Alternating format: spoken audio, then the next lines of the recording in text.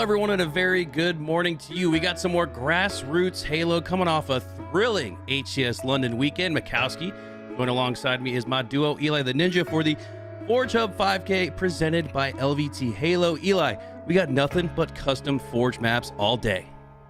I'm so excited. I've been playing on these maps the last few days to kind of prepare for this. Obviously, I want to know what I'm talking about if we're going to talk about other players play on it. And man, dude, these Forge maps look awesome. This is one of my favorite ones right here. Kind of reminds me of something out of Metroid or something. I don't even know what universe this came out of. It looks like, I think it's, yeah, New Mombasa, though. It's kind of like a post-apocalyptic New Mombasa. There's even like some cars going in the background on the highway. And man, this is one of my favorite ones we're going to see today. The environmental storytelling is on point. These competitors will have to be two if they want to earn a lion's share of that $5,000 prize pool. Also contributed through the ForgeHub Halo community. Again, guys, this is an entirely grassroots, community-funded, community effort tournament. We can't wait to kick things off. Here we go. Kick things off between Proton Gaming, who we saw last week at HCS London. A few different players mixing and matching throughout. You got Cherished instead, but everybody else on that roster is what we saw last week. Collect not on this squad, but probably watching from home, rooting on the boys. And on the other side, you got Lights Out, and woof. You thought you were going to enter this tournament just because it's grassroots and community funded. It was going to be easy. That is not the case.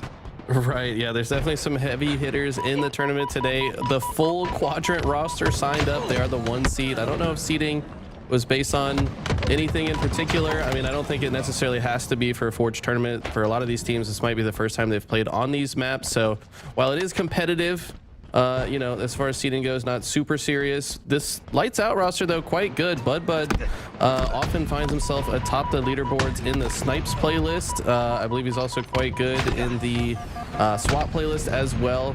Mouse and keyboard phenom. We also got Dr. Juice, who won multiple draft tournaments.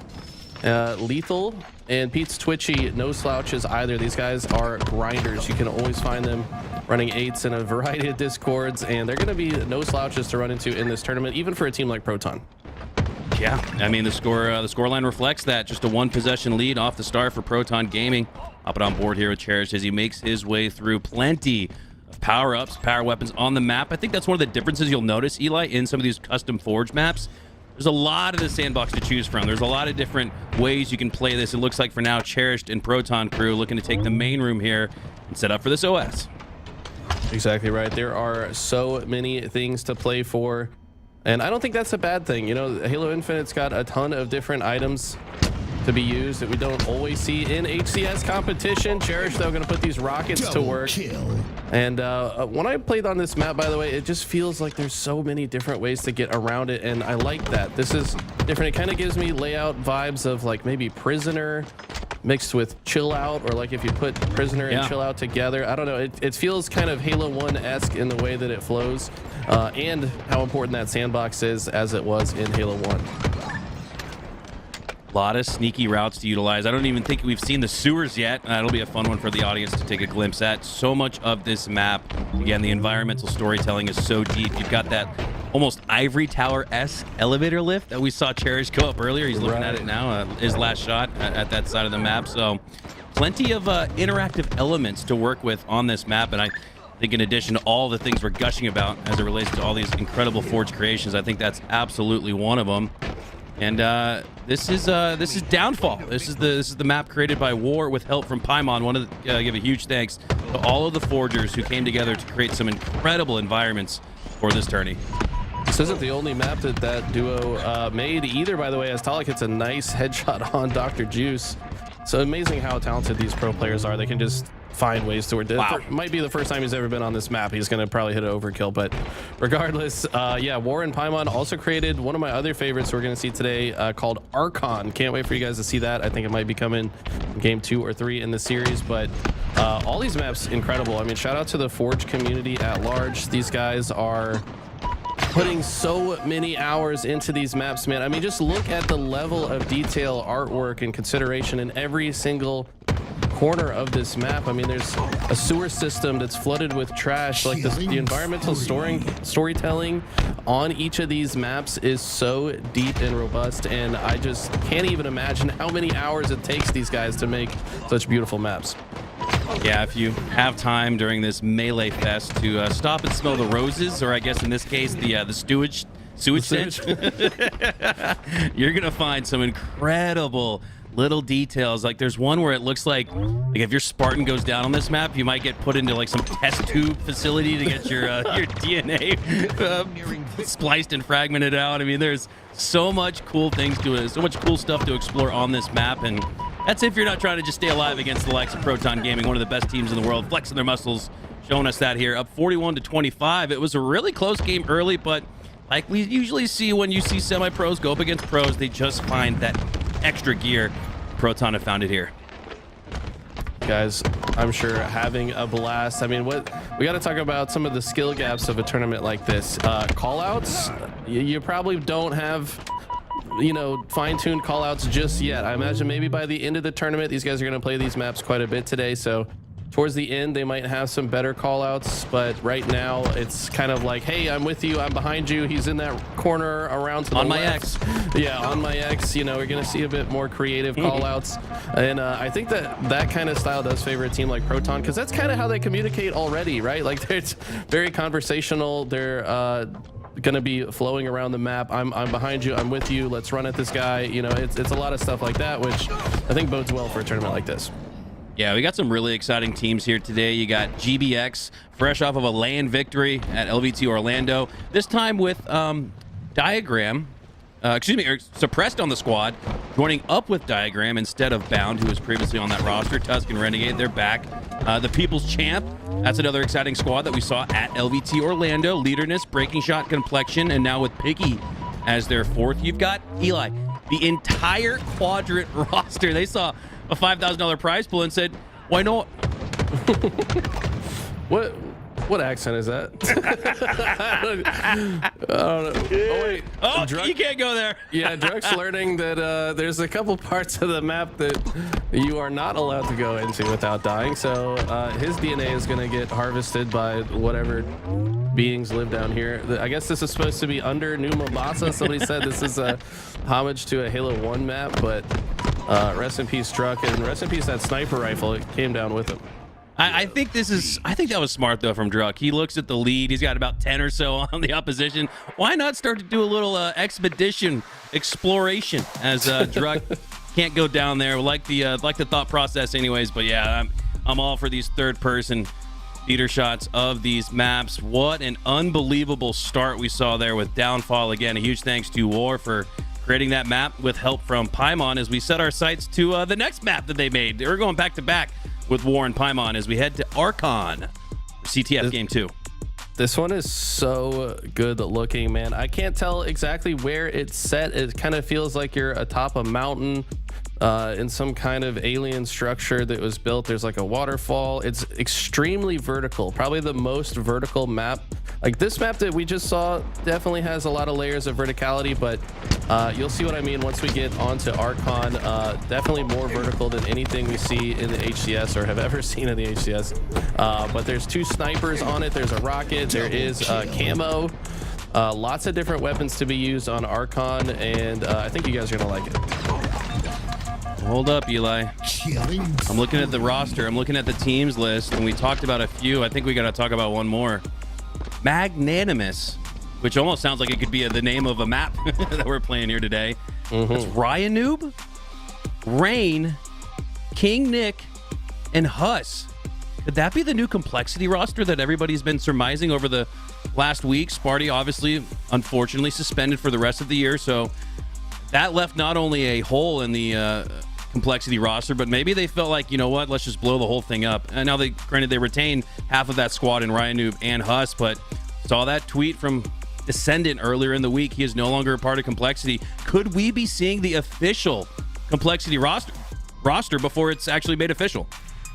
Possibly. I mean, it's kind of interesting to see 3/4 of that squad were the original United squad at the very beginning of Halo Infinite, right? We've got Ryanoob, Rain, and King Nick for them to maybe what team has Rain been on? Is Rain has not even been playing? This is a return, right? Yes. Yeah, this is the return of Rain. Yeah, so a lot of people thought that he might be retiring. I mean, I remember seeing he tweeted like free agent during Roster Mania in the offseason, but he just kind of got left out to dry. But Ryan maybe seeing an opportunity, saying, you know what, I haven't been doing so great ever since I stopped teaming with Rain. Maybe there's something to that. And they were quite a dynamic duo. So pulling him halfway out of retirement. You got King Nick rejoining as well, and it's very interesting to see that squad for sure. No, I saw Rain and I'm thinking, man, I remember last year watching Shopify with Mental and Rain. They were two of those non-Halo, traditional Halo players that joined the squad, I believe previously playing Gears of War. And I always felt like Mental and Rain were kind of like right there together. They're like a 1A, 1B for that Shopify Rebellion roster. And now look what Mental's doing. He's consistently placing in the top 4, just broke through into the top 3 at HCS London. So what could we see in the return from Rain? We're probably going to get a little sneak peek of that as Magnanimous, Brian Noob, Rain, King Nick, and Huss have entered the fold as well. We have 32 incredible teams built throughout the community as we kick things off here. Game number 2, Archon CTF. Really curious to know if these guys set foot on these maps or not, or if Druck just said, ooh, a sniper rifle, and just walked right up for it, because that's kind of how I feel when I load into this map. It's just right there in front of you. You know what? Come grab me. It's time to ego chow the guy across the map from you. It looks like Dr. Juice. Yeah, Dr. Juice actually got the better of Talik there and backs up, and there are a lot of little nooks and crannies to run around in the bottom of this base. Druck does finally get taken down, and this is going to be an interesting one. I don't know how much experience both of these teams have on these maps, but there's a lot of weapons to play for. I do love how Eli, when we did our play testing earlier this week, it really felt like it's like, all right, 1v1 sniper off the start, you have to, right? It's like an unwritten rule by the map gods who created this. Yep. War and Paimon with incredible design, and these maps don't only look great, Eli, but they play really well too, as it relates to that invisible hand. Wow, that invisible ninja attempt it looked like from Cherish. Couldn't find out where he went, but I love the invisible hand of game dev design, if you will, because I think that's safe to say at the highest level of Forge, I really do view these guys as game developers because of what they're able to create. It's sometimes on the same level of what you see in a quote-unquote dev map. Absolutely, and I love to see this flag route Dr. Juice chose. I don't think in any of our play testing we use this flag route at all, but it seems to be a pretty smart one, right? Like take it across the top. I think it would force the spawns onto the lower side. Like we said, a lot of verticality to this map. What I do also really love about this map is it's a symmetrical map, so obviously with CTF in mind, but it actually plays as a strongholds map really well also. So there's a stronghold on both sides and one in this bottom middle hallway. So it's not often you see a map that's simultaneously used for CTF and strongholds.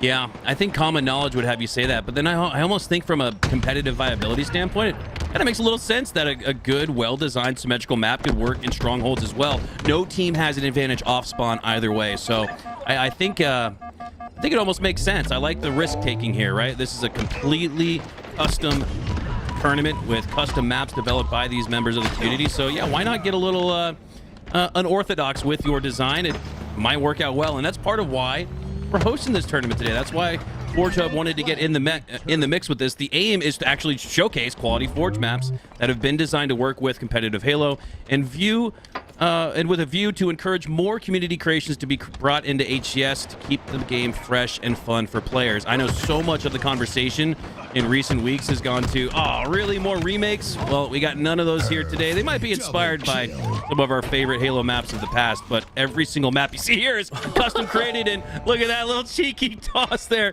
Talik says, or excuse me, last shot says, here, why don't you run this flag instead? I'll snipe.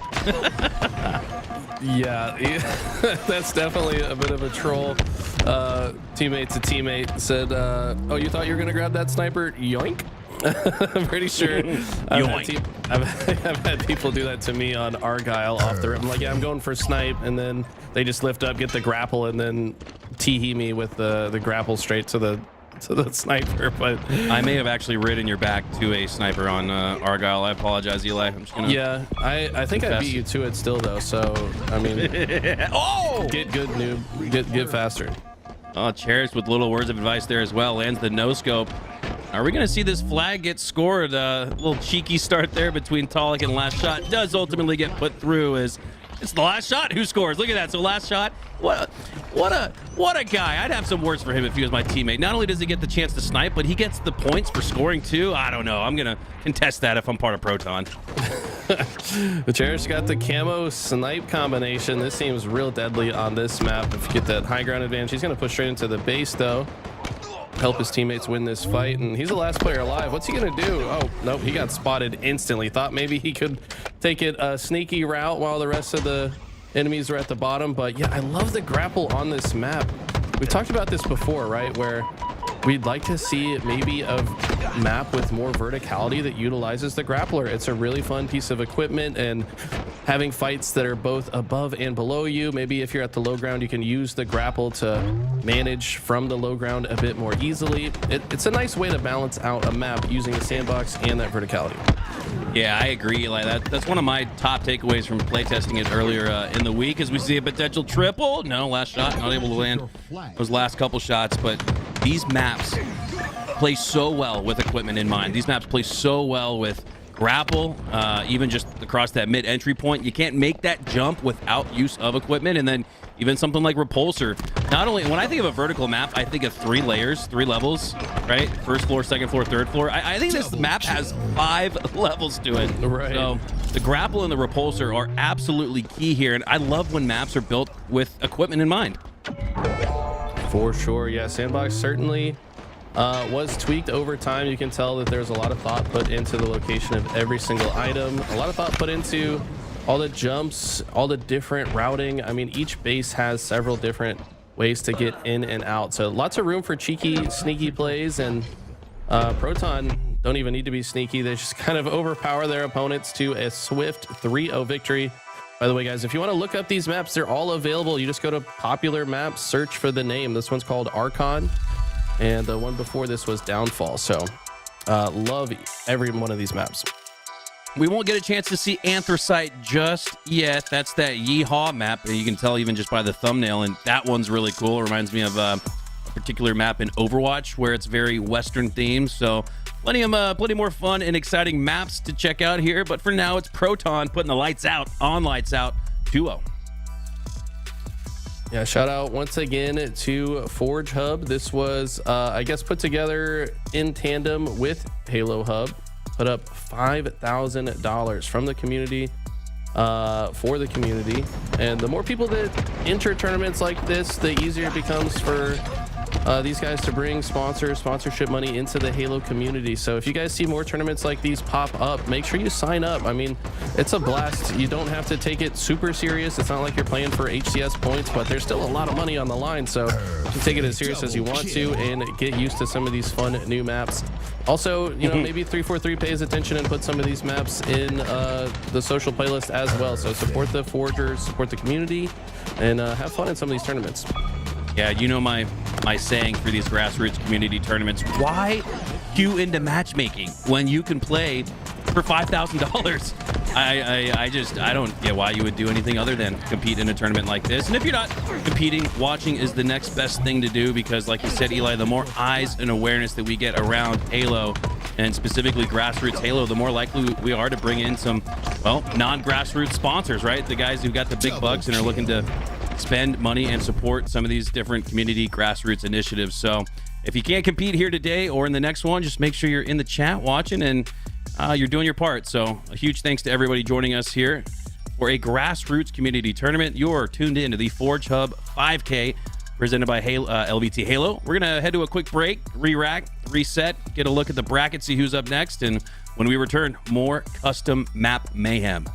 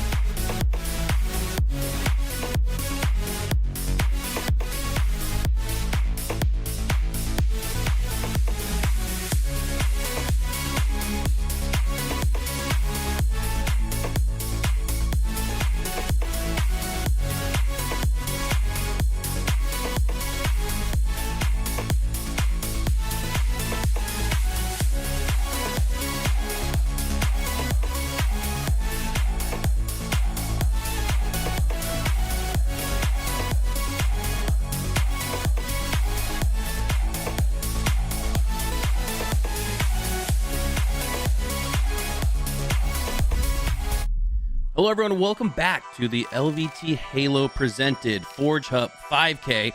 Eli, we've seen some incredible maps, and we're about to see an incredible team here as we're going to get our eyes on that magnanimous roster. Ryan Noob, Rain, and 1G, King Nick, and Huss going up against Grippy Socks Security. Love the team name. That's Carpal, SS Gunna, Shy, and Selkie. So they got a silly team name, but these are some serious shooters on the other side. What do you know about them?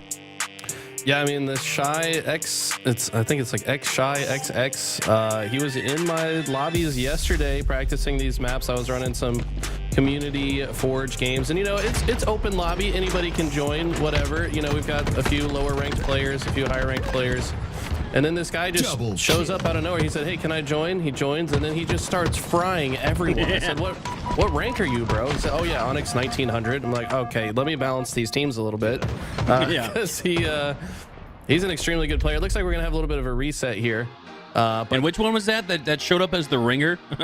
XX Shy X. I haven't seen this guy before, but I've seen some of his teammates. Carpal, definitely we've seen on a lot of good rosters. Selkie, I think I've seen him in matchmaking recently. So definitely a lot of good looking players here. Oh, and obviously SS Gunna. I've known Gunna for quite a while now, pretty much since the game came out. He's been a very straight shooter. I've seen him often hit 80% accuracy in a lot of the customs that I've played with him. And yeah, it's a good looking squad, but like you said, on the other side we got Magnanimous, which could potentially be the new Complexity roster. I don't know, we're just speculating here. It's so Ryan Noob to just barrel through any like PR or marketing, right? Like, oh, we want to make sure we have a great video planned for the release of our team, and then Ryan Noob's like, no, we're gonna compete. That's gonna be how you find out about our crew. Is through something like this. I think Ryan Noob throughout the years, Eli, has entered into as many tournaments as possible, and I think that's the sign of a competitor, right? He doesn't care if it's HCS or ForgeHub, LVT. I mean, he's getting his hat in the ring, and I've always respected that about Ryan Noob and a lot of Halo competitors who just want to compete no matter what the arena looks like. You're exactly right. I mean, yeah, it's a Forge tournament. Yeah, these aren't HCS maps, but it's a team bonding opportunity, right? So if this is the squad that they're going to roll with, this is one way for them to start gelling together, have a little bit of fun together, and just warm up a little bit before maybe some of the more serious tournaments. With that in mind, we do have the HCS Atlanta Open Series qualifiers start tomorrow, by the way, so make sure you tune back into LVT tomorrow. So yeah, this feels like maybe just a great warm-up before perhaps they sign up with the same squad tomorrow. We'll see.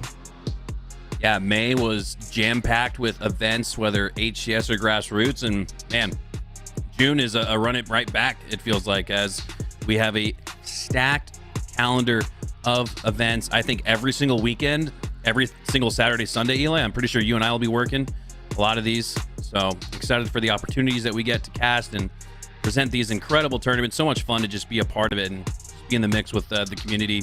I really think competitive Halo drives Halo right now. So very exciting to see even more being done for the grassroots community with things like this. All right, here we go. Heading back into Downfall. Huge ups to War and Paimon, the creators and collaborators of this epic map. Look, there's the it looks like the Halo CE shield system that you start off with. You walk out of that little cryo tube, but I don't know, man. It's looking like it's used for much more dark and mysterious means here on Downfall. Yeah, this is, I guess, the underbelly of New Mombasa, the waste management area. You see lots of trucks and sewage and what looks like a nice waterfall, but I don't think that's sanitary. I would not want to go. Don't go swimming in that waterfall and what's underneath it. Who knows what's down there? But I do know a rocket launcher spawns down there. These guys are probably going to want to grab that. I think it spawns 30 seconds after the start. Huss finds that the overshield does spawn very close to the eagle spawns, and he's going to take advantage of that and just go straight into the fight. And Shy actually does a good job to burn a couple of layers of the overshield off with the sniper and tries to stay alive, but ultimately it gets shut down, and Huss is already getting to work. Huss has a route predetermined. I'm not surprised. Ryan Noob had these guys up until 3:30 a.m. working on opening strats. I'm only kidding. but you'd almost think that's what Ryan Noob was doing with the crew after that opening start from Huss. Takes on Overshield, takes down the other team's sniper, and it's a 6-1, 6-2 lead off the start now for magnanimous. Magnanimous. I mean, that's a tough one to say. You said it right the first time, man. Why are you going backwards now? Magnanimous. Questioning myself. Magnanimous. There we go. No, Magnanimous. Right. Which someone get the dictionary out, because I know a lot of words. That's one I know I've heard before. I just can't recall what exactly it means. But great of mind or heart, of high and steadfast courage, elevated in soul or in sentiment, high-minded, raised above what is low, mean or ungenerous. Thank you, AI Webster, for helping me out live on the broadcast as Ryanoob. You know he was trying to line up that overkill there. Nice triple kill. Nice. Imagine with the definition start. being read. Just embodies it, lives it out in real life. Facts. No, you said something about above or below, and this goes in with the verticality of the map as well. So I like this strategy here from Grippy Sock Security. They're protecting the psych ward over on this side and making sure they can wait for this overshield to come up in the next 6 seconds here. Hopping on board here with Shy. One of those all-star performers in the testing lobbies. Gunna with a nice nade shot there on Ryanoob. A difficult spot to land a grenade on. Look, oh my God, that little skip, like skipping rocks. Remember doing that as a kid growing up? Skipping rocks across the pond. That's exactly what Gunna just did. As we see another player go down into the depths below. That is an unplayable environment. And this jump right there that Rain just hit, you got to almost ghost edge jump that to make the leap and clamber up to safety. So there's some skill tech involved in the movement around this map. Got to be careful. For sure. I don't think we played a single custom game without at least 2 people falling off the map. So these guys definitely need to watch their toes a little bit here. Be very careful. You don't want to give away your life for free. As we see Rain, first look at him in quite a while, putting that quantum translocator to use. SS Gunna here. Gonna try to find a route through this back area here. Does find a way to get to his teammates' help. And you know what's so interesting to me about tournaments like this is like how quickly can these players adapt to a map they've never set foot on. You know, maybe they got a few practice reps in, but you know, they didn't have time to really iron out some solidified strategies. But how do they adapt quickly? I feel like a player like Ryanoob can just look at a map and instantly be like, oh yeah, this is a power position, this is a power position. You know, they can maybe identify some strategies early. But I think one thing that we'll definitely notice in these higher level players and teams is their how much they prioritize high ground positioning. Like, are they often taking the routes that lead to those high ground advantages? I think we're going to see that quite a lot throughout this tournament. Yeah, that's a great point, Eli. I know in testing this week, I felt like when I got caught out or caught for free was when I was trying to navigate anything below the high ground, right? I'd have tools just sitting on a perch like a bird, just looking down at me, taking some free shots. That's not what you want to do. You want to try to find the high ground and then maybe cycle around through it up there, as we see high ground getting utilized, sniper getting utilized one better as King Nick takes down 2 for the double, allows his team, Magnanimous, to earn the overshield as well. Looking like a good lead here at the start. I should say midway point, 34-22. Yeah, King Nick has always been good with the sniper rifle. He's just putting it to work. He's going to add the QT to his arsenal. Now he can play a bit more aggressive with the sniper, knowing that he has a get out of jail free card. You just teleport right back to that room there. Looks like Selkie, the latest victim of falling off the map. Like I said, I think we're going to see 1 or 2 people fall off this map almost every time. There's a couple areas that, you know, are right next to the sniper rifle spawn that don't realize are unplayable space. We're probably going to get used to seeing that. King Nick is known for competing in multitude of tournaments. I remember earlier in the year, he was in a Halo CE tournament that I think he took first place in. I mean, the dude just loves to compete. 18, 3-3 here. You think he's had a little bit of extra time on these maps, Eli? Maybe that, or maybe he's like I said before, this map, just the structure of it is very Halo 1-esque in my opinion. Yeah. And he's adept at Halo 1, so I think maybe a map design like this can play to some of his strengths.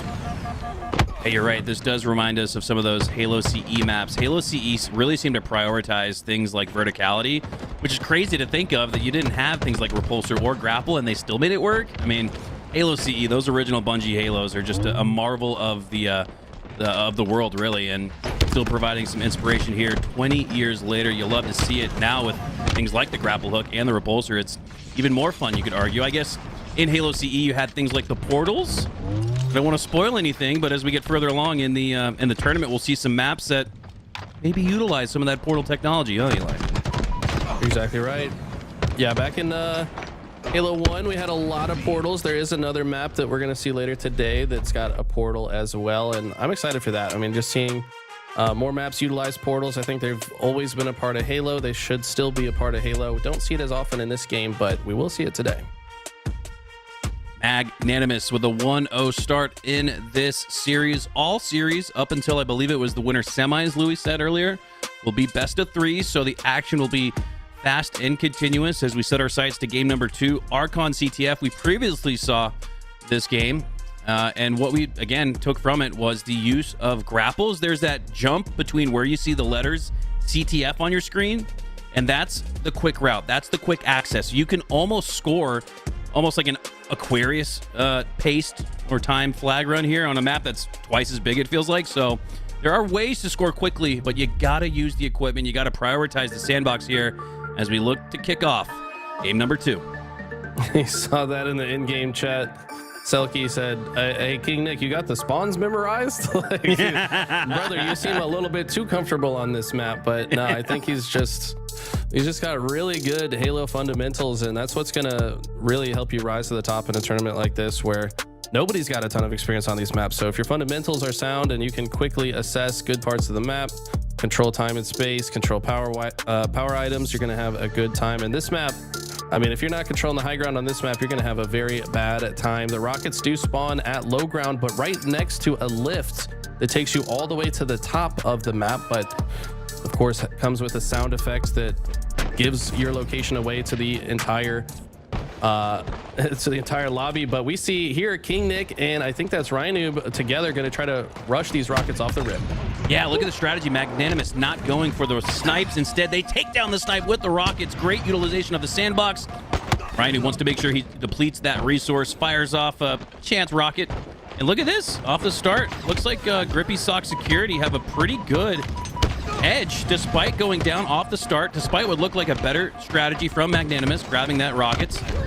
It's not going to come to fruition, but Grippy Socks were able to enter the other base, and now Ryanoob, look at this, finally grabs the snipe, and Huss has a run. You were right about this route across top center. If you have a grapple and you just sit up here, you could feasibly just wait for your teammate to take the flag to the top, grapple it across the gap and cap in no time. So I think as the tournament goes on, we might see that tech get utilized a bit more. Ryanoob right now is controlling the sniper, knows that he can actually crouch and has a little bit of extra visibility to help fight in that spot. So quickly finding some cheeky angles here, and he secures the area and then pulls the flag. Let this be a lesson to you guys. You can't run the flag unless the coast is clear, and Ryanoob wisely helps his team win the fight. And look at this. He's already hitting curb slides and moving around the map. It seems like he's already at home. All right, I was trolling when I said Ryanoob had these guys up until 3:30 a.m. working on opening strats and angles, but I don't know. Maybe that troll is coming to life. This looks like real life, and yeah, you could almost tell. You can always tell by the body language of a player whether they're seeing something for the first time or not, right? They'll kind of like double take, like literally like you would in real life. There's none of that here from Magnanimous. They are taking their spots, and you saw Ryanoob there. He wasted no time to crouch and get the superior angle to prevent Grippy Socks from getting a flag out, making this a little bit more difficult of a score for Magnanimous. They are able to get one on the board, but they go 4 down right after a futile attempt to pull. Now has Grippy Socks on a counter attempt. Yeah, Rain maybe trying to find a creative opening to grab the flag, but will that bite them? Huss is going to get the back smack on the flag carrier. We'll have to see if he can actually return it, though. Finds the heat wave as well. This does spawn in that hallway underneath the waterfall. Gunna with camo sniper absolutely needs to make this stop, and King Nick runs right past him, but he's unable to finish the kill until now. But that flag is already almost home. Gunna able to take down King Nick, and with 3 going down for Magnanimous, Eli, they don't have enough resources to force a counter. If anything, I expect their back to be against the wall. Off a spawn it is. You got the sniper sights. Gunna laying down down your soul as he lands the no-scope long range on the Ryanoob. That was an insane shot. I mean, he was actually unscoped for a few seconds there and then still lands a headshot across the map through a few pixels of visibility. I mean, insane shot out of Gunna, and he's going to go ahead and cycle the new round of snipe ammo. We're back to the mandatory ego chow from snipe to snipe. And after he burns this last grapple, that grapple flag play out of play for now, but I think he's going to look to rip a few more heads with this sniper. Yeah, Gunna could be approaching flow state. You get the one score to tie things up, and then off of that, you no-scope Ryanoob across the map, looking to now take down Rain, the competing sniper. He's got the shots lined up, but the backsmack comes through instead. Huss, with a sneaky, cheeky positioning, a sneaky beaver here on Archon, takes him down instead, and now we're seeing Magnanimous with a great opportunity to score. 3 players down for Grippy Socks. Rain just looking to inch it a little bit further. A few more meat left on the bone as Grippy Socks aren't going to make this easy. Oh my god, the shot grenades and frag grenades come raining down. Huss still being so sneaky. I feel like this guy just such a thorn in the side of whoever he's playing against. He's a huge reason why that flag got returned earlier. Also shutting down Gunna, who was starting to catch fire, and you gotta have a player like that on your team on a map like this. Absolutely. Oh, you need some fraggers and fryers. You also need some intellectual beasts, right? Like, because these maps relatively new for the most part. I know some have been out for a couple months now, but I think a lot of players probably getting their first eyes on these maps here this week, and that's a big advantage that Magnanimous have in the eyes of Ryanoob and even King Nick, someone that is familiar with Halo CE's gameplay and verticality with the maps. He plays a lot of those in his free time, so there's some there's some advantages beyond just skill level here in these Forge tournaments, and I think that's some of the most exciting facets to talk about. absolutely. You see King Nick already utilizing the geometry of the map to kind of make that fight more difficult. Walking at an angle diagonally, definitely a difficult kind of trajectory to keep your aimer steady. I think King Nick taking advantage of that to make himself a harder kill. Huss tries to make his way back to that new heat wave. We saw how much work he was doing with it before.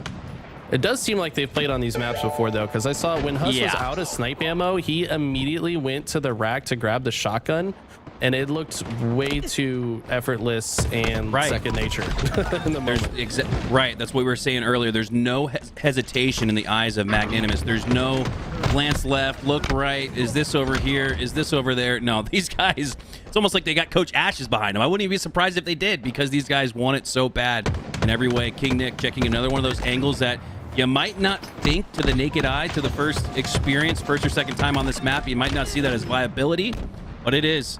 As King Nick does ultimately go down, you can see both teams trying to hold that overpass side of each map, or each side of the map, as Rain now has the heat wave to work with. Would love to see some heads up, eyes on POV of this player. This could be a return to the HCS from a player that we previously thought was in cryo sleep.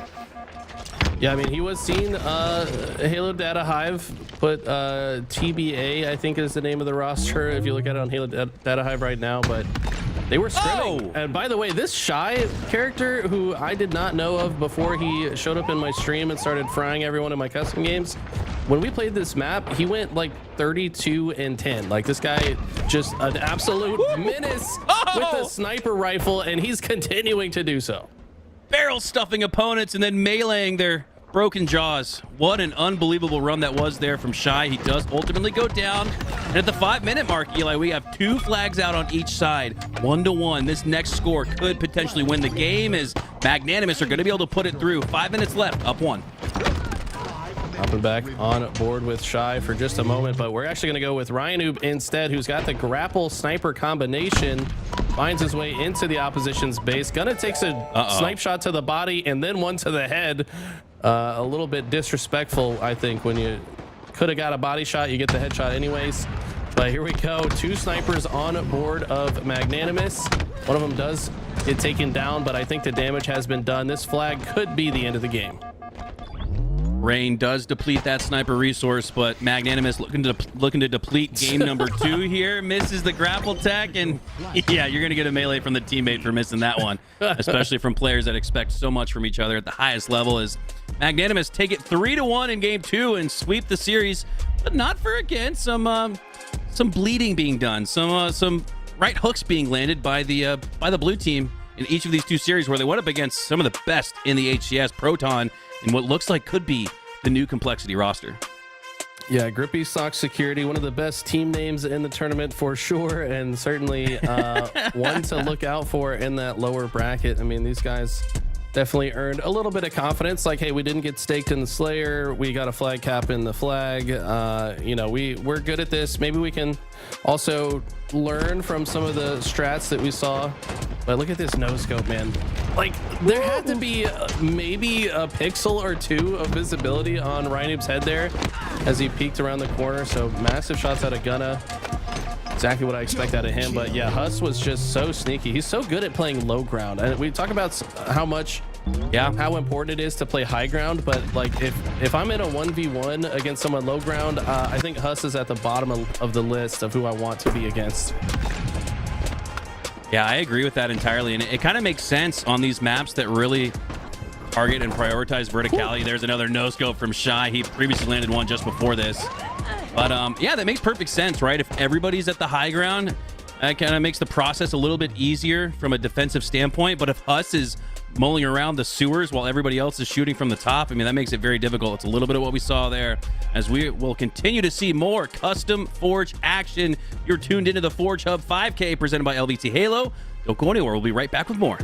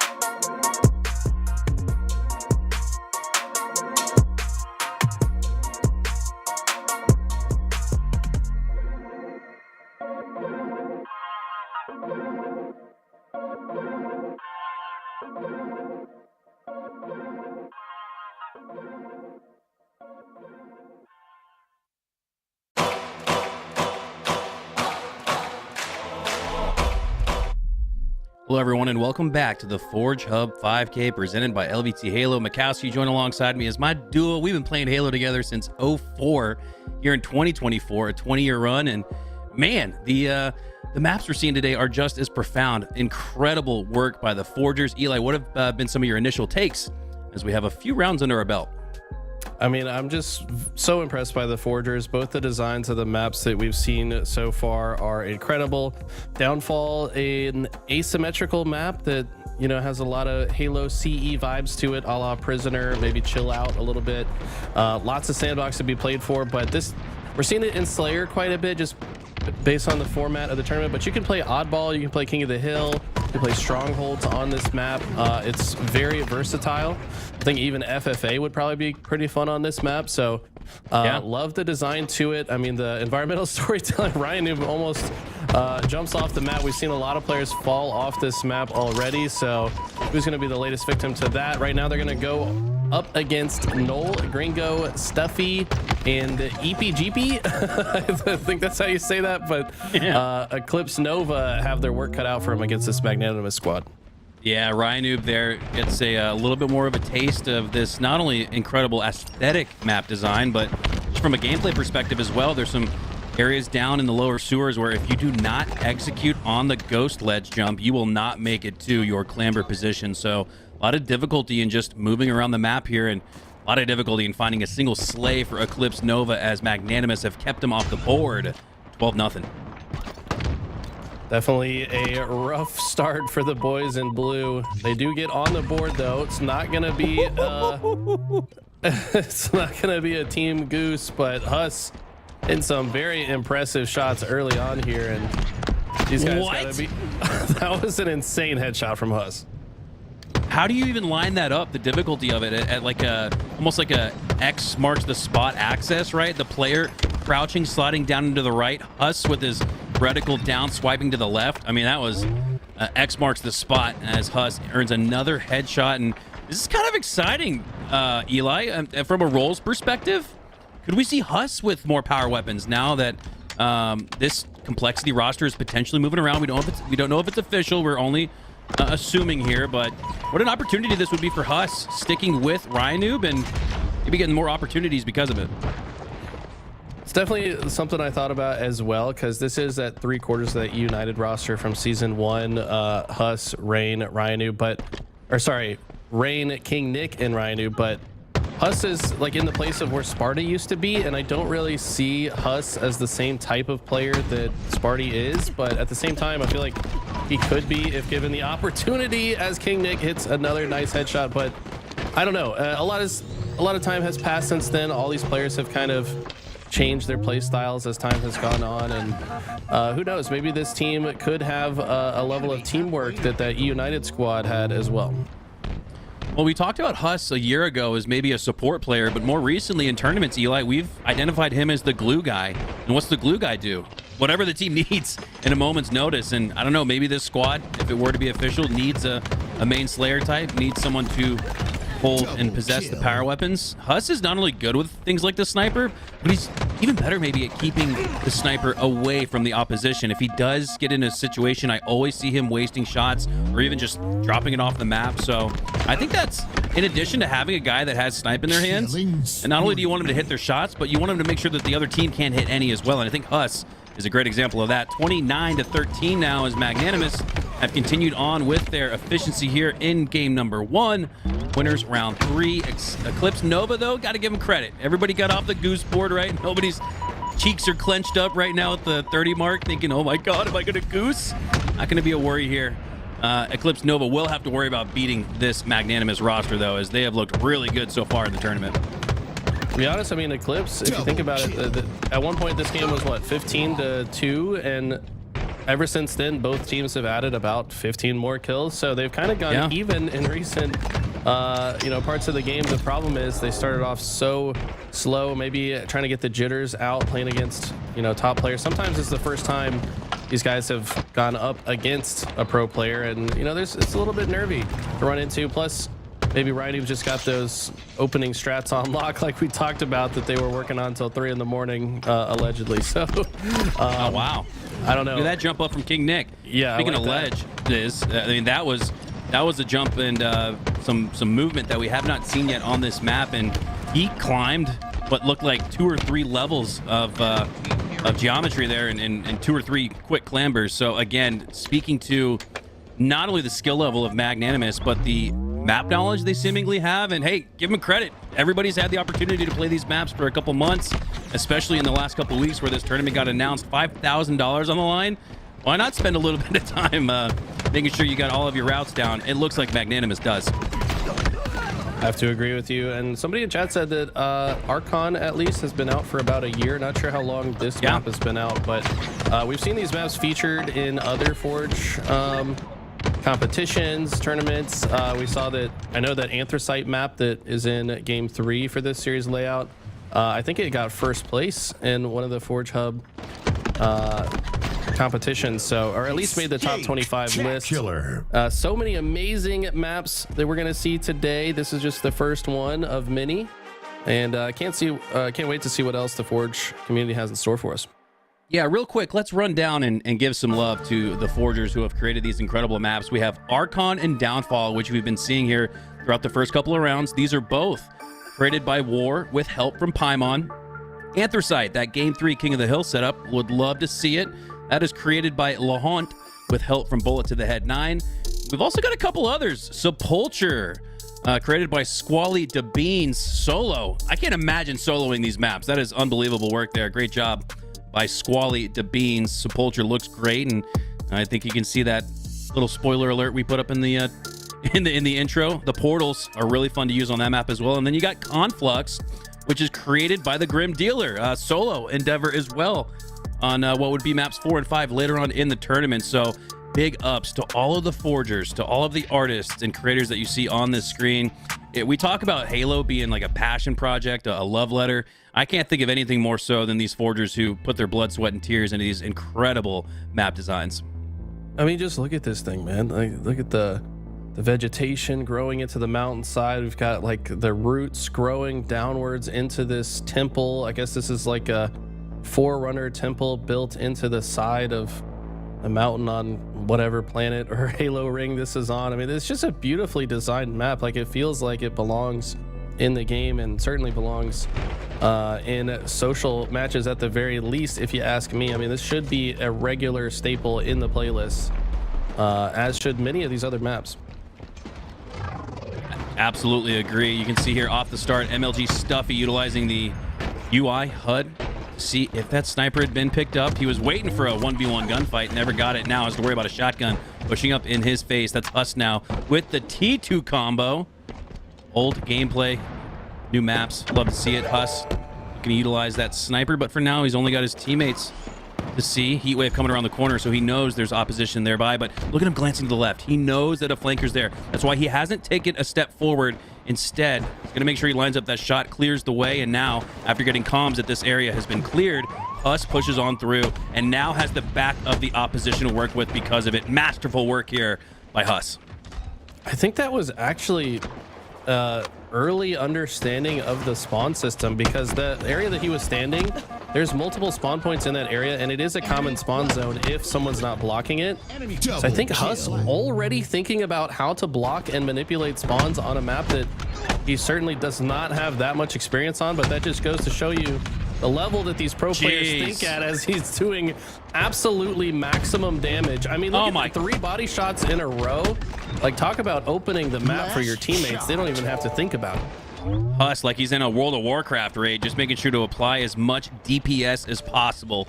Unbelievable job there from him as he looks to clear out the base. And here we go, Eli. There's more of this power weapon usage that we thought we'd see out there. There's a powerful position on the map. Takes down Ryan with a grenade. I don't think he thought would. Oh my God! The shotgun just keeps shooting as he takes down EPGP, and Magnanimous will have another flag out. Maybe wait for that camo coming up bottom mid too. I don't know if this shotgun spawns with 2 clips or if he cycled the other shotgun. Okay. I don't know. He might have actually grabbed the first shotgun on his base and then Oh my God. took the ammo out of the opposition shotgun. I could absolutely see that he could have done that, but a killing frenzy out of Huss. This guy is so comfortable on this map. I mean, this guy also got, I think, 5,000.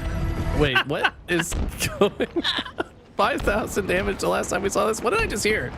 I think Huss just activated the trap card. I don't know what that was, but that was, that was expressively unique to the community's love for fun stuff and fun things. So we have a 2-0 lead now for Magnanimous. Huss with the killing frenzy earlier. Yeah, we're all going to show up to the stream for that. I hope someone else gets a killing frenzy because we need that soundbite again for sure. I don't know if soundboard hit the wrong button or if that was intentional, but we'd love to see it. Oh, that was artful direction there from the production crew. That was no mistakes about it. I can only imagine.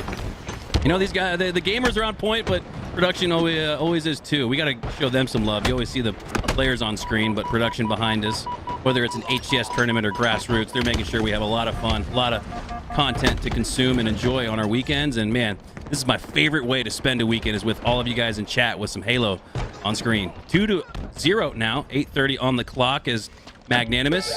Looking really good here. Ryan Noob, what is this, Aqua CTF? He's hitting the start launch like you were.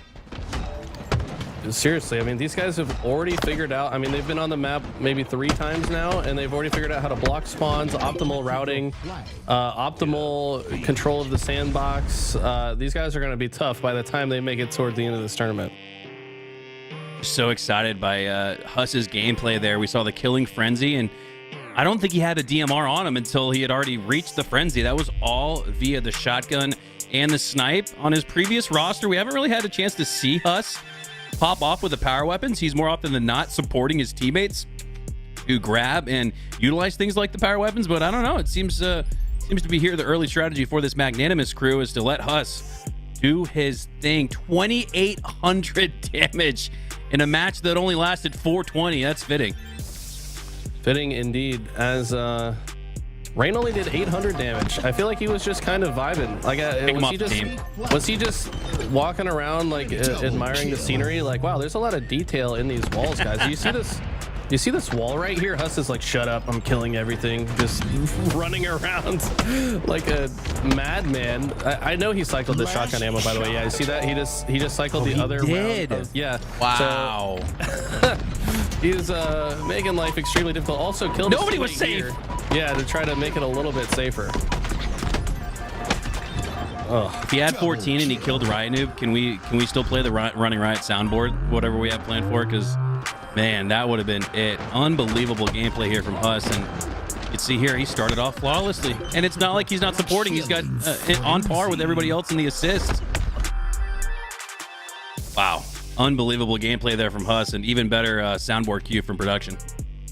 Amazing stuff. I mean, these guys look like they're trying to find their way in grand finals. They've got a lot of other amazing teams in this tournament. Like we said before, Quadrant lurking, Proton lurking. We got Raijin, Durf Gang, lots of amazing squads. Also Alpha Esports making an appearance. So Reversal Perfy. Yeah, who's going to make it to the end? We'll have to see. But until then, we're going to take a quick break, guys. Don't go anywhere. When we come back, we'll have more action waiting for you.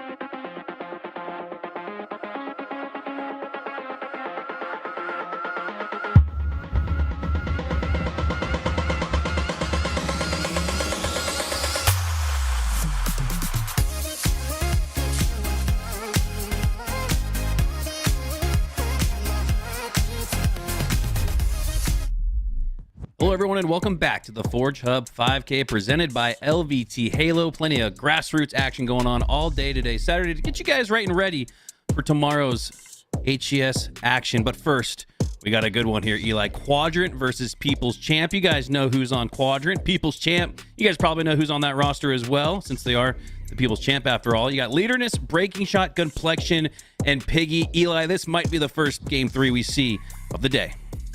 Yeah, I would be surprised if we don't go to a Game 3. This Quadrant roster was absolutely unbelievable in London. I mean, Snipe Drone having a tournament to remember for a long time. I think he ended as the KD leader of the entire event, despite his team finishing top 6. I mean, it felt like they could have beaten just about any team at London. So love to see them again so soon, but you're right, going against Gunplexion, Piggy, Leaderness, Breaking Shot. I'm curious what the server is, because I think Quadrant playing from Europe while People's Champ playing from the States, that could play a factor here.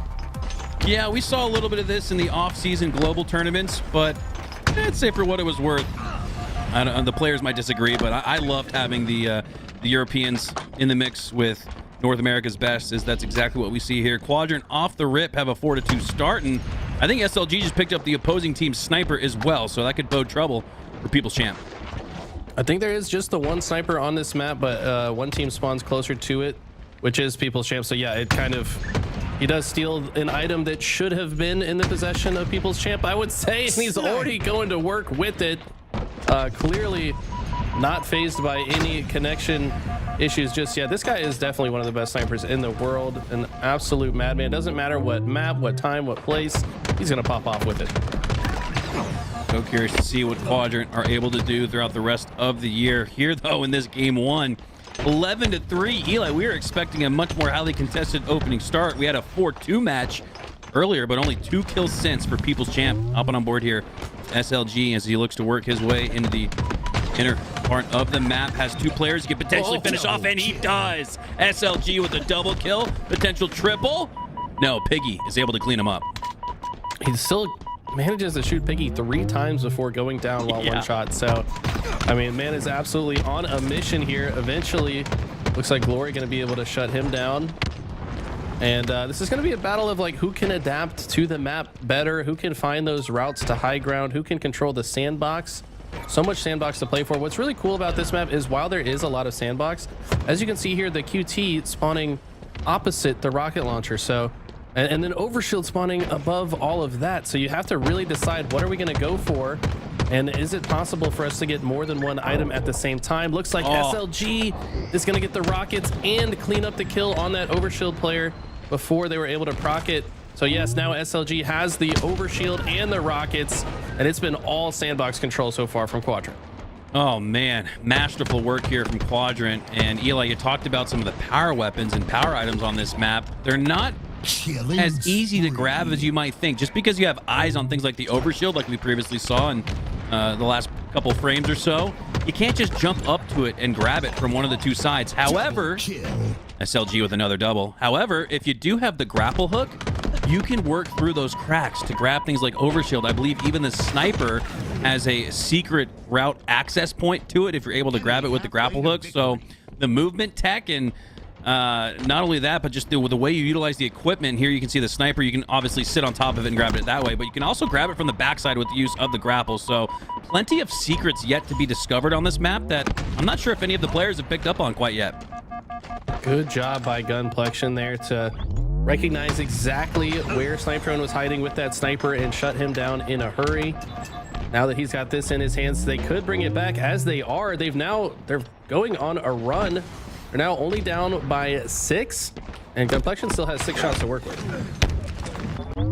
Gunplexion and the People's Champ coming back a little bit here. 27-20 now. Oh, and just as I say that, they're on the brink of a 3-possession match. Now it is 29-20. 3 perfect team wipes would be needed to get back in this one and get the lead if you're People's Champ. Going into the 30s, that's not where you want to be, but there's still plenty of time left in this one. Looking to bring it to within at least that 4 to 5 kill mark by the time it reaches the 40s. Quadrant do a good job to regain that 10 kill lead that they had at the beginning.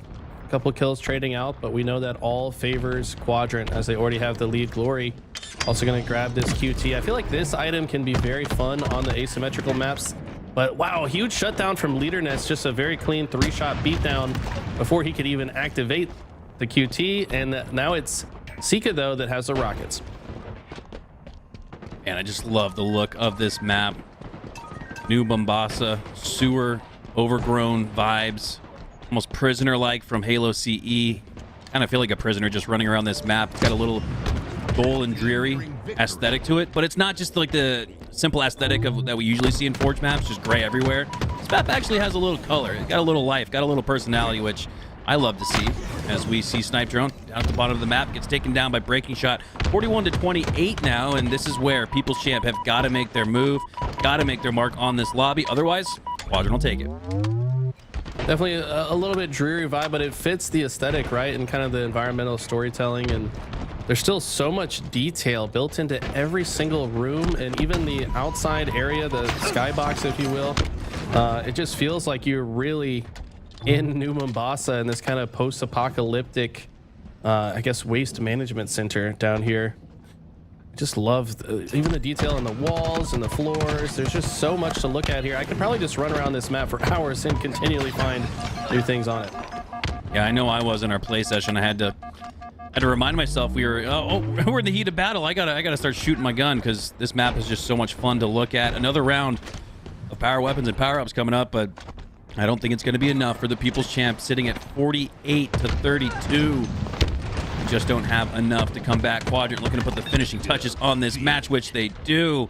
Every time we switch to one of their POVs, it was multi-kills and Jeff Steitzer ringing out in our headphones. Quadrant dominate game number 1, despite what we thought was going to be a highly contested match. Still could be a highly contested series, but we're going to set our sights to Archon for game 2. Look at that assist column for Quadrant. It was 7-7-7-7. These guys are about to hit the jackpot this tournament, I have a feeling. And look at the damage as well. SLG putting up massive numbers. I think 19 and 10. Absolutely controlling the sandbox. He had overshield and rockets at one point. Another time had multiple sniper rifles. Guy is an absolute menace if you let him run amok on the map. And we've got another map, Archon, coming up that has just the same amount of sandbox items. Now there are 2 shotguns and a heat wave as well. So with as many weapons are on the map with the players of this caliber in this lobby, I don't think we're really even going to see a whole lot of bandit usage because there's so much other items to play for, so many other items to play for that you know, they're gonna make a point to do so and make life difficult for their opposition. I love the little trash talk there. Breaking Shot letting Quadrant know you guys only won that because of map knowledge. We haven't played this yet. We haven't done our homework yet. And then I think SLG replies, we're still discovering the map. So, man, that's got to be kind of heartbreaking for People's Champ if they're on the same level as far as map discovery and development. Oof, that's tough after a near spectacular in game 1. But Archon's played pretty close. We even saw in that previous match between Magnanimous and the Grippy Sox. That one was highly contested, a 1-1 game all the way to the 5-minute mark. Will we see another close one here? I really just want to see a game 3. I want to see that Western Yeehaw map, Anthracite, I believe is what it's called, in game 3. Anthracite, excuse me. And yeah, some great maps on display so far. Big ups again to War and Paimon, your Forge creators of these first 2 maps we've been seeing. Right, I think I call these probably my favorite 2 maps. I mean, they're all amazing, but I don't know, these 2 maps are awesome. I love the fact that they're very versatile with game types, whereas like some maps that we've seen even in HCS are just strictly flag maps, right? But this map, like I said, you can also play strongholds on it, and it plays quite well. It's very exciting. But what I want to see this map is I kind of want to see people start to utilize the grapple flag run tech. You know, if they're able to just run the flag straight through top center, they could feasibly have an extremely fast flag cap, maybe even rally multiple caps back to back if utilized correctly. But for now, the grapple is going to be used offensively by SLG so they can earn control of this top space, and I think they intend to run the flag this way if they have the opportunity. Yeah, SLG gonna want to make sure that he holds on to those 2 remaining grapples that could get you to and from one side of the map to the other, and it looks like he's setting up for that through the opening. But no, the flag run instead going to go through to the right side. SLG going to play protector, and now go for that grapple grab. Snipe drone in his face as a bodyguard. Gets enough damage to prevent him from going down shortly after. Snipe drone has a sniper of his own in his hands, and what can People Champ do to stop this run? Not much. Piggy takes a double shot, no scope to the face. On the flank is Gunplexion, but he's just a little too late. 1-0 lead for Quadrant instead. Wow, he does get 3 dead in the process though, but the spawners are already applying pressure. Glory doing his best to get some damage down so the rest of his spawning teammates can follow up on that damage. Tika's having a hard time doing so. Look at the sneaky route from Gunplexion as his teammates play bodyguard to him, but they do ultimately get stopped, and now this flag is in a pretty awkward spot. Gunplexion can't win the 1v1 against SLG. Look like, I don't know if SLG just pressed the R trigger too many times or if he was shooting that body. It's hard to tell. Yeah, some players we know will spam their shots, and I think that makes sense, especially online against NA and EU competition. We want to make sure they're dead in the dirt. Not sure if we saw any body disrespect there. I'm a fan of it. I'd love to see it, but I don't know if that's exactly what that was. As we see Piggy get a score pretty close here. Quadrant on the defensive. People Champ looking to tie things up at 1, and they'll do just that. Great job. 2 minutes off the clock and already 2 caps. Wow, breaking shot going down. Gloria's got the sniper rifle. Like I said, there's so many sandbox items to play for. This guy's definitely favoring the grapple. It's going to be a common rotation. Shotgun also spawning in that hallway. Looks like breaking shot got eyes on Glory, but not enough as Glory just hits the most casual no-scope headshot I've ever seen in my life. Didn't look like he even... did that not just look completely effortless? I feel like every time we're on Glory's screen, he's just effortlessly hitting these no-scope headshots. I feel like this map brings the no-scopes. I don't know what it is, but even that previous map, we saw Sky against Magnanimous. Shy. With a couple of no-scopes back-to-back, and then we see a couple more here. I don't know, something, Gunna with his cross-map no-scope on Ryanu. I mean, this map is delivered as it relates to the no-scopes. Not sure if it's just a coincidence or just accidental awesomeness. We'll take it either way. 9 minutes left on the clock. Still a 1-1 tie here. Snipers are up.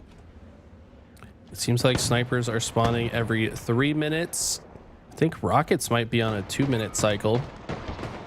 Lots of weapons to play for. SLG getting a kill on Piggy, and you can tell SLG has made it his entire goal to control that high ground space on the outside, and this is the first that we're seeing of that flag run I talked about, running it straight across bottom mid. Got a nice view of the underbelly of the map looking up.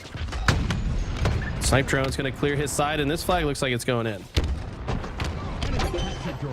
Nice offensive defensive effort there from Snipe Drone. Takes down the last member of People's Champ that could have stopped that one from going in. Instead, it's a 2-1 lead here for Quadrant. Snipe Drone continues to rip faces, hits the back of the head, headshot on breaking shot. Looking to get up to the high ground now. He has to check real quick and make sure, was that my teammate? Yep, everyone zooming around. A little hard to tell sometimes. As Snipe Drone in the middle of the map with the highest potential ground. What can he do with it?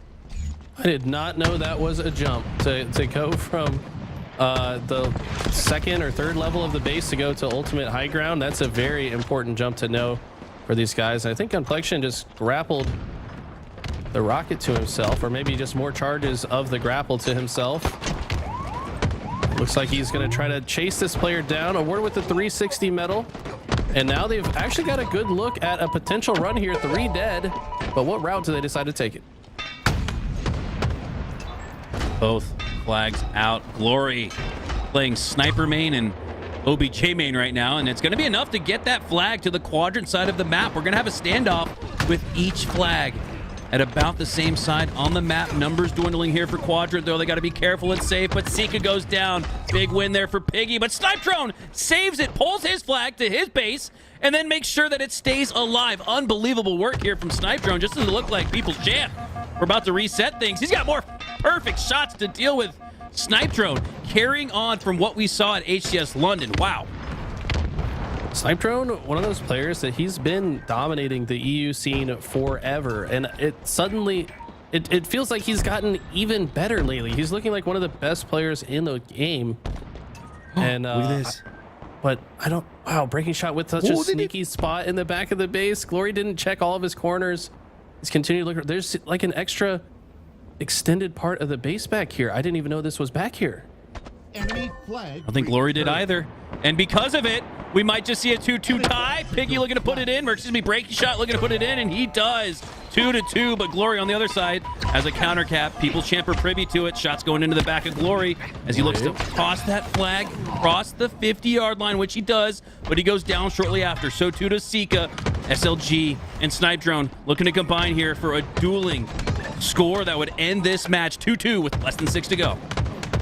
The players of People's Champ one by one just trying to get in on the return. Complexion finds it in the middle of a fight, so this is going to go back to a reset.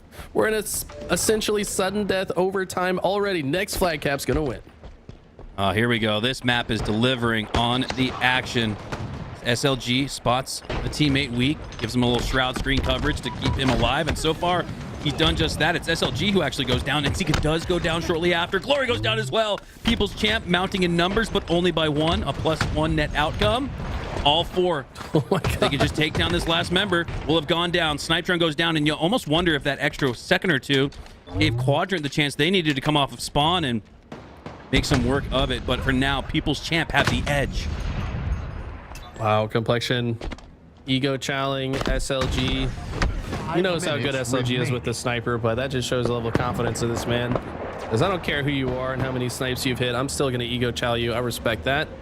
Does ultimately run out of ammo and get taken down by the shotgun though, but and both these teams, does it not look like they're just having so much fun on this map? I mean, there's so much. There's so many interesting fights happening in the base. There's the architecture, the verticality. It's just creating a lot of really fun engagements. Just feels fresh, feels fun, feels exciting. And I think in HCS year 3 of 3, you don't really get that much. Everything's kind of, the book has been written on a lot of this. Now with new Forge maps, it just feels, again, so fresh, fun, and exciting. Another flag out this time for People's Champ as they pull Quadrants. Excuse me, that's actually on the other side. A reset going through, though. That'll reset things entirely. 4 minutes left on the clock. We're in the end game with both teams tied. Rockets and Camo are coming up right now. Which team gets them could determine the game, as SLG and Sika both die at that high ground position. Looks like flag will be returned. Looks like Glory the one to get the rockets. We can see from this beautiful overhead. Snipe Drone gonna trade out with breaking shot after getting stuck, and this is just going back and forth. Sika in People's Champ's base can get a flag pull, but I don't know how far he's gonna be able to make it. The spawners are gonna be close. Gonna try to take a sneaky route back here, but look at the grenades coming in. Leaderness trying to dive on the flag, but he gets taken out by the shotgun. Piggy gonna clean that up, and I think this one's gonna get reset once again. 2v2 is the name of the game. Look at it in this very moment. 2v2 once again. Quadrant has felt like 2 is enough though to run a flag, but more often than not, People's Champ have been able to shut it down. Flag run going through the middle of the map. Snipe Drone through bottom mid. Complexion with another pull out as he approaches down the left side. Goes down to 1 HP. SLG cleans him up. Should get that instant reset. Uh-oh. This could be the game here for Quadrant. And it is 3-2. They'll take it. And the series sweep 2-0 at that. But a great game, too. Archon on CTF provided all of the action. But Quadrant will take it nonetheless as they continue through the winner's bracket. Impressive stuff out of Quadrant. And what a game that was. That could have gone either way. I was... You know, maybe I'm a bit of a biased caster here when I say I did want to see that game 3 just to get some eyes on Anthracite. We will definitely get to see it at some point later, though, once we move into the best of 5s. But man, what an awesome series that was. By the way, I think that was just winners round 2. No, sorry, winners round 3. Yep. Quadrant advanced there. Some other teams that have already made it into winners 4. You've got Reversal Perfy, Magnanimous, Alpha, Proton, Clear the Area. Lots of awesome teams left in this tournament. Not going to shy away from it, Eli. We are biased for these incredible forgers and their creations. When we return, we'll have much more of that after a 2-0 win from Quadrant. Maybe we stick with the boys over the pond and see what they can do in the next round. But until then, grab a snack, grab a water. We'll be right back.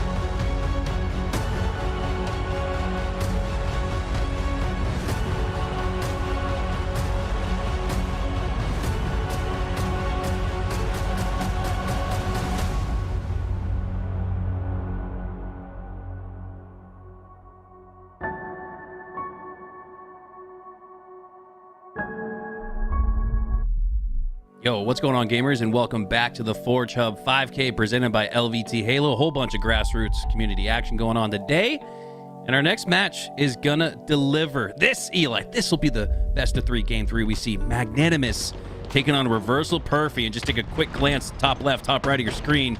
We got some shooters in this lobby.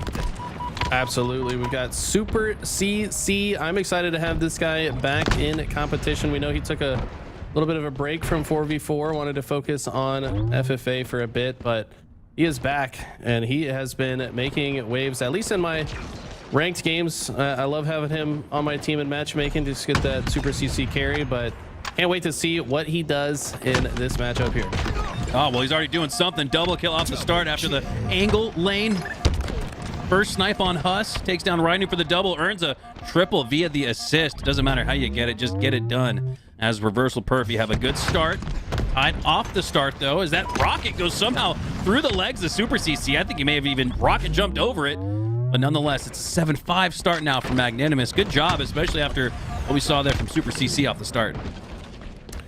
Super CC starting off hot, finally gets shut down. We saw how effective King Nick was last time on this map. He went, I think, 19-3 or 18-4, something like that. But so far, unable to have similar levels of success. Obviously, against stiffer competition, it's going to be difficult as an all-out war is breaking out on this side of the map. Not really anything to play for on that side, so a little bit surprised to see that. But as the next round of power items are about to spawn up, I expect the battle to shift toward the center of the map and into these high ground regions. Yes, Overshield's going to be up in 20 seconds. And it looks like Magnanimous are already starting to think about it.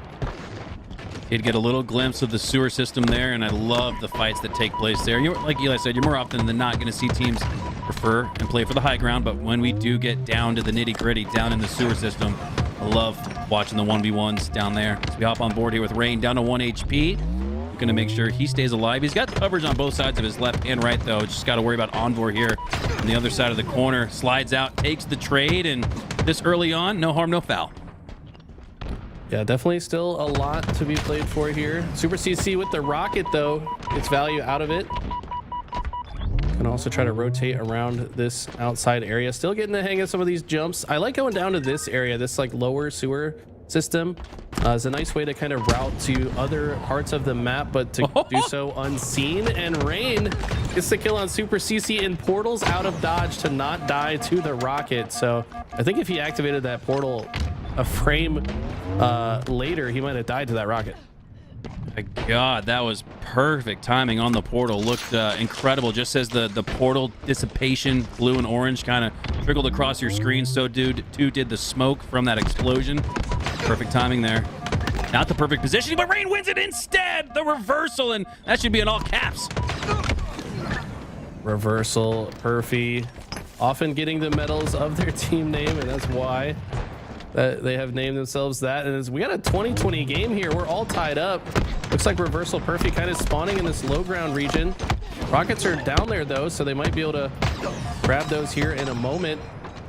So it looks like our observer might have hit a little bit of a lag spike. Hopefully that resolves in just a moment here. King Nick's got the sniper rifle. Yes. All right, we're back to smooth sailing here. And King Nick's already propping up in this high ground position. It's kind of like he's in that top rail area of Prisoner and Halo CE. We'll see if he can maybe channel some of that energy here. All of this preemptive positioning for the power-ups coming up in the next 20 seconds. Envor gets taken down again. King Nick, a great job there, taking down a weak opponent. He was weak as well. And now with OS up in 10, Common wants it, but Common's not going to get it. He's going to take a snipe to the face instead. The sniping action, the sniping gameplay on these Forge maps, I don't know if it's, again, just a cause or correlation, but the sniping has been incredible throughout the whole day from multiple teams, multiple players. Another body shot there from King Nick, playing defense on the OS, and my God, with 4 more shots left, you almost wonder if he could hit an overkill. Oh, not if Common puts a rocket in his mouth. That was a little bit overkill. That's one way. Ask me. But, yeah. It felt like King Nick didn't even care if his team got the OS. He's like, that OS should just stay there as long as I can bait it. But now that he goes down, finally going to be put into the suit of Reversal Perfy. And this one could go either way. I mean, yeah, Magnanimous have the lead, but Reversal Perfy with this overshield could turn things around. And Common, talk about persistence. He's the one who initially went for the overshield, got his face taken, and then finds a way back to it. And he finds some glory with it. Couple dynamos ringing out. Those aren't going to do much damage or seek much intel at this rate. And at this point in the game, Common with 1 HP, he'll get cleaned up shortly after. And so too do the rest of his squad on board. The last Spartan standing in a 1v1 with Rain. But Rain, with that 1v4 recognition, knows he doesn't need to take on this gunfight. Instead, communicates where the opposition is, but ends up going down instead. So we're starting to see Reversal Perfy bring it back a little bit. They had previously got the squad wipe, but they're only down by 3. You could tell that Rain wished there was maybe a button on that elevator to make it go down instead of up. He was trying to escape, and the elevator just brought him right back to danger. Stayed alive for a little bit, but ultimately goes down. And as we see the plasma rifle, plasma cannon, pulse cannon, what is this thing called again? It's been so long since Plasma rifle. Sure, yeah, we'll call it a plasma rifle, but the first Pulse time carbine. Pulse carbine, there we go. We haven't seen it in a while, but this gun is very good. I mean, it can shred some shields and kind of act like a nuke combo a la Halo 2. Man, just saying that word out loud makes me want the carbine, like the actual pew pew pew pew carbine back in the game. But for now, we'll take the pulse carbine. The map, or excuse me, it's a weapon that was previously taken out of HCS, but hey, it's not an HCS tournament. This is grassroots. We're playing by our own rules. So I kind of like it. I like the increase in sandbox control, like we talked about earlier. Plenty of power-ups and power weapons on the map. You still see 2 of those to be contested for, and Haynes with the overshield, why not grab one to grab the other? I absolutely agree with that. And we got HCS tomorrow, so let's have some fun today with the Forge maps. See a little bit of extra items we don't normally get to see in competition. A lot of stuff to be played for here. King Nick with the sniper again. This guy has been on top of it. Not only making sure that he's the guy that grabs it, but also making huge value out of it as well.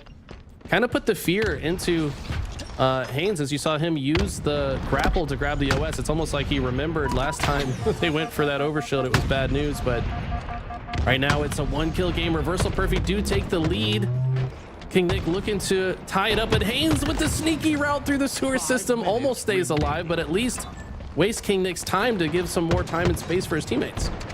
This has been King Nick's map. He has continuously put up 15 plus in the Slayers, but this one's close. 46-45. Magnanimous looking to put the finishing touches on this map, but Reversal Perfy have always kept it close. Now deadlocked at 46. Both teams needing a team wipe. King Nick kicks it off with the Slay.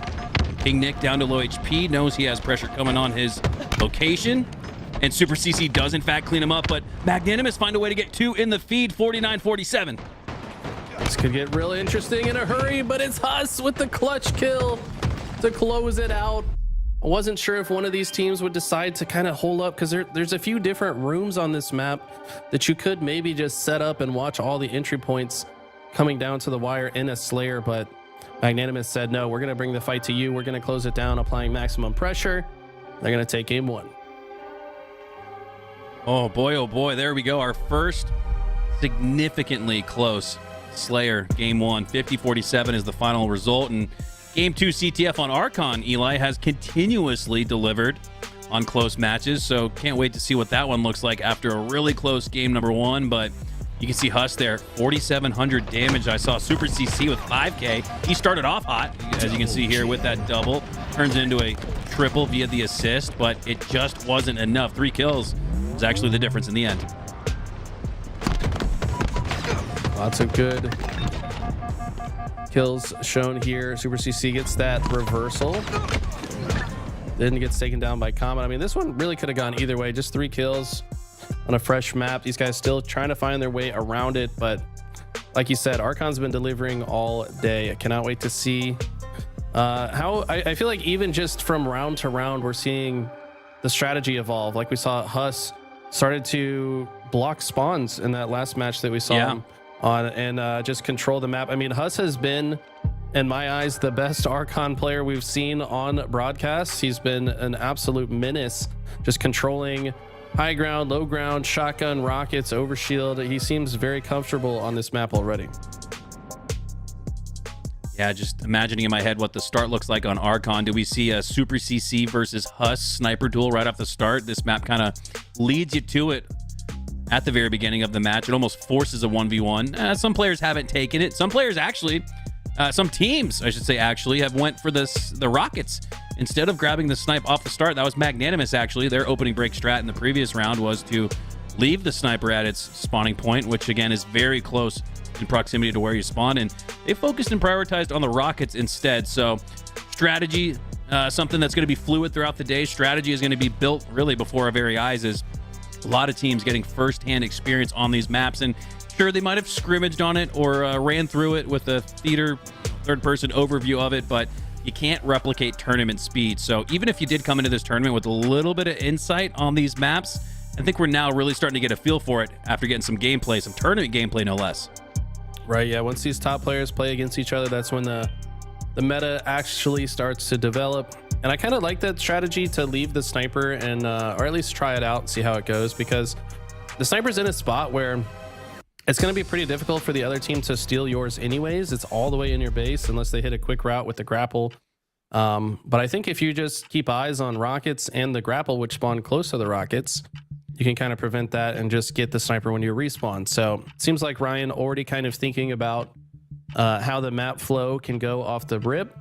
And I'm still just waiting for that flag rally. If you can get a guy that sits top center on your side and just kind of holds the space down with a grapple, you can have a group of teammates run the flag top center and then grapple it across the gap. Do that 2 or 3 times, and I think you could win the game in like 45 seconds. So I'm still waiting for that strategy to get used.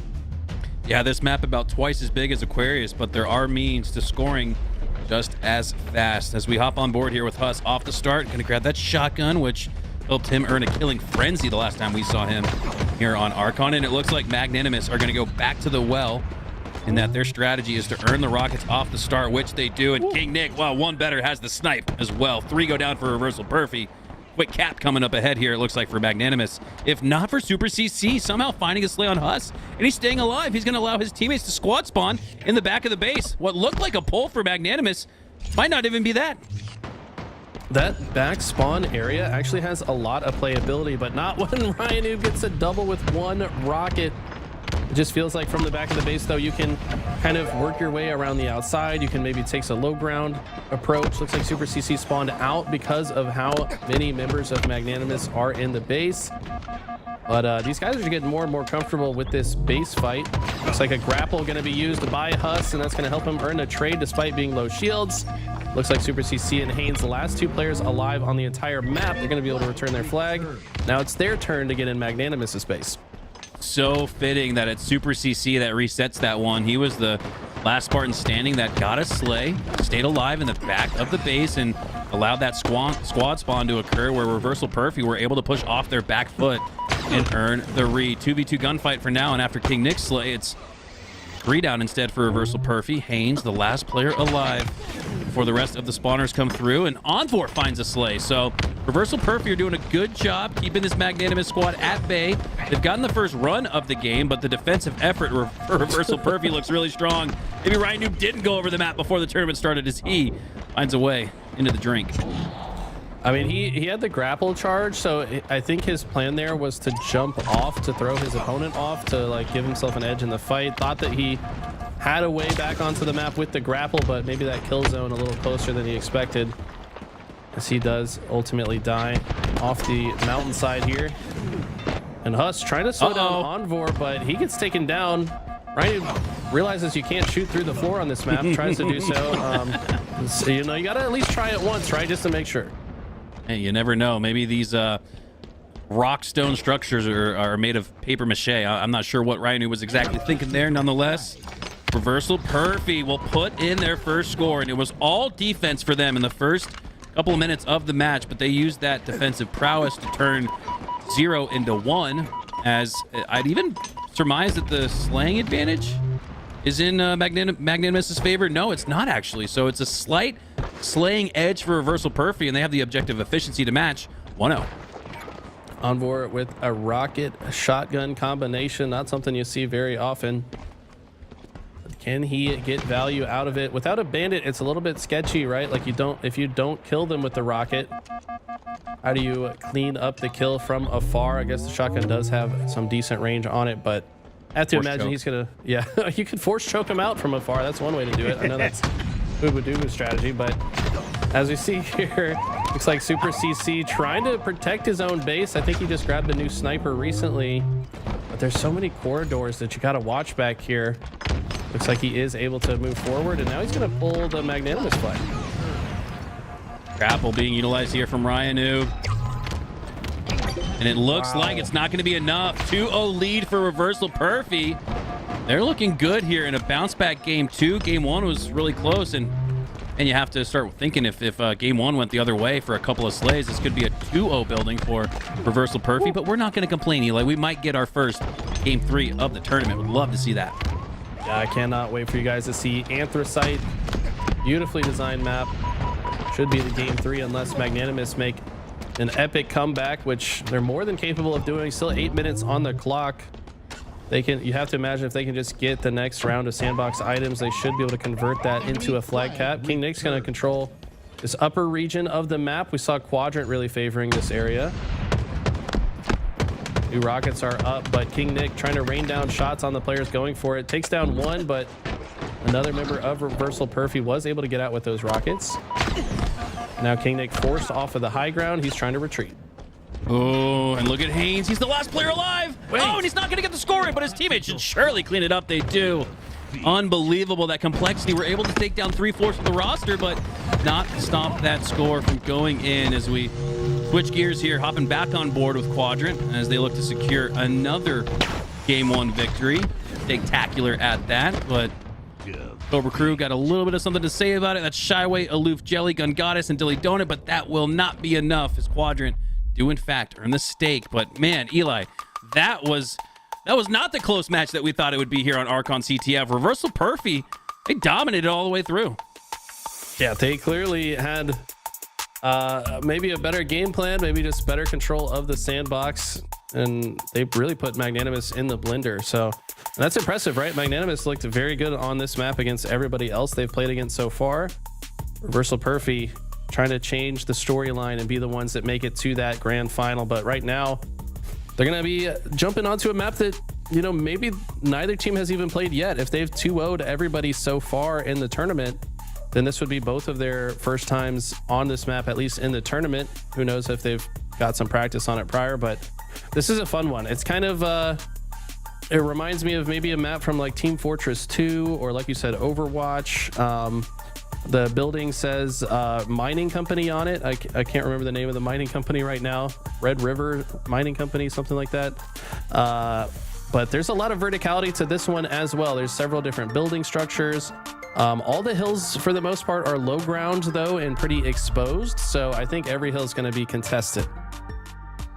Hope you brought your cowboy hat and your 6-shooter because Anthracite is the yeehaw that we've all been waiting for. Anthracite is actually, by definition, Eli, a variety of mineral coal containing but little hydrogen and therefore burning almost without flame. So very efficient is the map.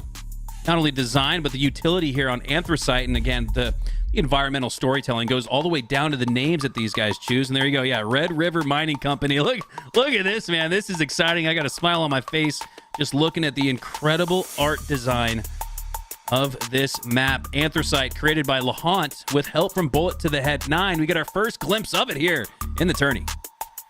Yeah, I mean, there's so much detail on this map. I mean, it feels like you're in the mountainside at the mining company. You can see there's like a lantern on some boxes. They've got like the little pickaxe that you could imagine just people working here. I mean, there's a little minecart flipped over there. Wow. I mean, they're just looking at the level of detail here is amazing. Somebody in chat corrected me, by the way. This got 3rd place in the Forge competition, which was just a competition to make awesome maps, essentially. So to get 3rd place in a competition like that, you know, it's a fantastic map. All right, here we go. Off the start, plenty of sandbox to play for as Huss looks to earn the first overshield. That'll be up in 20. And it's right above where the hill spawns. So you wipe a squad within close timing of that overshield spawning and the hill being captured, you could get a little 2-for-1 here. And that's exactly what it looks like we're building towards. Magnanimous go 3 down off the start, but King Nick settles the fight for now with a double, no less. Yes, on Super CC gets cleaned up eventually. And now the OS 2v2, highly contested. No, not anymore. Reversal Perfy go 3 down, and it looks like Magnanimous will not only have hill control, but the OS as well.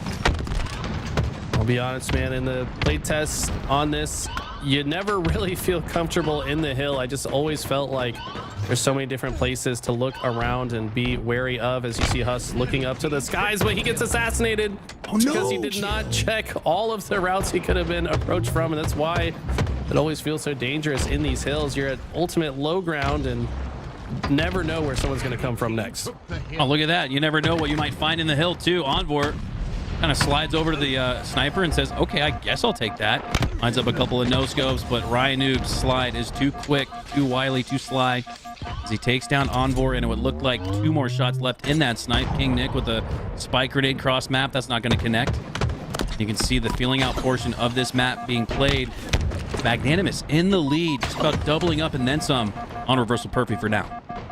I think every single one of these first 3 hills or so will be hotly contested. Like I said, they're very exposed, but these guys are all so smart, right? They're pros for a reason. They can quickly find ways to earn power positions. They can quickly deduce what parts of the map are good to hold, maybe figure out a cheeky corner to hide in nearby the hill to use it as bait. Look at Huss just taking this high ground position, but despite having better positioning, Super CC wins that fight. That's going to be an opening for Envor to grab the overshield.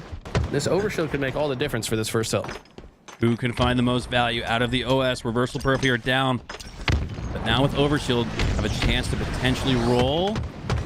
Great job utilizing the corner in that little barn door. It's unhinged. King Nick's gameplay isn't, though, as that was pretty heads up and pretty smart to stay alive utilizing that.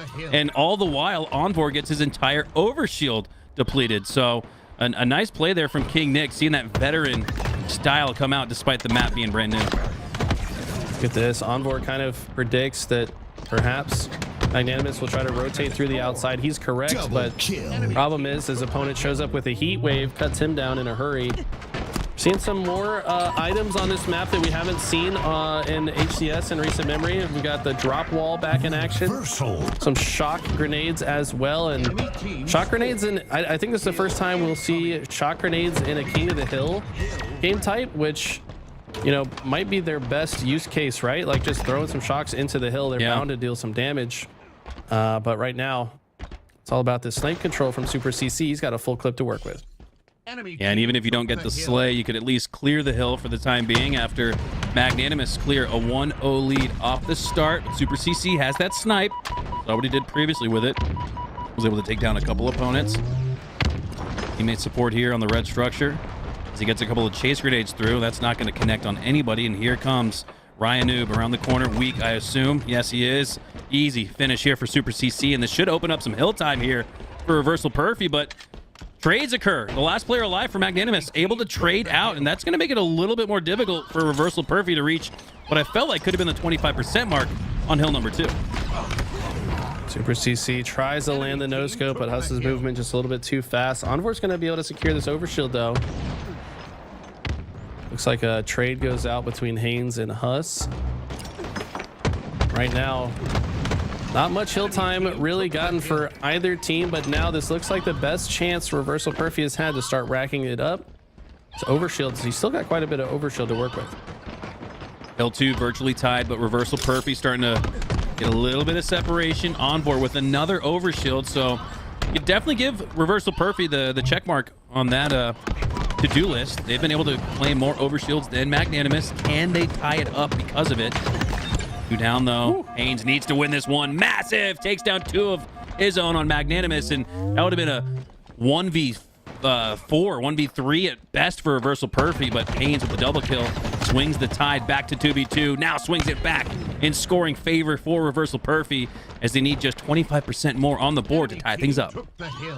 See the way Haynes was already moving around the map? You can see him just kind of lining up different skill jumps to find his way to high grounds.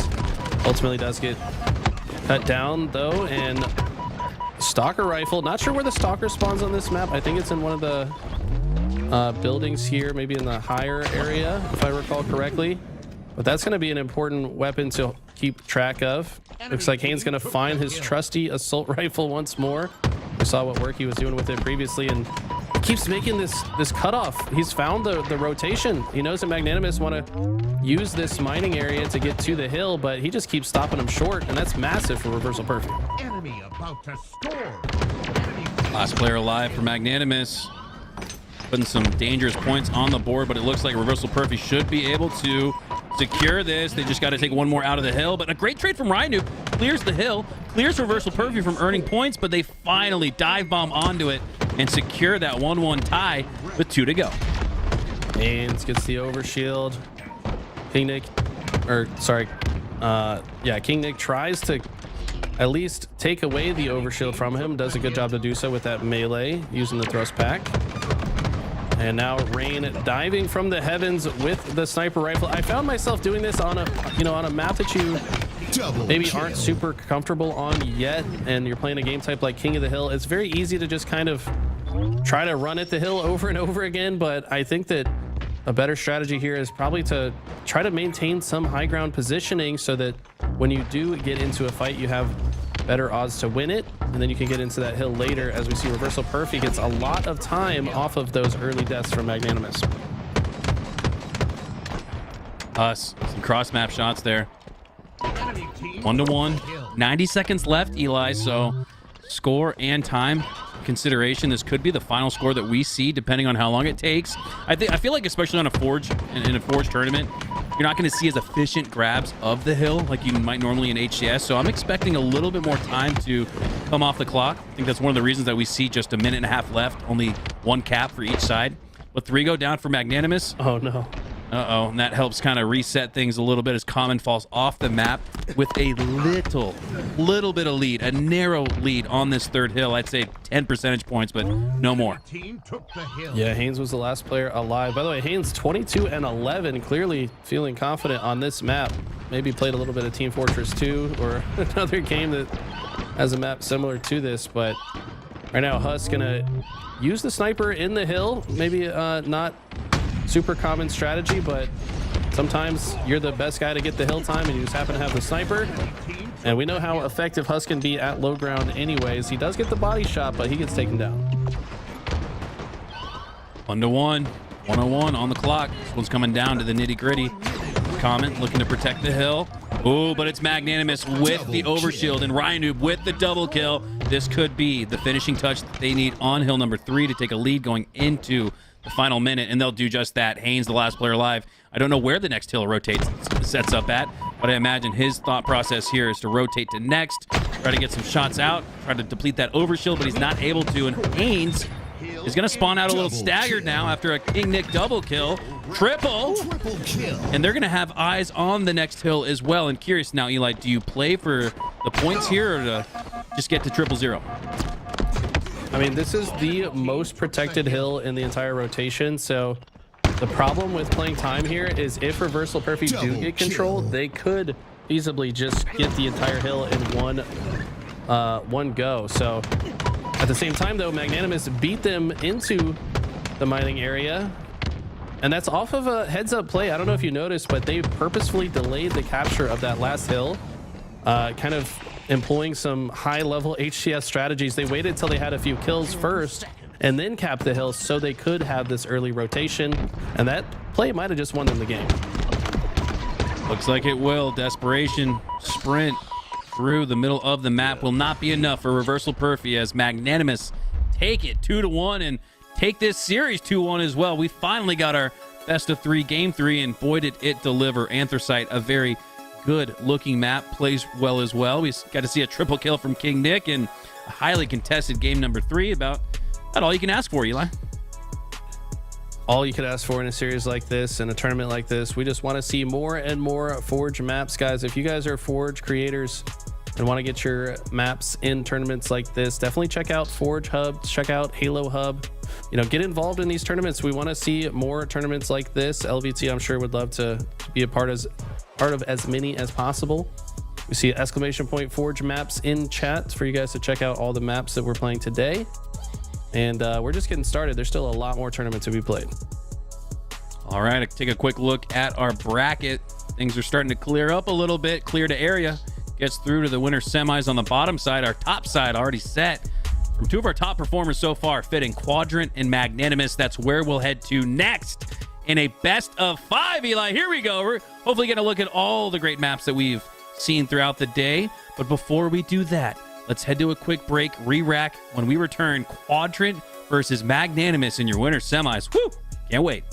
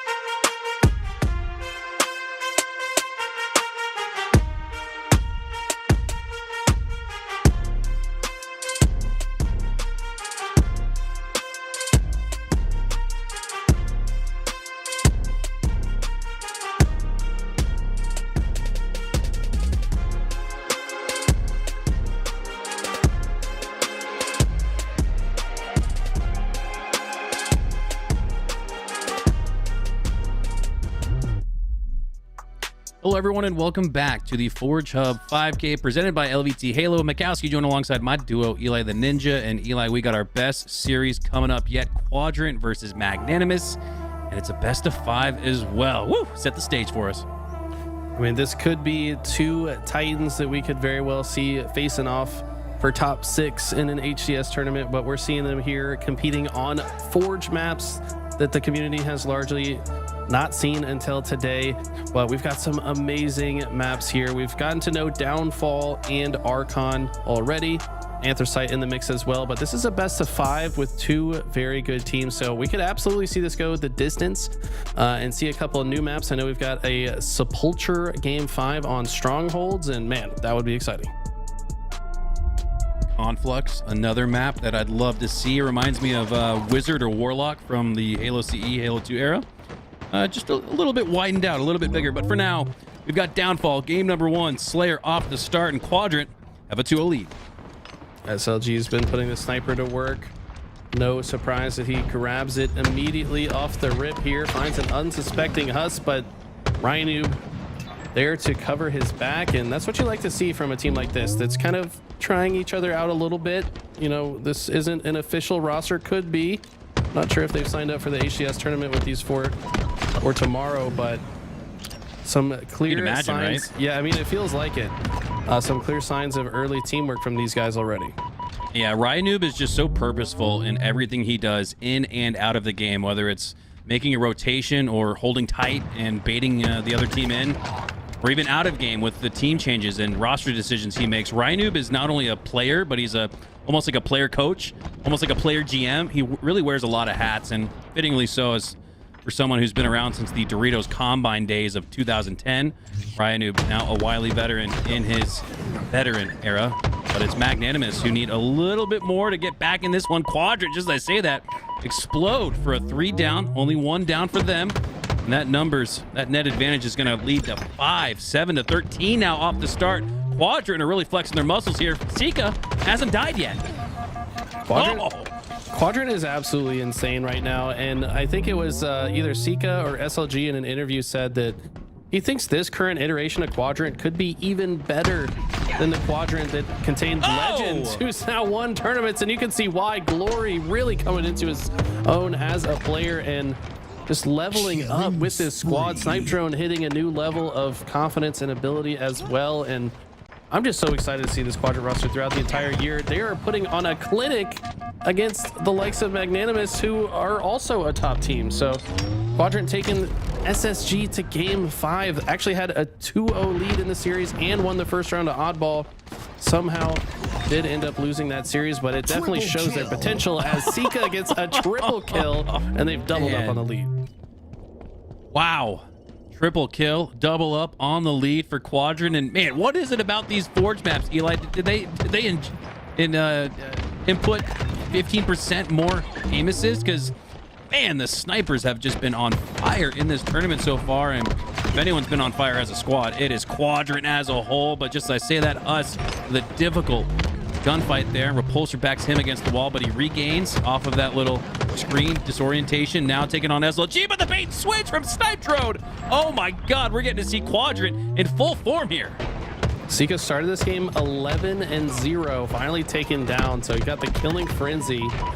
They are feeling themselves, Hunter. I mean, these guys, just look at the way they flow around the map. Dead bodies everywhere. It doesn't even matter what map they're on. They find ways to help each other in every engagement. It is incredible to watch. They, at the very least, know how to position themselves in ways that, you know, even if they do die, their teammate is there to follow up and clean up the damage. As we see here, Rain gets a kill, but it gets cleaned up. How are you able to have live fire-esque bait and switch routines on a map that we'll surmise nobody's played yet? I mean, at least in this lobby. Unbelievable how Quadrant are able to take that HCS level of teamwork, bait and switch, communication, accuracy. It's all on the line, and Huts is on the line to get slayed once again. He gets taken out of low shields. SLG does as well, and you can see his communication there. Says, Glory, why don't you go try to clean up this noob that I just took down? Oh, 1 HP! The other one's getting no-scope to the face! Almost hit Rain there. I would have jumped out of my chair if he hit that shot. But Man, SLG on fire all day with the sniper rifle. And so is Glory, man. I feel like Glory and SLG, the dynamic duo, it doesn't matter which one of them gets the sniper, they're going to be hitting some insane headshots. And Sika and Snipe Drone just kind of filling in the gaps however necessary. And that's just a sign of a good squad. Everybody kind of knows their place. Everybody knows how to fill in the gaps and support each other. And that's exactly what Quadrant's putting on display. I think I saw that rocket from Huss had a bow on it. Doesn't get gifted the slay on the Snipe Drone, though, as Quadrant have ran away with it. 39-26 now. We hop on board here with Snipe Drone. And look at that. Oh, Quadrant, this is some live fire strategy. You're seeing the shroud screen go down to grab the overshield. I mean, this is looking like a full HES team of 4 on an HES map. Wow, look at Snipe Drone, so disciplined to check all of the corners. There's a lot of corners to check on this map, and he's just making sure he does not get back smacked crossing any of them. Got to do that as the overshield player. Glory here trying to get used to this elevator, not a fight they're used to having where one player is being lifted by the map itself. So we see the teamwork coming in a little bit better for Magnanimous as of late, but kind of wonder if it's too little too late. Rhino finding a cheeky spot, catches Snipe Drone unsuspecting, but I don't know if he's going to be able to do much with it. Oh no, Snipe Drone gets the kill on him despite Rhino having the early vision on him. Of course, Snipe Drone had a little bit of OS left to give him an advantage as well, but still a clutch kill by Snipe Drone nonetheless. Yeah, and Snipe Drone must have some really incredible headphones because his ability to hear that audio cue from Ryanu just shuffling around. I don't even think he was sliding or sprinting, but Snipe Drone clearly had the beat on Ryanu, and with the use of the overshield was able to take him down. No trade, no spectacular either, but man, Quadrant will probably take that massive win here in game 1 as they take the series lead off the start. Very impressive. And by the way, I saw in chat, LVT Brandon, who is the observer, says he's got 50 ping. So if he's got 50 ping from San Antonio, it's probably an East Coast server, right? So the members of Quadrant playing across the pond on certainly higher ping and still putting on a clinic. And unbelievable. The downfall of everyone in this tournament might be a fully fledged roster, team of 4 from Quadrant. We might be seeing another team of 4 here in the HCS. So far, this is probably the highest in ranking we've seen. The 8 players in the lobby, a lot of HCS points between these 8 players, but Quadrant almost made it look like a winners round 1 matchup. Glory with the disgusting no scope on King Nick early here. King Nick feels like he's got great shots on him. He does. Problem is, Glory's got an even better shot on his face. Man. Rotating here with the grapple, and look at the teamwork immediately after the snipe. Uses the grapple to get to his teammate's aid. That melee into teammate headshot combination, an insta kill combination. Sika gets the triple kill right here. This was that early lead they built, and they just rode that all the way to the finish line. Game 1 goes to Quadrant. Archon is still yet to be decided, and just for anyone, some like history buffs or just dictionary nerds in the chat, what does Archon mean?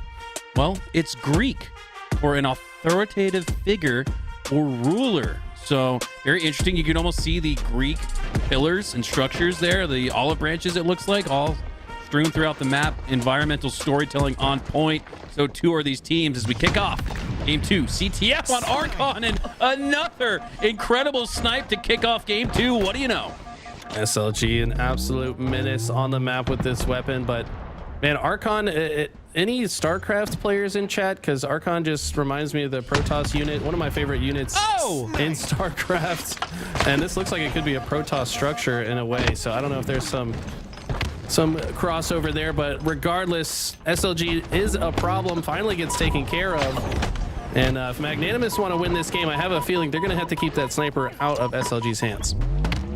Us with good map recognition there found an angle to take down that player with the rockets and snipe. Those now just get split up into the hands of multiple members of Quadrant as Snipe Drone has a run out, and it looks like he's taking it straight through the middle of the map with 2 down for Magnanimous. This makes sense. He's actually running it on the rocket side, and look at the look at the help he's got. Look at the support. All eyes on all 4 members of Magnanimous. Should lead to a score here, but somebody else has to pick it up. Snipe Drone, the initial runner. Does Glory have it instead? Now he does, but it's not as far along as we might have thought. King Nick gets taken down, and can Quadrant finalize this run? Should be able to, right? Should be able to. All right, there we go. It took a little bit longer than you would have expected, huh?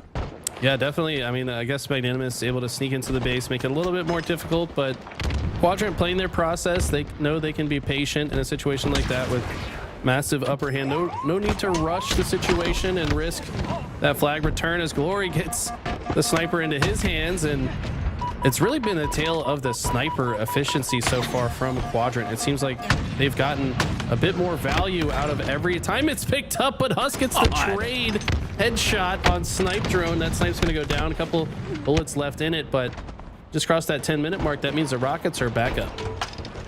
Not often that no scope is the most common metal that we see, and I think if we check the Halo Data Hive, if they were setting up series stats for these matches, I think no scope probably would be the top metal over even things like double kill, which are seemingly more common.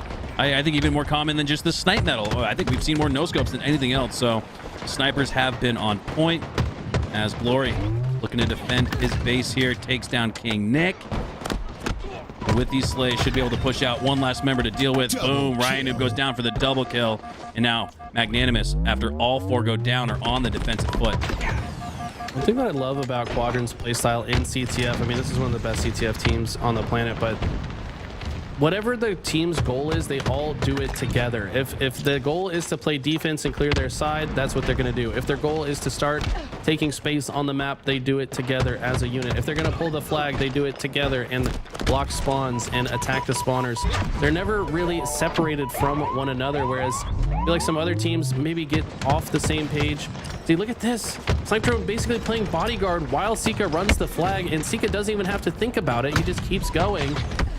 And that's what makes them so dangerous to play against. I mean, they've already got this flag in their base. They've got 2 dead, and they've just been brute forcing their way back to their base this entire time.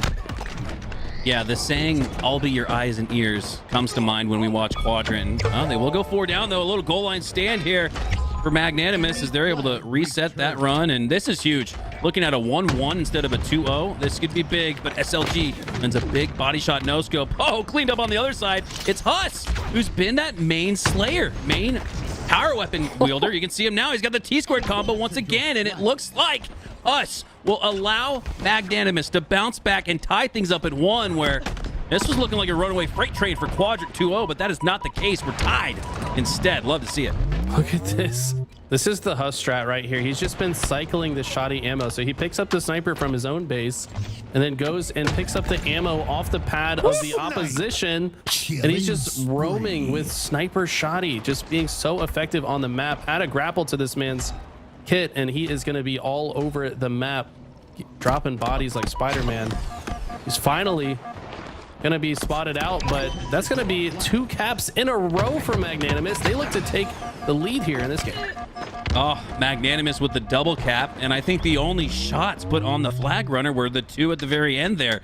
Not much contention there from Quadrant, and again, what was looking like a 2-0 lead for them is now swung in the other team's favor. Magnanimous with a 2-1 lead, and if Ryanu can make a play with the snipe, that could continue on, and Huss does go down. So I think that's a big priority for Quadrant. They go 3 down, though, in the process. SLG the only player alive, and that's going to allow Ryanu to get another run out. Look at this. He's taking it through this top center route. It seems like both these teams favoring this run with an insane no-scope from Ryan. And he gets the body shot on the next player, and that's going to give Rain a lot more freedom to move this flag. Nitro and last player in position to stop it. He does for now, but after going down, I think that's the end of the game. That was all thanks to Ryan Nubin. Oh, they're going to be tipping their caps to the captain there after Magnanimous take game number 2, tie up this series 1-all. What a swing in momentum, Eli. We thought Quadrant were going to have the 2 quick caps in a row, but it was Magnanimous with 3 instead. Wow. Yeah, Quadrant get the first one on the board, and then Magnanimous just control the entire sandbox for the rest of the game and go on a run. Very impressive stuff. That was mostly in part from Huss just controlling shoddy sniper for so long, just being a thorn in their side, and then of course the clutch no scope out of Ryan Noob to seal the deal. It's got to be so cool for the Forgers watching this to like finally see some pro gameplay on their maps. and just kind of see what's even possible on maps like this. Yeah, this has got to be exciting, right? I think, again, I view forgers almost as like game developers. And I know for game developers, having spoken with a couple, interviewed a couple on my YouTube channel recently, this is their aha moment. This is their make it moment, right? This is everything to them. Getting to watch the players in the wild, right? All the QA testing is over with. All of the months and months and sometimes years of development is over with. It's now time to just have fun and see everybody frag out. And that's exactly what the players are doing here today. So to answer your question, Eli, I imagine these forgers are very proud watching this tournament, seeing the players have as much fun as they probably did creating it. Right. I mean, imagine you spend 3,000 hours in this space just perfecting it, looking at every tiny little piece, every nook and cranny, thinking about how it would play, keeping it fair and balanced, but also exciting. Man, that nose cone was insane. They've done a great job, honestly. You can tell that there was a lot of different play testing to make sure the sandbox is spread out properly throughout the map. And we're getting another look back at Anthracite. The Red River Mining Company is where the battle will continue to wage on. It's fitting, right? The why behind this tournament was to hopefully motivate HCS and the admins to take a little bit deeper look at what the Forge community has been cooking up outside of remakes. I think, remakes have been great as classic Halo fans, right? We love a good Sanctuary remake or a good Midship remake or something like that. But I don't know, man. I think for every remake, we should have one entirely new creation from the Forge community. These guys have shown us that they've got the chops to create some incredibly, not only looking maps, but maps that play well and balanced at that. So again, big ups to all of the forgers and the creators who have come together to create this epic tournament for us as we get things going here. Anthracite, game 3. What a surprise. We've got SLG with the sniper rifle once again. Okay, he does get taken down, so unable to hit the insane shots. Rhino going for from the top rope ninja on the OS player, but it's finally going to get taken down. Sika finding SLG's body. Of course, there's going to be a sniper next to it. Got one of those sleek new skins that I don't think these skins are in the game just yet, but he's going to put that sniper to work right away. And all of a sudden, both teams fighting for this hill. That sniper is going to go down, and neither team really has much control yet. Showing off some new skins and some new strategies here in the ForgeHub 5K presented by LVT Halo. Hopping on board here with Ryan Noob as he almost a little Gandhi hop out of the dangerous line of sight from Quadrant. Sika now low ground. Probably has the advantage slightly in the health department on Ryan Noob. Snipe drone gets sent after Sika's communication to clean him up, but Ryan Noob doing what he does on any other regular map, staying alive. You could tell that this is like the first time he's been in this type of fight before, but he's just playing it flawlessly, right? Like, oh, there's a windowsill over here. I can jump on that, throw them off. Is one of these windows open? No, it's not. Okay, I'll just sit here. Like, you can kind of see his thoughts in real time, like kind of just navigating a situation he's probably never found himself in, but just having the brain power to play it perfectly. Very impressive stuff. Yeah, and he doesn't jump back on the windowsill that gave him that sneaky, cheeky snipe, or I should say shots on the snipe drone. And then I think that's where Sika looked for him at. So snipe drone calling out where Ryan Noob is, and more often than not, Ryan Noob is no longer there. He does such a good job. Probably even considers, okay, I just took down the opposition. He's probably communicating where I am. I'm in a still stationary position. I should rotate or try to find new space on the map. And it doesn't matter, again, if it's a HCS map like Livefire that's been in since the beta, or Anthracite here, which we're seeing for the first time on LVT Halo. The dude just knows how to play so efficiently with his positioning. But it looks like Quadrant are going to earn the first score. Being contested for, you can see SLG trying to earn the final seconds. Glory does instead, if not for Ryan Noob. Oh my God, dropping in. Sika with a chance. Oh my God, but they go 4 down. And Magnanimous are going to have a chance. Look at the bar, Eli. That's not even a full second. That's like a quarter of one. I've never seen it so close.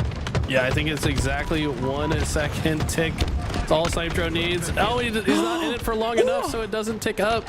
You have to be in it for a full second to get the point, and Sika's the last hope. It's a 1v1. Ultimate high ground by Sika. He's gonna earn it, and what more of a dramatic end to the first hill could you ask for? Last 2 players alive, but Sika with that high ground advantage guarantees it. Are you not entertained? 1v1 for the hill, says Jeff Steitzer, I imagine, as Quadrant take it.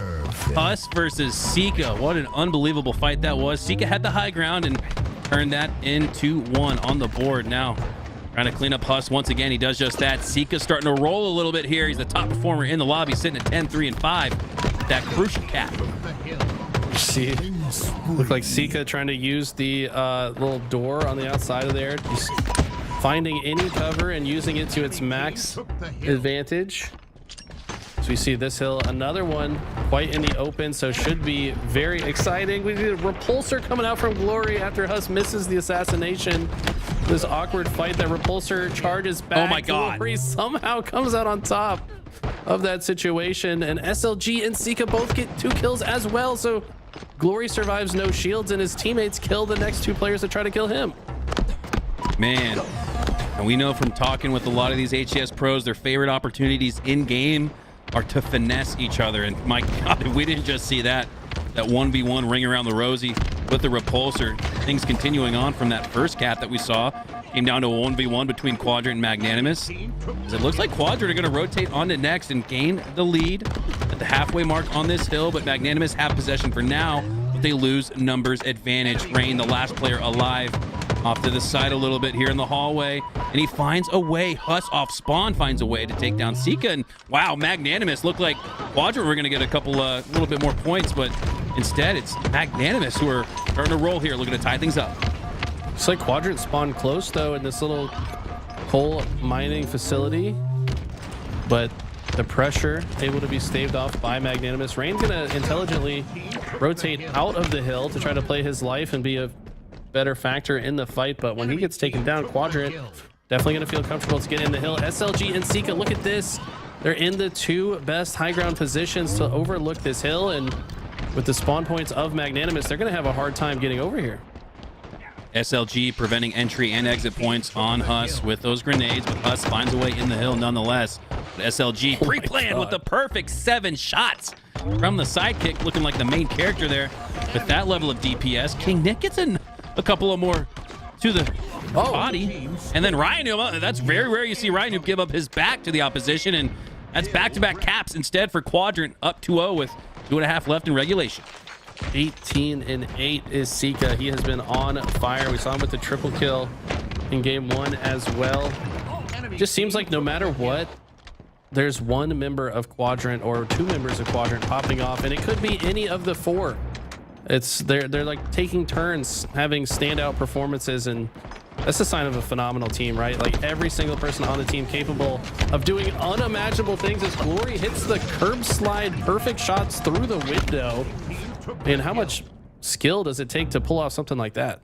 Yeah, that's one of the reasons we were so high on that FaZe Clan roster when they first got established. Just the crew on paper set a lot of fear in the hearts of the opposition because of that fact, Eli, that anybody could pop off at a moment's notice. And Quadrant, as they go further along, feel like they could do just that. Quadrant, a team at HES London, looked almost destined to take down their former teammate and legend of SSG to make it to Championship Sunday, but that got stopped short. Still an impressive top 6 performance from Quadrant.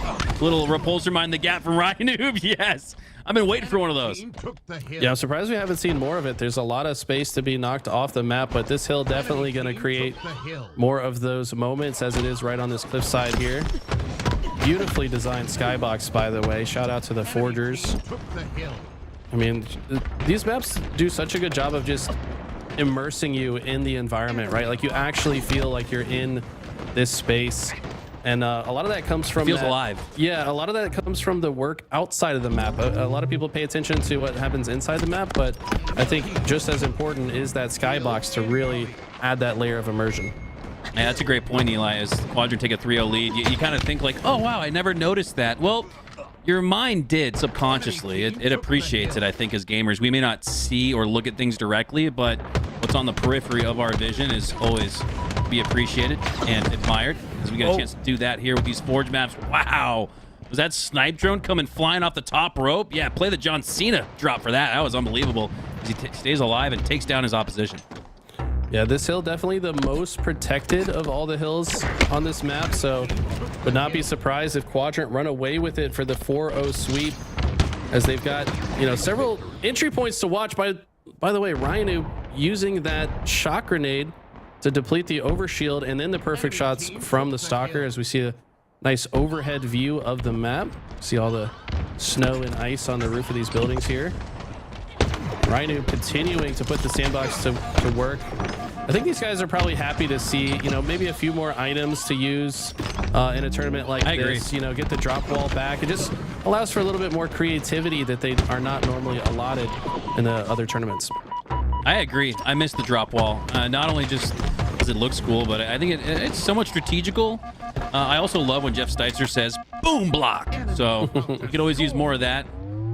For now, Jeff Steitzer alerting us that Magnanimous are about to score, but if you look at the bottom right, Quadrant R2, Magnanimous on hill point, on match point right here. They need it, and they're going to get it. 3 go down for Quadrant. SLG drops into the hill, but that feels futile, as he should go down shortly after. He does, and Magnanimous have a little bit going here. 1-3. Wow. Yeah, that's a important hill to get, but with just a minute and a half on the regulation clock, they've got to play perfect from here. Looks like all of them do kind of congregate around the hill, but I like this play from Ryan. He said, all right, I need to make sure we stop Quadrant from getting to the hill on the opposite side of the map. Very clutch repulsor there. That stick looked like it was tracking to stick him.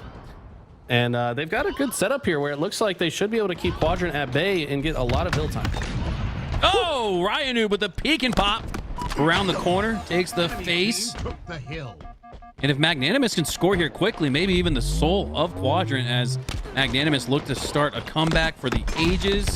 Ryanu going to pick up that overshield, but look at the grenade. Instantly takes him down to no HP. He's able to clean up on what looked like a really tough gunfight. Goes down shortly after, not before earning a killing spree and putting Magnanimous back on the board to where it looks like they need just a few more seconds in the hill to make it a 1-score game. Love this camera angle here. You can really see how this hill is just right on that cliff side, separated only by a fence to keep you safe. But it does also highlight that the entry points are on both sides of this hill, and if a team can kind of deny these 2 entry points, they could have a lot of success. As Husk gets a double kill, and Magnanimous should be able to close this out, and this is all of a sudden a 1-hill game. And this is all you're asking for, right? Get to 2-3 with a minute left. Hey, 50 seconds, we'll take it. As Magnanimous are back in the mix, and it just feels like, Eli, just from the eye test, that Magnanimous are figuring out this map. It almost feels like they walked into it, not really with much knowledge or information, but you can almost see they're finding ways to set up. Previously, an example of that, I would think, as Huss wins the 1v1 against SLG, don't do it against 2, no.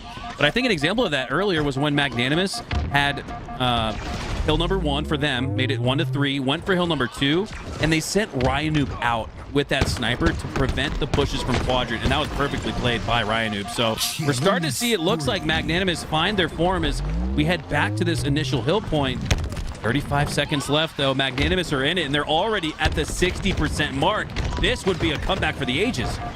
Oh my God, how is Rain still alive? He has been just weathering the storm of grenades and a constant barrage of enemies. Of course, his teammates been helping him stay alive, but all of a sudden they've tied it up. We're in sudden death. Next hill is gonna win and take the lead in the series as well. And they only needed 15 seconds in regulation, so with 35 left, plenty of time for Magnanimous to secure it in regulation. Down at 1 point, 3 scores, but now we're tied at 3 with 30 seconds left. SLG with that noob combo, spiked up, gets 1, but gets cleaned up shortly after by Ryanoob, but Ryanoob goes down after that. Back and forth medley of slays. This one's in full-on sudden death form. 20 seconds left. Such a clutch kill with the plasma pistol. That was on the OS player as well, so no OS to be had for Magnanimous as it's killed instantly. Now the tap shots coming out from King and Nick. And Magnanimous finally getting their early hill time. How do Quadrant play this though? They're kind of trapped in this cave system. They want to get some other space. If they only have 1 entry point and it's through a predictable doorway, it's going to be very difficult for them, as it continues to be. Now Glory and Snipe Drone trying to enter on the outside, but with so many members of Magnanimous still alive, I don't know if they're going to have the firepower to finish the job. Oh, Sika's the last player alive, and I don't know if you want to push in a guaranteed 1v2 at best. Utilize the grenades instead to try and earn some damage from the safety of cover, as all 4 are up on each side of the map. One final push, it feels like, potentially for Quadrant. Are they going to look at 4 kill defeats in a row? Rain with 2 in a row with the use of that Stalker rifle, but 4 go down for Magnanimous. And Quadrant have life with 10 seconds left. They got the Stalker, but with only 7%. That's not going to be enough to be much of a factor. How do Magnanimous push off their back foot? Now it's a parallel mirror mix match situation where Magnanimous have 1 push left. Otherwise, it's over. Oh, the grenade repulsor combination, kill from the grave. King Nick's last player alive. Last hope for Magnanimous. No, he gets taken down, and Quadrant are gonna steal it in the end game. What an exciting match. I feel like every King of the Hill we've seen on this map so far have gone down to the wire. Wow. Yeah, 2-1 in that first one, and then 4-3 in our second look at Anthracite. My God, that was unbelievable. Quadrant built a 3-0 lead, and maybe got caught sleepwalking a little bit into the kitchen. Man, Ryan Noob and the crew were waiting, and they had a run there. They had 3 in a row, and man, King Nick with a chance to win that 1v1 for the game. Man, what an electrifying, exciting match. You saw plenty of not only individual pop-off moments, but you saw a good mix of teamwork all throughout. I mean, this map really delivered on about everything you can ask for in HCS competition. Sika continues on with proficient use of the sniper, like we're so used to seeing from all the Quadrant boys. Absolutely. And what really impressed me from this was that last hill, as soon as Quadrant had full map control, they got 4 dead. I saw SLG go into the mining area right next to that hill, because earlier in this game, the other team had spawned in there while they had control. So I think SLG recognized that's a potential spawn point. So next time I'm in this position, I'm just going to block it and make sure that, you know, we don't get spawned close to. And that just shows a level of adaptation that you really would only see among the best in the world. Yeah, that's sort of become second nature. There we see SLG deplete that overshield. But you're right, Eli. It's sort of become second nature for all of us after playing thousands of hours on the same maps for the 3 years. You kind of start to, you know, sleepwalk and, you know, subconsciously go through the process. Now with these new maps, you got to almost on the fly determine, all right, what spawn do I want to block? What spawn do I want to force for my team? As we get another look at a new map here, Conflux, which is the point or place where lines must meet. I have to imagine that these 2 teams are going to meet in the middle. This map, to me, Eli, feels a lot like Warlock or Wizard from Halo CE, with just a little bit more space and a little bit more of those lines to meet at. So very excited for the crew, these 2 teams and the community, to get their first eyes on Conflux as we kick things off. Another CTF. Here we go. Yeah, definitely it has kind of like that square vibe to it, like Warlock, like you said, but obviously the art style, a la Construct, you know, it looks like it's literally attached to the same facility of Construct with the exact same type of just like geometry and architecture. But what I found about this map is controlling this top middle region is so important. The spawn points are kind of dotted around the outside. You actually don't spawn near your own flag that frequently. You usually spawn out on a side. But if you can control top center, you can really apply pressure to those spawn points and control the map. Yeah, I want to give big ups to the Grim Dealer, who created this map all by their lonesome, and that's extremely impressive, Eli, when you consider most forgers, they'll work on the layout, and then maybe somebody else answers and handles the art design. So for the Grim Dealer to solo this, essentially, I mean, this is unbelievable. The Grim Forge Dealer, it feels like, because he delivered with Conflux. You're exactly right, and I'm friends with Timmy Forges. Shout out to you, Timmy. He's always in my chat giving me the intel on everything in Forge, and he told me that this map is in the process of another redesign. So these forgers are always making updates and changes to their map, and I think this one they're planning to maybe make it a little bit smaller to try to make it feel a little bit more intimate in 4v4 settings. But that just goes to show you, man, these guys are never really done with their work. If there's any way to improve their map, they're going to do so. Speaking of new strategies, did you see King Nick with that grenade off the ceiling to try and stop that run? I'm loving all of the angles that we're discovering alongside these professional players and members of the community as they get eyes on these Forge maps flagged out there for Quadrant. Oh my God, Ryan Noob out with the back of the headshot. from SLG as he looks to line up another. Looked like he was lining up a no-scope there on King Nick, and more often than not, Eli, he hits those. This guy's an alien, man. I'm convinced. Like this level of proficiency with the sniper is completely ridiculous. Wow. He just finds headshots in the most like awkward or like super fast-paced situations. I don't know. He is so talented with this sniper rifle. Also got the stop short medal there, so this one about to go in. Great defensive effort. SLG is going to get the re, and Sika on the other side is going to put one in for Quadrant. Masterful mix and match medley of offensive and defensive effort for Quadrant. Have them up early. SLG already 8-4 this game and was a massive part of that first cap, just controlling that entire half of the map, just rotating through the outside. And look at this. We see King Nick finding a route through the outside, but it's SLG. Somehow stays alive. Sika ultimately gets that kill, but I mean, SLG just making himself a more difficult kill makes that situation possible. King Nick, top performer in this lobby so far with 10 slays, but it's SLG on the other side for Quadrant, who have one less slay, but one more impactful in the sense that he was able to help score that first cap for Quadrant. Cross map snipe from Snipe Drone to the body, and look at that, baiting and switching occurring, even if it's across 50+ meters of space. I mean, on a map that, again, Quadrant probably haven't seen before, so I'm most impressed by that from Quadrant. Their bait and switch looks just as good as it would on streets. Snipe Drone with another snipe, as good as he'd look on Empyrean CTF, as it looks like Quadrant have another chance to score another flag, make it 2-0. Snipe Drone just playing for audio here. Overshield up in 2 as well, but you can see Rain lining up a shot to potentially take it down. 3 members of Magnanimous. You can see all eyes were on Overshield. That was their top priority. They're able to take down 3 because of that process, and now Rain is looking for a counter cap. This is exactly what happened in game 1, just the other direction, where it looked like Quadrant were about to go up 2-0. Now Magnanimous could tie it. So impressive the way that Magnanimous played that situation, but they actually go 3 dead. Huss last player alive. He's got Overshield. Gonna try to do what he can to keep this fight alive, and does max damage before being taken out, but might be too late as that flag might go back. But no, Magnanimous get 4 dead, and they could turn this into a cap of their own. Rain got to make sure he's got his Nikes on, looking to sprint through. He's got to worry about this gunfight first with Snipe Drone, 1v1, but now a support 2 supporting on the left side. King Nick pinching on the right. Rain, despite having low shields, feels content and safe to continue pushing up. Flag gets returned, but another flag goes out here for Magnanimous, and another flag goes out here for Quadrant. Back to stage 1. SLG trying to get that flag on the move. Rain trying to find his way into the fight, but he gets caught off guard. SLG gets the first shot, forces him down. Snipe Drone gets a kill on Huss as well. And now it's 2 dead for Magnanimous. Quadrant able to get the touch on the flag, but look at the route from Rain. He found his way sneakily all the way through the underside. Maybe Quadrant doesn't expect it. And it looks like he should be able to return this. No, he doesn't, as they're able to keep the flag alive and could still make this a 2-0 lead if they can get this one home.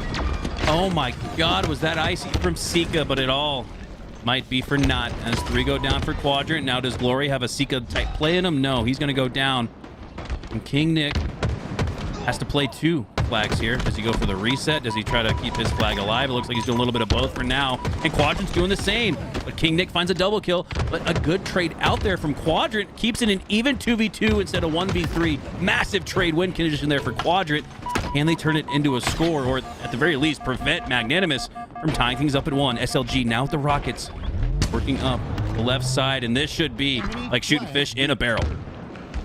Oh my God, both flags right here. SLG though with the clutch rocket kills. He's gonna return it when it's just a meter away from being capped, and they're gonna turn this into a counter cap if they can get this across the map. But like I said, the spawn points on this map are usually not in the base, so if they spawn adjacent to the flag run, could potentially stop this as they're already in the Quadrant base. How did SLG turn on Rain and take him down? Rain with the first 4 shots into the back of SLG, but SLG finds a way not only to slay him out, but to score as well. 2-0 lead for Quadrant. Unbelievable back and forth. We had both flags out, a dueling flag scenario, but Quadrant win what could be a crucial one. Take a 2-0 lead. Wow, the sniper skin is clean, and so are the shots that SLG is about to put on your screen. Finds Ryanu, but he's going to scurry away, and I think SLG just content to sit here for now. No, after not seeing any targets for a while, wants to relocate. There's so many little areas around the outskirts of this map that you can kind of perch up with the sniper, but he's unable to find anyone to kill. This looks like a pull for Magnanimous. Rain's gonna look past the flag initially to see if he can find where Quadrant are spawning, but he's gonna pay for that as he goes down, and Quadrant are gonna have no issue getting out of their base. Quadrant eyeing a spot in the winter final, and man, a whole lot of winning being done by the EU Halo community. They just hosted that event across the pond in London. Loved watching that from home. Us love watching that. Incredible double kill with the snipe. Finds his way to safety. Overshield up soon. He's looking to bait it out. Quadrant are going for it. Snipe drone to be exact. No, Snipe drone wants to take down Huss instead. I like this process here. Snipe drone, knowing that the overshield is up as bait, elects to instead take on Huss. Sure, he gives up the OS to King Nick, but I think as long as he can try to find a way to take down Huss, this play could work out, and it does. Snipe drone with a little bit of a long game there. Gets the long play and ultimately takes Huss down. I think during that whole scuffle, though, Magnanimous were able to secure the overshield. Don't think they got much value out of it, though, so Quadrant doing a good job to kind of diversify their resources, apply pressure to the spawner, also cut down the OS. But it just feels like Quadrant are just a little bit more efficient every step of the way. It seems like they're just edging out Magnanimous in a lot of these engagements, and that's been a real difference maker. SLG 21 and 13, by the way. He's the guy about to touch the flag as well. Legendary gameplay, you could argue, from Quadrant, as they are edging out the competition more often than not. When the space is so tight, Quadrant seem to take every inch, every centimeter, and they've taken this game 3-0, not allowing Magnanimous to score a single time, and they'll take this series 3-1. But man, glad we got to see our first eyes on Conflux. Sepulcher, another new map made by Squally DeBeans that waits as a potential game 5, but for now this series is over in 4. Quadrant, take it. Very impressive stuff. Once again, I'm biased because I wanted to see Sepulcher in action. Another fantastic map. We're going to see it in the Strongholds variety, but it's also a King of the Hill map, and you guys will hopefully get to see that one in the future. It's got that portal as well, so that's going to secure a spot in the winners finals for Quadrant. They're going to go off against Proton Gaming, as it looks like Proton are able to beat Cleared the Area, which was Yaxon's team. There's a lot of heavy hitters left in this tournament. All right, we will let you guys sit and simmer on this one for a little bit. Quadrant versus Proton going up against each other in your winner final. We'll have that when LVT Halo returns.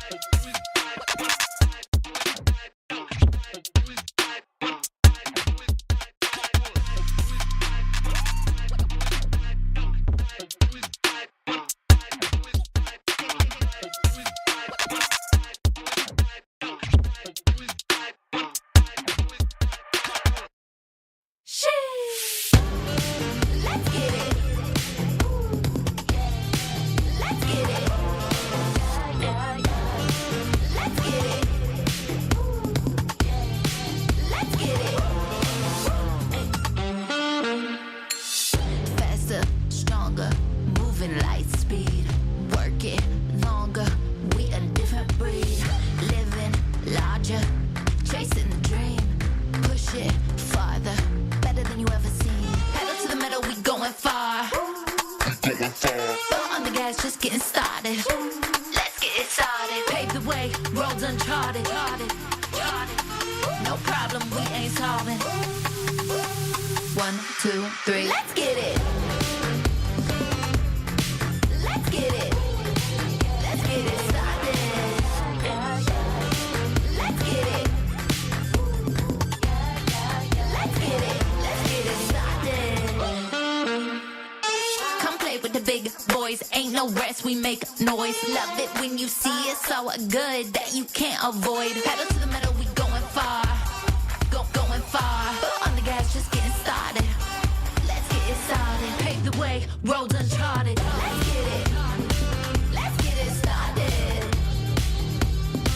Let's get it started. Let's get it. Let's get it started. Are you ready? Here we go. Started. Let's get it. Started. Let's get it. Yeah. Let's get it.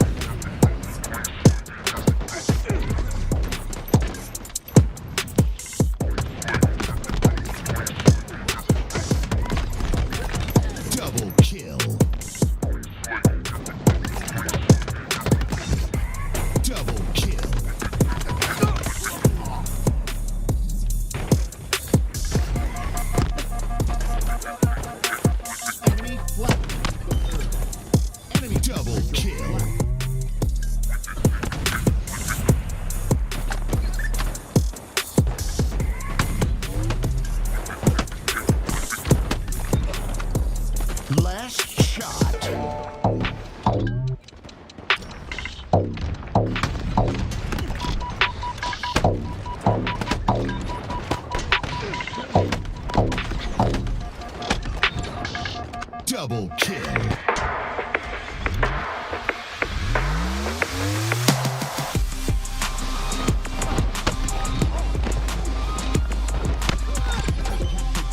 Killing frenzy.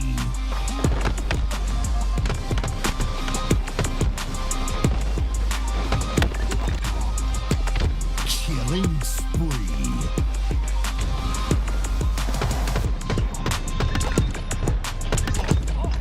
Double kill.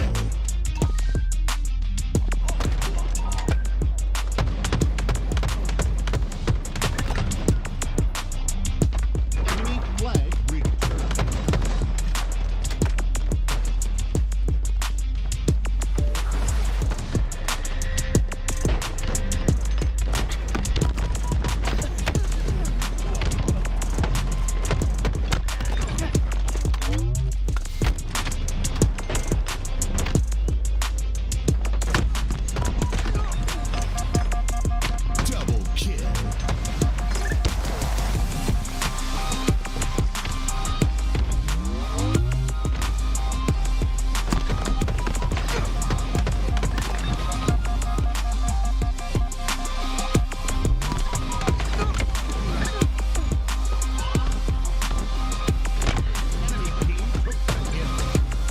Double kill.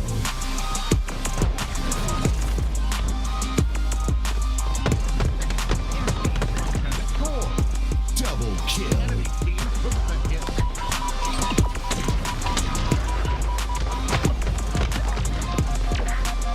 Reversal.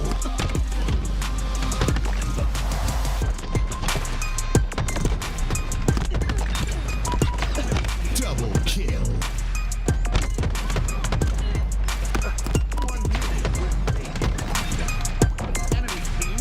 Double kill. Double kill.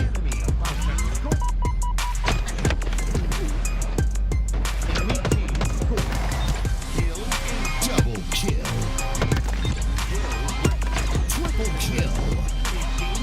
kill.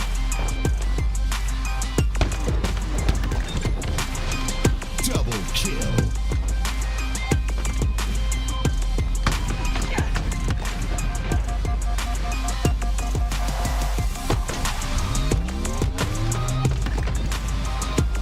Killing spree.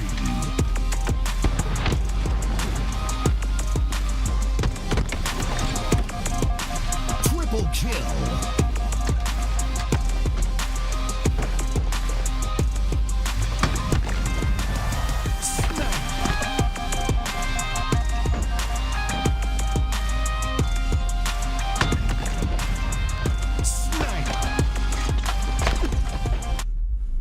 Winners final is here. I'm Tools. Joining me is Active, and on the line today, $5,000 in the $5,000 ForgeHub 4v4 tournament presented by who else but LVT Halo. Active, Forge maps. What do you think, man? Like, you've been watching the competition. What do you think of these new maps? Yeah, I absolutely love them, and it's just so much respect goes out to the Forgers, right? They're putting hundreds and hundreds of hours into these maps, and some of them I would even say are comp ready. So really cool to see, and we need this type of stuff, especially at this point in Halo's life, 3 years into the game. We need this type of content, and it's really refreshing, in all honesty. Well, you know, I played some 8s. I think it was on Wednesday night with Louis, Active. Not you, Active. I'm sorry, dude. I don't know why I said you. Dude, what's their names, dude? Mikowski and Eli. That's who I was thinking of. And, I'll tell you what, I can't remember their gameplay because I was dominating so much. Because these new maps are great. A lot of verticality to be seen, and we're into game number 1, guys. First, best of 7 you'll see on stream as well. Winner's final grand final is going to be those 7 games. And one thing you'll notice on this map, a lot of verticality throughout everyone's competition today, leaving a little bit of a playground for the snipers to run around with. Yeah, I gotta love that high ground potential that you see on this map. You see already it's snipe drone with the snipe in his hands. Has to play his life. You see him back off there. Sometimes backing off means you end up dropping down right into a rock, and as Tala gets that kill, it's gonna be 3 down for Quadrant now. Proton get a bit of control now. Right, everything's gonna revolve around this sniper, though. Make sure you keep this thing in your hands. And Truckle with the reposition doesn't quite hit the shot, but does its job. Loses the last bit of that ammo, and now you're going to see that top control for Proton, going to be able to shoot down on their opponents instead of having to scurry around like rats in the sewers. I mean, look at this map, dude. You might as well be the sewers. You got a whole trash heap down there. I thought I was in Star Wars when I was running around everything. Yeah, Talik, I love Talik's positioning here on that. It was called Top Catwalk, honestly. Look at how he's able to kind of rotate around to the spawns, gets a couple of kills for himself once again. 15, 16 to 7, ring around the rosy. It's Talik getting behind the enemy roster of Quadrant and just doing massive amounts of damage. Someone's been learning the routes, man. This is Route Man getting paid right now. Talik getting doubles and spades, almost making an overkill for him. And I love the way that he's been maneuvering. And the thing that impresses me the most is how disciplined he's been on the map, right? This is a map not everyone's too familiar with, but what does he do? He sticks to the perimeters. You stay on the outsides and you work your way in, finding the players of Quadrant defenseless to the side. Power-ups up once again. Quadrant desperately need these to start to close the gap. Yeah, I think what makes Quadrant such a good roster in general is just their ability to control the spawns and control parts of the map. But on a new map like this, where maybe you don't have a lot of time, it's Proton Gaming who are able to kind of take advantage of them not knowing those spawns perfectly, right? There's maybe some spawns that are a little bit outside of the perimeter where you wouldn't expect them to be. And honestly, I've seen Proton control those spawns really well here. We'll see if they can continue to do that. It's Snipe Drone, though, looking to take some advantage on that top side of the map. It's Cherish, though, who shuts him down quickly. And once again, you have Proton continuing on their lead, 10-3 for Talik. He's been practicing. Quadrant stayed disciplined on the power-up launch. They're able to get most of them by baiting Proton in. The problem is that there's just no follow-up after they get those explosive kills, right? They're able to get 1 or 2 rocket kills.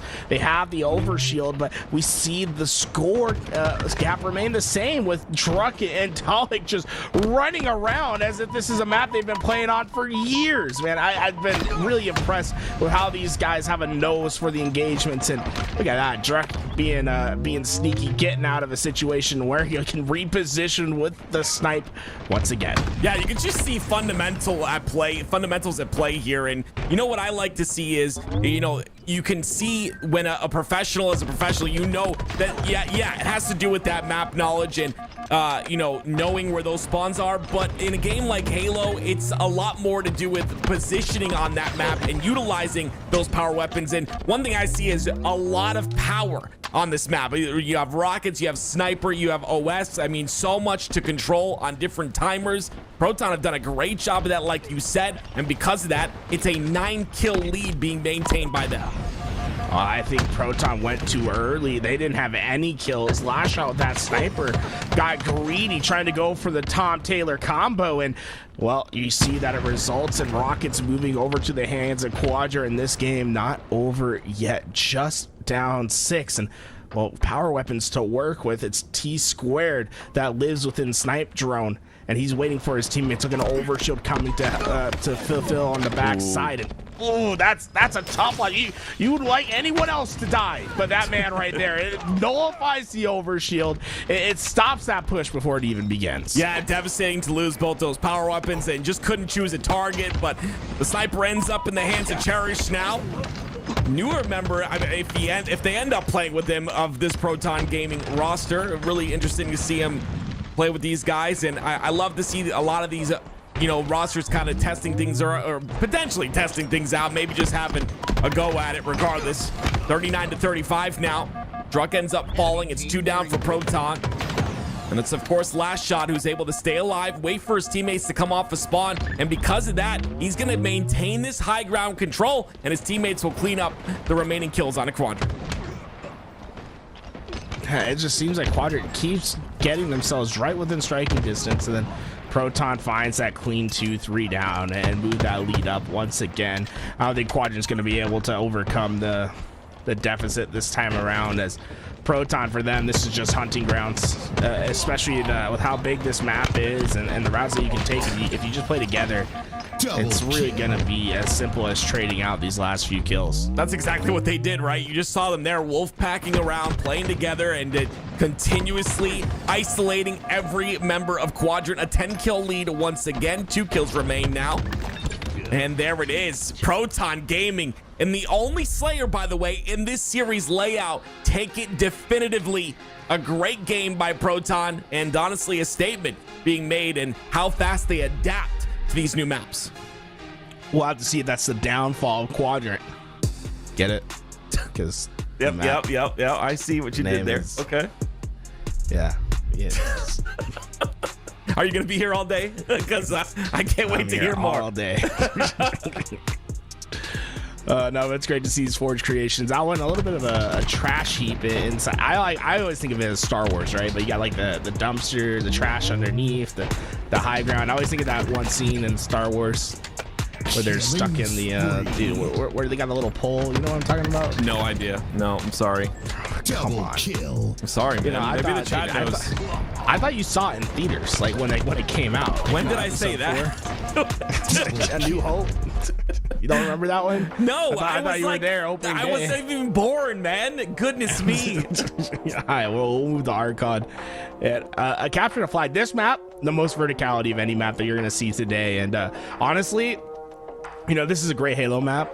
This would have been the perfect split game map. I'm telling you, the more I played on this, the more I was like, I wish I had a portal. If I could portal to the other side of the map, I would be going nuts. So I'm going to say War and Paimon, I believe is that his name. Guys, whenever Splitgate 2 comes out, get this thing ready to go. You know what I'd say at Archon and Splitgate 2?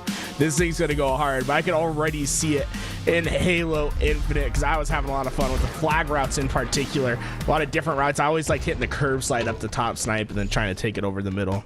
I mean, why not do one better and just add portals to Halo Infinite? Right? You just add a portal as an equipment. Halo you know 7, baby. Halo 7, here we go. Now, do you think they get cease and desisted? I don't know. Splitgate comes for their money. They're like, you cannot add portals to Halo. This is our whole game. This is us. 2 down for Quadrant. Glories, though, trying to run that flag regardless. It's Seeka, the last player alive. You see Druck and Proton Gaming searching him out as fast as possible. So many routes. I love this as well. The heat wave towards the bottom side of the map. You got to put yourself in an exposed position to be able to pick that heat wave up. But if you've got it in your hands, look how much control you can garner here. It's going to be Druck pushing out Glories. They're trying to pressure the side of Quadrant. And with that kill from last shot, that might be the opening for them to do so.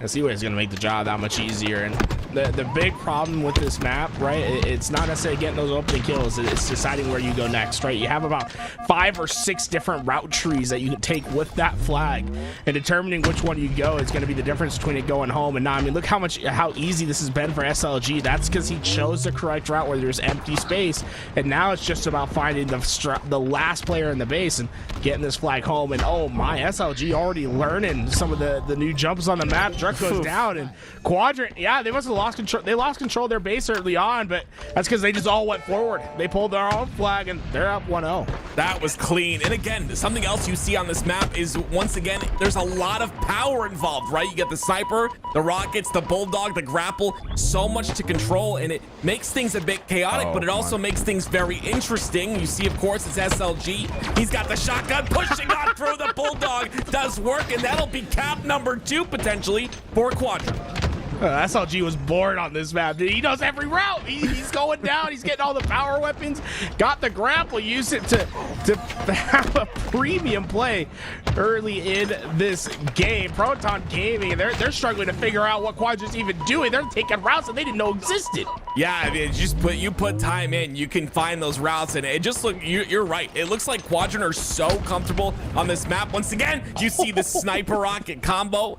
It's going to be taken down. Now Snipe Drone will control all of that. Druck ends up dying with it. Cherish does get a kill in the kill feed, though.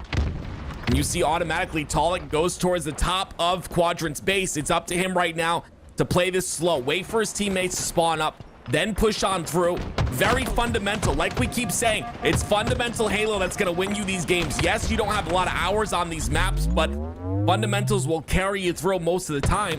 And you see, again, controlling the top side of Quadrant's base. Beautiful shots. Finally, Quadrant go 3 down. Oh, come on, Talk. Just stay alive up here. Let your teammate get over there. Wow. If they can pull the flag out, he has a grapple ready to go to try to continue it on. But the problem is that Proton was spread out just a bit too much on the map. The only spawn that was open was the very back base. That's just the one angle that Talk could not live with a player spawning at. And unfortunately for them, that's probably going to stop this Proton push. So a lot of pressure that Proton applies, but no reaping of rewards as everything else goes Quadrant's way. Gotta love this. And I absolutely love this right here. The snipe battle from base to base. I just think that's so interesting, and it just brings me back. You know, obviously we've got it on Empyrean, which is previously the pit, but like maps like that have that 1v1 snipe fight is so interesting to watch. You see the grapple still being used as well. That's gonna push Druk back. Oh my God, Druk's going for a combo. He's saying my feet aren't gonna touch the ground, and I'm gonna hit a shot. Wow. Oh, he gets another grapple too. Let's see. Oh, come on. Floor is lava. Dude, oh, okay. He's got the rockets in sight once again. Druk had So you send the rocket off the lift, let the rocket go up the lift. So one thing about Halo, that's why we don't see lifts in any of the maps, man. I feel like they just take any projectile that goes close to it. It's always fun sending a rocket up the lift. Yep. We'll see. We've seen Druk with rockets he in didn't see sight Camo. before, though. Camo's underneath him. Yep, there he is. He's running flag. SLG's running flag with Camo. They don't know. No. He sees all three of them. He sees them. He gets the kill on one. Cherish really weak as well. If they can clean up Cherish, yeah, this might be a flagpole. Talk. Look at Talk in last shot though. Last shot ends up pulling the flag. He goes for rockets and the flag. Dude, SLG's like on some sort of flag, right? He's like, all right, guys, I got 2 rockets. Let me go back for a second. Oh no, The rockets have been ineffective at best right now. Yeah. I feel like we haven't seen a rocket get a kill. Double kill. Yeah, generally you see those rockets, capitalize on flag caps. If you use those rockets correctly, you can get that flag cap. But it looks like Proton pull the flag of their own, and they will put one on the board here. 2-1 now. Proton not out of it just yet. Quadrant showcasing that they're very comfortable on this map, but Proton with their pressure seems to be a little bit too much for the side of Quadrant. Hey, you ever seen a yin-yang game play out in real time like this? Look at Talik in last shot. Is that not some yin-yang stuff right there? 4 kills, 13 assists. On the other side, last shot, 13 kills, 3 assists. Who's feasting, huh? You know what I'm saying? If I'm Talik, you're sending half your paycheck to me this month. Give me the stipend. You know, this is all the dirty work. Someone's gonna go look at his KD after him, and they're gonna be like, he didn't do anything. And he's like, he's been feeding last shot the whole game, and he's gonna run himself a flag right here. I mean, 4 going down for Quadrant. You don't capture this, I feel like something went wrong, and well, they are taking a unique route. Let's just call it that. Everything's coming up as well, so this is just really bad for the side of Quadrant. Heat wave back to backs. Yeah, heat wave in the hands of Cherish. Heat wave, triple kill in the hands of Cherish as well. Snipe drone, the last player alive, he goes down too. And now with all the power weapons, everything in their hands, is Proton running another flag. Well, that's kind of a nifty route. I like it. See, normally I clamber up and try to go up high, but I think that was probably better. Get a little faster, but these rockets probably going to secure this flag. I mean, there's just no way. Or secure. There it is. No, there's nothing. Quadrant just got put on a cycle, I think, 3 lives in a row. That's insane. Yeah, that's crazy. We saw it. We saw it with, I think it was SLG with that camo. Trying to camo flag. They were up 2-0 in the game, by the way, when that happened. That's what I'm saying. I think it was 2 minutes left. 2 minutes later, they lose the game. It's crazy, and that's what power weapons can do, right? They can put you in a cycle like that where you just can't get off a spawn. And a great job by Proton controlling that, literally the entire sandbox. Grapple, sniper, rockets, camo towards the very end there. Everything, the kitchen sink, they're doing it all, and it allows them to win the game and go up 2-0 in this best of 7 series. Can we go back real fast and look at the accuracy? That was insane. I don't think I've ever seen that before. There was 3 players on Proton that had 70% plus accuracy that map. That's nuts. That is nuts. Oh, dude, that's absurd. I mean, look how close this flag was, dude. Like, they end up pulling it, right? I don't know how he doesn't capture that. Yeah, he's behind 3 different players. I mean, it was all, this is it right here. Cherish, heat wave. Like, there's so many power weapons in the hands of Proton there. It just Look at this. overwhelming. What is Truck doing? That's Like nuts. he gets 49%. Heatwave. His teammates are sitting 70. I saw Cherish doing some dirty work with the heat wave. That's for sure. That's nuts that he has 72% accuracy and he was with Heatwave that much. That just blows my mind. Like Heatwave usually tanks your it tanks my accuracy, but apparently Yeah, I mean, just hit your shots, forehead, bro. Yeah, I guess. Yeah, You can you're double right. up, right? If you hit someone, so if you hit someone with the first shot and then it bounces off a wall and hits someone else, is that like, do you get more shots hit per shot fired? Maybe. There's a potential. Someone this is like Mythbusters, right? Like, we need someone to go bust that myth, bro. It's like if you bank the shot, you could potentially just like raise your accuracy by tenfold, right? I mean, just hit it off the wall. Potentially. Well, here we go. Anthracite. Next map. Thank God. King you of the said it. Hill. Holy shit. I was looking at that. I was like, Anthracite? That's something that I've been really good at. I've been streaming for 10 years, and so people come in the chat and say, "You said my name right? I'm amazed." And I don't know. It's just like I can read words that I've never read before. I can't read words that I read all the time though, but I can read words that I've never read before. I'll take a shot with the Forgers on this one. It's I'll do bullet to the head 9 because I think that's my favorite Forge name so far. Lahant. To you, it's getting kind of hot and bothered with the way that you're saying that. Lahant. There we go. A little French spin on it for the French players in this game. Love it. Quadrant taking on Proton, down 0-2 in the series thus far, and we go to the Old West, where the Americans try to settle their way. I guess America isn't cherished Canadian. I have no idea. That's a Tony question. This is cool though. Look at this aesthetic see? You see what I'm trying to say, dude? This aesthetic is cool. I haven't seen this in a competitive map yet. It's really cool, like the little mine in the back. I love this. This is awesome. And I've heard this is a very competitive map, right? Like on King of the Hill, this is one of the more competitive ones that we've had. It's cool. It's definitely still a lot of verticality on it, a lot of space to take as well. So, but what's interesting is how close you spawn to each other right away. You see how it's immediate fights, but then you look at the map, but it's actually quite a large map with a lot of verticality towards it. You just have to spawn right next to each other. Well, SLG has the snipe. Not going to go for any sort of hill time, of course. Dude, that was sick. I'm not gonna lie. Like, whoever designed that, so it was perfect repulse site. Good job. Oh, gonna get the opening couple of kills here, maybe. The OS is in the hands of Proton, though, so a great job once again by SLG to stay alive. But there it is. It's Talik who understands how important it is to get SLG off the map. Make sure to get control of that sniper because that's going to grant you this hill. Look how much time Proton's been able to get because of Talik taking control of this top side. Well, the spot is just so powerful, right? Being able to shoot down on your opponent so it's going to make a difference. Where Glory's standing in that window, a red gun spawns there. So another thing to keep an eye out on, see who gets control of that red gun and puts it to work. But so far, Talik is just maneuvering himself on this map to prevent anyone from getting behind him. But I don't think his FOV was high enough. SLG sneaks up behind him. It's going to be about hitting a big shot here. I love the repulse. Almost gets him towards that back wall. He probably would have been able to hit the shot if he was able to connect with him on that wall. But Proton, a little bit of time now still. Quadrant really haven't been able to get anything. Finally, they find themselves in the hill, and guess who's taking this top side control once again? This is a massive place to be. I love that Cherish is challenging him. It forces him out of the play now.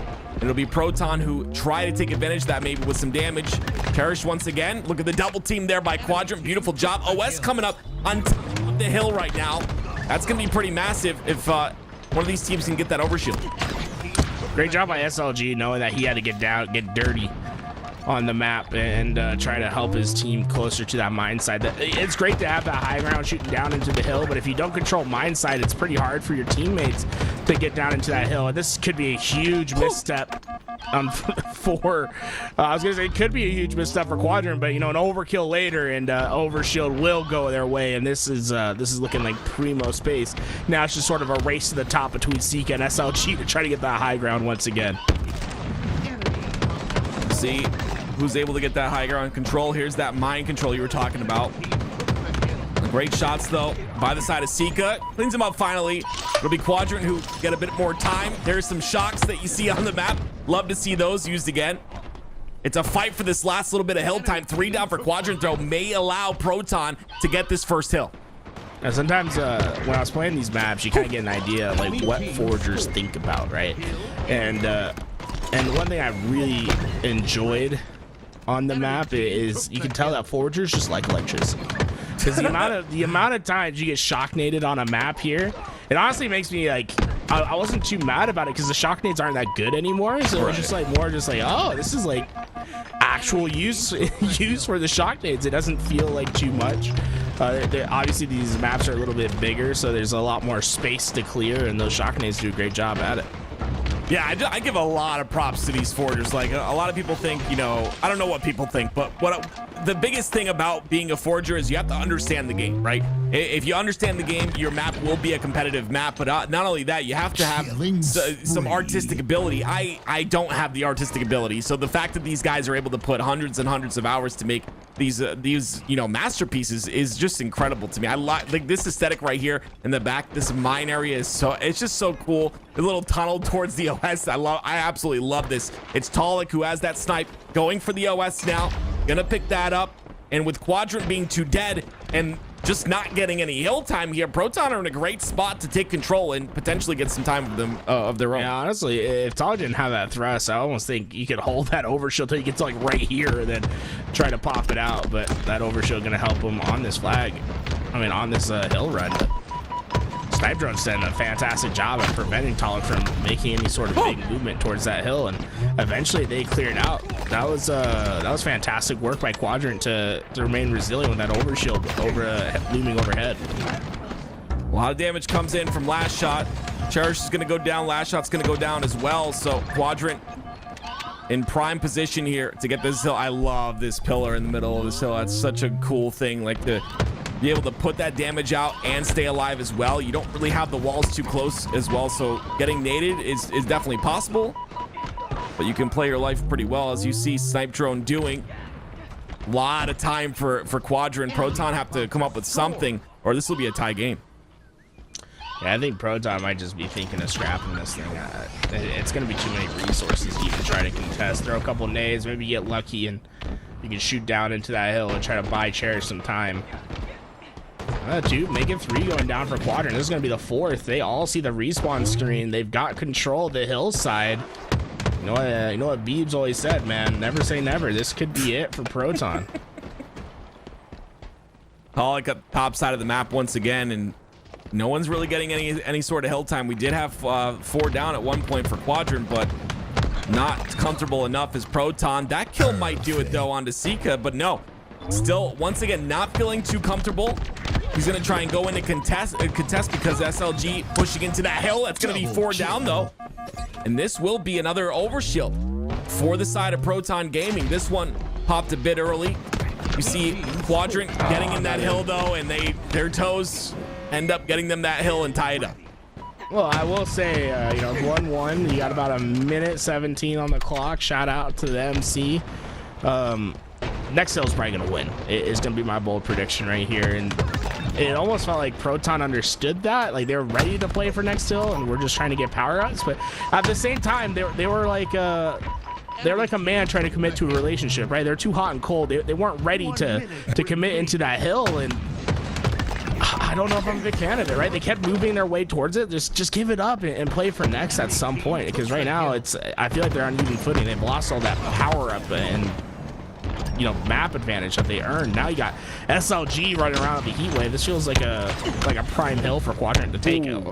Unless last shot proves me wrong. Yeah, that was 3 down for the side of Quadrant. Last player alive is Glory. Snipe Drone gets that anchor spawn towards the back, though. Last shot takes care of 1. That's going to be a big kill for him. If he can stay alive here, this will be big for the side of Proton. 2 down once again for Quadrant. Now they're on a bit of a cycle, but honestly, the player to watch is Last Shot in this situation. If he can live and still continue to do damage, this will be huge for the side of Proton Gaming. Great job. Last Shot is on a spree right now. And honestly, if they get this hill, it was all Last Shot. It was all him. It's been fantastic work for them thus far. I almost feel like you get this to 90%. You jump out and you just start wasting a little bit of time. I think Cherish was thinking about it for a second, but now they're going to go into the next 44 seconds for Proton. The answer is simple here. You just play Slayer. There's no need to get yourself a 3rd hill. Last shot single-handedly granting that hill to the side of Proton, but still 40 seconds remain. That counter is going down, though. That's a huge win by Talik right there. Talik ends up falling at the end of the day, but it's still 30 seconds is all that remains. And you see, of course, Proton is playing that time. They're going to be in position to play that backside of mine, and look how strong it is with that overshield as well. Quadrant have no entrance into this hill. Sika, the last player alive, 15 seconds left, and now Talik has the snipe as well. I mean, you got two really young players here with Cherish and Last Shot on the squad of Proton. You know what they say about the young people these days? They yearn for the mines, man. They're just sitting back there, just making this thing their home, ready to take on any challenge that comes. And you can see nothing was getting through them. Talik with 21 kills in the game. And that was a fun one. It almost reminds me a little bit of like a TF2 sort of style. Like not like the map design, but sort of the aesthetic of it, the artwork on it. I felt like I was spy taking my disguise and trying to get behind people with that knife. You know, shout out to TF2. Well, as you know, this is obviously a best of 7, so we move on to one of my favorite maps is Conflux. And you know why? It's because I'm a boomer and it reminds me of Construct. It's got that same type of aesthetic and look to it. I like it. I'm excited to see how these two teams play on it though. But Proton looking to sweep this series with one more victory. They will do so. And again, I got to give them lots of props. As professional players, you expect these type of players to adapt to new maps and new situations. And you know, so many people, you know, wonder why the pros are always the pros. No matter what the Halo game is, you see players that are continuously some of the best, and it's just because all that fundamental transfers over. The ability to adapt quickly, the fundamentals of Halo in general as a game. You're just able to move on to new maps, even new games, and still succeed. So got to give a big shout out to Last Shot here. His ability to stay alive and just put just tons of damage and wipe the enemy of the team of Quadrant multiple times. Got them that hill. But now we move over to Conflux. Yeah, what'd you say this reminds you of? Construct. Oh, what's that? Sorry, I'm not familiar. What's that from? Don't say you don't know where that's from. You're gonna get roasted, man. I'm trying. Sorry, like I care about you. I was too busy constructing some relationships in homeroom. You know what I'm saying, bro? That's I was busy. What do you say, Susie in homeroom class? Is that who it is? This one was Shelby. What? This is like Halo 3, right? It would have been Shelby at that point. Why always S names? What is it? What's up with that? I don't know, man. Okay. A lot of S's were popular in '97, maybe. So I guess, man. Well, here we go. Game number 4, Proton up 3-0, of course. As you can see in the top center of your screen, Quadrant looking to answer back. You got SLG with that snipe. I can do just that. OS is coming up very shortly here. It looks like a delayed OS. Love to see that. SLG doing work with the snipe, and he's got rockets as well, but decides not to pick them up. You know, a little disgraceful, just like tarnishing Tom Taylor's legacy like that is kind of a BM move for SLG, but he'll take his sniper up to the high ground. And that overshield just got shredded out. That was a concerted team effort for Proton Gaming to ensure SLG didn't get one bit of value with the sniper and overshield, and they're going to reap the rewards. Mid-map control for Proton Gaming. Yeah, I'm curious where those rockets went as well. Like you said, not picking those up. I don't know if they despawned or if they were used or not, but it's Talik who picks up the snipe. Going towards the backside here. This is kind of like a little bit of a sneaky area to block off the spawns. You see Last Shot pulling flag towards that direction as well. Oh, wow. These spawns are very, on the right side of the map, very far away from where this flag is being run. And it'll give Proton Gaming an opportunity to maybe put it in. But no, Sika's in the base, ends up tossing the flag out. It's up to Proton Gaming to kill Sika quick and get that flag returned. The thing is, though, Quadrant put themselves in a decent position by throwing that flag out into the middle. They know where they can focus on, and that's just ensuring that that flag doesn't get put back home. They eventually get the return, and could be a counter opportunity here for Quadrant. The only concern when you throw the flag out into the middle as that stalemate sort of decision is that there's no good way to get the flag back up to your own base without someone there to catch it from the middle side. So you have to start to take a detoured route out into the perimeters, which can take quite a bit of time. I just want to give another shout out to I think it's Grim who created this map. I mean, I absolutely love the fact that he was able to I think obviously I don't know if this is inspired by Construct at all, but essentially removing the problem with Construct, which was if you had top control, it was over, right? You couldn't ever get top control back. On this map, there's so many ways to get towards that top side of the map. I absolutely love this. Both teams showcasing that top control very effectively. It's 3 down for the side of Quadrant though. Druk trying to stay alive here, has to get SLG, but Cherish comes in to help. This flag will be moved forward and it will be kept. Yeah, I feel like maybe the map called Conflux was inspired by Construct. Just gonna put it out there. I hate you. I love that. I love the top-down view that we got here. You're seeing a lot of fights on the top side of the map, and I think you're gonna probably see a lot more of that. The routes feel a little bit more natural over there. You have a little bit more cover as well as power-ups coming up. On that side, your sniper feels a little bit more powerful over here. I will say though, you can get some sneaky routes over on that bottom side in the open space. I feel like we should call this open, right? That's open side, and then on the top side we call that closed. In my opinion, I don't know if I can dictate the call outs. You know, like they have the ones at the bottom. You know, this is a stage, but I feel with how you can just snipe through the map right here. This is just such a strong power position. You're gonna see a lot of fighting for that spot on the map in particular. This is so cool, man. This map, I absolutely love this. SLG, I love his positioning here. This is a drop down as well. This is amazing. SLG doing a great job of playing his life. They're gonna give up on him as well. And because of that, Last Shot takes a body with the snipe. Still a 1-0 lead. And OS now controlled by SLG. Is he gonna be able to get that away? Get away with his life? Yes. Gets the OS, still controlling the snipe. Look at the target switch, that was beautiful. But he ends up getting rocketed. Cherish takes him out quick. Well, you know what they say about rockets, man. It just beats everything. You know, you don't have to worry. There is no fancy movement needed. Just fire, shoot. Cherish doing a fantastic job right there to neutralize that overshield sniper before it got too out of hand. And looks like Proton might be able to capitalize even more with that flag already halfway. Quadrant are in a dire position with 3 going down. Sika can only helplessly wait for his spawners, and they're gonna have one chance at this, and who else but Tom to shut them down. Double kill, perfect shots. I don't think he missed one. Oh my goodness. I absolutely love this, man. This is so cool. Talik in a great position, gets 2. What he essentially probably only should have got 1. It's those low percentage kills, once again, that are the difference maker. Oh, SLG takes that top center control. He'll be able to stop. I thought he was gonna be able to stop this flag run. Talik gets the kill there. Last Shot gets another kill. 2 kills that should have gone in the hands of Quadrant are turned around by Proton once again.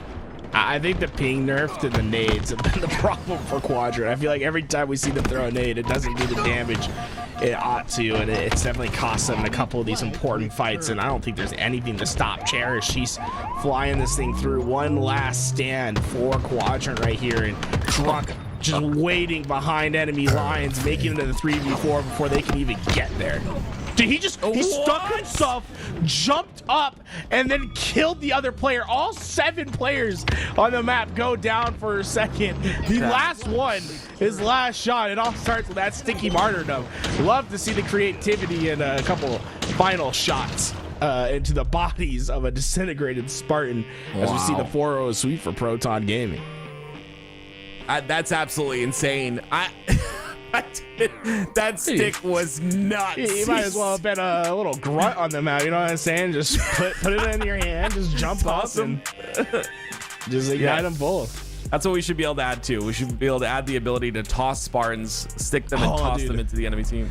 Halo 7, if you have 2 stickies, you should be able to do like a button combination. You basically put them both in your hand and you go grunt mode, dude. You walk slow, but you hold them in your hands. You walk forward with the 2 stickies. Oh man, this is insane. I absolutely love. This was sick. Like really cool by the side of Druk. That's gonna guarantee that cap, and that's gonna guarantee a sweep in the winter final. I didn't expect that whatsoever, especially with Proton, with Cherish and brand new maps. I expected Quadrant to do some work there, but It'll be a 4-0 for Proton. Did you expect this? A 4-0 for Proton I thought it was Gaming? gonna go to 7 for sure. Yeah, that is crazy. In dominating fashion. I mean, big kills on the map pretty much by everybody, I would say. Yeah, you know, it's I think Quadrant are gonna try to find their way back into that grand finals, and I wouldn't be surprised if they get a little 4-0 revenge in the first best of 7. But there's plenty of losers bracket to go to potentially change what people who might be there. And as I look down, you know, there's a team in the lower bracket that I think maybe took a forfeit early in the tournament and had to go down right away. Let's see. I am seeing a GBX that started in losers round 2 that's playing. So Renegade and the crew, they just straight up lost in round 2. They played Reversal Perfy in round 2, lost a 2-1, and GBX, which is Suppressed, Diagram, Renegade, and Tusk, I believe, in that lower bracket as well. So lots of good teams still playing down here. You see they're going up against Bozos right now, and they could have a little revenge match. I think that's our next match, man. I'm gonna call it right now. We're gonna watch GBX versus Reversal Perfy up next. See if they can get their revenge. It was a 2-1 last time these two teams played, and I'm sure GBX out for blood this time around. Dude, there's still lots of good teams here in the tournament. People's Champ, you got Gunny, Breaking Shot on that roster, Magnanimous. I mean, of course, that maybe I hate to say it, but like, you know, maybe Complexity trying out some new stuff potentially, but lots of great rosters, lots of incredible maps. I've honestly, again, I want to make it very clear, it's been very refreshing to have these new maps and be able to see these being played. New content is always so great, so gotta give a shout out once again to ForgeHub, all the forgers that still forge for the game of Halo. We as a community, we need you and we appreciate you more than you know. So thank you to everyone who forged all these maps that we have in our series layouts. I mean, these are incredible maps. It's really great to see. You know what I found? Yeah, okay. Chat was getting a little on me for predicting GBX would win, so I went and found the rosters. Yeah, I think GBX will be there next. You know, I'm sorry, Luke. It might be a little bit too much to chew for y'all down there, but we'll see if y'all can get the job done. Over on the other side, Raging versus People Champs. I wonder if that started, man. If that hasn't started, I'd love to get in there and see what's going on over there. But either way, we're gonna figure out where we're going down in this elimination bracket. When we're back, more Halo action will be on your screen.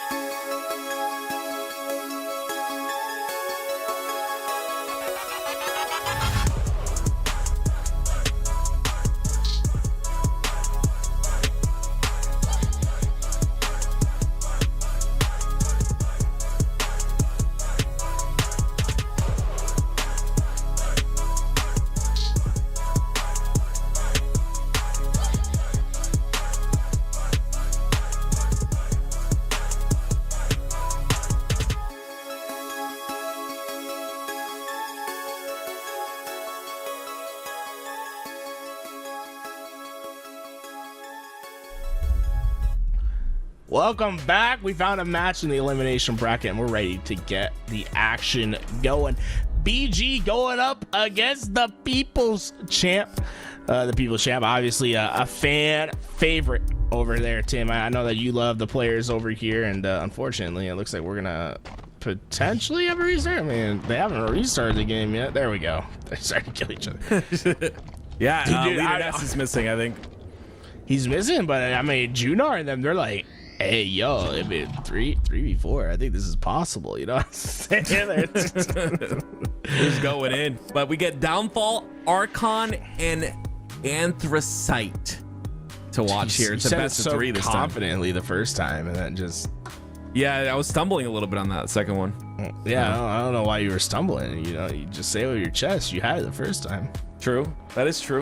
What's your favorite map in this pool? Like not this, maybe not this Archon, series layout, but like for the sure. You talking about period? God, I forgot the name. There's one of like they have like these like little halo rings on it, and they're like teleporters. It's kind of cool. Ooh, I like it. Bring back the teleporter action. I like that.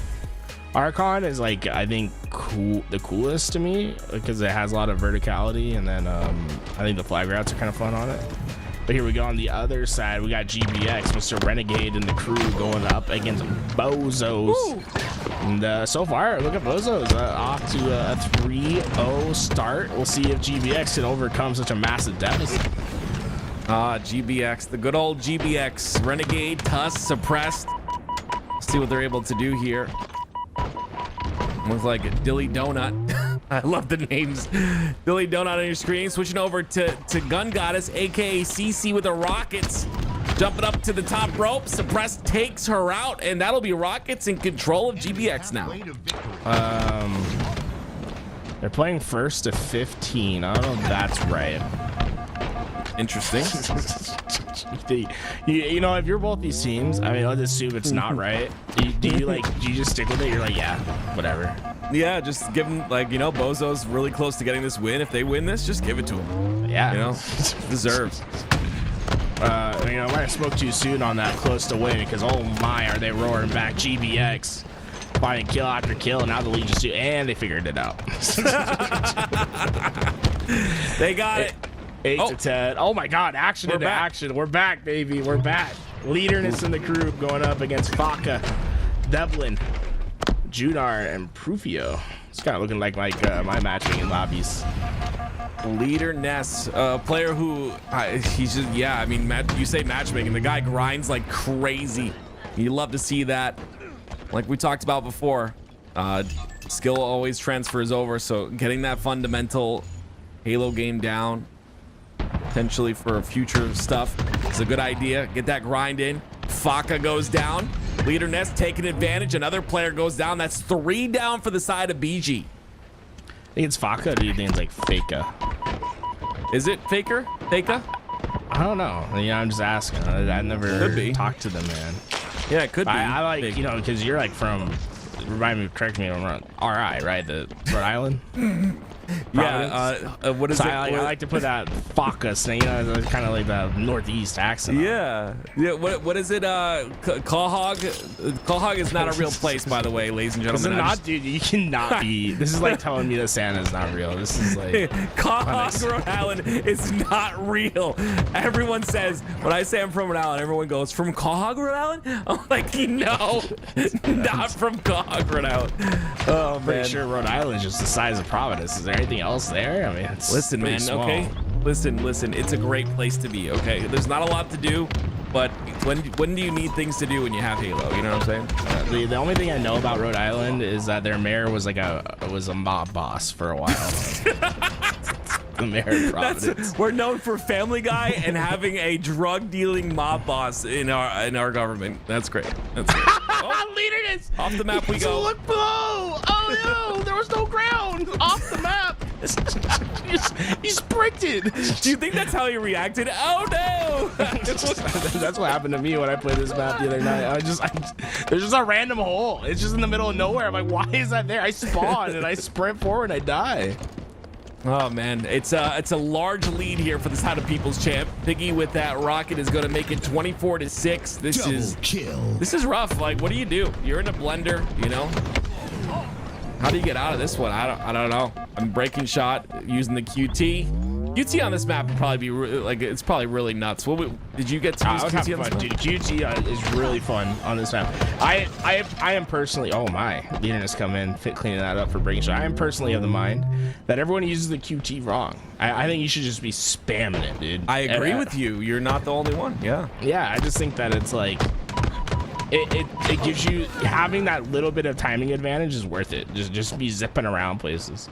It's like the people that can't rub or pat their head and rub their tummy at the same time. It's tough because you gotta remember where your QT you were going is. somewhere way different than that. You said rubbing, bro. No, I'm not gonna go there. But yeah, it's hard because you gotta know where you're directionally facing, and you gotta know like where your QT is, so its location as well. And if you do things while you're QTing, like if you jump in the middle of like QTing, you'll jump as well on the other end of the QT. So it's just like keep your momentum. Yes, it's crazy. Like we have not even seen, I don't think we've seen the potential of the QT yet. And I thought we were gonna see a little bit more of it on live fire, but yeah, we haven't seen it yet. And I agree with you 100%. It needs to be spammed, but you just gotta keep track of where it is at all times. I think you'd see like God, what's that map called? There's like a couple maps that have those lifts, like Archon or Confor, where I want to see like a Mint Blitz style montage there, where you like put a QT somewhere, you go off the lift to get the momentum, and then you fling yourself up into the air to like hit a crazy snipe shot. There's so much to happen with the QT that we just need one map that's built in for some crazy QT plays. And, oh come on, Breaking Shot might gonna have to waste his rocket. Comes through. He's chasing it. I don't think he's gonna shoot it. He's just gonna chase him down.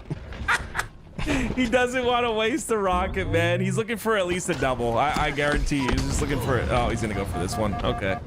Right the shot. No. Oh, okay. I mean, there you go. Rufio showing Breaking Shot that he needs to stop being so confident.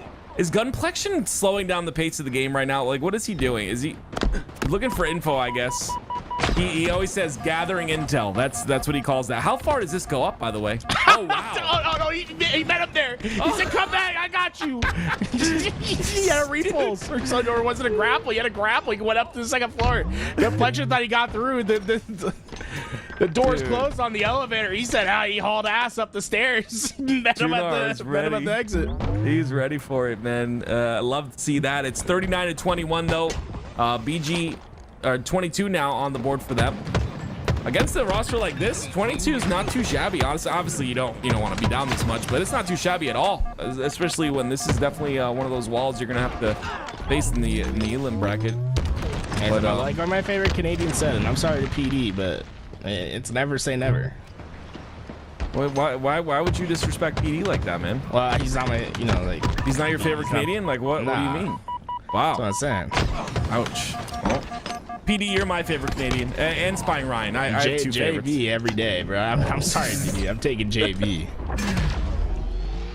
Oh man, OS Rocket. There's so much power on the map. It is. Oh, shoot! Chunar is nuts. I'll say the Rockets. I wonder, is it good map design for the Rockets to be hard to get kills? You know what I'm saying? So far, it seems hard to get kills with Rockets, and I feel like that's a good thing, right? Yeah, I agree. Yeah, it is, because it's. I mean, if you force me to shoot a rocket at a wall in order to get a kill, like it's like I have to shoot it at the floor, or else it's just I'm gonna miss. Wait, you shoot at the. Yeah, I'm the worst rocket player in the world. I mean, no I never even joke. thought about that. I just shoot at the player, and I just. Oh, you hit the player every time. Wow. Yeah. I need lessons then, dude. Is he looking for Easter eggs? Like, I'm actually taking a detour, man. He's. Breaking Shot found a little ledge earlier that he was staying. He's like, it's funny when they like find something new. You see them do it again. Like 50-32. It's People's Champ, and this is a best of 3, by the way, ladies and gentlemen. You don't know what a best of 3 means, Tools. It's the first to 2 wins. Thanks for illuminating me. Yeah, I found a call out for you on this map. Oh God, what is it? When we're playing, maybe next time we see it. What'd you call it? The Tim or the active or what? I called it double E.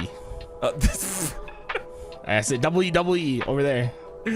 Oh man, you got to cut that down to. Unfortunately, it's not on the It's not on the fly through. So next time we're on the map, you know, I'll point it out to you. Okay, sounds good. It looks like we're going to Archon next. Your favorite in the series layout, at least. I like it too. CTF. I'm excited to see War. Look at War, dude. This guy's nuts, man. Solo two maps. Yeah, so not solo. He's got a collaborator in Paimon, but yeah, 2 maps on the series layout, and they're both really good. I just think it's crazy. So many hours goes into these maps, man, and they just do it out of the love of the game. That just blows my mind, and I love that. I mean, it's so needed for the community, and it's so needed for the game of Halo to have you know, these forgers that are this passionate. So I gotta keep stressing that I really am very appreciative of the forgers that we have that have all this talent, and you know, in the future I hope to see you guys continue to put this passion forward, because this is awesome. This has been an incredible tournament so far. And Tim, correct me if I'm wrong, right? I feel like this is a radical concept, but if People Champ wins this game, Yeah. they win the series. Because yeah, it's like, yeah. I think you're right. I think you're right, man. Yeah, I think you're right. There's 3 games, but you only have to win 2 of them. Yeah, I'm not good at math though. I'm not good at math, so yeah, I think you're right though. Yes. Okay. so it's the best 2 out of 3. When they say best out of 3, they don't like ever say the 2. So I was like, right. The 2 is just disrespected. You know, just like me with you all the time, disrespected. I feel like it was disrespectful to try to explain what a best of 3 is to me. I'm not gonna lie. If anyone was disrespected in that whole conversation, I think it was me. Well, like you said, People's Champ doing work, dude. Okay, God, punch it. Oh, come on! If you would have hit this one, please. Oh my dude! God. Triple kill, baby. Mama, get the camera. This guy's nuts, man. Gunny is he's just crazy, dude. Like, I don't know. Like, he spends a lot of time warming up on that cool warm-up map. I don't know the name of it, I'm sorry, but it's you know, I don't know, maybe. I think so. But he made? Yeah, I think it's the one that Scoop made. And yeah, a lot of people warm up on that. He spends so much time warming up, like, and the stuff that he's able to hit against those bots, man, like, I feel like a bot watching him warm up against bots. It's crazy. Kenny's been going for some montage-like shots right now. Can he hit this one? Is he gonna hit this one? Is he gonna hit this one? Oh, he hits it. I wish he would have kept the second shot for another attempt, you know? Yeah. Grapple. Breaking shot. Nuts. Absolutely nuts. This kid, breaking shot, really fun to watch on land, dude. Like, I was watching him warm up, but I was watching him warm up, and like, he literally, he's really good at movement, as we all know. Breaking shot is. He literally puts his entire body in the movement that he does in game. It's so cool to watch. Like, like he'll literally, when he's sliding, his whole body will move while he's trying to slide. It's actually crazy. Some people just get so into it, man. It's cool. It's cool to see. Everyone's got their own, like, yeah, unfortunately you can't do that on mouse and keyboard because it would like mess up your aim, right? Yeah, true. Yep, Dude, very true. Breaking shot just saw a player spawn 2 feet. I think the lift doesn't quite, like, until you reach the feet on the ground, I don't think it's like quite influencing the spawn. That was the gifted spawn of all gifted spawns for breaking shot. Unfortunately, the Rocket still doesn't get the kill. And you know, players that move with their reticle, the one reminds me of is Sparty, man. Every time I see him on the cam, whenever he's at tournament, he's always strafing with his Spartan. He's moving left and right whenever he strays left and right, just a little bit. It always cracks me up to see. Yeah, you're like in the game, kind of. I don't know. I think it helps you play better, man. Like, if you really connect. That, you know, I don't. I just sit still, like, I don't know. Right. I mean, it's kind of what your gameplay looks like for the most part. Okay, man. Jeez, you don't have to roast me, man. You know, a lot of standing still, dude. My name is active for the opposite reason of that. Okay, I literally, if you see me in real life, my name's not active because of that. It's because I don't stop moving in game, you know, to my detriment most of the time. It's like a reminder. You know, it's like your mom leaves a note. Oh, Gunny with the back-to-back. Triple kill. Triples. And he's going up high with the flag. Oh, no. Hey, the grapple will get him right back where he needs to be. Oh, goodness me. If he turns around and... That's kind of slick. Yeah, That I was was going to say, if he gets that, I don't know. I thought he was going to get that across all the way, but they end up pulling their flag. They're not giving up here. And you love to see that, man. But Gunny's popping off with this snipe. Look at that. He's going to get rewarded with a camo as well. He's looking for the grapple. Nice. Good job dodging the lift. That thing will suck you right back up. Doesn't matter. You got to play it real close. And all the power weapons in for People's Champ. Looks like it's going to be a montage last few moments for them. I mean, I can't imagine them not getting a flag capture with the amount of utility. 2 snipers? Yeah, 2 snipers and a camo. 1 bullet to work with. You think he hits it? Yeah. Man, why'd you ask, bro? You just I didn't think he was going to hit it, to be honest. I didn't think, not at that angle, but he hit it. Can't believe you doubt the man. Dude, he's so nuts, man. It's all in the hips, man. Just remember that. Hey, yo, what? What? That's what he says all the time. Dude, good breaking shot, man. These kids are nuts. It's kind of stupid. Like how do you get, I don't know, man. I think it's kind of crazy that they put snipers on respawn. Like, why are they like always having a sniper in their hand? I'm dealing with the I think I'm too old to compete now mentality. It's rough. See these kids and how good they are, man. Like, some of these kids are crazy. Complexion's 16-6 in this game, and it's like another day in the office. Clocked in, clock out, you know? I mean, yeah. The way Gunplexion plays is the way I play, bro. Is it? So I hope so. If that was the case, we would have won our game at Orlando. Gotta coach me. Someone clip this. Send it to Gunplexion. Play matchmaking. Like, teach me how to be good, bro. What the hell is going on this guy's screen? Like, this dude's never not moving on. Oh, I feel like it's more than mechanics. though. He has like very natural progressions on the map where it feels like he's always finding himself action. Breaking shot, chill. Okay, like you don't have to do that. Oh man, you know what's crazy about all this equipment? I don't think we've seen. Oh no. Okay, I thought there was no floor there. Hit your head. I don't think we've seen like even the grapple. I don't think we've seen the best of it yet. Like, I don't know. I guess the grapple maybe, but there's some equipment there. Like, there's some ceilings to it. Like, for instance, the shroud screen. I've been talking about this since the shroud screen was released, but we don't see one-ways lined up with the shroud screen. And I feel like if you utilize it like a Counter-Strike smoke, you can get so much value out of it. I think you just never see that. I think the only reason we don't see one ways is because there's always equipment to fight for on the map. So the shroud screen's always better used to like get equipment. Though there are some neat one ways on recharge that I've been like playing around with. You can like throw it or a neat one way over on the like second hill. It would be cool to see like one ways built into a map. I think you have to start putting that shroud screen really far away from anything that's useful. Yeah, I agree. So it's just not used for For those of you guys who don't know what one ways are, it's essentially where you can only see one way. So the person entering in, their legs will be visible, but they won't be able to see anything, and you can get shots in their legs right away and get the advantage in a fight and stuff. See, I always think they're cheating because it's like if I can't see them, then why can they see me? That doesn't make any sense. Exactly. Yeah, he's gonna repulse this up to the top, please. Oh, he tried. It didn't quite reach. Piggy. Boink, boink. Piggy's such a good player, man. I became a fan of him when he played it's on LVT. crazy to say that right after you like got killed. Well, he's got 11 assists. He's 12. I mean, no, he is a very good player. It's just but it just like I became a big fan of him after LVT World when he was on LVT.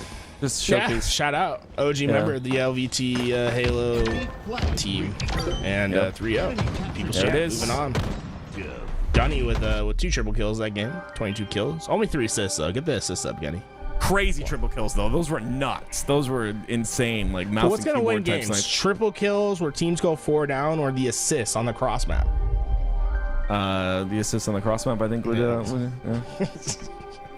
So if you really think about it, was Gunplexion like actually throwing for his team the entire game? I don't think he was throwing, but dude, if there's one match that I'm interested in seeing, it's this one right here. People's Champ, magnanimous. I mean, Magnanimous are really good. What do you think about this Magnanimous roster? Magnanimous is, well, I mean, first of all, it's just E United, right? I mean, like, come on, it's E United with a suspended player getting filled in for. Okay. And we know what their ceiling was. I mean, they got top 2. How can you not be happy about it? You know, it's like if you are a rumored team for an organization that is yet to announce their team, but has a couple players under contract, I think you'd be pretty happy with the roster. Yeah, I like them. Like you said, I think, yeah, I'm excited. You see King Nick show up to land, though. I mean, I don't know do you know what happened? Why he wasn't at London? You got any I deets? do not know. I have no idea. I would like to know, because we weren't told. Not getting those pro points is kind of a big deal. I mean, like, it could, like, this is a team that's not guaranteed their placing. True. And then King Nick Good not point. having those pro points, Rain also not having any pro points this season. Like, it's gonna be an uphill battle for this roster if they stick together, just because there's gonna be teams that have those pro points that they can't really make up. That's a really good point, because obviously Rhinoob and Huss didn't get any, and then King Nick. Yeah, that's I mean, they just don't have any pro points. yeah, that's rough. London was not a great event for I think anyone, right? For any people on this. But imagine the storyline though, if they were to, like, you know, I don't know. I just it's adversity sometimes. They're not even on the chart, dude. Wow, yeah, that's rough. That is Remember, definitely like, rough. those global land points are gonna be really important for getting into Worlds. Not like, I think they're gonna get to Worlds, Yeah. but you always feel a little bit more comfortable if you're like a Cloud9 or a Proton when you have, like, you're right on that bubble with pro points versus, you know, a team that's gonna have to battle for it. This is obviously the Tony pointing out that 90% of pro points drop off, but Rain, 90% of 0 is 0, you know? This is happening tomorrow, and unfortunately I have to be a dad, so I won't be here, but the Open Series happening tomorrow on LVT as well, so you don't want to miss that action tomorrow. Damn, you're telling everyone you're not going to be there? Father's Day tomorrow? I won't be there. I actually, well, no, Father's Day is next weekend, but I gotta watch the kids. So Carrie can't watch them. Carrie's been the MVP, but she can't watch them tomorrow. You gotta get a whole situation where all your kids cast with you. You could be like the first 12-man casting crew. That'd be funny. I'm sure they would love that. We see already. Wow, they're getting right into it. Love how fast they are. One thing I will say about Gunny, very quick to get into his games. He's all about getting the tournament moving, which I can appreciate. You got to keep that flow going. Definitely important to have. I look at Flocka giving him the little words of encouragement at the end. Said, hey, you might have beat us, but beat the next people as well. Get right, noob. Oh, that's awesome. No, I wonder how much time he saved by not putting the A in Ryan Noob. Not a lot. I don't think he saved a lot of time at all. Come on, Gunny. I just gassed you guys up for being quick. Come on, put that R in chat. Oh, no. Oh, yeah, Gunny. I just gassed you, bro. Oh, there we go. Okay. You can't be doing this to me. That would have been so funny if he just, like, heard you and was, like, delaying. Sorry, I gotta go. Be right back. Oh, man. We get Downfall first, I think, in the series. And this one's is this a best of 5?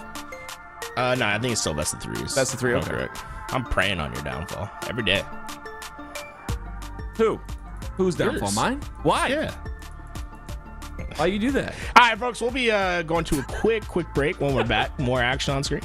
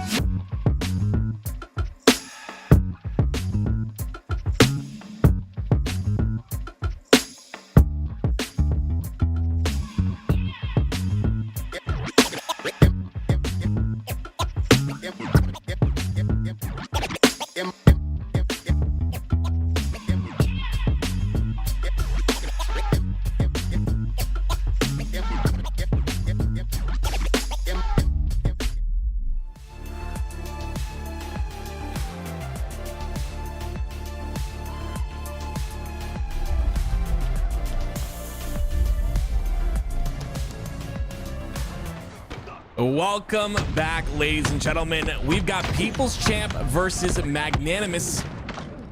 Ryanoob, Huss, Rain, and King Nick. And this, I would say, is going to be a big test for People's Champ, as Magnanimous are definitely one of the top teams in this tournament. We've got a lot of great rosters, Quadrant included. GBX is another one to kind of look out for, and you see automatically it's 3 dead for the side of People's Champ. Leader Nest, the last player alive, is able to push back 1 player. Ends up living as well, so this will be big for the side of Leader Nest, and living in that situation is big because you can wait for your teammates to come off a spawn so that they can assist you just a bit, and you can keep this score a bit closer as well. 7-9 thus far. People's Champ trailing by 2. One of the big things on this map that we've kind of noticed is that power up and control. You can see in the hands of Rain is it's going to be the rockets once again, and has 1 to work with. If he can get this rocket to connect, this could be the opening that they need, but no, he ends up dying with the rockets. It's now picked up by Breaking Shot, and it's 2 down for the side of Magnanimous. Tied up at 9 apiece, and your boy is back. What's up, Tim? How you feeling Let's today, go. baby? Got Tony. a little gunny, got a little bit of not complexity, and and we got ourselves I want to say this is a best of 5 to find out who advances forward into the semifinals. Big matchup on our hands. Yeah, I'm really excited for this. It's good to have you, Tony, and I'm excited for this matchup, definitely, because this not complexity roster it's a little bit of a showcase of what we may not see as the HCS season moves forward. You see, it's 16-14 though. People's Champ take a little bit of a lead here, and with this overshield, that's going to be another kill for Breaking Shot as he continues to push on the spawns. Beautiful map and some beautiful nades come out of Breaking Shot here. Leader is going to work a bit of a 1-2 combo. Dynamo grenades are out, and so is Breaking Shot. Takes to the high ground here. You know he's going to run into King Nick, but before that happens, couple of shots in the backside will make him weak, survives, and gets to the high ground as Breaking Shot. Well, King Nick is the first one to die here for Magnanimous, so Breaking Shot getting that kill on the Ryanoob is going to stagger the spawns just a bit. Piggy, he goes down for the side of People's Champ though, but all the while, People's Champ still keep this lead by 6. One of the things I'm noticing is that People's Champ doing a great job of not only getting these power weapons, as you can see Breaking Shot picking up the snipe, but utilizing them in a big way, right? They get that last rocket as well in that previous play. They're able to utilize that. Breaking Shot, oh my gosh, through the shroud screen, gets another kill, and now has to stay alive. I feel like although we're all the way here deep in the elimination bracket, these teams are still trying to figure out the map. Even though they probably have played it a few times now, they're still trying to figure out timing, figure out tempo, not only what you're doing, but also where to expect your opponent to be can be so important when talking about reticle placement and hitting that first shot. So really interesting to see these players get better and better as they get more experience on the maps. Things are going to be so important. Or you can just be just like Breaking Shot and just break some backs with some no-scopes. Loving what I'm seeing out of this young man, and he still has 5 bullets to work with.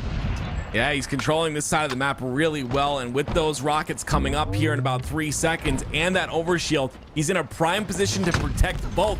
And you'll see he's going to be able to do so. Ends up falling though. A great job by Rain to take him out there quickly. That'll be 2 down for People's Champ. And with that 3 down, Leader is going to be the final player alive, and although he does have rockets, must be dangerous. Takes the elevator. I'm with him on that. Ain't none of us are really too active, if you will. We definitely ain't taking the stairs, you know what I'm saying? Leading this down to 1 shot, dropping down to the low ground. Surprise, this young man is still alive, but now he should have his teammates to provide a bit of cover fire as there's multiple members of Not Complexity around him. You know, I agree, Tony. For me, definitely putting an elevator on this map definitely is definitely a good thing. And you'll see them utilize that to get that top center control. But People's Champ still a 6-kill lead here. Complexion, no way. Turns around onto Huss. Lots of confidence out of him. And 3 down for Magnanimous. This is an opportunity for People's Champ to get directly to high ground and stop Magnanimous off a spawn. Couple couple shots there, but some good patience out of Breaking Shot. Didn't want to chase into a grenade, allowed his teammates to try to finish off that kill. But sad part is multiple members of Magnanimous were starting to surround People's Champ. They get the kills. Piggy answers right back, but ends up going down himself. It's a bit of a war, bit of a brawl right now. One that People's Champs are winning at the moment, 37-28. Oh, it's just, again, the utilization of the grapple, the power weapons on the map, that overshield. People's Champ are just doing a really good job of positioning correctly for these power weapons and power-ups, and always in a prime position to get the kills at the perfect time. You see Breaking Shot trying to push back the spawners of the side of Magnanimous, and he's in a good position to get this flank, but great kills there once again by People's Champ. All 4 dead, and look what's coming up.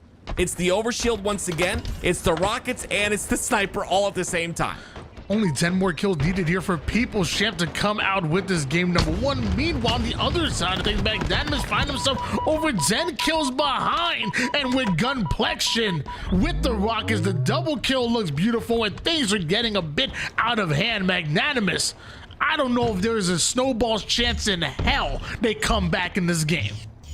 It's gonna be tough. Again, People's Champ controlling the snipe here, controlling all the power weapons. They have the top side of the map as well. You see the spawns from Magnanimous happen on that backside. King Nick actually falls off the map in that scenario. And again, look at Gunplexion, right? Just aware that Rain is gonna re-peak that situation. Also aware of the spawn somehow. This is absolutely incredible by the side of People's Champ. It's Gunplexion cleaning up another kill. 2 more, and they'll win this first game. Gunplexion, the one making it rain right now, the blood of his enemies, as another headshot finds Huss, and now he's looking for 1 more kill needed. Would it be Gunplexion with the no-scope? It will, as they take game 1, barely, just barely Magnanimous avoiding the Statacular. That's crazy. That is a statement being made. I honestly looked at Magnanimous and I was like, you know, regardless of the fact that it's a new map, or these are all new maps in this ForgeHub $5,000 tournament presented by LVT, it's still Magnanimous. It's still a roster that is primed and ready to take games like that. But People's Champ do a great job of closing that out and making a statement that, you know, what I thought was a real test, they just passed with flying colors.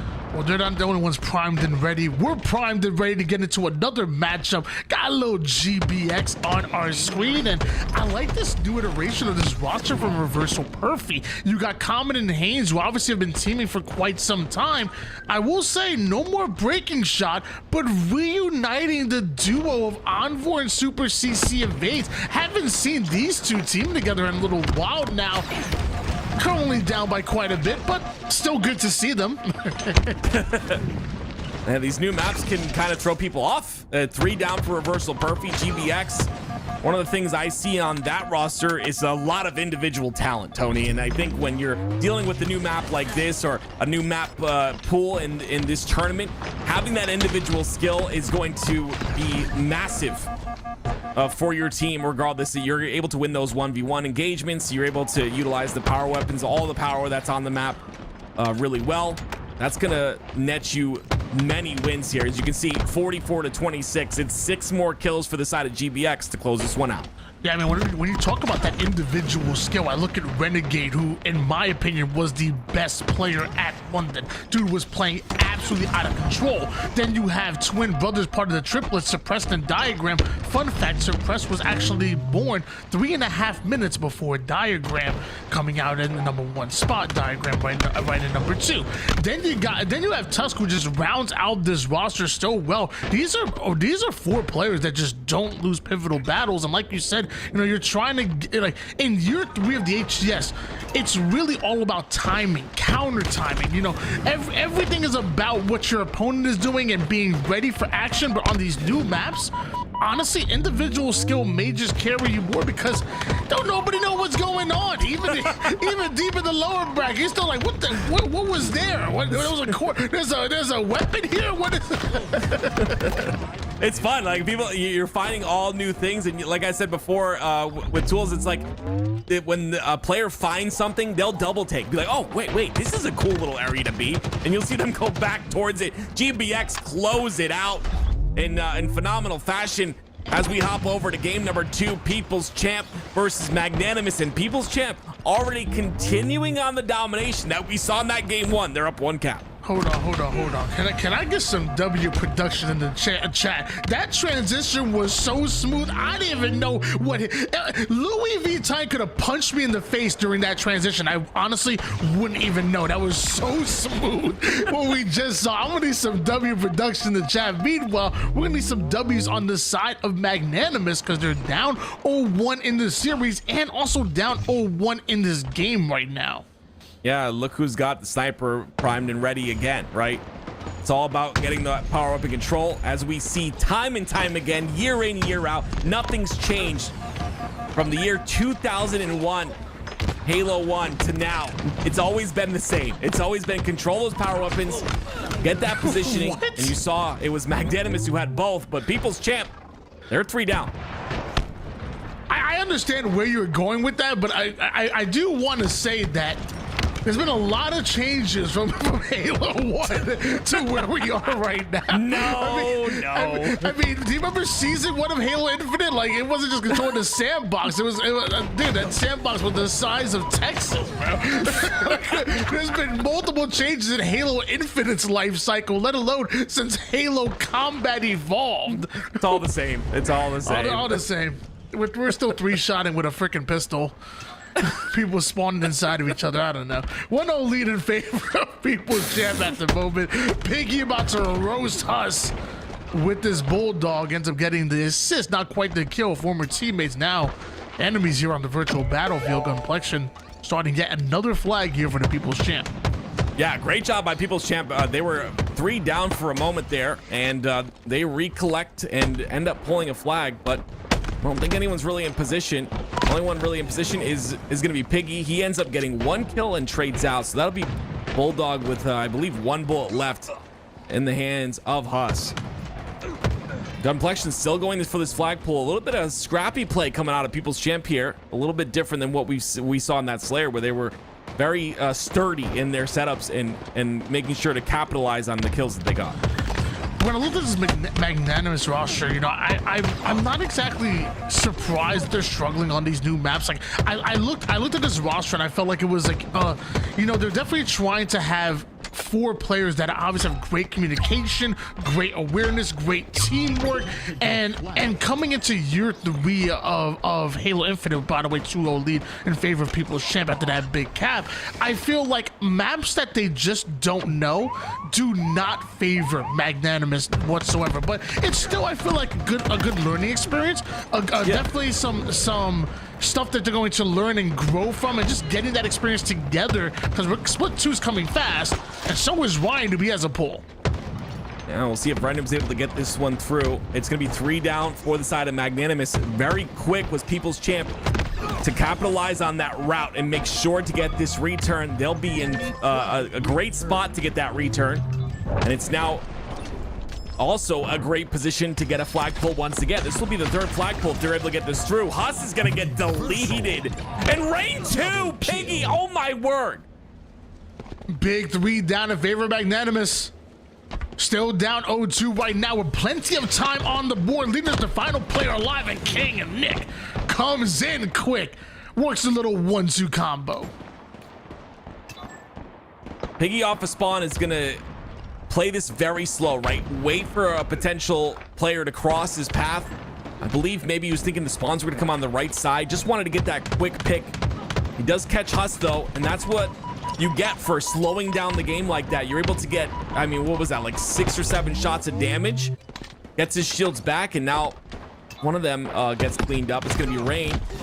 But a great job by Piggy just being aware of where those players are pushing through. Having that awareness and that adaptation to the map is just huge in winning these tournaments and winning these games on a map pool that is very new to everybody.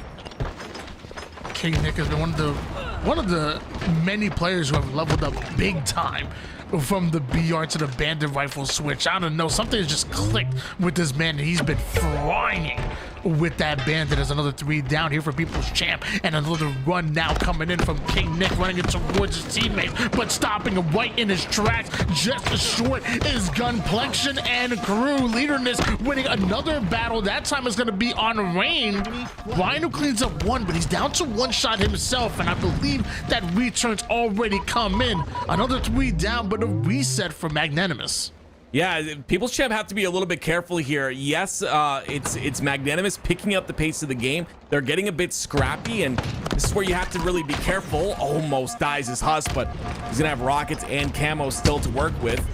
But yeah, the scrappy play out of Magnanimous is seeming to work for them a bit more. You can see they're getting the slays that are needed, and you know, a lot more pressure on the side of People's Champ's base. So I would just expect People's Champ with that 2-0 lead to just make sure to keep structured and slow things down a bit. Gunplexion taking a real interesting route right there with the grapple.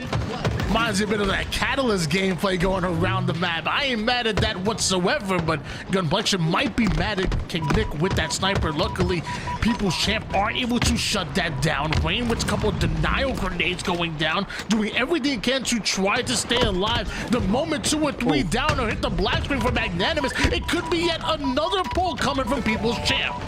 Yeah, I mean, Leader Ness is going to open things up here. It's 3 down now. That kill gets cleaned up, and Ryan Noob, the last player alive, he's going to make a play, though, with that shotty. That Bulldog being put to work, he ends up falling, so this flag will potentially go in here. There it is.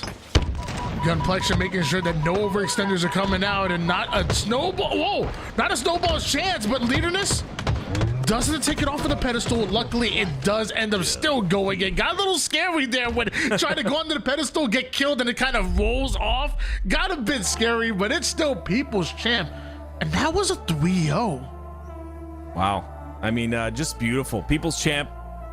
It's a really good point you made, and I 100% agree with you. When it comes to Magnanimous, you think automatically of a player like Ryanoob, who's going to be formulating these plans and these plays on these maps. And when a map is completely new, it just becomes tough to do that, right? You have to do it kind of through the tournament's life, and I would say that they'll improve as the tournament goes on. I don't know if that was a best of 3 or not, but if it was a best of 5, we'll see more of that. But if their tournament life is not over, they'll have that time to kind of get better at and come up with these plays with those maps.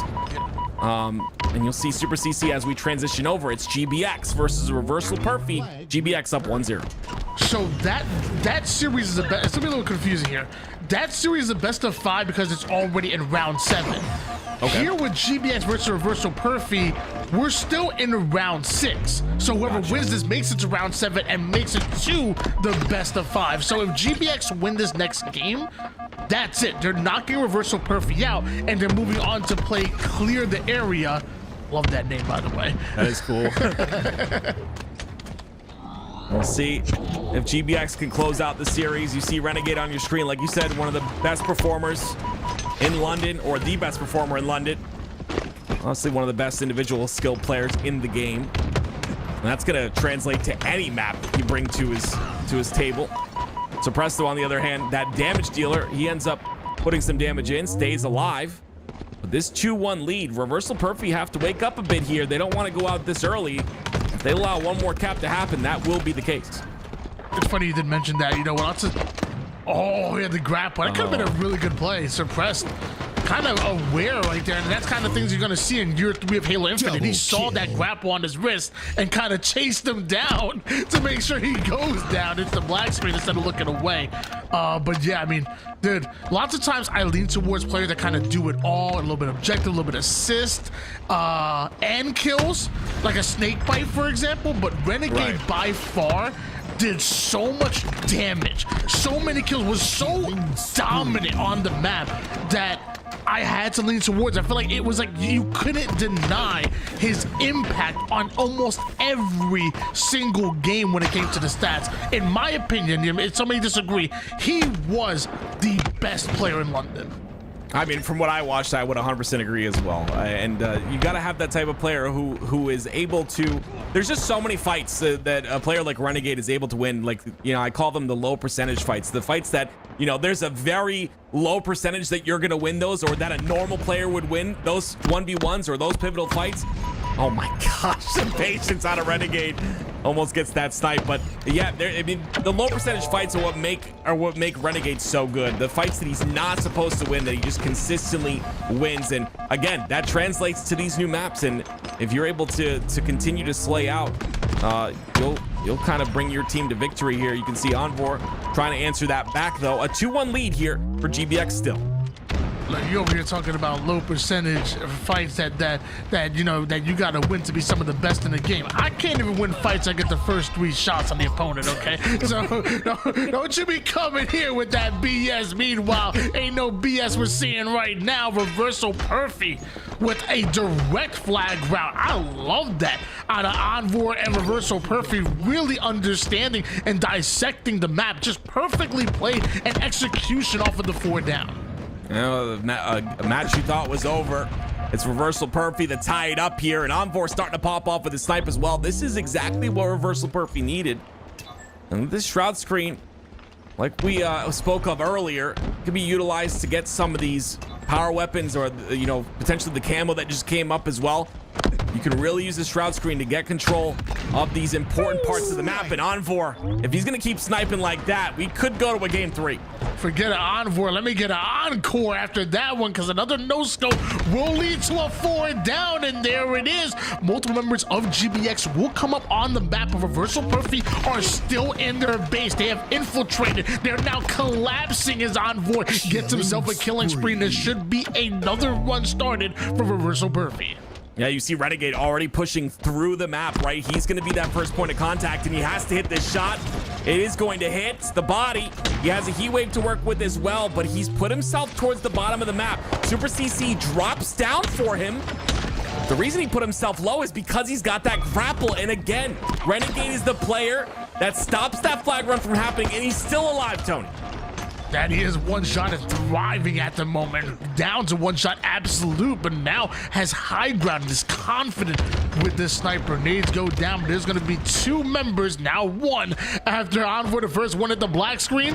Flag still being ran in. No scope doesn't connect onto Haynes, but Super CC catches a stray there. Eventually, multiple members of Reversal Perfy hitting the black screen, and that's an opportunity for GBX to get aggressive. Envor with some huge nades will slow them down just a bit. I mean, that's 3 down for the side of GBX, but it took them so long to kill a Renegade right there. A flag standoff is still in line here, as you see Common with that sniper from Reversal Perfy, looking for an opportunity to return his flag. He might just have it, and with that kill on the diagram, that's a return flag, Tony, and that's Reversal Perfy tying up the series. Woo!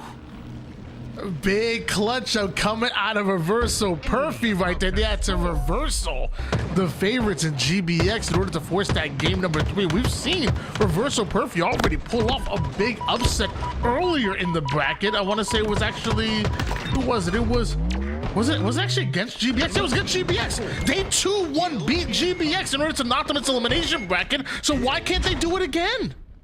Yeah, looks like they might, but hopping over now to this People's Champ Magnanimous game.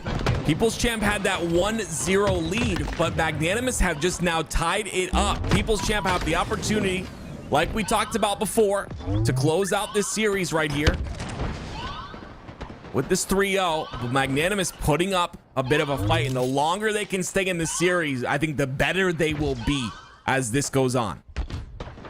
We switch gears over towards Gunplexion. Definitely one of the crowd favorites, the People's Champ, if you will, as multiple do end up going down for his roster, but still being confident. It's a 2v2 scenario, one that they want to win out here, because we're tied up at 1 apiece. People's Champ, 1 round of slays could end it, at least as far as this hill, and make it a 2-1 lead. Yeah, Rhino, once again, his ability to stay alive back here, give his teammate a spawn as well, is going to be huge. They'll get 2 down, though. And that's a clean 2 dead, right? No one from People's Champ goes down, and that gives them control of this hill. They can stagger these spawns. They could potentially take a 2-1 lead. Just about done so far. I don't know if Magnanimous is going to be able to drive them out. There's a last-ditch effort coming out of Huss right there, which turns into rain funneling in there. Magnanimous almost making some magic happen, but end up going 3 down. With Overshield coming up, that may just cost him Overshield, and that may just cost him another hill. Yeah, I mean, the thing that Magnanimous got was the spawn for that OS. They didn't push up fast enough, though, and People's Champ come in, sneak in, scoop up the OS. And with that Overshield, like you said, in the hands of Gunplexion, this could be the opportunity now for People's Champ to get another hill here. They're already starting on it. 2-1 lead in favor of People's Champion. A 3 down, a fresh 3 down, and that for Magnanimous. They're gonna have to cross all the way from the opposite side of the map, knowing full well that People's Champ are in their full setup. It will not be given. They'll have to earn it. They'll have to deserve this break, and they definitely do. How quick was that full squad wipe? Yeah, Ryanoob did such a good job right there of pushing in off the damage of Gunplexion. Did not allow him to stay alive. Made sure to use those shock grenades so that he can keep him down to no shields. Not allow those shields to regen. Pushes in. It was 3 dead. And as you can see, Magnanimous taking advantage of that 3 dead. Get immediate control of that back mine area. And now they're able to potentially get this hill. And they do. 2-2. It's tied up. That was such a quick break, and great job for them taking space immediately afterwards and really getting into their defensive setup. Now we're tied up at 2 apiece. Plenty of time on the board with 2 minutes and a half on the clock. The drop shield was down. I haven't seen that in a bit. I ain't mad. Oh, I'm sorry. Is it drop wall or drop shield? It's drop wall, right? I'm sorry. Drop wall, yep. Yeah, whatever. It's been a while. Shut It's up. the same thing. Leave me alone. You know what? I'm the people's champ. You're the people's chump. Don't correct me. In fact, from now on, it's a drop wall. It's not. Well, they utilize the drop wall. It gets immediately taken out. They shoot that little bottom area, deletes the drop wall. 3 down for Magnanimous because of that drop wall going down, to be honest. That was the start of this entire play, and it's tied up at 2, but People's Champ have control. They've got the red gun as well. That red gun is going to run out of ammo. And Gunplexion not going to be able to do too much with it. No way! The Achilles spine onto Ryanoob. He wasn't aware of Gunplexion's positioning, and now Gunny getting that kill. That could secure this hill for the side of People's Champ. I respect everything you said, except it's actually called the Stalker Rifle, not the red gun. Okay, gosh. it's the Stalker Rifle. Get it right. It's a red gun, Tony. And no, you're a red gun. I want Tony canceled. He just called me a red gun. 3 down for the side of People's Champ.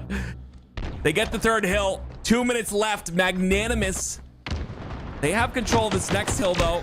Oh, the sidekick doing work. Piggy finds a way in.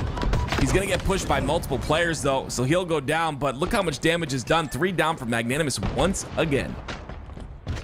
Only a 1 cap lead in favor of People's Champ, looking to pull off the 3-0. Wouldn't that be quite the upset against a team like Magnanimous? Well, as of right now, they already got the first slay. They already have their first butts in the hill, and a dynamo grenade will slow down Rain. At least as far as that push, Sniper have very little to no impact there, as Leaderness has high ground and is staying alive so well. Yeah, the fact that he's able to stay alive this long is really good for the side of People's Champ, but they take him out pretty quickly, all things considered. And with that, they'll get a bit of hill control. Gunplexion once again behind Ryanoob. He's always able to find that positioning. And look at that. Able to circle around, gets 2, and a melee on the 3rd. I mean, the last player alive is Ryanoob, but he just spawned up. And this is bad. 4 down for Magnanimous, and People's Champ are quickly gaining time. People's Champ in the defensive setup. As of right now, Breaking Shot being used as a bait at the moment to draw in the offense of Magnanimous. 1 round of slays, and they could win it, but as quickly as I said that, they go 3 down, leaving Piggy by himself with not the green gun, but the Plaza pistol. He goes down. Magnanimous might just steal this hill away. I mean, that was huge by Piggy, though. Going down, but getting that green gun off was ginormous. They'll find their way in the hill. That green gun just saved the game. Piggy, a beautiful job off of, before he died, getting that green gun shot off. Takes care of that overshield, and that's it. Because of the green gun, People's Champ 3-0 Magnanimous. People's World Champ coming in, slaying out when it matters most, pulling off the 3-0, pulling off the upset, and Activists called the Plaza Pistol, not a green gun. Tony, I've been in Halo for 20 years. I can call things whatever I want, okay? I'm old, I forget things, but I didn't forget that it's called the green gun or a noob combo. Whatever you want to call it, it was used, Tony. And you're a big noob, so you should know what a noob combo is. I guess you win. Red gun in the hands of Renegade at the moment here, tied up in 1 apiece right now, with GBX having first progression towards this hill and a quick 2 down for Reversal Perfect. They're gonna have to try to force a reset, slow the game down for just a moment, but that's tough to do when the main Slayer, the demon himself, is going to push up on you and force you back. We'll see what he's able to do with the Stalker Rifle and the Heat Wave. He drops the Stalker Rifle. Some great shots, and Haynes takes him out. Piggy's gonna push as well. Piggy, goodbye. The sticky lands on his toe. And that might be it. GBX might get hill number 2 off of those couple of kills. Wait, one might say he got stuck in his little piggy. He got Toad's little piggy. 2-1 lead in favor of almost 2-1 lead, excuse me. Reversal Perfect, the one scoring hill at the moment, and Diagram with this overshield should be able to at least start this break. It looks like Dynamo Grenade to be the first item to do damage, but down to 1 shot. He's forced to back down here, and Reversal Perfect, I thought there was going to be an automatic here for GBX, but look how much time Reversal Perfect you're getting at the moment here. Renegade and GBX need to slay out, and this flank might be exactly what the doctor ordered.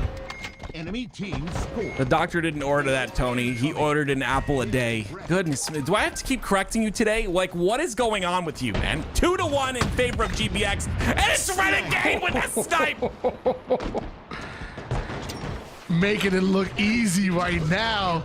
Still with 2-1 lead, less than 2 minutes on the clock. Something to me, it feels like this may just be a must-win hill for Reversal Perfect, because I only imagine, depending on where this hill moves, GBX can use time against Reversal Perfect, and it's strange of you to assume that I know what an apple looks like. So you don't get this big by eating fruit. Let me tell you, man, I'm on a meat and seafood diet. If I see me a hamburger, I'm gonna eat it. If I see any food, I'm gonna eat it. Same here. Same here.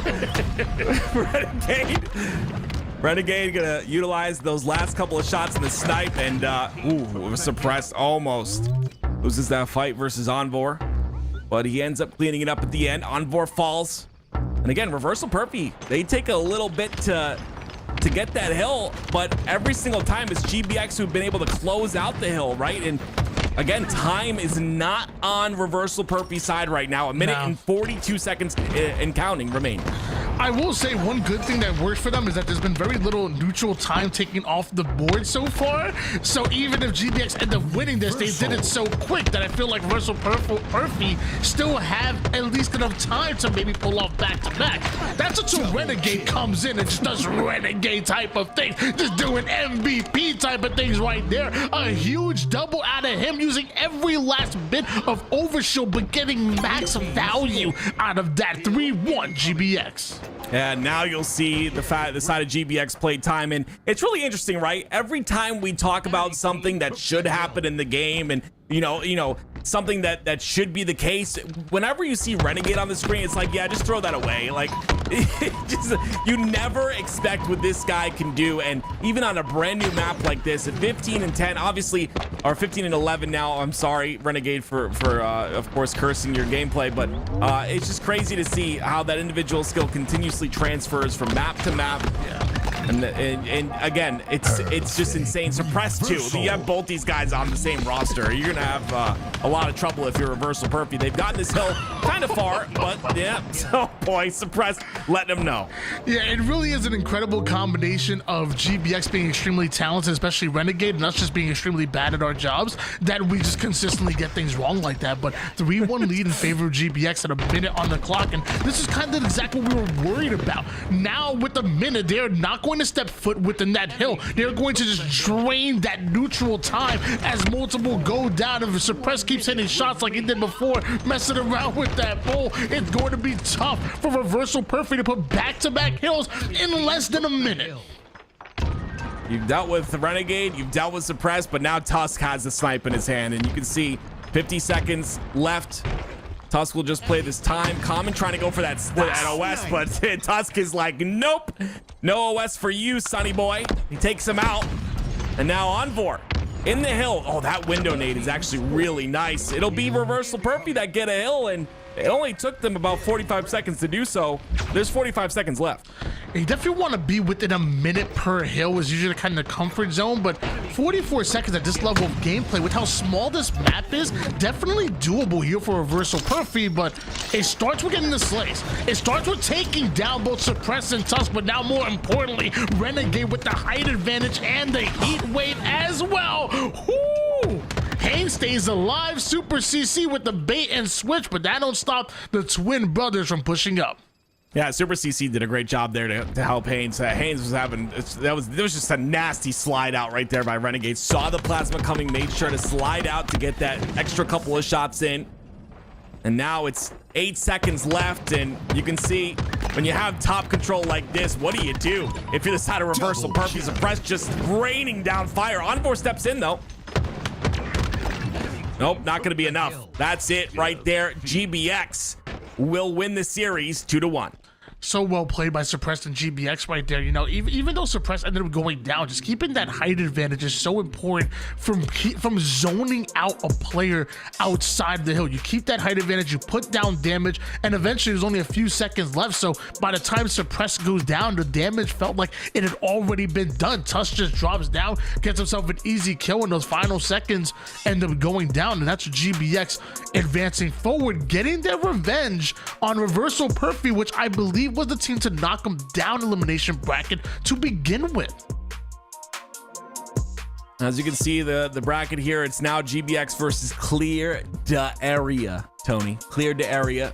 And whoever wins that will play People's Champ in the elimination semifinal. We got a great bracket. This is some incredible gameplay we're seeing, and some incredible maps we get to see it on. I'm so fat. That's what people yell whenever I start to approach an area. And whenever I start to approach a Ruta, clear the area, guys. Wide load coming in. Stop. Well, guys, when we come back, we're gonna see some amazing matchup coming up. We obviously have our elimination bracket quarterfinals in GBX going up against Clear the Area to find out who makes it into the top 4 and potentially beyond.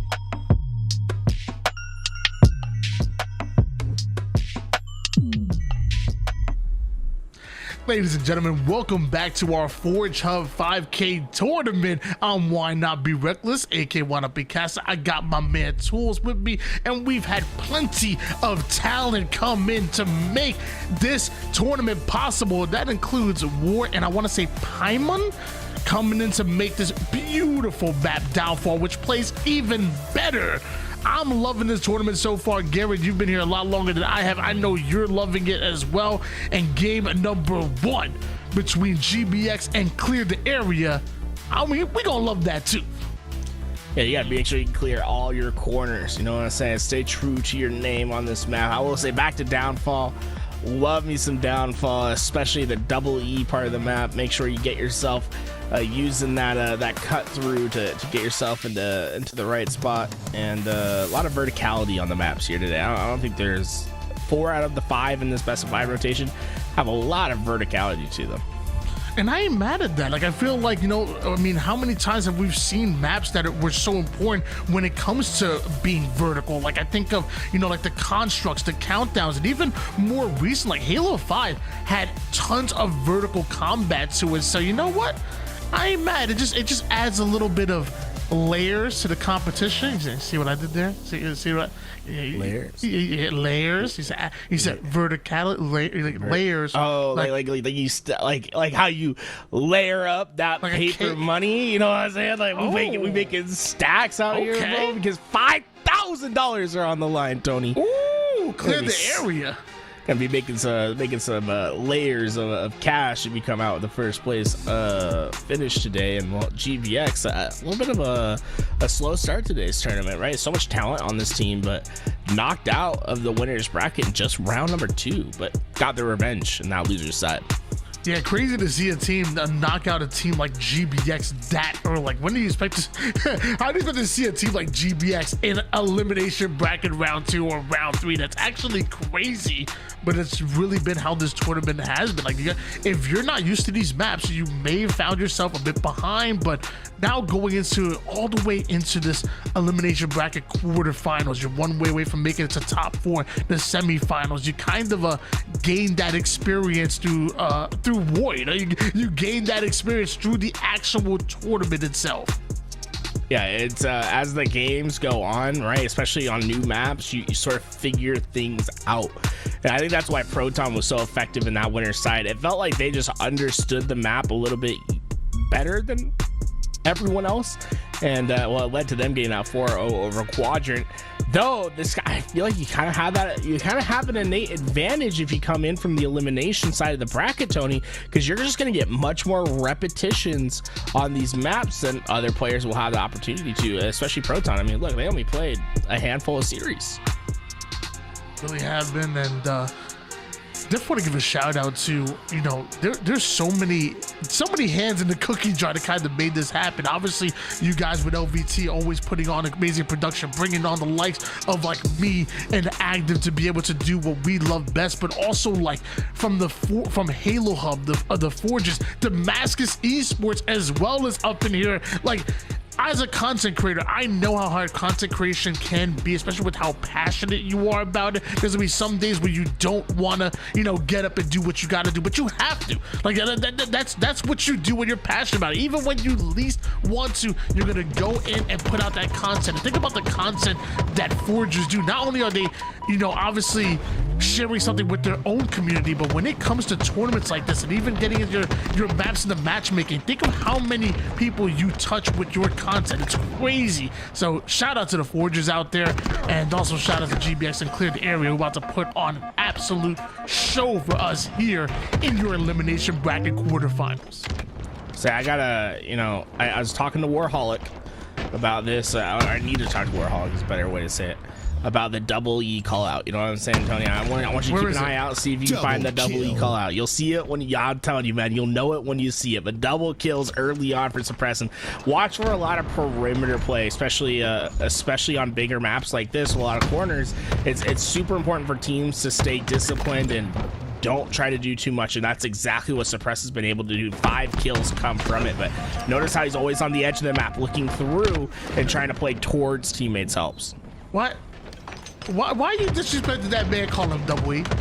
You know it's Tim or Active. Why you keep calling him Double E? You know, it's for the deep cut. It's for the real fans, Tony. It's for the real fans. Renegade sitting up high here, and a one-shot player. There's no shot Jackson will survive, and Renegade, despite being weak, is still putting down so much damage. Eventually, Grand Shiesty with the cleanup, but that's just an opening for Tusk to come in for one of his own. It's been surprising how much action's arising in that elbow of the map, right? There's 2 clear throughways to get there. If you have the sniper or some sort of long-range capability, you can really focus your fight, and it's been to great success for GBX early in this game, as we're going to continue to see a lot of action towards that side. But the one thing that gets people moving on the map, right? A bunch of power-ups, and there are tons of them on this map. Using that shroud to make sure you secure yourself overshield is a huge play coming out of Suppressed. Gets himself 1 and an assist with that overshield, no longer with the extra shields to work with, but around the slays now being gained by GBX once they take down the one-shot Sylvatic 19-11 lead, but GBX just wouldn't be down. This has just been so impressive from Suppress, right? We saw the 3 go down, but with Suppress ability, he's been able to get all these kills that really neutralized that downfall of those players. He's just been mowing through the competition thus far, and it's been impressive. The one thing I've really liked about this life that he's had was when he was he had no health left. What does he do? He pushes forward, having confidence that he can get to his teammates in time, get the help necessary for them to have a successful collapse, and they're going to do it again. That is a beautiful play by Renegade, well timed, and he's not done yet, heading towards that sniper right away. Oh yeah, good job. Suppress thought about it. He said, nah, you just got the triple. You can have it, Renegade. Well, at least they'll give him the heat wave. I ain't gonna call him Renegade, no. We're gonna call him Tim Duncan. We're gonna keep bank shotting like that. Renegade now, 8 bullets to work with the sniper. Hey, yo! Oh my God! No, don't do it. Stop it. Stop it. That was nasty. Player showed out of nowhere. Renegade. You ain't gotta get ready when you stay ready, I guess is Renegade's motto. Oh my. This has just been impressive for everyone. I mean, obviously Suppress and Renegade that 1-2 punch looking like Duncan and Ginobili out there right now, but this has just been fantastic Halo to watch because of how organized they've been, right? They've been very consistent on playing the outside perimeters, working inside the map with each other, and being quick to each other's help while controlling power-ups, right? This is what's been the most important aspect of the game. And I like Diagram waiting. He saw his overshield player. He said, you can have the QG. You know, I'll sit back with this 1 bullet of sniper. I'll let you go ham with it. 1 bullet is all he needs to take down Sylvatic. As Grand Shiesty, who gets a bit juked out, that late step jump is gonna cost Grand Shiesty his life, and almost a 20 kill advantage coming in for GBX. This is a bit of a slaughter that we are seeing here against Clear the Area. Enemy team nearing victory. Yeah, doubling up the lead right now. It's, you know, I never like to call a game early, but they might be thinking about in the game number 2. Yeah, I mean, you can call it. I love Clear the Area, and I think they're gonna have an amazing chance in map 2, even against the likes of GBX. But I mean, your score line is being doubled at this point. I don't even know if there's a way you could avoid the spectacular, let alone the loss here in game 1. This has just been. It's incredible how well they flow through the map. I think that's what's been the most impressive thing to me thus far. It's just their continual flow. It always feels like these players of GBX are moving towards something, and oftentimes, you know, when you have big control, you can just set up and watch your crosses, play slow. But that feels like the antithesis of the gameplay that you're going to see from GBX today. I don't know if you know, but GBX stands for Good Boys Extreme. Is that really what it stands for? No. Why would you even believe that? Like, what? I was gonna say I hate it. With every fiber of my being. And did you really like? What percentage did you think that I was possibly right? You like to go do your research, you know what I'm saying? Like, why wouldn't I believe you, my homie? I've definitely been embracing the investigative journalism side of things. He decided not to take the double E route. Killer. Unfortunate. I don't think we saw any double E over there, Tony. That's unfortunate. What's not unfortunate is GBX taking game number 1. And by the way, I believe we have moved into best of 5s. Now that we made it here in the quarterfinals, GBX fresh off of that win in the 2-0 in the best of 3s, and now it's best of 5 action, and you know what that means. Capture the flag coming in as our game number 2. This is clearly probably my favorite map. I don't think it's like. I think Conflicts, in my opinion, Conflicts or Tony, how do you say that last one? Sepulchre? No, come on now. Try Come again. on, dude. No, I'm not gonna try. I can't do this with you. It's easy. I'm pretty sure that's not how you spell it. Sepulture. Is it? Why are you laughing at me? Sepulture? Sepulture. I think those are like the 2 best design maps in my opinion. I love the competitive aspect of them. But if we're talking about my fan favorite, what I like in my heart of hearts, it's this game number 2. I love the verticality of this thing. Like I said, I think it's a great map. You put me on Splitgate, you know how San Antonio with them portals? I'm cooking on this thing. I'm telling you, man, this is like, get this map ready is what I'm saying. Get it fine-tuned in Halo. When Splitgate 2 comes out, I'll be submitting this to the devs, being like, hey, this is the best map you'll ever put in your game, because I think it absolutely would be. I love the verticality of this thing. I think this is one of my favorite maps that I played. I just love it. Okay, I'm gonna keep my eye on it. Like I said, you've been able to watch it and cast over these maps a lot longer than I have been today, so I'm coming in with fresh eyes. I was at work and it was a little bit busy. I didn't get the chance to watch it and actually enjoy what these amazing forgers have put in front of us. But right off the rip, as far as looks and as far as the way this map looks like it's going to feel, I'm a fan as well, especially when you give Renegade a snipe. Oh, he's about to get over.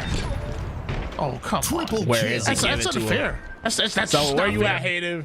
Oh, they pinged him. He's like, there he is. Yeah, this is unfair. Come on, do it. Yes, embrace it. Embrace what? Wait, what? And the heat wave sniper combo. I feel like that's a hidden gem. You don't see it every day. Oh, why wouldn't you go with the heat wave sniper combo? Play a little shoddy snipers. There's just no maps that have it. You know what I'm saying? Oh, so you have the opportunity. I mean, that's what I'm saying. The opportunity's here. Forget sharing with your teammates. That's just dumb. I mean, why would I share power with my teammate? I'm gathering them all, baby. Like a Pokemon, I'm catching them all. First thing that happened when I played this map, I didn't realize it was a 2 sniper map. I picked up sniper, went 5 feet, and just got played by the other sniper. I was like, oh no.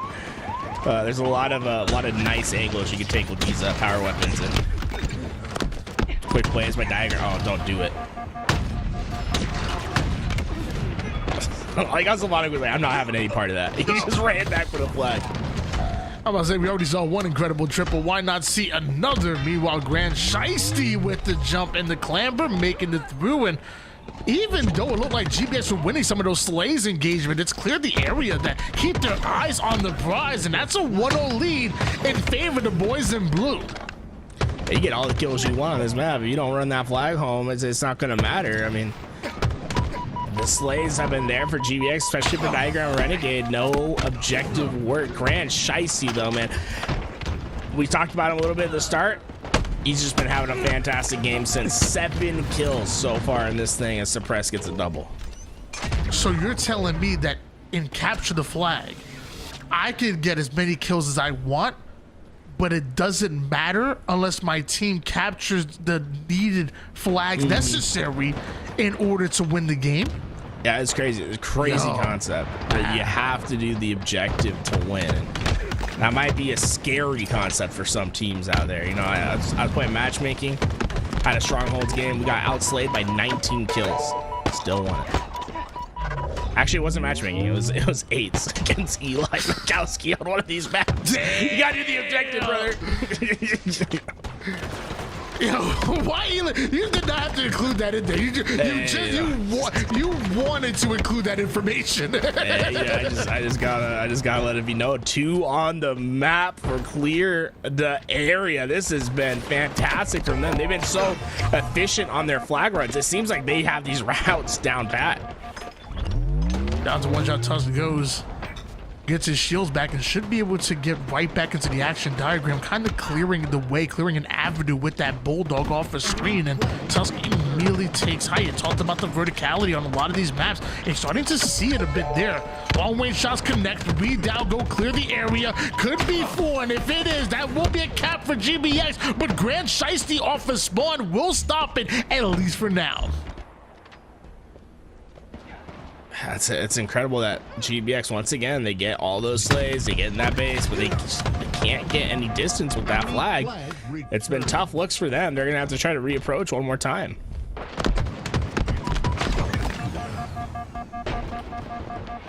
Tusk been able to stay alive so well on this map right now, and it's worked well enough to at least clear the area from putting in a 3rd flag cap. Meanwhile, Renegade, he's gonna get his shields back, still has 3 sniper shots to work with, and if I see Renegade with a snipe in his hands, I'm usually gonna duck for cover, because things like that are gonna happen here. He always finds a way to find the angle, and that's another 3 down for clear the area, and another flag being attempted by GBX. Was that enough? Renegade's damage, right? He didn't get any kills, but it's the damage right there that's gonna be what propels that flag forward. It's slow to clear the area down, but they still have to be able to find the slay, and Slavonic doing a fantastic job of finding that pick and not trying to overheat, right? Just let these players come back for you. Buy time for your team to come make the big team play, and that's exactly what happens. 3 go down for GBX. Tusk trying to do his best last alive, but clear the area. It almost feels like a guaranteed return. Talk to me a bit about these best of 5 series. One thing I maybe I saw incorrectly, but one thing I thought I noticed was there's only 1 Slayer in the entire best of 5. After that, It's all objectives. We kind of joked about, like, you got to capture the objective in order to win the game, but you have to be objective efficient in order to win a best of 5 series. You only get 1 Slayer as opposed to a traditional best of 5 that's going to give you 2 if you go to distance. Right, that Slayer always game 1 in the series thus far, so it's a little bit of a different setup. I don't necessarily hate it though, right? A lot of people talking about Slayers, like they don't want 2 of them. I think putting it at the front end and letting objective determine the series is definitely something that could be discussed about. I'm all about playing more objectives over less. You know what I'm saying, Tony? Yeah, if anything, I thought maybe a Slayer at towards the end. Oh my God. Yo, man, and that might have worked out for you. He takes no damage because he spent half of it off the map. Comes back in fresh to grab Camo and no, not Camo and Rocket. Oh no, good night. Clear the area. Camo and Rockets. Now a heat wave. Just as dangerous. Got everything. What do you see? So Renegade's at 11 kills right now. What do you think he ends after this life? It feels like this is like a life where you're gonna get primo opportunity. Oh, never mind. I say he ends at 11. Yeah, you're spot on, Tony. Duo leads still in favor of clear the area, and theoretically there's enough time on the clock for GBX to make things happen. 5 minutes and 17 seconds, but think about all the time that has elapsed so far, and we've seen multiple pulls for GBX, but they haven't been able to execute. They haven't been able to finish against clear the area. They've been good pulls. We've seen clear the area go 3 down multiple times, but that final player, if they don't hit the black screen, it seems like GBX will not be able to cap on them. Time's starting to play a factor soon enough. Just under 5 minutes in this game to get these back-to-back flags. The one thing that that is gonna work on the favor of GBX is just like how fast some of these flag routes can be. The problem for them is that they just haven't gotten the follow-up slays whenever they've gotten into that base, whereas clear the area, it feels as if they've been taking advantage of how aggressive GBX have been. GBX oftentimes not clearing their base, clear the area, very effective at doing what their namesake is, right? They don't leave space unprotected. They clear it all, then they make their play, and they're oftentimes finding these effective flanks that give them that increased timing necessary to pull out flags, and it's had great effect thus far. Getting outslayed in this game and still being right there up 2-0.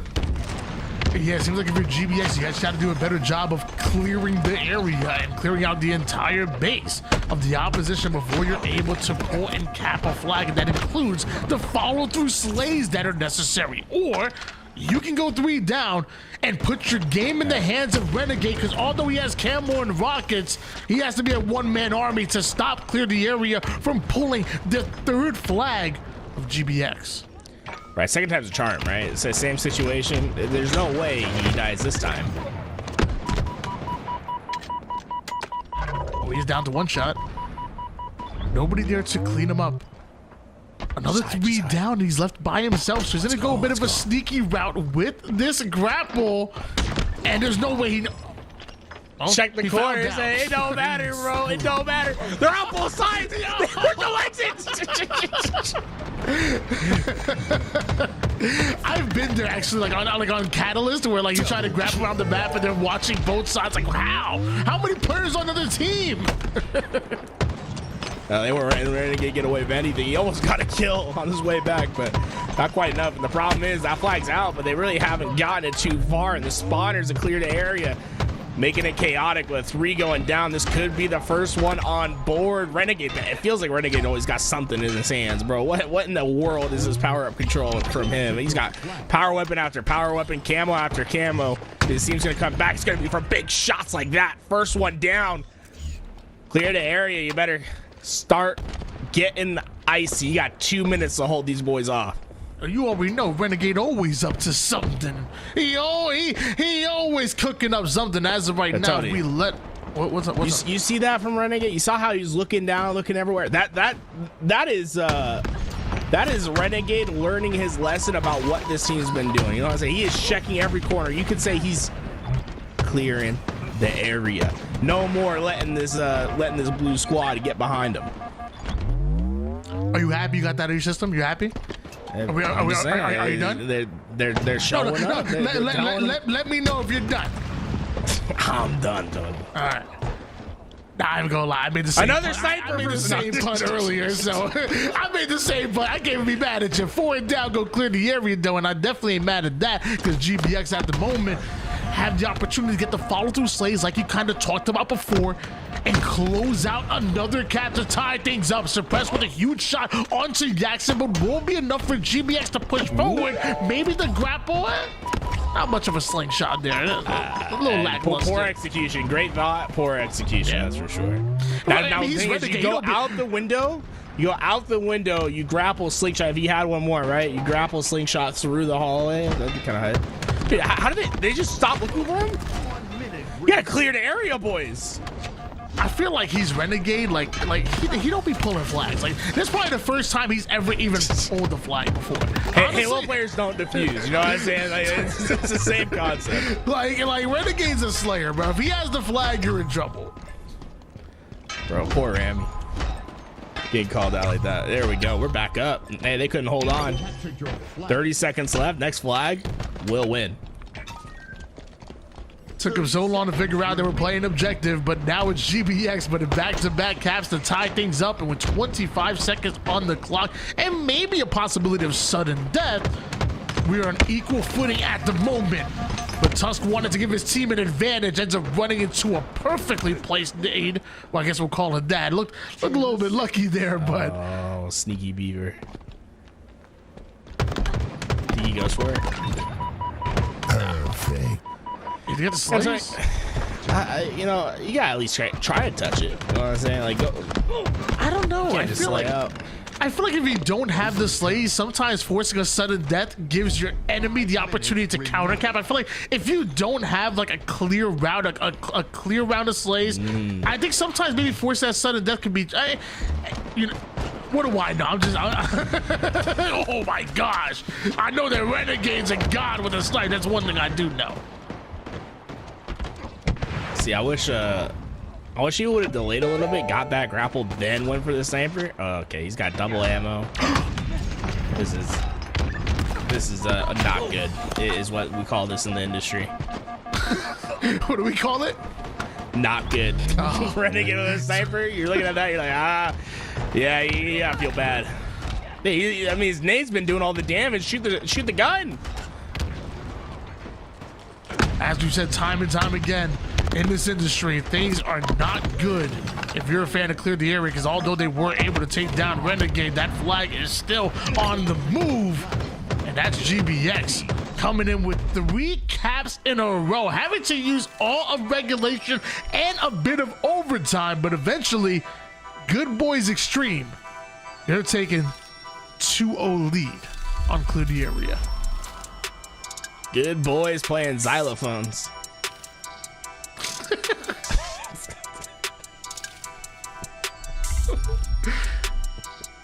GBX 3-2 win on that one. Why don't you walk us through some of the stats of Good Boys playing xylophones? Renegade doing Renegade things, 8,000 damage. It felt like every time he had something to do, he was there doing it.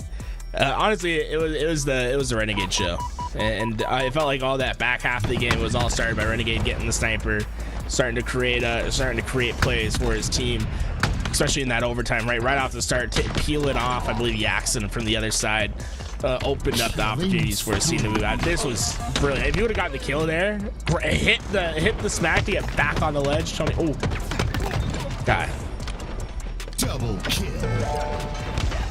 Just amazing that like Renegade demands that much attention on the map.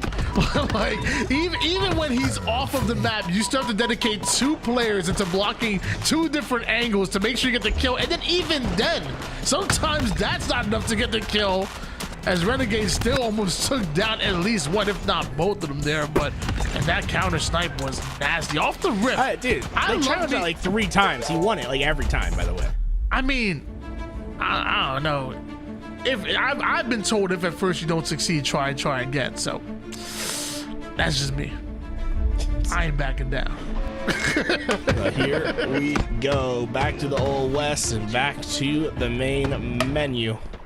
That was a problem staying into the lobby. A couple crashes here and there. We'll get that figured out and get our game through to you guys as quickly as possible.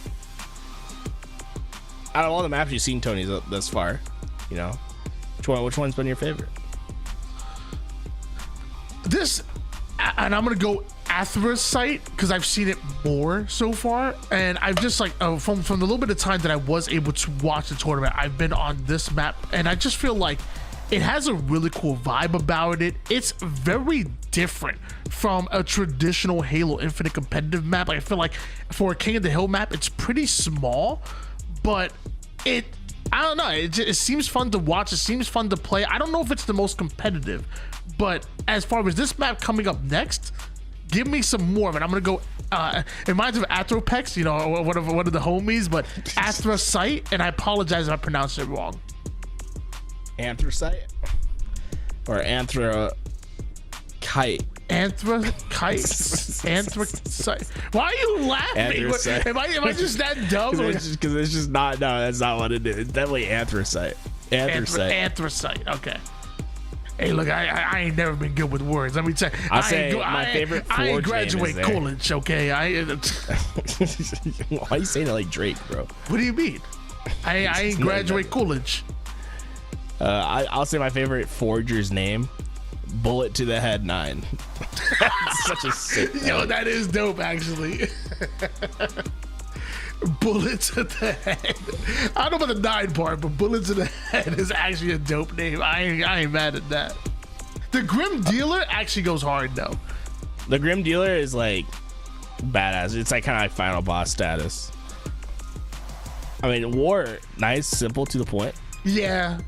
I feel like out of all the names that like are true competitive names, like War would definitely be out there, but hey, the Grim Dealer, you know what I'm saying? It's crazy that they call like, Kevin Durant the Slim Reaper.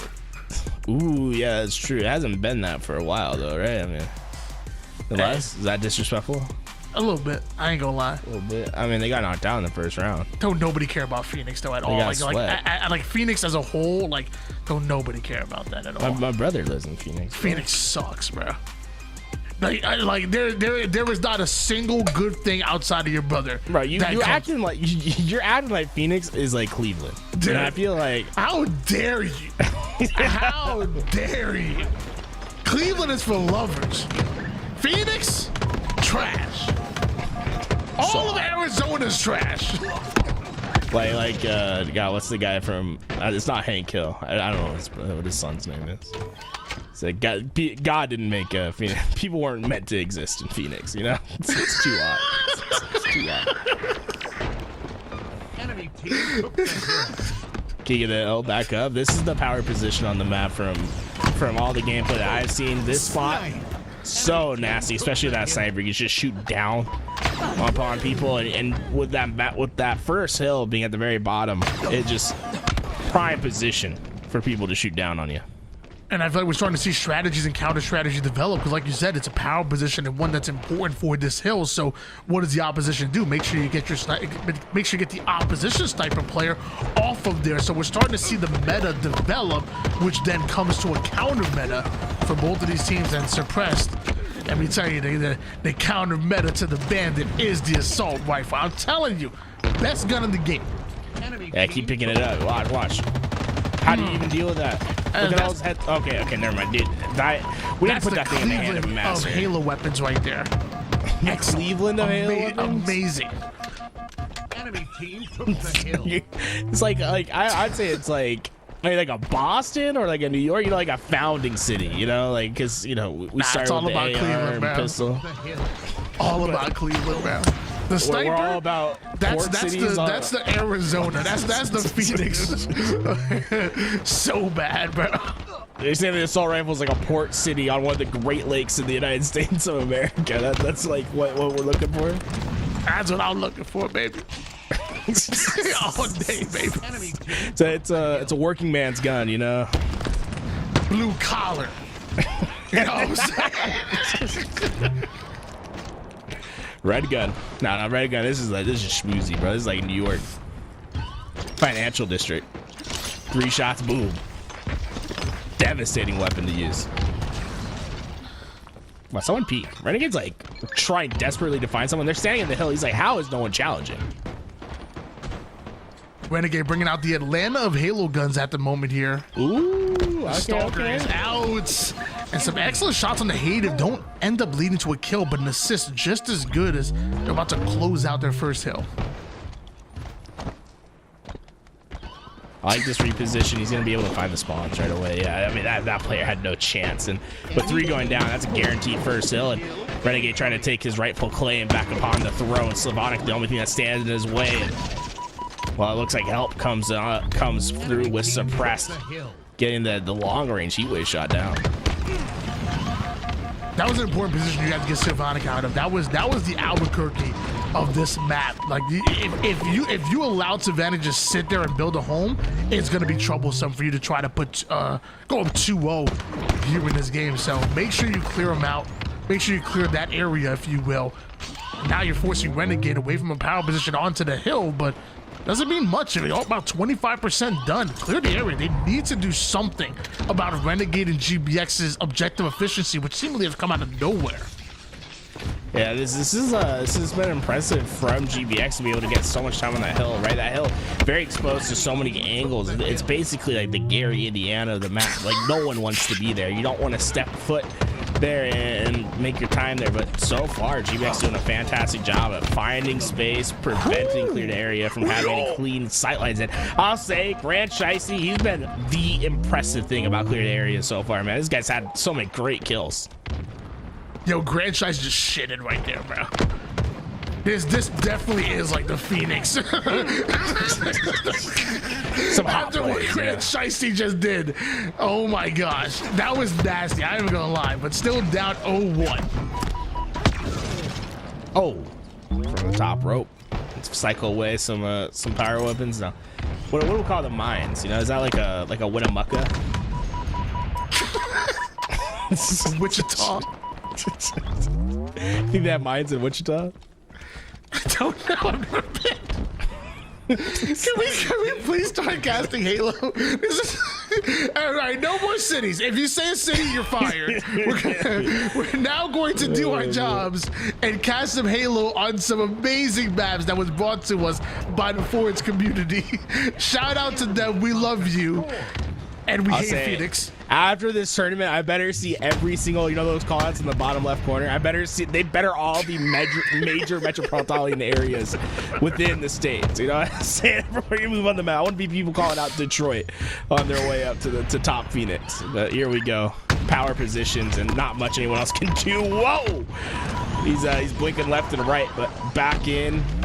Playing protector on this doorway, man. Clear the area has just been struggling on even getting the angle to fight for that hill, and it's been the tandem of the two of the triplets that have been leading the charge. 18 kills for Suppress, 13 for Diagram. Just way too much to handle. Couple snipe shots left here for Tusk, but now we'll finally see Clear the Air respawning on the opposite side of the map, which happens to be where the hill moved to. So a first clear defensive setup that we're now seeing out of Clear the Area, and this time it's GBX to have to earn these slays, that have to literally get Clear the Area out of their setup in order to get an advantage, and it starts with sniping the overshield before getting popped, and now it's Tusk from the heavens popping Jackson on his way down. Tusk single-handedly breaking the setup of Clear the Area. We're playing Halo, or we're playing Assassin's Creed. It looks like Ezio flying down into a haystack below, a little knife into the back. After the shot goes through, Tusk just isn't missing the thrust back. Oh my, we're playing a different Halo. Look at Halo 5. Ask what these plays. That was a strong thrust. That almost reminded me like Season 1, Season 2 type of thrust. He got a little distance off of that. Did Tusk. Now catching a grenade, Sylvanic with the drop down and still end up getting 5. Excellent shots coming out of Tusk right there. Oh man, those shock nades. It's all bark no bite these days, but boy, it's like seeing a bad memory whenever one comes towards you. You saw Suppress immediately move out of range, but not enough to take him down. And at this point, they're just gonna play time, right? Just 30 seconds on the clock. It's just a couple more rounds of slays for GBX to punch their ticket. What was that game you said earlier? Assassins, and then you said Creed, the dude from The Office. What was that? Bro, you got at least say the boxing movie. Come on, dude. Bro, I'm not a big fan of Michael B. Jordan, to be honest with you. I mean the original one. That's not the original. Rocky. Who? Wait, hold on. You're saying that the movie with Michael B. Jordan being starred is based off of another movie? Yes. Wait. Yo, he just blew my mind. Who's Rocky? Bro, he's a whole training arc with Rocky. It's in the movie. Yo, who's he played? Wait. So hold on. Who plays Rocky? Wait. Arnold Schwarzenegger, I'm guessing? yeah. Arnold, right? That's definitely it. See, look at this. I mean, they're doing it, bro. 6 seconds. Oh, I know. That'd be a nasty comeback, bro. Come on, Renegade. At least step out of the hill while you do it. Alright, sorry. No way! Oh, no. You got 8 kills! Like, let Suppress do this. They're just trying to farm for Suppress? Yo, this is bad manners, bro. This is not good boys extreme. That is not what good boys do. No, that's a good boys split because we're splitting. Nah, I don't know what they call it. What? It's an X, like splits. It's like 2 crossing. 2-1 series lead in favor of GBX. It was clearly. Wait, well, hold on. 2-0. I said 2-1. Excuse me. 2-0 series lead in favor of GBX. 3-0. 3-0 series lead. That's the series. Yeah, game 4, man. You never clear the area out though. I mean, game 4. I didn't want complex to ETS. I was trying to it's never over, dude. It's never over. I was trying to keep it going, bro. I want to see more. Well, I think we'll get more than 3 games. Can we get a best of like 9? Best of 9?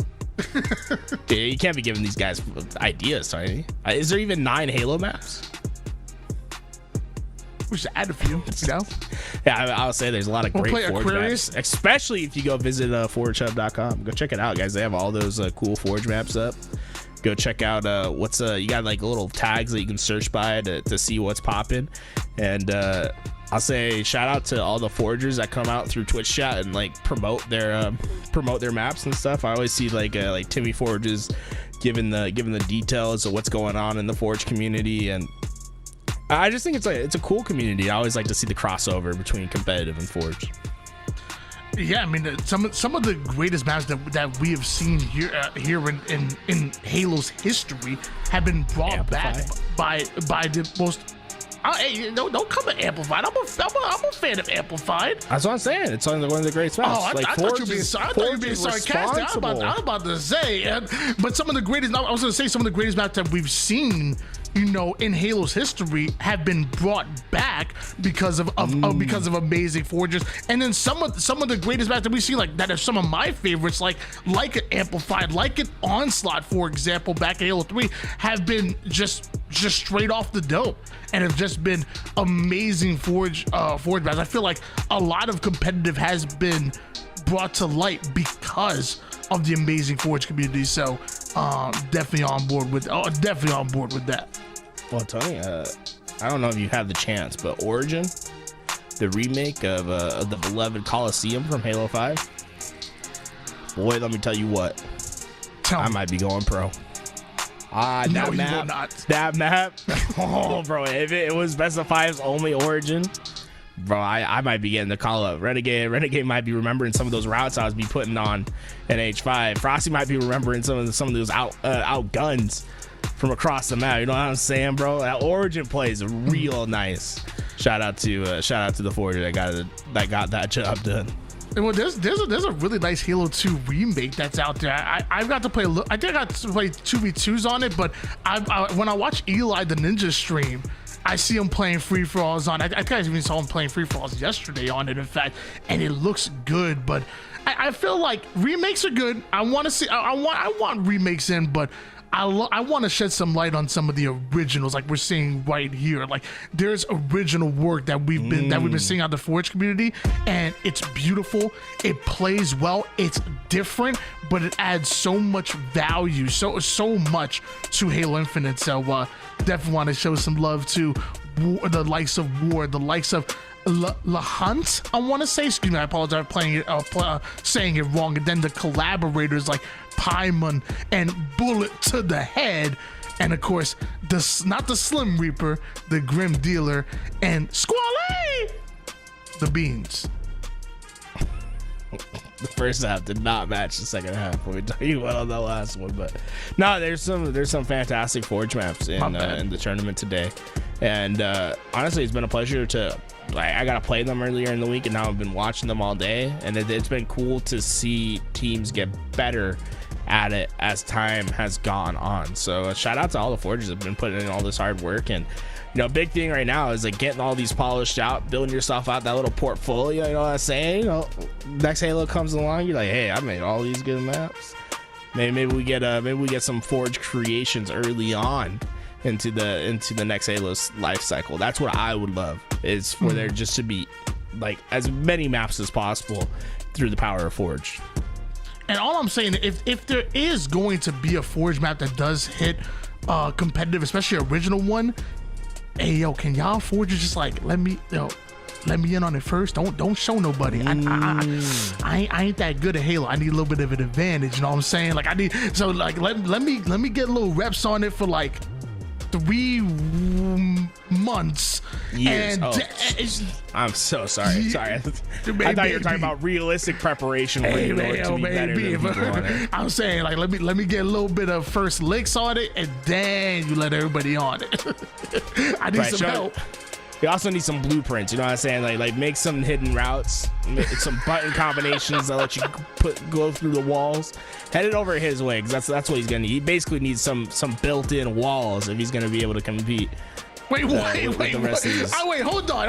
Now you being disrespectful. I ain't that bad. I'm saying like I can get me my little low. I don't need no walls. I got this monitor that showed me these red boxes and stuff. Yo, it's mad cool, man. Yeah, that's mad cool, bro. Yes, sir. Yeah. got that new AI in it. Yes, I'm saying, bro. It's sick. Bro, I'm waiting for that AI controller to come out. And then I just set that thing down. I let my AI monitor tell where it go. My AI controller is shooting, and then I just call out until I get a voice replica of myself calling out. And then I don't even gotta do that. I just let it all go. I just go outside and start touching grass, bro. Like what? At one point, gaming gets so advanced that we just go outside and start touching grass. You see that news story of the tech person that was like, in the future, we will stop dating each other. We'll have our AIs date each other, and then our AIs will tell us if they're compatible with us. I'm like, hey, yo, what? Ladies and gentlemen, technology, scary. I'm pretty sure not only do we need a break, but y'all probably need a break from us. So we're gonna go on a very short break, and we come back with a swap around the talent a little bit. But one thing that ain't gonna change is us having some more ForgeHub 5K action for you guys. So don't go anywhere.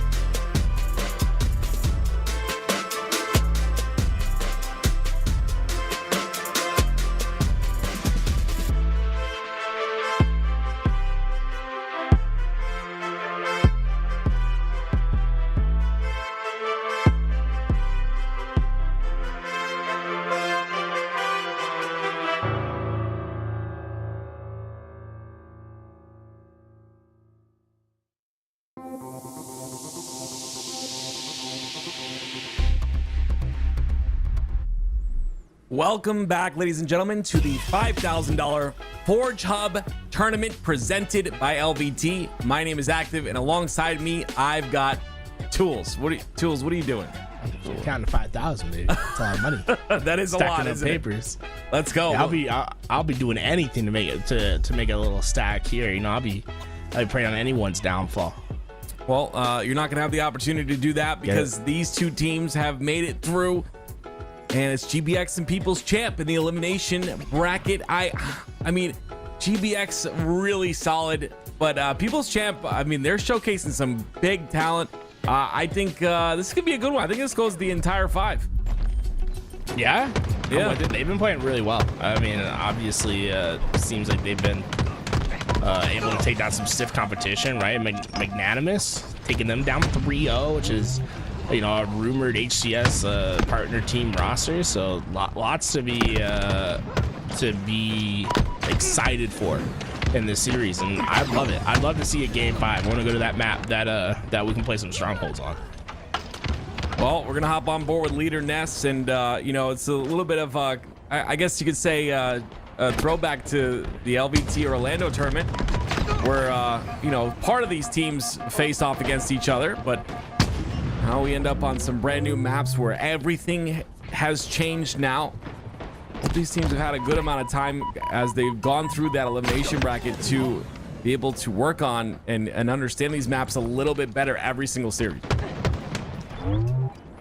So far, we've seen a lot of this part of the map being impactful for GBX last series. It felt like they never left, and it ended up getting kill after kill for them. I think this part of the map is particularly easy to monitor, right? Like not many routes to get to them without being seen first, and lots of angles for your sniper rifle. I still do. Is this the map that has double E? I still don't know where that is. Yeah, double E, baby. Well, we gotta find out. We'll see it. We gotta find out where Hopefully. it is. If it comes up, you just interrupt me, because I want to know exactly where it is. But All right. diagram, Leader Ness, a little bit of a trade, quick trade there. A lot of them, but now suppressed. Oh, I love that right there. Tries to get a different angle with that sniper. Breaking shot down to no shields now, but here comes Piggy and Gunplexion. I love how quick they are to help in that scenario. They end up getting that cleanup kill on the suppressed.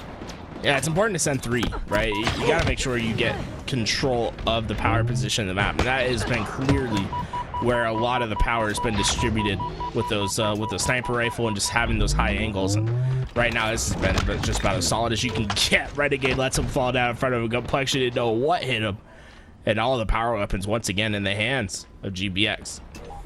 This has been the deal breaker for a lot of teams, is not controlling all of the sandbox. It's something with Halo is, you know, you got to make sure to have that positioning.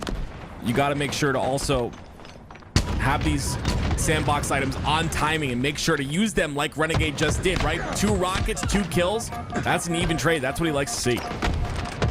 Suppress trying to do the impossible. Piggy not going to let him get away with it. Enough damage down, though, for positive trades to go down GBX's lane. You know, all those power weapons, all that was to basically give yourself a net kill advantage, to give yourself a lead going into the next cycle of power-ups. Now, up just 1 in this game, man. It's been a good job by People's Champ to keep this thing close, even with the lack of power-up control. But you're going to have to eventually win one of those fights, or else it's going to get out of hand. Yeah, but it's going to be, again, 2 down for the side of GBX. But it'll potentially be Tusk, who tries to create some space towards that snipe.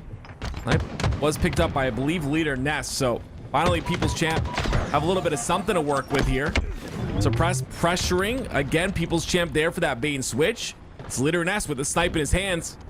He can really open this game up right now. It's tied up at 20, but 1 shot will allow that push and that pressure to come through from that power position on the map. Look at that, though. There's 2 players from GBX already on that power position. They push in right away and don't leave anything to chance. Basically, everyone goes down on the map at the same time. Just a few remaining stragglers that'll be playing for the power position for these power-ups that are coming up now. Overshield, rockets, halfway to victory. all going to be making their play. Leaderness is there, but Tusk not quite quick enough. Extra shields for Leaderness to take on the fight. I love that Tusk comes back. Oh, I thought he was going to come back to just peek him and get that damage off, but instead he was focused on another player. Leader Ness has done a lot of damage, but unfortunately just not able to clean it. Well, finally he does clean up that kill onto Tusk. Another player below him, but that's going to be Suppressed, and Suppressed gets that cleanup kill. 27-27 now. GBX and People's Champ have kept this very close. Breaking Shot takes a minute to react, but he's got a teammate there in Biggie. And they tied up at 28 once again. Once again, just impressive by People's Champs to stay in this game. It's felt like GBX has had the advantage all game long with power-ups and how they've swarmed to positions, but it's been impressive teamwork from People's Champs thus far. Suppressed, though, I mean, they're gonna have to figure out a way to deal with him. The sniper shot from Gunplexion might just do it. Finally, it seems as if some control going into the way of People's Champ. Yeah, no more snipe ammo to work with, though, and oh, this is good. Diagram got a little too antsy right there, a little too aggressive, and it forces the rest of GBX to try and come through and clean up these kills. They clean up one, they trade out Tusk, who ends up going down, and now if they can get this kill on a Suppress, they will be, like you like to call it, net positive, but it's still tied up, 32-32. People's Champ are staying in it. Yeah, that's impressive from GBX. They use the double E part of the map as a maneuvering tool to get into the spot to take that challenge, right? And we haven't really seen a lot of people moving through that bottom half of the map. But when it matters the most, there it goes. Oh, here we are, dude. It's the double E. He's at the double E. This is a disgusting sewer. This is what you name after me? A disgusting rat sewer for rats. No, hey, bro, I play against you enough. I know what your gameplay is like. What in the world is this corner from Gunplexion? He's inside the double E, and he's off the map.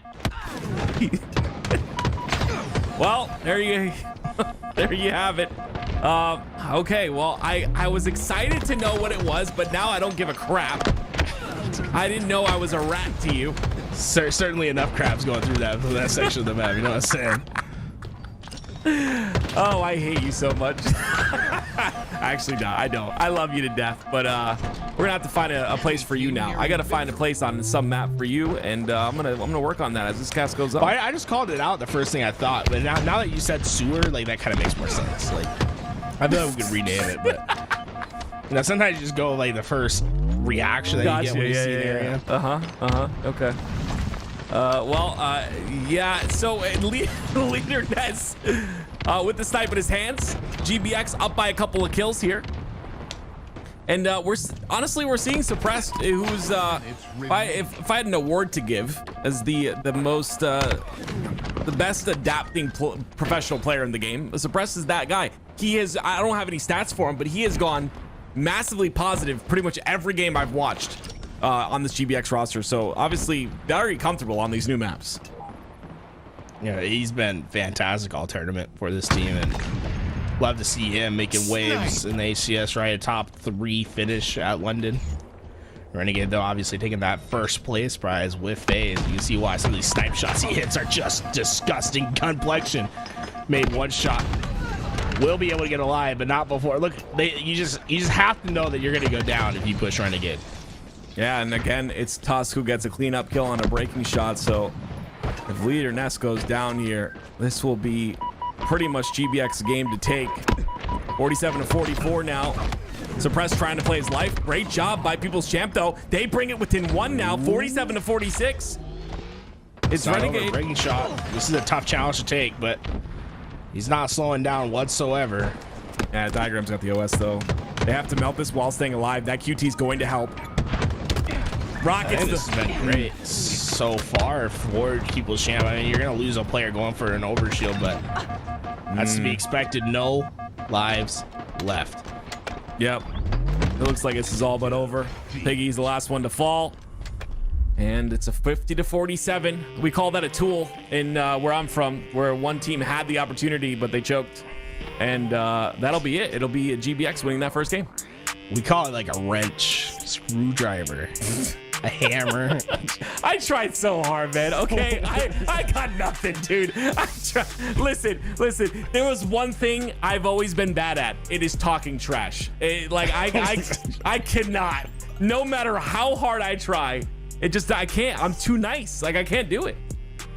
Too nice on this I was gonna say sticks, but you don't even play on the sticks anymore. No sticks for me. You said Suppressed was the best adaptable player in the HCS? I mean, what I'm trying to say is the fact that he's been able to perform this well in this tournament. Like, I don't know. Maybe I have just watched the good games from him, but I've just nonstop seen him pop off in these games. Well, I like it. You know what I'm saying? I think that like you should host an award show at the end of the year. Call it like the Timmies. And you just give every player in the HCS like their own personalized award. You know, like get like real deep with it. So it's like, Tusk, you are the best player that's also been a coach in the HCS. And it's like, oh, dude, let's go. Like, you give him his award. You know, just get real deep and personal with each award for each player.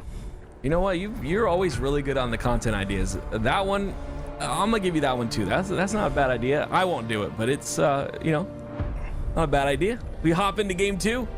This music gives me chills, man. I love this right here. This is where I would tell you a story and build it up for game number 2, get you all excited, and then it pops in with maybe a cinematic of the flag that you have to take. Map to start. What? Said a couple gray hairs as you've been waiting for this. Can you leave me alone? You try having 4 kids and see how many gray hairs you get. Okay? It is not easy. You look distinguished. I'll say that. I like the look. I like the look, Tim. I've gotten better looking as I've gotten older. You used to see my younger pictures. They're dude, I'm blessed, I will say. But here we go. Hopping into game number 2. It's GBX versus People's Champ. Once again, GBX take game number 1 off of the back of Suppressed, who pulled 19 kills. A kill count the Tools couldn't imagine getting in a game. I don't think I've ever gotten that high. Exactly. That's pretty high. See, I'm good at trash talk. I can do it sometimes. Right now, I feel terrible that I said that. So it's like hard, you know? Renegade. He's been so impressive with the sniper all tournament long. But so far, no angles to be found except now as he gets Gunplexion 1. I'd like to see him just keep pushing up on this map. Treat the sniper as a shotgun as you patrol these corners and how confident you are in your shot. Diagram. Gonna have the heat wave again. Like, I don't know.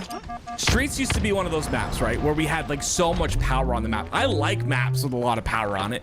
Yes, you can steamroll if you get all that power in your hands. Like if one team will get the OS, the rocket snipe, all that. But at the same time, it just makes for some interesting gameplay. Like right here, it's Breaking Shot that gets a kill onto Renegade, and then the rest of the team falls all because of that snipe. The snipe is so huge. Oh, 3 down for People's Champ. Tusk. It's a fight for the snipe. Wait, the triple kill killing spree out of Breaking Shot. Snipe once again. Is he going to be able to pull a flag off of this, though? Spawns will not be on the back of flag, so a pull might happen, but I don't know if he's got anyone in position to pull this flag, too. Shot screen might be enough to make some sort of action happen. I think he tried to go for the pull and it just didn't quite pull it. That little bit of a solo up was just enough of time, and really it does come down to a second or two in timings that can make all the difference. But flag is out. Diagram and the rest of GBX I think are going to be well set up enough to stop this thing before it gets too far. I like the position of Rockets right there. They're on an island. Down. Yeah, it's 3 dead for GBX. That means the flag's going to be like pulled relatively easy. Gunny's in a position to get these rockets, and he does. Now he's looking for the spawners. I don't know if they're aware of his positioning here, though. Oh, nice shot right there by him. Not going to be able to hit the second one. But great. I mean, just great job. People's Champ put 1 on the board. And that'll be a good, solid foundation for them. Especially if you can keep Renegade. Okay, I was going to say keep Renegade at 0 kills, but I mean, that's kind of crazy to say. Yeah, I was like, did you hear yourself when you said that? 3 dead, though. This guy? What, he's gonna go on a killing spree right here just to spite you. Probably. He's just so good, man. And there's so many at events, like you just watch his play style. There's so many, like I was saying before, so many kills that he shouldn't get that he gets. Like, you know, these at the highest level, you don't really expect pro players to challenge, but you know, he's one of those guys that will mix it up, right? As GBX ties 1-1, but he'll mix up if he's gonna challenge you or not, and you just never know which one you're gonna get. And it can be no shields, he'll chow you, but sometimes he'll try and play his life. Like, it just, I don't know. He just wins so many fights he shouldn't. Yeah, I mean, just his presence alone right there was enough for them to capture the flag. Like, all the players had to turn back and deal with him as he just slow played inside the opposing base, gets their first flag on board because Breaking Shot had to move it back with the sniper, right? Preventing any sort of coverage over that flag point and gets them their first flag capture. Gunny ended up getting 2 on the side of GBX with a snipe there, but nothing's gonna really come of it. Rockets, I think, is coming up soon on that left side, but Suppressed has a couple of bullets to work with. Having a good game once again, 8-5. Diagram as well, and with Rockets coming up and one going down for the side of People's Champ, this will be Suppressed slow playing this side, anticipating the, oh my gosh, like I just it's insane. Like that is a mouse and keyboard type snipe like that he just did, and he made it just look effortless. It's insane. Oh, dude, imagine if Gunplexion tried to grapple it off the. That's right for Renegade though. He knew that like he wasn't gonna stay alive. He just throw those rockets off the map. Don't let Gunplexion get him with that camo. Gunplexion just been patrolling on that right side, and unfortunately for him, like he wasn't able to like let his team come back to him to try to make some action happen off all that damage. And I think that's where we're probably seeing the biggest struggle from People's Champ is just coordinating their efforts inside the base. Hopefully they can get better at that as the series goes on. Talked about this being a long one, or this going the distance, I should say, and I believe it will. Both these teams are pretty evenly matched. You see, it's gonna be 3 down for the side of GBX though. It's a nice little slingshot there by Renegade. Use that grapple. If you hit a wall at first, you gain a little bit more momentum off of the grapple, but Renegade doing a great job of, like, even though People's Champ had that advantage in numbers, pressuring the base, but Breaking Shot takes him out. See, 20 seconds until these next power-ups come up. I'd like to see GBX try to get a little bit more forward on the map. I think they're going to try to rely on this grappling hook to get that rocket away, but if I'm GBX, I'm not really feeling that comfortable unless if I have someone past that 50 line. Here we go. Shot screen out. Rockets, snipers, and camo up for the grabs. And you see People's Champ, they were baiting 2 kill, 3 down right away. Renegade, the last one alive. And you know all of that utility is going to be coming towards him. It's going to be up to him to hit some big shots. You see what I mean? This is what I'm talking about, though. You're the last player alive. Generally, when you're the last player alive, it's up to a team to just go and push you, triple push you, whatever, take you out, and then they can pull the flag or dead, right? But when you're up against this guy, like, I'm gonna gas him because he's disgusting, but you just gotta understand, you know, oh, it's Renegade's the last player alive. Look what he's been able to do. Like, yes, they pulled the flag through, but with one snipe, he's been able to take out 3 different players, and he's still going. And he was the last player alive. If they capture his flag, it's gonna be real funny. But so far, Renegade's been just unbelievable. And no, there you go. And like I said, all that work, right? It's for this part. It's for the counterplay. And dude, Renegade's just been a one-man army. This is what I mean. Like, They overcommitted though. Look, there's no one back at home. This is gonna be a foot race. And well, he does beat Breaking Shot to the punch. Man, the last player alive. You're like, okay, last player. We got to kill this guy. We can pull flag. No, it's Renegade. He gets a triple. He gets 3 dead. Then you counter pull. Yeah, it is really funny to think that like that flag cap technically started with GBX going 3 down. Yeah, that's what I'm saying. It's just stupid. Like, the kid is, I don't know. I mean, best player in the game by far, in my opinion, at least in the Slayer category. All around is a different story, I would say. You can have a whole bunch of discussions about that, but regardless. Renegade, once again, 15-11. You wouldn't see it in the stat sheet, but doing some great work in terms of those big plays where he's the last player alive. That'll be a heat wave. Oh no. Okay. No. He's not happy. They don't red rack. That's 2 heat waves on the map now. That's gonna be tough to deal with.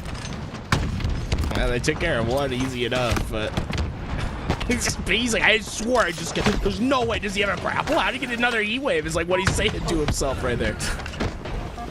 Oh, Leader Nets takes out Renegade. I think sometimes, and it's always kind of been like this, is sometimes you have a player that you gotta focus on a little bit more, maybe under like Renegades here, you know, just kind of focus on taking them out, stop that heat from continuing and spreading, I guess you could say. And we'll see if they end up doing that. But Leader Nest starts it. A couple of kills go in the favor of GBX, though. It's going to be 3 down for People's Champ now. Camo in the hands of Suppressed. And the flag comes out as well. So these are the spawns you don't want. The spawns all the way in the back of the base. Now they have to fight all the way from their back base and stop this flag. Renegade's in a perfect spot. Oh, don't 2-tap. Okay, I was about to say that would have been a gnarly 2-tap, but enough to get the job done. 18 kills from him, and Diagram right behind him was 16. But it really did feel like the Renegade show. Remember that second flag cap is the perfect representation of what it's like to play against Renegade. Yeah, he's last alive. You think you're gonna have an opportunity, and he completely changes the situation. I mean, he was last alive with every power weapon but one sniper going to the other side as well. Yes, that's exactly, man. Like what was it, camo or camo rocket snipe. Yep, like it's just nuts. So this is the counter cap that we get to see again, hitting more shots right there, getting shot in the back, still stays alive, takes weird routes. Like it is just, it's cool. It's cool to see, man. He continuously gets better as time goes on, and he's been sick. We can't take anything away from the rest of the team. Diagram had a phenomenal game as well. Most damage on his team as well. Piggy on the other side of things, 5,200 damage. Gotta love to see that. We'll see if GBX can continue this run, though. You think this is just a pickup squad for the weekend, or you think this has like any sort of HCS potential? This Piggy breaking shot gun collection Leader Nest team. You know, breaking shot. I think Gunny likes playing with breaking shot. I think there's potential there. I don't know how well they'll do, but I think there's a lot of potential of them giving it a shot, at least for this next open. You just want to get as much practice as possible. Yes, you know, everything's a rumor until it's official, like you see with complexity and all that, but these teams are not stupid. They're going to get the practice in these tournament type scenarios where you're playing against the best players in the game, and you'll always want to get that, especially before an open coming in tomorrow, happening the HCS Open tomorrow here on LVT. Make sure you guys tune in. So I think it's definitely a roster that is looking to work together, at least for this first open. Back to the old West 1800s, right? I mean, this kind of gets after the only thing that's like not really the feel is like those pipes, man. Okay, can we get like an oldie version of the blue and the red pipes up on the top? Then I feel like this is like the perfect encapsulation of like old school mining town. Dude, I love it. That was a great accent. That was a great. I like that. Yeah, that, you know what? I would spend all day right there. That would be the double E. This top area would be the double E. The Phoenix? I would just right here. I'd spend all day right here on the top side of the map, just doing work. Like, I love it. It's so powerful up there. It's like a P3 from back in the day. That's what it feels like.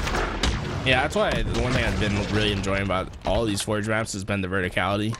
Feels like it's something that's kind of missing in Halo Infinite in particular. Is it's just like not that much vertical gameplay. I think like out of all the maps that we have, I think like Solitude's probably like the only one that provides any sort of like verticality. I would say, and it's probably half of what this one provides. So yeah, I would say so. Right. I mean, these maps maybe to the extreme on the verticality, especially like in the game 2. With how high that thing is, but yeah, it's just like a different type of gameplay that I very much like. I like the fight for the top positions to shoot down on the opponents. Yeah, this is where this type of verticality is where, you know, a power position is a real power position. Like this is a real, like, you know, like again, the P3s of like midship from back in Halo 2 or whatever. I don't even talk about Heretic. I didn't like that map at all, but Halo 2's midship, P3 was so strong. Midship? Midship.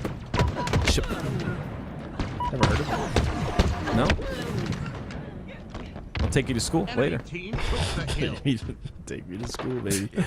We'll see. This area is really going to be the important part. You can see that players always trying to fill in. The one thing is, though, if you don't have control of mine, which is to your left over there, it does feel pretty hard to push into the hill itself. which has been interesting to see how teams have been trying to go about it. Like, look how much time People's Champ was able to get simply because breaking shot is in the mine, allowing for that teammate to play underneath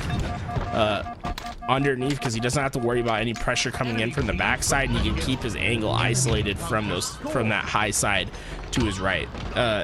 Been really cool. I just, this map is kind of has me geeking on like how well designed the King of the Hill is on this map.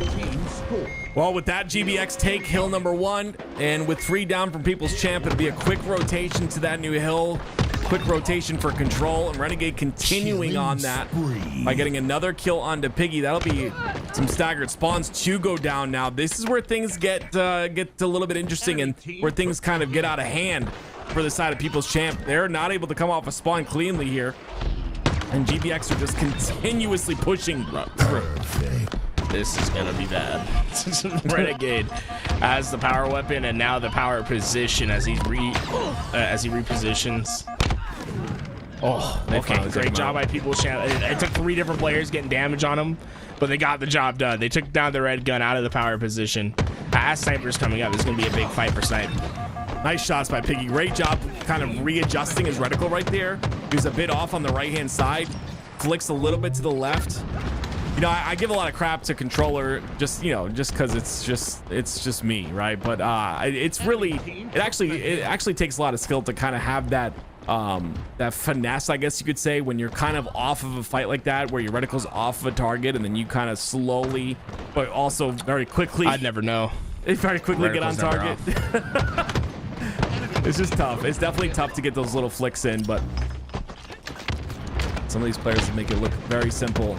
You can see it's People's Champ trying to get a bit of time here. Gunny comes in. He's going to grab the Snipe now. 2 down for the side of GBX. Now, has to play patient, right? He doesn't want to get in that hill with Snipe. You give away Snipe in this scenario, especially with Thruster and OS, you're going to be in big trouble. And now he's facing Renegade. Oh, this is where you got to run away, and that's a good play out of him. Reposition. Somehow his team still gets that overshield. Great job by a couple following up on that play. Lets Leaderness get that overshield. They get the overshield while scoring on the hill, right? Double dilemma for GBX to deal with, and unfortunately for Renegade, he wasn't able to figure out either, right? They were able to score and get the overshield. That's about best case scenario. And look at Complexion. He wraps all the way across the map to get back to this spot, the best position on the map. The double E is what I like to call it. But yeah, staying alive up here. This is aggressive. Obviously, okay. It was a no shield player. Good play. He ends up losing that top side control, though. He's not going to be able to get up there very quickly, but that'll be the first hill for People's Champion. It was because of what you just said, right? Taking control of that top area, getting that first initial kill. Now Gunny's doing a lot of slaying in this scenario. 1 bullet to work with in Snipe. The only thing that I find a little bit concerning about People's Champ's performance thus far is it's been very individual heavy with the power weapons on the map. We're not seeing a ton of assists filter through their gameplay. And I just feel like when we talk about unsustainable gameplay, that's usually where it comes from, is like heavy slaying with low assist performances. That's like you're depending on teammates getting 5s, you're depending on snipers playing an impact on the map at all points in time. I want to see more of a team shot being developed for People's Champ on this next hill. Oh, Renegade down to no shields. Gunny's going to push him, and a perfect timing once again takes him out. Renegade was not ready for that, and guess what? Gunny goes back up to that top side area with the thrust, finds a jump towards the top side area. That's going to cut some time off, and gets the 3-shot melee as well on the diagram. Beautiful. Beautiful job here by Gunny. 15 and 9 so far in this game. It's a fight for the top, and Renegade wins that one. Gunplexion was doing his best Royal 2 impression live. Just a lot of isolated Halo on the backside, depending on his really letting his team work on that objective while he found the outskirts slays that just kept numbers advantage for his team. Did a relatively great job of it. Gets his team almost all the way to this capture, and it looks like they will get this capture. So up 2-1. This is what People's Champ's been waiting for. Just find Renegade. He's gonna play sneaky here. He's gonna try to get behind you with the sniper. Don't let him. Yeah, I'm curious. I was assuming Renegade was gonna chow that hill. I think maybe they got spawns back there, so he just backed off, instead played his life and kept this full snipe in his hands, which is probably the better play. We'll find out if it is here shortly, but regardless, it's 2 minutes left here. You'd be curious to know if People's Champ plays time in this scenario. I wouldn't expect them to, just because you're playing against GBX, but 3 of People's Champ go down, and now GBX gets some hill time. Well, for People's Champ, you just got to play whatever the cards are dealt to you here. If you find yourself having to slay a lot in that mine, you might just jump out. And sometimes it's not bad to give up a hill knowing that you're going to tie the game, but burning off neutral time and then knowing that you're going to rotate early and set up for next, right? Because you can force this game to be a next hill win scenario by just playing time and understanding that we're not going to get this one and we're probably not going to win here, but we can set up for next and be prepared to deal that striking blow. That happens a lot on live fire with that final hill. Oh my god. See what I mean? You see what I'm talking about? He just does it. You watch Renegade, you see 2 people, so Leader Ness was no shields. He gets back, he just stays alive. Renegade's trying to clean him up. Then you see another player from People's Champ come through to help Leader Ness, and you're like, oh, Renegade's dead. No, he's not. You're wrong. You're absolutely wrong. 2-2. GBX tied up. 1 minute and 30 left. People's Champ, though, even though they went for it down there, I don't know if GBX just wasn't sure where that rotation was going, but they were able to get themselves set up early on. Overshield for GBX. We'll see if that's enough to break themselves in. Enemy team took the hill. GBX finds out right away. Yeah, GBX finds himself in the hill. They find People's Champ 3 dead. People's Champ get a closer spawn though, right on the right hand side here. It's got that lower area that you can kind of escape to, like you can see Piggy doing that right now, and a drop wall is also down, so we'll see if that gets utilized here. Has to drop the repulse. This is good. Wow, great shots. He plays beautiful Halo, man. I'll tell you what, Diagram has this this ability to know how to play every one-on-one. He is such a dangerous player when it's a one-on-one fight. He's hardly ever gonna lose him. You just saw him win 3 in a row right there. Can't crouch. You gotta move up a little bit. You gotta get a little bit higher up on the hill. That's cool. That's cool. They don't extend the hill all the way to the floor. There it is though. GBX 2 hills in a row within 30 seconds or so. 1 minute and 18 seconds left. And now with Gunny and Leader Ness going down, as well as Piggy, a double kill for Diagram. It's going to be, of course, GBX playing the time now for the next minute. I would say that's exactly what they're gonna do.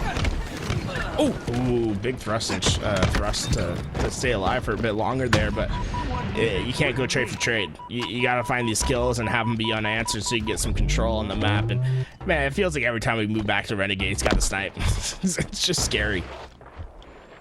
So it's like he's just always, if you just go watch his VOD as he gets a nice shot onto Piggy, he's just always there. Every time Snipe's about to come up, he's gotten a kill, he's pushed up on the map, gotten a kill, and he's there for Snipe every time. If my team fed me Sniper Rifle like they feed Renegade Sniper Rifle, I'd be MVP every time. I'll tell you what.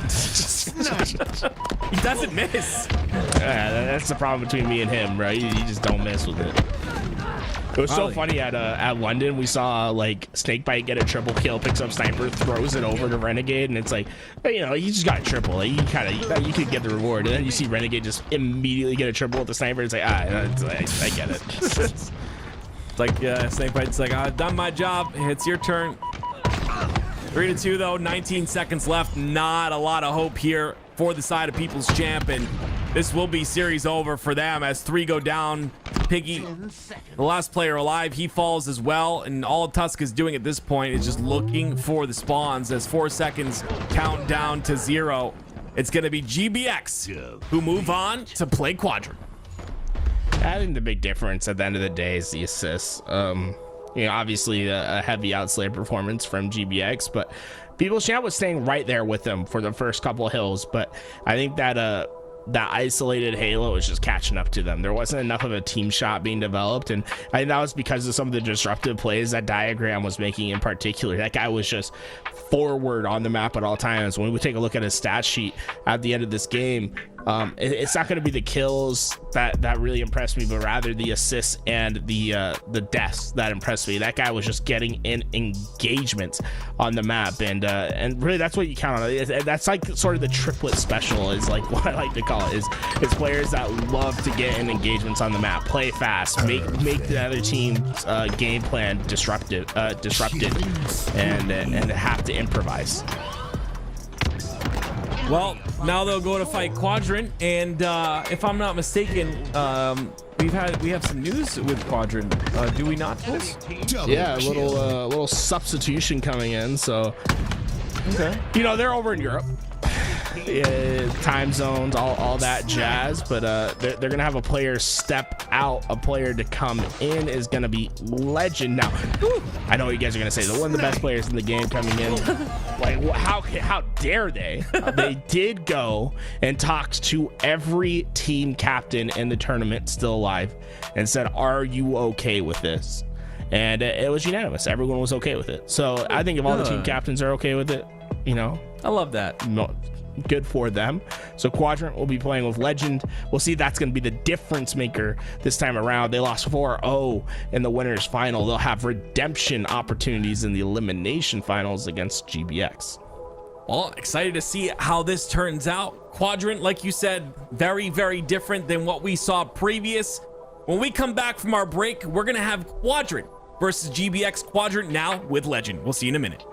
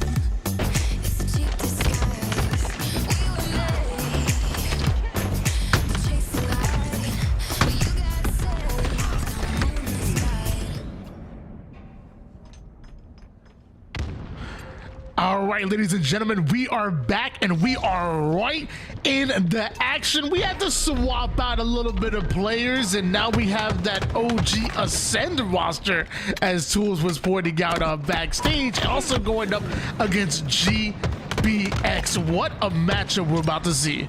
Yeah. Did he show up the map? I did, Tony. What a matchup we're gonna see. Dies off the map, but yeah, it's really cool to see. Like you said, this old Ascend roster. I'm excited to see how they do. Quadrant, as a roster in this tournament thus far, has had a little bit of a rough time. They lost 3-0 to People's Champ, I believe it was.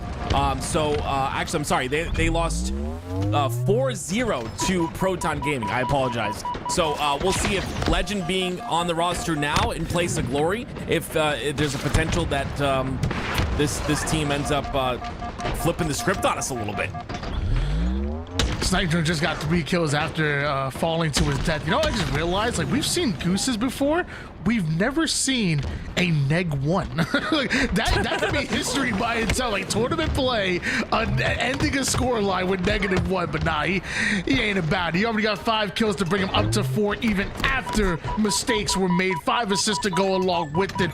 Just as quickly as he jumped off the map is as quick as he's right back in the stat line of the 3-kill lead here for Quadrant. Quadrant looking pretty good. Like you said, it's 10 kills for the side of Sika as well. So 10 and 4 for him. Pushes in, gets Diagram as well, make it 11. Some great shots downrange as well. This is really good by the side of Quadrant. They've got a nice little sizable 4-kill lead. But Suppressed hasn't answered to all of that with a snipe in his hands. It just feels right. I don't know, Tim. Is it just me? It just feels, fresh off of that London event. You got Sika, SLG, and Legend back together for a bit. This just feels right. I like it. Everything happens for a reason. They get to play with each other again. I'm sure they're happy about it as well. That snipe still in the hands of Suppressed. They quell a push from the side of Quadrant. 3 down go Quadrant now. And you can see 3 power weapons / power-ups coming up here in a matter of 10 seconds, all at the same time. So it's all about who can get positioning on the map, who can get these kills within the next couple of seconds. And it looks like GBX and Quadrant both trade out 1 kill. And I feel like almost more important than getting the kills is playing your life, knowing all of these utilities are coming up, because positioning and just having presence on the map alone could net you grabbing a hold of those powers and power weapons. So definitely these maps are definitely going to test, how prepared you are for these weapons coming up, and then the meta then becomes about that counter meta, because the enemy team might start to get aggressive on you, and obviously they want to kill you before you kill them. I don't know if you know that. I didn't know that. Thank you, Tony. That's why I'm always dying, man. I figured it out.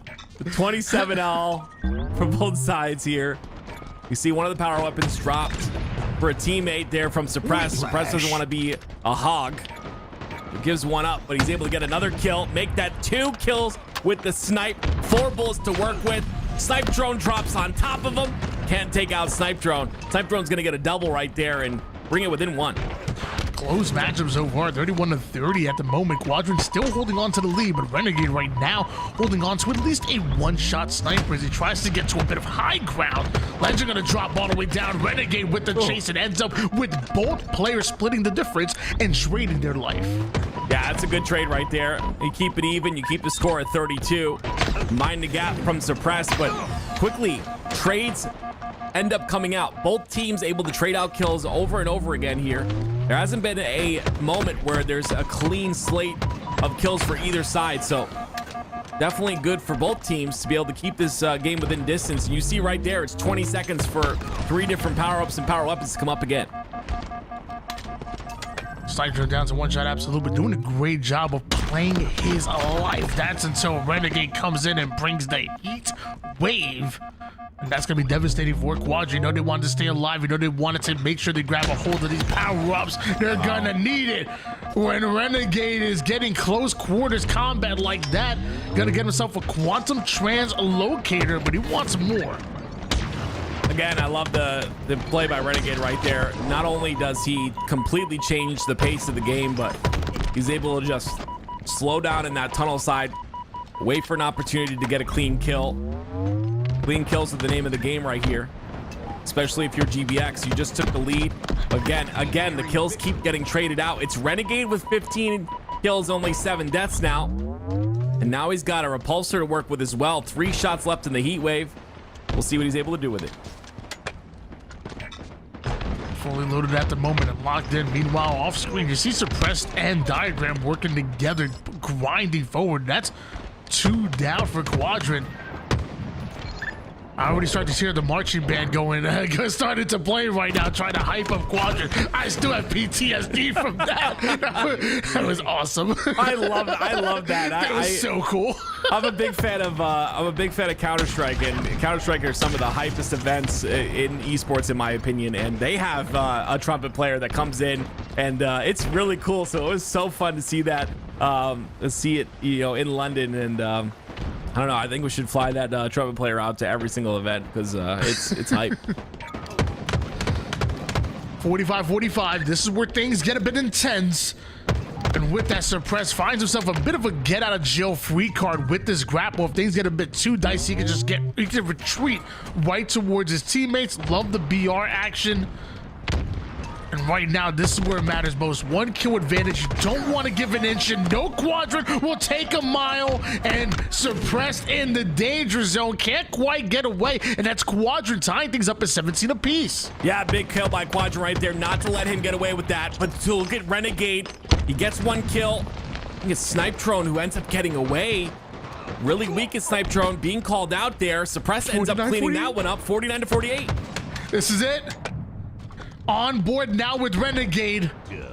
And it's gonna be Tusk trading out his life despite the fact that SLG had rockets. We obviously didn't see that on screen, but SLG with rockets obviously could have shut down him and another player almost instantly, almost guaranteeing a win if Tusk doesn't trade out. So Tusk getting the winning kill, yes, but also stopping a potential win or tie, because I promise you if SLG gets away with those rockets, that's what it would have been.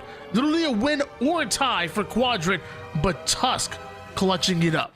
That beautiful right there. You like you just said, you see someone with rockets on the opposing team, the best thing you can do is get that trade, especially when you're up by 1 kill. Clutch kill, like you very clearly mentioned, Tony. And now we go to game 2. This is a best of 7. This is the lower finals. Of course, we've got Proton Gaming waiting in that grand finals right now. So whoever's able to win this series will play them. But just an amazing job by the side of GBX to close this one out. And I can't wait to see if they can do more here. Quadrant, though, looking solid. Like I said before, they lost 4-0 or 0-4 to Proton in that winner's bracket. So let's quickly take a look at the damage here. 5,400 for Suppressed. That's exactly what we know him to do. Put that damage in. Yeah, and with that clutch kill came the 50-49 win. And I'm like my mother always said, you mess with the mammoth, you get the tusk. Did she say that, Tony? Not one time. Literally not one time. I completely made. I'm trying to see. That's the. You got to understand the showmanship. You got to understand the theater of it, Tim. Don't ask me the questions like that. The people at home don't know. Damn it. God bless. I've become a fan of beautiful. As your duo, I've become a fan of your mother over the years. Like, she's always saying this incredible I'm gonna punch things. you in the throat. I don't know what that means, but I'm pretty sure I need to fight you after saying that. I have no idea what that means, but I'm literally gonna punch you in the throat. What does that even mean? I become a fan of your mother? I'm literally going to beat the living All right, guys, game number 2 coming up next. Going to be Capture the Flag on Archon, where GBX up 1-0 in the series. It is a best of 7 here in the lower bracket finals to find out who's going to be going into the grand finals. And right now, GBX having the advantage. Oh, man. What I was trying to say before you so rudely interrupted me, Tony, is I'm a fan of your mother because she has all of these great things to say. We've been a duo for a while, and every time you cast, you always say your mother's saying something, and it's always very inspirational. I just carry it with me through life. So, yeah, that's why I'm a fan. Anyway, here we go. Game number 2 starting up right now. I better cast fast before I get my throat punched. And Tuss says L glitch. Texture glitch. Okay, so they have to restart real quick because of a texture glitch. We'll get back into that very quickly here. It's CTF capture the flag on Archon, not Archon, Tony. Archon. Oh, my bad. Archon. Okay, I got you. I could be wrong. I just wanted to prove you wrong for a second. All right, that's another punch in the throat. a lot of people with this capture the flag map are saying that this is actually their favorite map, especially for the players that have played it at a high level. They actually have quickly become a fan of Archon. Okay. So shout out to War and Pyman who coming out. You had War was the main forger, then you have Pyman who was collaborating with them, and they've come up with a really not only good looking map, but apparently as far as the gameplay itself plays really good on a competitive standpoint. Well, just to kind of give you an update on what's going on, if you're just joining us once again, Legend is on the side of Quadrant, and it's because Glory had to go. So Legend is filling in for Glory, and you will say, you'll say to yourself, as Tool said earlier, wait, isn't Legend one of the best players in the game? How is he able to fill in? Well, every single team captain from every other team that's still in the tournament agreed to allow him to play for Quadrant. So we have Legend now, and we've got a series on our hands as well. As you saw, that first game went 50-49. It was within 1 kill. Obviously, Legend very familiar with a lot of these players on this Quadrant roster, so really excited to see them back together, putting in the work. But GBX, they play tons of 8s. They've played together multiple times. Two of the players are twin brothers, a part of the triplet. So, I mean, chemistry all across the board here in SLG, running that flag across the map. Has to drop down to the low ground, but looks like a teammate's going to finish that off here. It's still on the move. Yeah, I really like that, though, that they made that gap really large between this platform and that platform where the flag is right now. Just to not allow that quick clamber run. As you see, it's going to be about a setup here to try and get this touch on the flag. It looks like there will be a return, though, and it will be a 1-cap lead here for the side of GBX. Big plays coming out of GBX, and they also get the slays necessary as well. So if you think Quadrant had opportunity to get a counter cap, those 2 kills by GBX may just stop that. Quadrant eventually going 3 down. The diagram just fires off his last bullet with the S7 and gets surrounded by Quadrant. Quadrant does a good job of getting that kill on the diagram that'll open up things to potentially allow them to push through. I don't believe that camo was up. I think it's just a glitch on the map, but regardless, new camo should be coming up here shortly. It should have been at the 10-minute mark. Legend looking for an opening towards the back of base. You see, this is kind of an interesting thing, right? Legend just joining this tournament, Tony. He's not going to have a lot of experience on these maps, so kind of has to learn as he goes. And I think that's really interesting. I think it's fun to watch one of these top players, adapt to a map and see how quickly they can do it. Yeah, I feel, oh my gosh, Suppress running another flag. Could be a 2-0 here for GBX, but what a shut down coming out of Quadrant. Right at seemingly the last second, they're able to get the kill, able to get the counter pull, and the Rockets will not trade? Yeah, that's bad. I think he was just trying to play his life there, so that's why the Rockets weren't able to get traded out. But a double kill by Tusk with a nade. The Rocket explodes the nade. Double kill by Tusk. Flag is returned on both sides, so GBX will keep that lead, Tony. Yeah, that's a really good point that you brought up before. Obviously, Legend is a phenomenal talent, a phenomenal player, but the players on the map that have experience, that now understand these angles, that understand where to have that reticle position. Lots of times, like, just having good reticle placement and understanding where the enemies are going to be going, anticipation is even more important than just having a great pure shot. So I feel like if Legend hasn't played on these maps right now, like, not to say he's gonna have a tough time, but he is gonna be at a disadvantage here for, can I call him Quadrant? Can I call him almost Quadrant? Like, there's not Quadrant anymore. Quadran with no T. Just I don't no know. T. I like that, Tony. I have no idea. Quadran. Okay, that's what we're gonna call them the rest of the time. Quadran. One of the flags is being run here for Quadran, though. It's gonna be Legend who has the initial fight to win, but He ends up going down. Snipe Drone goes down as well. So now it's GBX with 3 down on the side of Quadrant. GBX going to be pulling this flag towards the mid side. It's a 1-0 lead over here for GBS, but trying to quickly turn it to a 2-0, and Tusk lining up Snipe Drone, just barely missing out on that headshot, but Flag's still on the move, and that's what matters most. I believe Snipe Drone and Legend trying to get an angle, but it ain't enough. 2-0 lead for GBX. Yeah, with not having experience on the map as well, it's not all about the kills that you see on the scoreboard. It's a lot about, you know, get what angles you're covering, what spawns you're kind of blocking, what, you know, what routes you're taking with the flag. And you can see GBX have that lead 2-0 thus far. And it's just because of the routes they're taking with the flag. You can see another route comes out here for the side of GBX. They utilize the grapple as well to get that flag pull as fast as possible.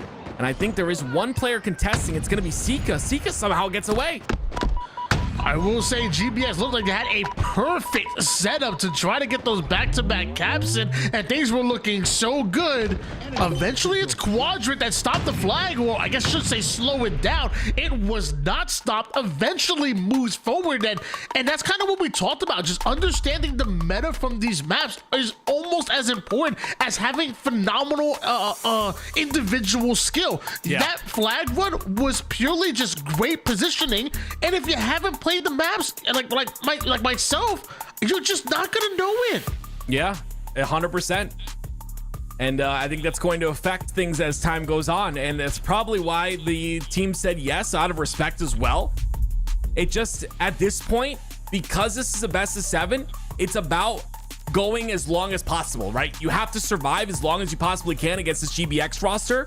If you can bring this to 6 games, I mean, then, you know, then maybe you have enough practice. But again, it's only 6 games. I don't think Legend was expecting to be in this tournament, so I don't think that he put any time into these maps. And every time you play a map, you got to pull everything you can from it. Here we go. We're moving on over to Anthracite. And I'm excited to see how this one plays out. I actually think this map is fun to watch. I love that top area, the top control. I think, like I said before, it reminds me of like a P3 from like Halo 2, a very important spot on the map to control. But excited to see how this one goes. One thing that obviously the players are not thinking about, but I feel like me as like an analyst or even just as a fan of the game is thinking about, is like the battle between Renegade and Legend. Because on one side you have Legend, who had an MVP performance going going after Arlington, you know, just stepping up the way that he did, having that type of tournament, the storyline behind it as well. Like, he was making such a great case for himself for MVP, and still did after London. But with the level of dominance that Renegade portrayed overseas, I feel like you can make an argument that the MVP race right now, in the early stages, very early, it looks like it's a battle between Renegade and Legend at the moment. And like I said, the players are not thinking about it, but I'm thinking about it. We'll see who's able to take that MVP. Renegade starting off 2-0 here.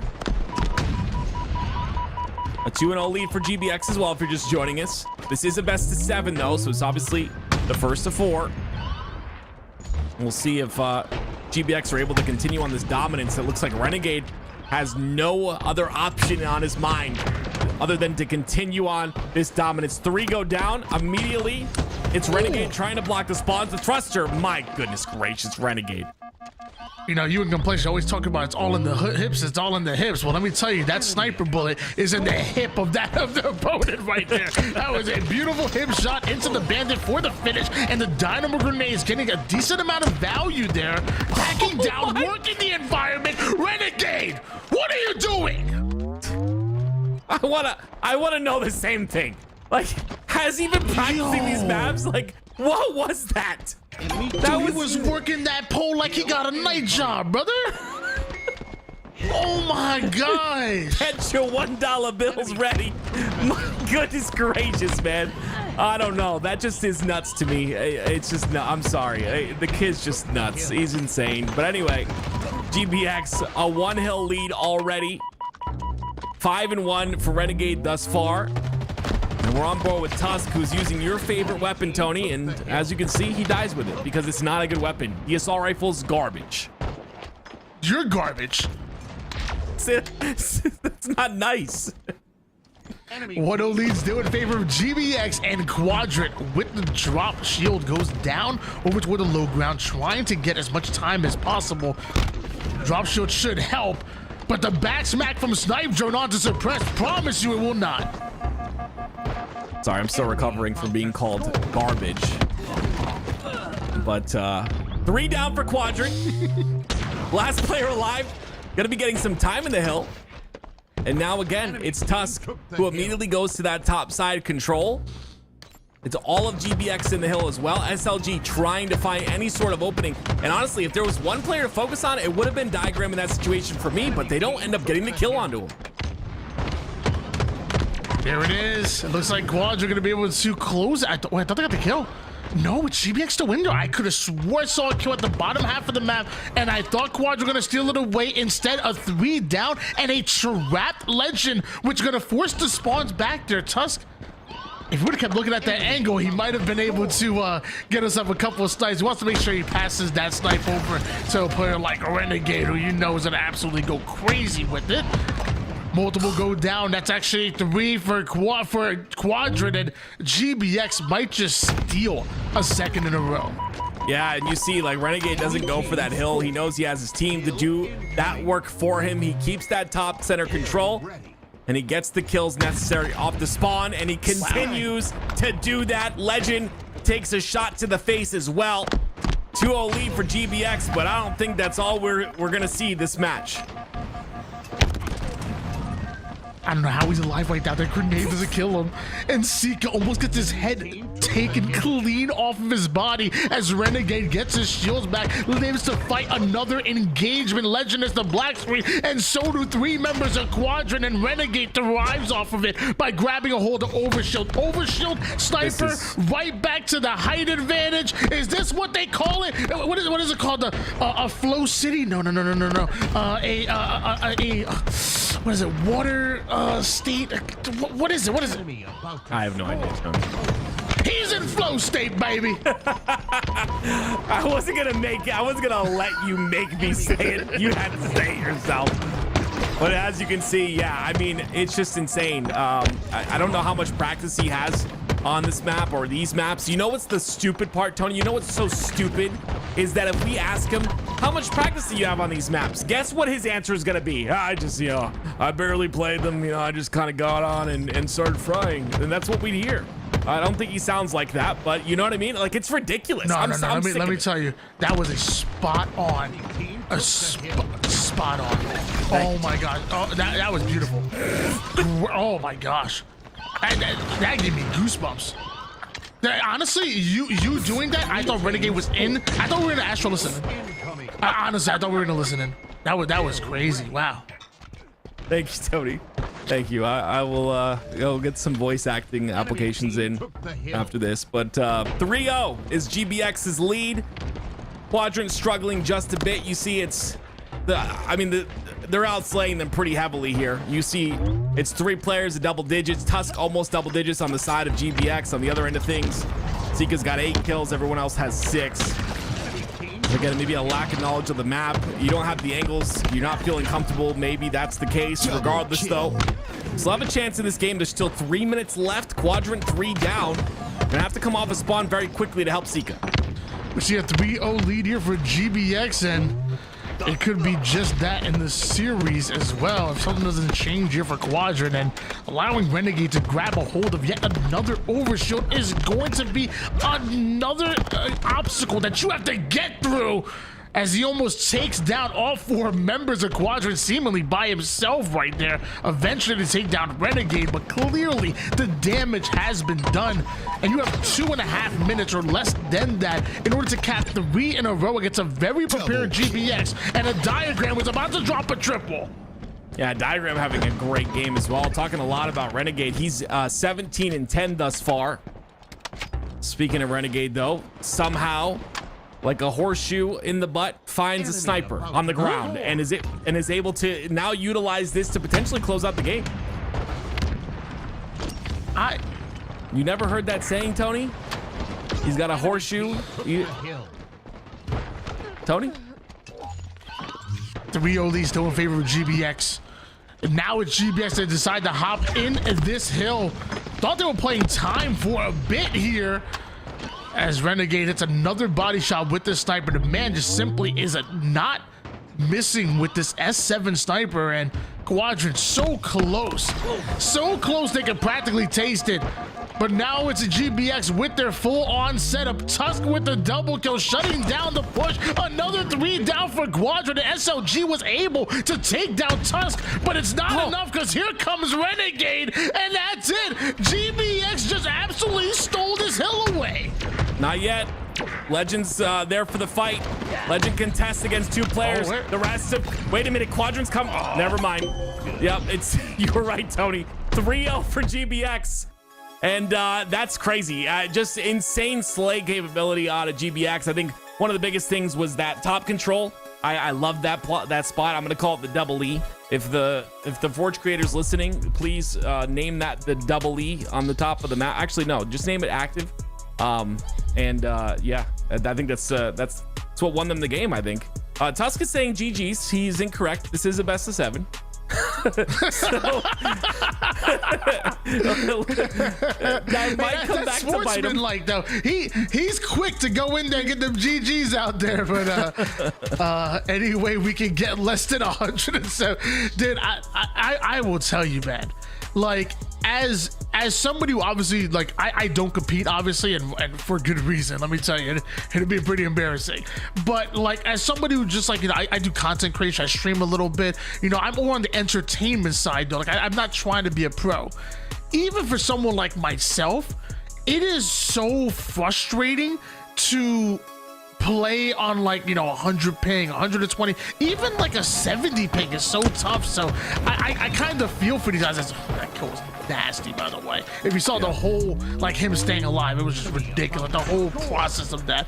But, like, dude, it's tough, man. It really is tough to try to compete at a top level, and you're not on the same playing field. I'm gonna be honest. I'm gonna be 100% honest here. If I'm over a 30 ping, I want to quit the game. Like, I don't know. Like, there's people in there like, oh, yeah, dude, I play on 50 ping every day. I don't know how anyone plays above 16 ping. Like, 16 ping is... If I could move to Texas right now and get 5 ping, I would do it. I can't play above 20 ping. Like, it's insane. So, yeah, I 100% agree with you, Tony. Like, I don't understand. Like, 100 ping? No, I'm good. That's insane. Yeah, so I mean, the Quadrant boys definitely did a great job making it this far into the tournament, even though knowing that they're going to be at a bit of a disadvantage when going getting in the lobbies with us North Americans, you know. But it's not over yet, and we ain't gonna sit here and act like we ain't see reverse sweeps before. In fact, we saw some crazy reverse sweeps back at London, which was Quadrant's house that we hosted. Yeah. So maybe we see another one. Who knows? I would like that. I would like that a lot, but you're gonna have to get past some incredible players first. Maybe they'll find a way to lower their ping a bit too. Back in my day, we used to just press the standby button. I'm kidding. I never did that, chat. I never ever would cheat like that in Halo 2. But 3 down for the side of GBX. Tusk, the last player alive now. SLG trying to push on the advantage here. The spawns will come out of the back of the base. This might be a flagpole if they can get a couple more slays. You know what this is? This has... there was an add-on for the Halo 3 map. It wasn't Epitaph. There was a map that got add-on towards the late life. Oh my gosh, what a no-scope by SLG. 3 down for GBX and a flag being started by Quadrant. But do you remember that flag that was added pretty late in the life for in Halo 3? It had a similar color scheme to this, I want to say. And also there was like 2 sides. This map kind of reminds me of it a little bit.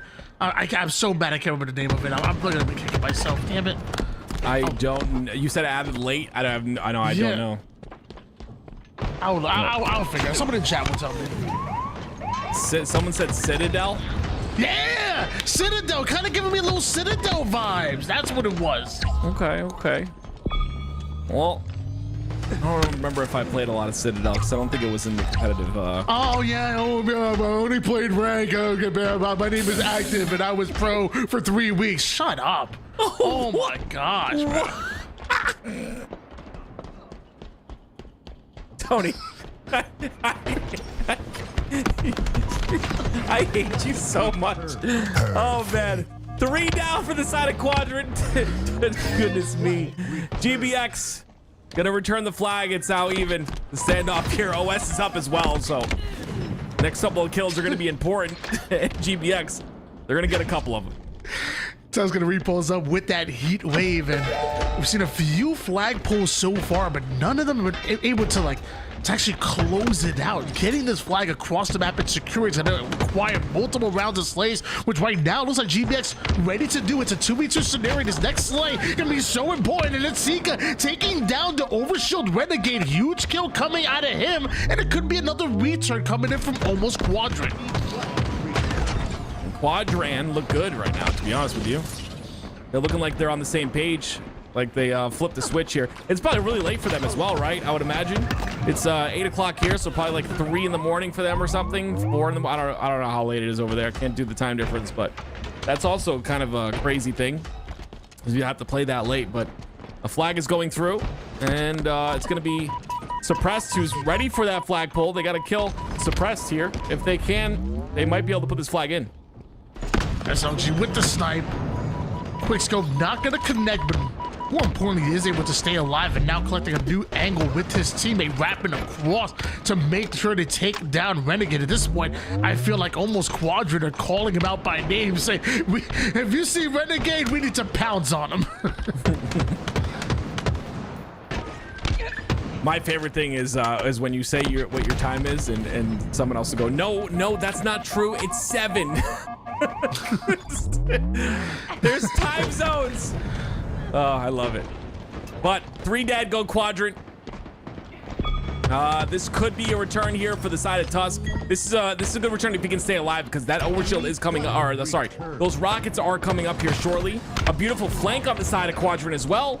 He gets taken out pretty quick though. Quadrant look like they're a bit more on the same page. I absolutely love what I'm seeing out of Quadrant. As I say that, they go 3 dead. Well, Suppressed right now, the early kill leader in the lobby at the moment. So I feel like give this man a sniper and maybe turn the tide just a bit, as both SLG and Legend gonna hit the black screen. That's the opening that GBX need in order to pull yet another flag. Ooh, the snipe, nice, finally hits one. A little bit of a trade there on both sides. Diagram pulling this flag a little bit through, but has to, I was gonna say has to, ooh. Wait, that was a repulse? Yeah, I think it was, yeah. Nice, very nice repulse. Play. Tusk is still doing his best to keep this flag alive though, and he will. He repulses the heat wave shot, continues to keep the flag alive, and continues to run it. That's gonna be a return and a cap for GBX. Wow. It's already a 3-0 lead in favor of GBX at the moment, but now they've tied things up and put themselves within striking distance of maybe taking the game. But Quadrant with some huge kills. Tusk with a huge answer back. And with that, it looks like GBX were able to clear most of the members of Quadrant out of their base, but there's 2 more you gotta deal with. That's SLG, that's Snipe Drone, and that's a flag moving for almost Quadrant. Yeah, Quadrant are playing at a really fast pace right now. A lot faster than what we've seen I would say the rest of the tournament. They're keeping pace with like the way Legend's playing right now. Very fast pace. Legend seems to be ends up going down actually right there. So it's gonna be 2 down for the side of Quadrant. Both flags are pulled now for both sides. And these next couple of kills, once again, very important as Tusk runs this flag towards the bottom center of the map. If he can get it to his side, it'll be huge, because this flag will return for Suppressed. Only Suppressed will know that a flag is moving towards his base, have the option to finish off a return or go for the sniper, and he leaves the return to go for the sniper. Like, you couldn't stay there for like an extra, split 2 seconds and then go for the, I mean, whatever, whatever. I do the same thing in matchmaking. The style points. Yeah. Yeah, the style points. They're so important. 2-1 lead for GBX though here. Renegade with that sniper. 5 bullets to work with. Almost miscounted there, but it's right there on my screen, so very simple. We'll see if he's able to put any of these to work right now.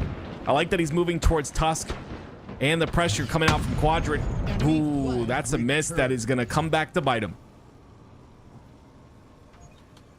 I feel like Renegade's been practicing these maps. These angles that he's catching right now with the sniper, like this can't just be. This really can't just be from just this tournament alone. Like the angles that he's using right now, it to me shows that maybe 1 or 2 days worth, even if just free for all. And and maybe that was enough to get him to really understand the layout of these maps and where he needs to be with these power weapons, because he has been a nuisance with them right now with 11 kills, but still suppressed. 19 to his name, leading the lobby right now. Snipe. And what a shot by JW. JW. Well, he's got 3 shots left. The flag is out. They'll actually continue to run this flag. SLG's being annoying right now. Great body shot, though. Takes him down to no shields. Renegade gonna play his life. He's got 2 bullets left to work with. Diagram pulls the flag on the opposite end of things. I love the like, there's no desperation here out of either side. They're gonna play for the slays instead, but looks like SLG will double back as his flag was returned. He wants to make sure this one returns too. Renegade with another overshield, and I don't know, he just sees a smart. He sees it as a threat. Almost stuck his teammate right there with a spike, but now combining overshield and rockets, this is dangerous for Quadrant. Quadrant needs to find a way to shred the overshield quick, otherwise this is going to be a guaranteed cap. Oh my goodness. Luckily for them, Renegade was forced to pull his flag, and nobody's running it right now. Unlucky for Quadrant, though. It's Renegade in front of you. A missed no-scope will cost him the T2 combo plus overshield. Maybe not working out as well as he wanted to for that flag run. Enemy flag returned. You know, I wish we could rewind time and see how Renegade would have played Halo 1. It was like, he just the control of the power weapons. Like, imagine power weapons coming up every 20 seconds. Like, it would just be nuts. As you can see, sniper in his hands once again, ready for it once again. And he looking maybe to stack the sniper too. Also keeping track of, I believe that was the heat wave, letting his teammates know this is right for the taking as well. I love the position that Renegade's in right now here for GBX. I was gonna say before getting taken down by Sika, but knowing that sniper is up and having one of your own allows you to bait out that sniper and really get yourself an easy kill with easy momentum. Double. Even though they take down Renegade with the snipe, Suppress comes in and he's the hot hand right now. 3 down go Quadrant. Suppressed on the return, still has this sniper to work with, means Quadrant still might be in trouble. Yeah, you talked about Renegade potentially practicing these maps. This guy right here has been popping off all day long. Suppressed 24 kills, only 15 deaths. Again, either he's very good at adapting or he just feels very comfortable on these maps. And look, he's in a prime position to get that 1 kill, cleans up the second as well, gets the killing spree, and now the overshield in the hands of Renegade once again. The former baseball player knocks it out of the park with that double trade and allows Renegade to grab a hold of overshield. Still with 5 bullets of the sniper.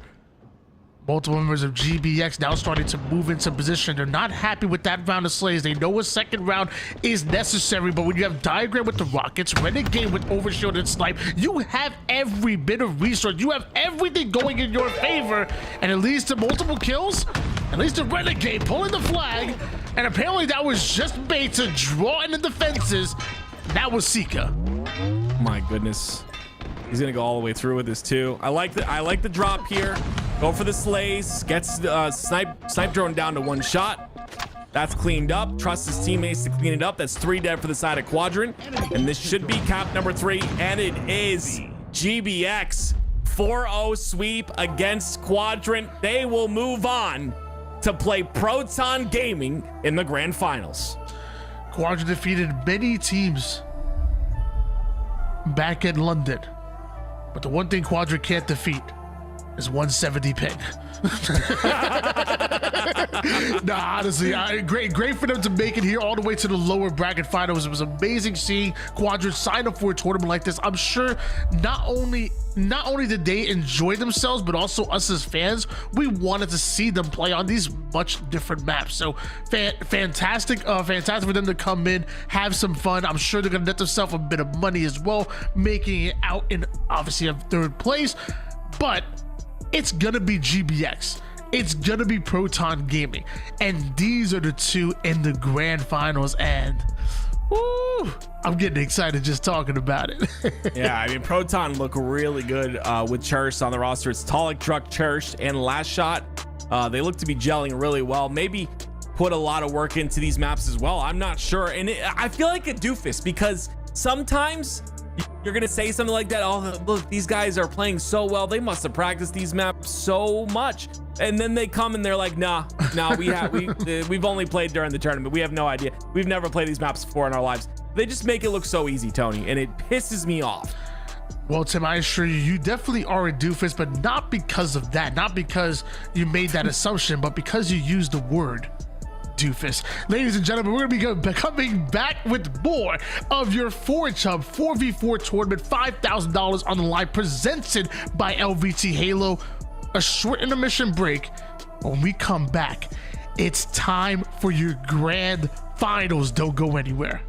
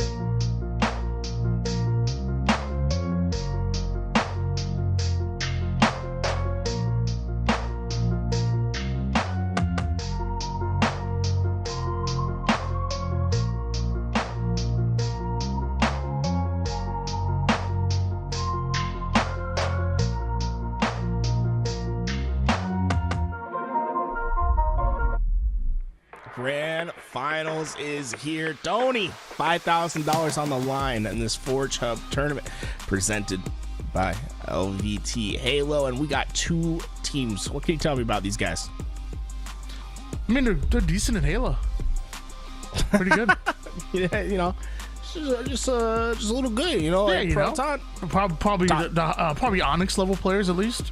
Man, they're probably like there's maybe a world championship there. I mean, yeah, 1 or 2, whatever, you know.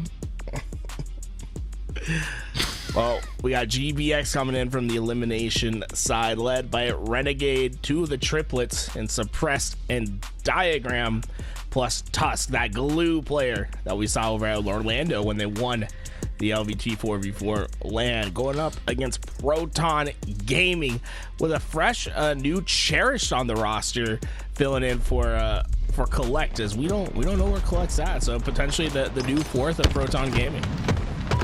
I mean, we got confirmation from a few people. I mean, Ash just confirmed it. A bunch of people confirmed it that Collect no longer with this roster. Oh. And they are literally running with Cherish right now and doing pretty damn good with them too so far. Well, so far, Cherish needing to find his feet on the map. Throwing off mighty early. I'll say this map, a lot of holes. You got to be careful about where you're going, as we see Renegade travel down to the double E, trying to repulse the rocket back, but Daleks, rocket just too good. Double kill for him. And Proton, they haven't dropped a map all tournament, and you're seeing why, man. These guys are so proficient so far. Tyler gonna take this elevator, make sure he gets that height advantage, not even waiting, jumping right up and trying to support his teammate, but was just a second too late. Both he and Druck will be taken down. Meanwhile, Tusk has found an angle onto Last Shot, who just barely gets away. This is a fantastic work by Last Shot. All this is, stay alive, wait for help, and being able to not only just stay alive, but get away from the fight and get value in a kill on Diagram. Those are the big plays that make the big difference at the end of the game. It's those 1 kill differences, right? Or just sneaking away with a kill that you shouldn't, that'll make all the difference. 11-7 lead in favor of Proton Gaming at the moment. They're the ones who made it to the grand finals through the winner's side. A Renegade off a screen, with the double. Suppress takes down the third, and wow, big plays happening here for GBX. This part of the map has been what I like to call the power position with what we've seen thus far in the tournament. There's so much high ground, and I think the biggest part of it is limiting the angles in which people can fight you. You'd like to see that from the high ground. What did Hog just do to Renegade? I think that's I don't think that's allowed. Right? I believe the technical term is dumpstered on. Oh, yes. That's the technical term. I didn't know that was possible. I mean, that's a world champ. You're supposed to give him a little respect. Now Talik got 3rd place at Halo Worlds and looks to make another deep run. Hopefully this time around. Meanwhile, Druck losing almost all of his overshield right there from some long-range shots. Still has 1 rocket to work with, but you know he wants to get some value out of it. They're only up by 4. Big thing is with how big this map is and a lot of the angles that are on it, these rockets aren't guaranteed for a kill. Yeah, I like how Druck's been pretty patient with this. He's not just launching these rockets off the first time you see someone. Use that bandit until you're ready to know that your rocket's going to get a kill. Try to make sure you guarantee value off those power weapons. I thought he just wasn't seeing anybody for a while, to be honest with you. Ooh. Big double kill by Druck. I've always loved watching Druck's point of view. He has this like silky smooth movement. Like, he definitely has a master of the mechanics, and shot's pretty damn good too. Renegade abusing that heat wave, hitting the corners. It was a ricochet that kept Druck down to 1 shot, and a lead that is gained by GBX. They've been storming back into this game with 8 sniper bullets for Renegade. You really feel like this game 1's in his hands. So much ammo to work with here for Renegade. That shot not exactly to go where he wanted it to, but the second shot, never seen this man miss 2 snipes in a row. Overshield's about to come up. Renegade and GBX already have the height advantage, and they're putting some damage on Proton Gaming. Oh, that grapple's going to deny overshield, and suddenly Proton Gaming are feeling this game get out of hand. They are having a Renegade flying at them with double shields, and I like how GBX has gotten aggressive the second that they got this lead, right? It was all about just staying within the game until you got to this point. Now, be aggressive, get on those spawns, try to put some distance on that scoreboard. Renegade doing his best, trying to stay alive. Cherish can't get the angle. Diagram picks him up. Oh my, Renegade getting away with murder on the elevator. I will say it's a huge lift come out of Renegade and a big quick scope as well, which leads to a no scope. Rockets in the hands of Renegade now, fresh off of swapping after emptying that S7 on the bodies of Proton Gaming. A double-digit lead now for GBX, and it felt like not even too long ago Proton were the ones with the lead. And they were in the lead by 5. Like it was a comfortable lead that has suddenly shifted to double digits the other way as Renegade sends that final rocket off into the void, wanting to make sure no value goes back to Proton Gaming. That's essentially the game plan for GBX from here on out. Deny win conditions for the other team. How do you win a game when you're down double digits? Power weapon control. As long as you keep that out of the hands of Proton Gaming, you can play trade for trade, make life easy for yourself. 3 down go Proton Gaming, and GBX having 3 members up. This is really tough. Proton find himself down by double digits, and GBX 5 kills away from taking it. We talk about the time we never want to count a team out early, but I'll shave my head if Proton win this one. Please, for the love of God, make it happen. Proton, I've never asked for anything more in my life. Drunk, you're not helping the case. Nice, that's a creative little play by Tusk right there, getting up to an angle. Boom, 50-35. Remember how close that game was at the midpoint, and then it just completely runs away.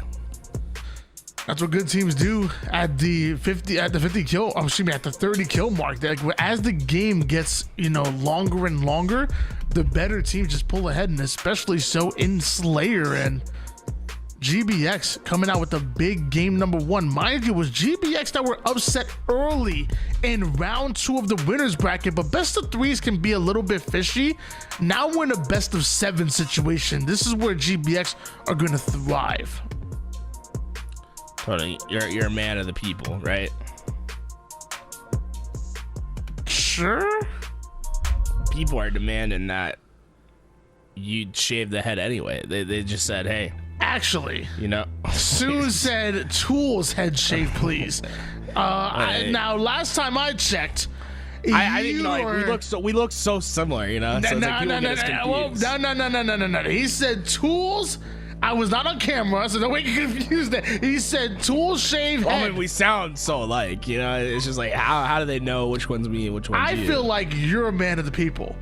And if somebody would have said Tony shave your head, I would have done it right now. Razor out right now. They clearly said shave his head anyway. They clearly said one person said shave head. 2 people have now said it. Whoa, that's a real tsunami of support over there as we move into game 2. Archon, another map by War. I believe he's in chat as Warholic. So hey, everyone, go give a nice thumbs up to Warholic, because I've been enjoying this map the most in the competition today. So much verticality on the map, and the player that's been the most dangerous has been Renegade whenever he gets that sniper in his hands. Talik versus Renegade sniper battle in the middle of the map. We're at like 9 people for this Tool shaved head campaign. Well, Topher's offering 100 gifted subs for you to shave your head. Why? Okay, I love LVT, but why would I shave my head for him to gift 100 subs to LVT Halo? I mean, it all comes back to you. Louis should shave his head. Double kill. Double for Renegade. I'll streak naked across the Atlantic if somebody gives T-Pain 200 subs. Like, what? Well, it's 4 down for Proton, and that might be the easiest flag capture we've seen yet. This thing gonna easily come home for GBX as they have dominant control on the map. Big cap coming in from GBX, already up 1-0 in the series, but also up 1-0 in this game at the moment. Topher has upped his offer to 200 total gifted subs, 100 for your personal channel, and 100 for LBT. I feel like I'd shave my beard before I shave my head. Like, Really? I feel like the beard is like your iconic thing. The hair, yeah, it's so short already. I'm afraid I'm getting old, man. I'm like the Halo community thinks I'm a 479-year-old elf. So I feel like if I the girlfriend approval, if I shaved my head, like I'm afraid it wouldn't grow back. I feel like if I shaved my beard, I know that's growing back. It's an unstoppable force. It's an unstoppable. That's how I feel about my hair, bro. My hair grow too fast. Here we go. Nice sniper angles from Diagram. This has just been GBX patiently playing and waiting for an opportunity to pull another flag. And I love how they've been maneuvering on this map, constantly taking different angles and making it difficult for Proton to figure out where the attack is coming from. So often we've seen the snipe shots, the big moments been from players catching people out of sync. Switch gears over towards Suppress, dropping from the high ground just to get taken down by Talek, awarded the kill for that one. Now covering his teammate Drugs back. You know that GBX wanted to chase him down, but a one-shot Renegade sitting on that dynamo grenade, and this time and time again, we've seen this young man stay alive. It's crazy. Renegade's been unbelievable in today's tournament. Remember, it was an early losers bracket run for these guys as they went knocked down in winners round 2. They've clawed their way back to the grand finals, now up a game as Renegade keeps pushing this pressure into the back of this base. And the goal of what Renegade's doing here is just to buy his team space. It's not necessarily to pull out a flag and put a winning blow in right away. It was to distract and stall for this moment, for the teammates to come up top, for the punches to be missed. But oh my truck, what's this guy doing? It's a jungle gym back here for this guy. It's just his playground, and luckily Tusk had that bulldog. Otherwise, things are about to get real dangerous there, as Tusk's gonna repulse his way into a sniper. And anytime any player on GBS has a sniper in their hands, I know magic is about to be had. Tusk in between a rock and a hard place with the help comes in, and great timing from Tusk gets him that killing spree, and I don't think he's done anytime soon. This is a dangerous position for Proton Gaming, stuck on the left side of their base as pressure starts to mount. You see GBX just creeping past that half line, taking more and more space. If they can get another 3-4 down, they'll be in the perfect opportunity to grab this flag and bring it back home. Tusk making sure not to give up this height advantage so easily, but it's Druck that forces him back down to one shot. Tusk lives to see another engagement, but runs into a last shot. Now is running the flag. Might have ran into 2 members of Proton Gaming. No shield, no problem. Tusk with the quick scope. That flag moves a lot further than I thought it was in the beginning of that play. Oh, that's the beauty of Tusk, right? He's a selfless player in nature. I'm on a killing spree working on a frenzy. You're not going to see me doing that much objective work. He tries to milk out as much value as possible onto that run, and getting it that extra 5-10 feet is the difference between Proton being able to come up off a spawn and work their way back into the map, and that flag being too far gone and having to give up the 2-0 lead. So far, fantastic efforts from GBX, in particular between Renegade and Tusk. The two of them have been a deadly combination.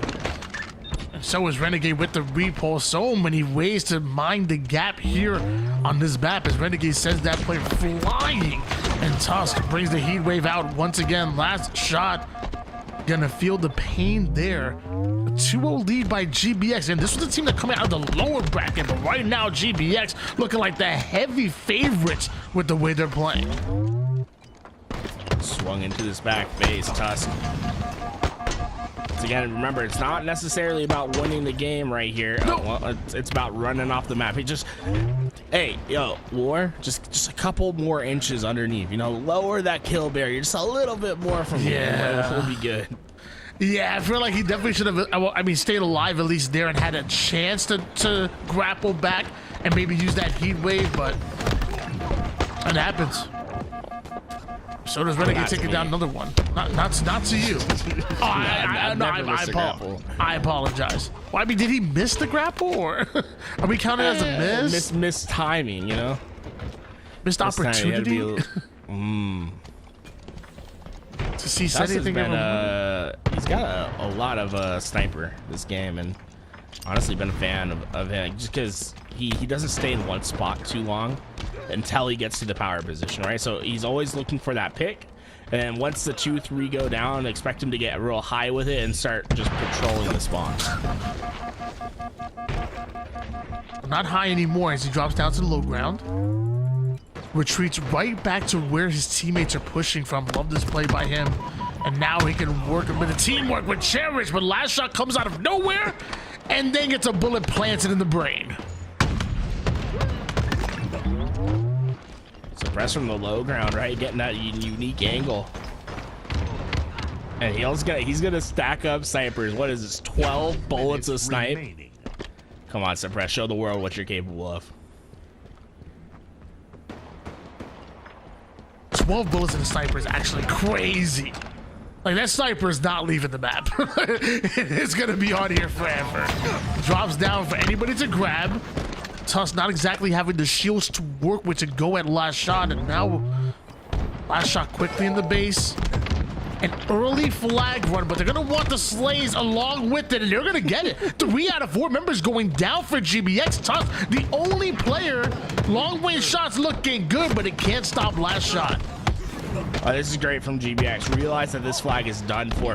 Clear the back base and understand that you need to make sure that you don't chain together 2 for the other team.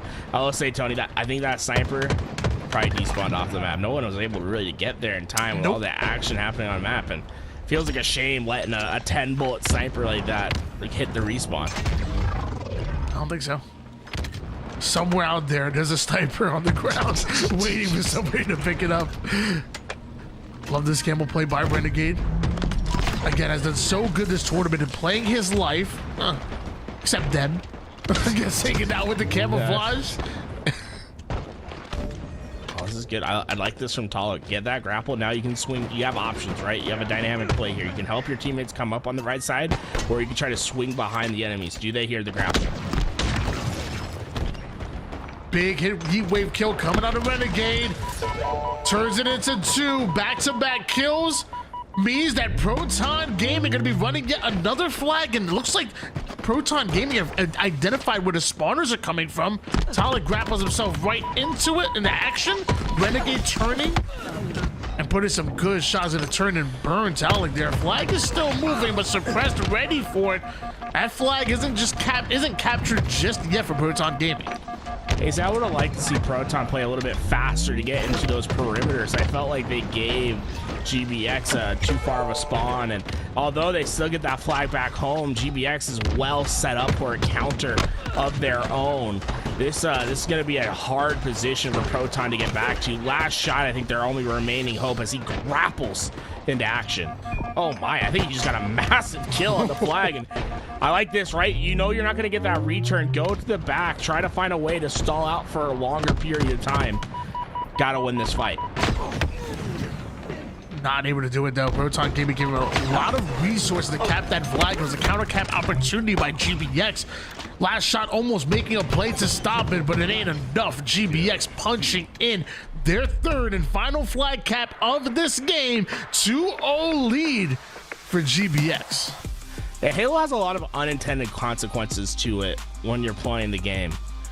When you make a play, let's say a minute and a half ago, you don't really think that that play is going to influence what happens at the end of the game. But you gotta remember back to that flag run that Proton has and how they played the run. They kept players in the back base, pushed that flag up to the left side towards high ground, giving GBX that right-hand bottom spawn. The problem with that spawn was that it was so forward on the map, right? It was so, they had so much access to the base right away where they were able to overextend and get towards that flag. And although Proton scores, GBX is well positioned, right? So sometimes it's more about what the follow-up towards your play is and ensuring that you're playing your sequences right. That can be the difference between winning and losing a game. Really tough loss right there for Proton, right? Because you felt like you did a lot of good things, but that timing that GBX had to get into that base and make it their own and sort of secure themselves a position to play for the counter cap is what wins them that game. So the battle of the flag won by Proton, the war of the map won by GBX. And we're about to see another game on our hands, potentially a third one in a row here for the way GBX have been playing has been absolutely lights out, and I'm happy that we're going to our map here. Shout out to La Hunt and Bullet to the Head. God, that's graphic right there. It's a much different map that we've seen in Halo Infinite's competitive, and a very small King of the Hill map, a very vertical map like you've mentioned a couple of times. And I will say I've seen this map the most, and it really has grown on me. The first time I saw it, I was like, okay, this is weird. And then like as I'm seeing the map flow and these players playing on, I was like, okay, I can vibe with this. I'm not mad at this whatsoever. Tony, hear me out about the Forge thing. Bullet to the head. Let's reduce it down. Get a little classic Halo style hit. How about just bullet 2? Think about it. I love me some bullet to the head 9, but bullet 2 kind of goes hard. I mean, I'm not mad. Bullet 2, okay. I like bullet to the head though. I'm not. I mean, no, mad it's at great. bullet. It's great. I'm not mad at it, right? 1? I think it's my favorite Forge one. If he's bullet 2, who's bullet 1? That's true. The bullet 1 is the one in your head. You know what I'm saying? Oh, good God. Overshield early on for Drug Proton. This almost feels like a must-win for them at this point in time. They've been. It feels as if GBX has had pretty firm control of the games, right? Even that flag game, it was only tied up for just 30 seconds before the next flag came back home. I'd like to see Proton take an early lead and just try to hold it for the game, so not to have to play this catch up that we've seen in these first 2 games.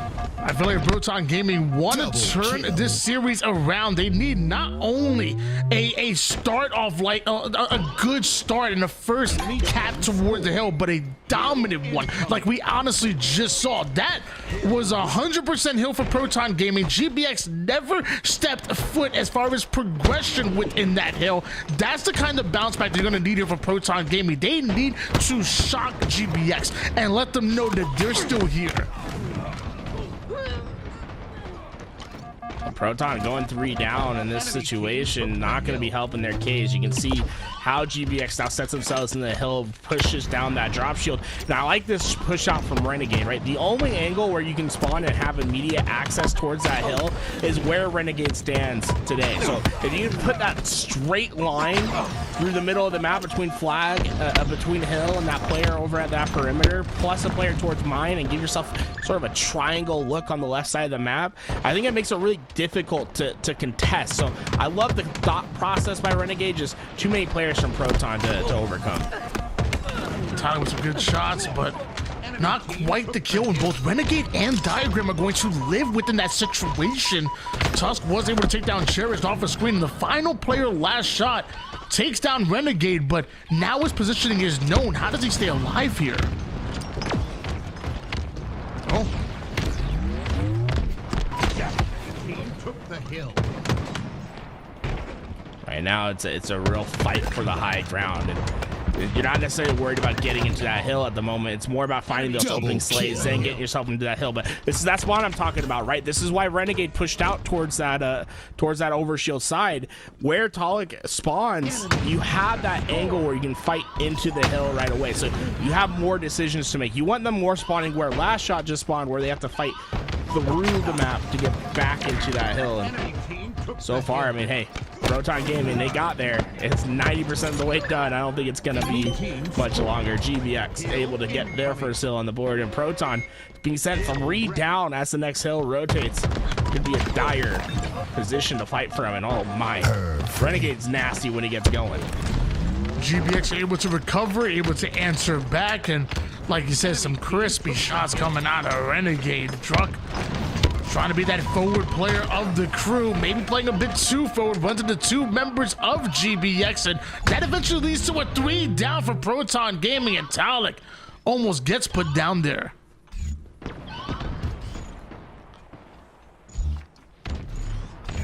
I'm very interested in the position of Suppress, right? So you see this, it's low to the ground. There's not a lot of viewpoints for him, but his only viewpoints are on the power positions of the map, right?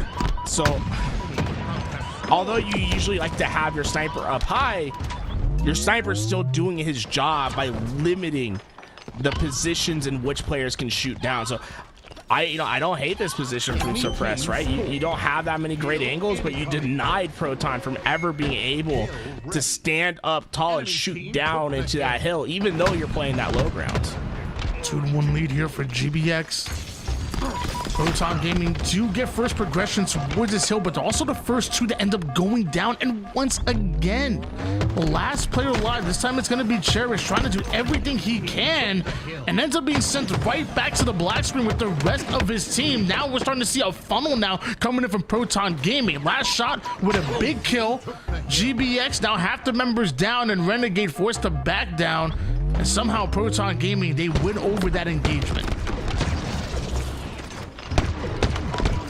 It's just so lethal whenever you're just able to choke out a lane with that red gun. It's just so tough to fight into a position being held when it's a three-shot death from a player that has arguably one of the best aims in Halo's history, right? It's just great job by Proton to eventually get those kills, but there's still a lot of work for this team to do to get through in order to get control of this hill and to feel safe about it. Suppress, oh no, don't do it.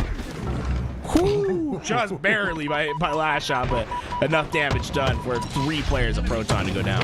Down 0-2 in the series right now. Feels like a must-win situation here for Proton Gaming, even in a best of 7. So far, you have done over half the work as far as progression towards this hill, but you need to finish it out. You need to tie things up here. You're taking off the overshield of Tusk, but the follow-through is just not it. The cleanup kills will not happen.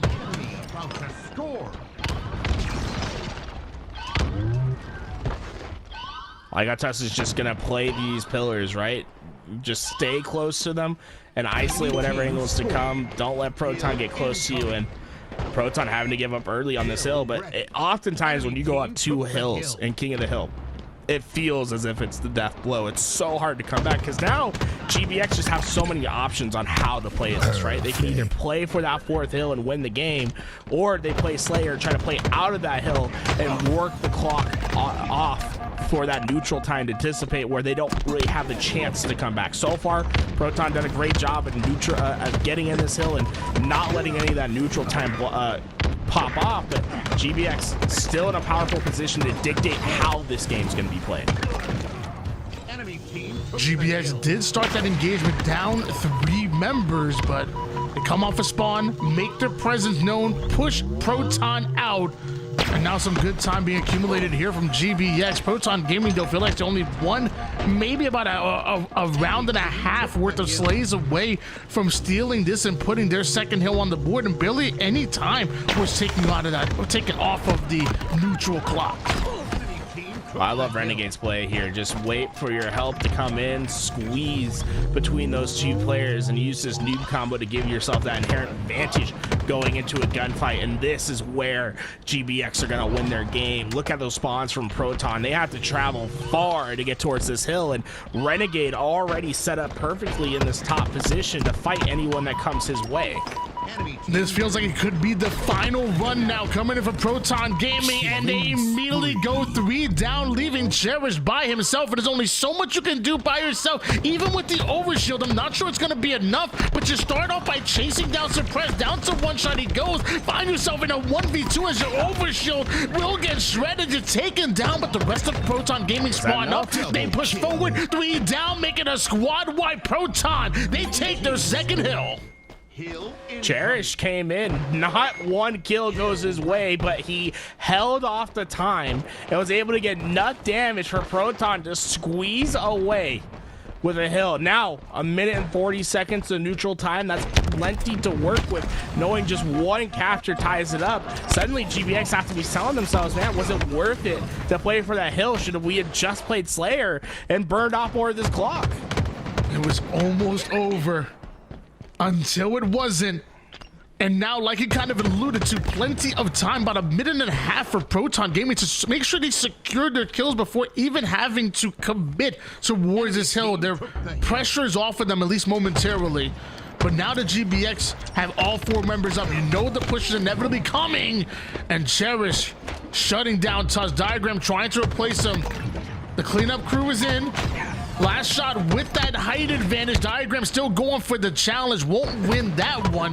One of the rest of GBX going to be able to get the cleanups, or will Proton Gaming take a massive lead toward this hill? You can see it right now. GBX, the only thing they have on their mind is playing this time, and Renegade trying to make the job easy for the opponents. Almost falls off the map. A couple licks of damage, but not gonna be enough to really satisfy the win condition of GBX here, as it's gonna be up to Tuss to make a big play. Oh, that's a nasty strafe. It doesn't look like much on the screen. Druk didn't shoot anything, but boy, oh boy, is that a hard player to hit. That little starter strafe with that sprint combined in does the job, makes it just hard enough. And Proton Gaming now suddenly starting to put some great time onto this hill. I keep saying it, man. A lot of people think they have really good movement, but then you watch Druk, man. Not only is his movement so good, but he is so crafty with it. Whether it's his ability to stay alive or his ability to get aggressive, his creativity in and out of battles, the dude is so tough to deal with. Still 3 members of Proton Gaming go down. 1 push left. Suppressed with some beautiful position here. I don't know where he's at the moment, but clearly neither do Proton Gaming.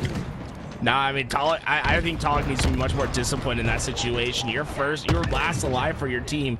Wait for at least multiple members to push out into the open. It was just easy pickings, but he just found a part of the map that I don't think anyone knew about. Man, I'm like trying to look on this right now to try to figure out where he was. I wonder if it was a repost like spot. Like I wonder, like, did he have to like repost upwards to run? Maybe we have a replay of it. Yeah, right. Like you have to thrust to the spot. Like where was that man? Either way, the gaming battle exchange takes a 3-0 lead against Proton Gaming, and well, so far, I mean, they've just been able to play with their own pace because of these leads that they can get into the game. Proton so often has been having to try to fight back into the map. Well, ladies and gentlemen, we switching things up just a little bit. Shout out to the Grim Dealer for bringing us a little bit of Conflux coming in, and it could be the final time, at least this series, that we are seeing Proton Gaming having that advantage going into the grand finals. GBX have come in and have looked like they're the favorites. They oftentimes in this matchup, or almost all the time in this matchup, have looked like the team that they themselves have came through the winner's bracket, looking to reset the bracket and take this tournament. Complex, obviously a map that has a lot of influence from Construct. Similar art style. Tim was talking about how he liked the balance that it has between the top and the bottom, right? What we saw before in Halo 3 on Construct was top control reigned supreme, right? You only cared about that height and being able to shoot down on your opponents. This time around, this map feels as if it's a lot more balanced between having that top control of all those goodies and great angles, but also having routes throughout the bottom half of the map that are close enough for you to get space that can be hidden and get yourself that extra timing. So far, I think this is like probably either the most well-designed map in my opinion for competitive play, I should say. I've been really enjoying the flag games that we've had on this map thus far. I definitely see the Construct vibes. I also still see a little bit of Citadel as well in there. Like someone in the chat mentioned, like maybe like a combination of Construct and Citadel reimagined.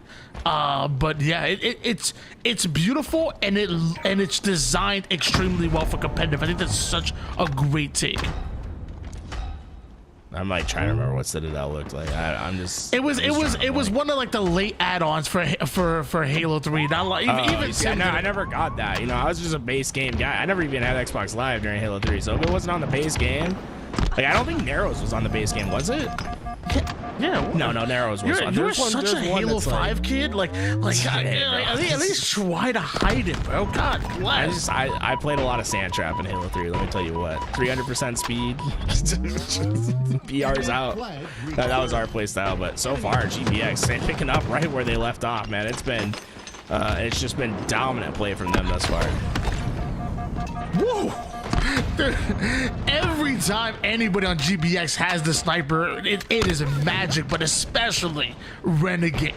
Dude, Renegade is disgusting with this S7, especially on these new maps. And I will say Cherish was able to shut down Tusk. We do see a counter pull coming out of Cherished and Proton Gaming. A 1-0 lead start for GBX, but they play their cards right. Proton can tie things up.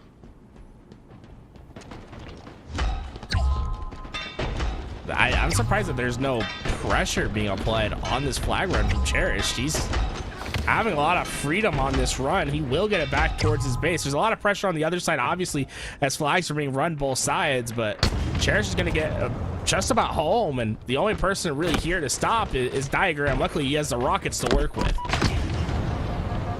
Had rockets.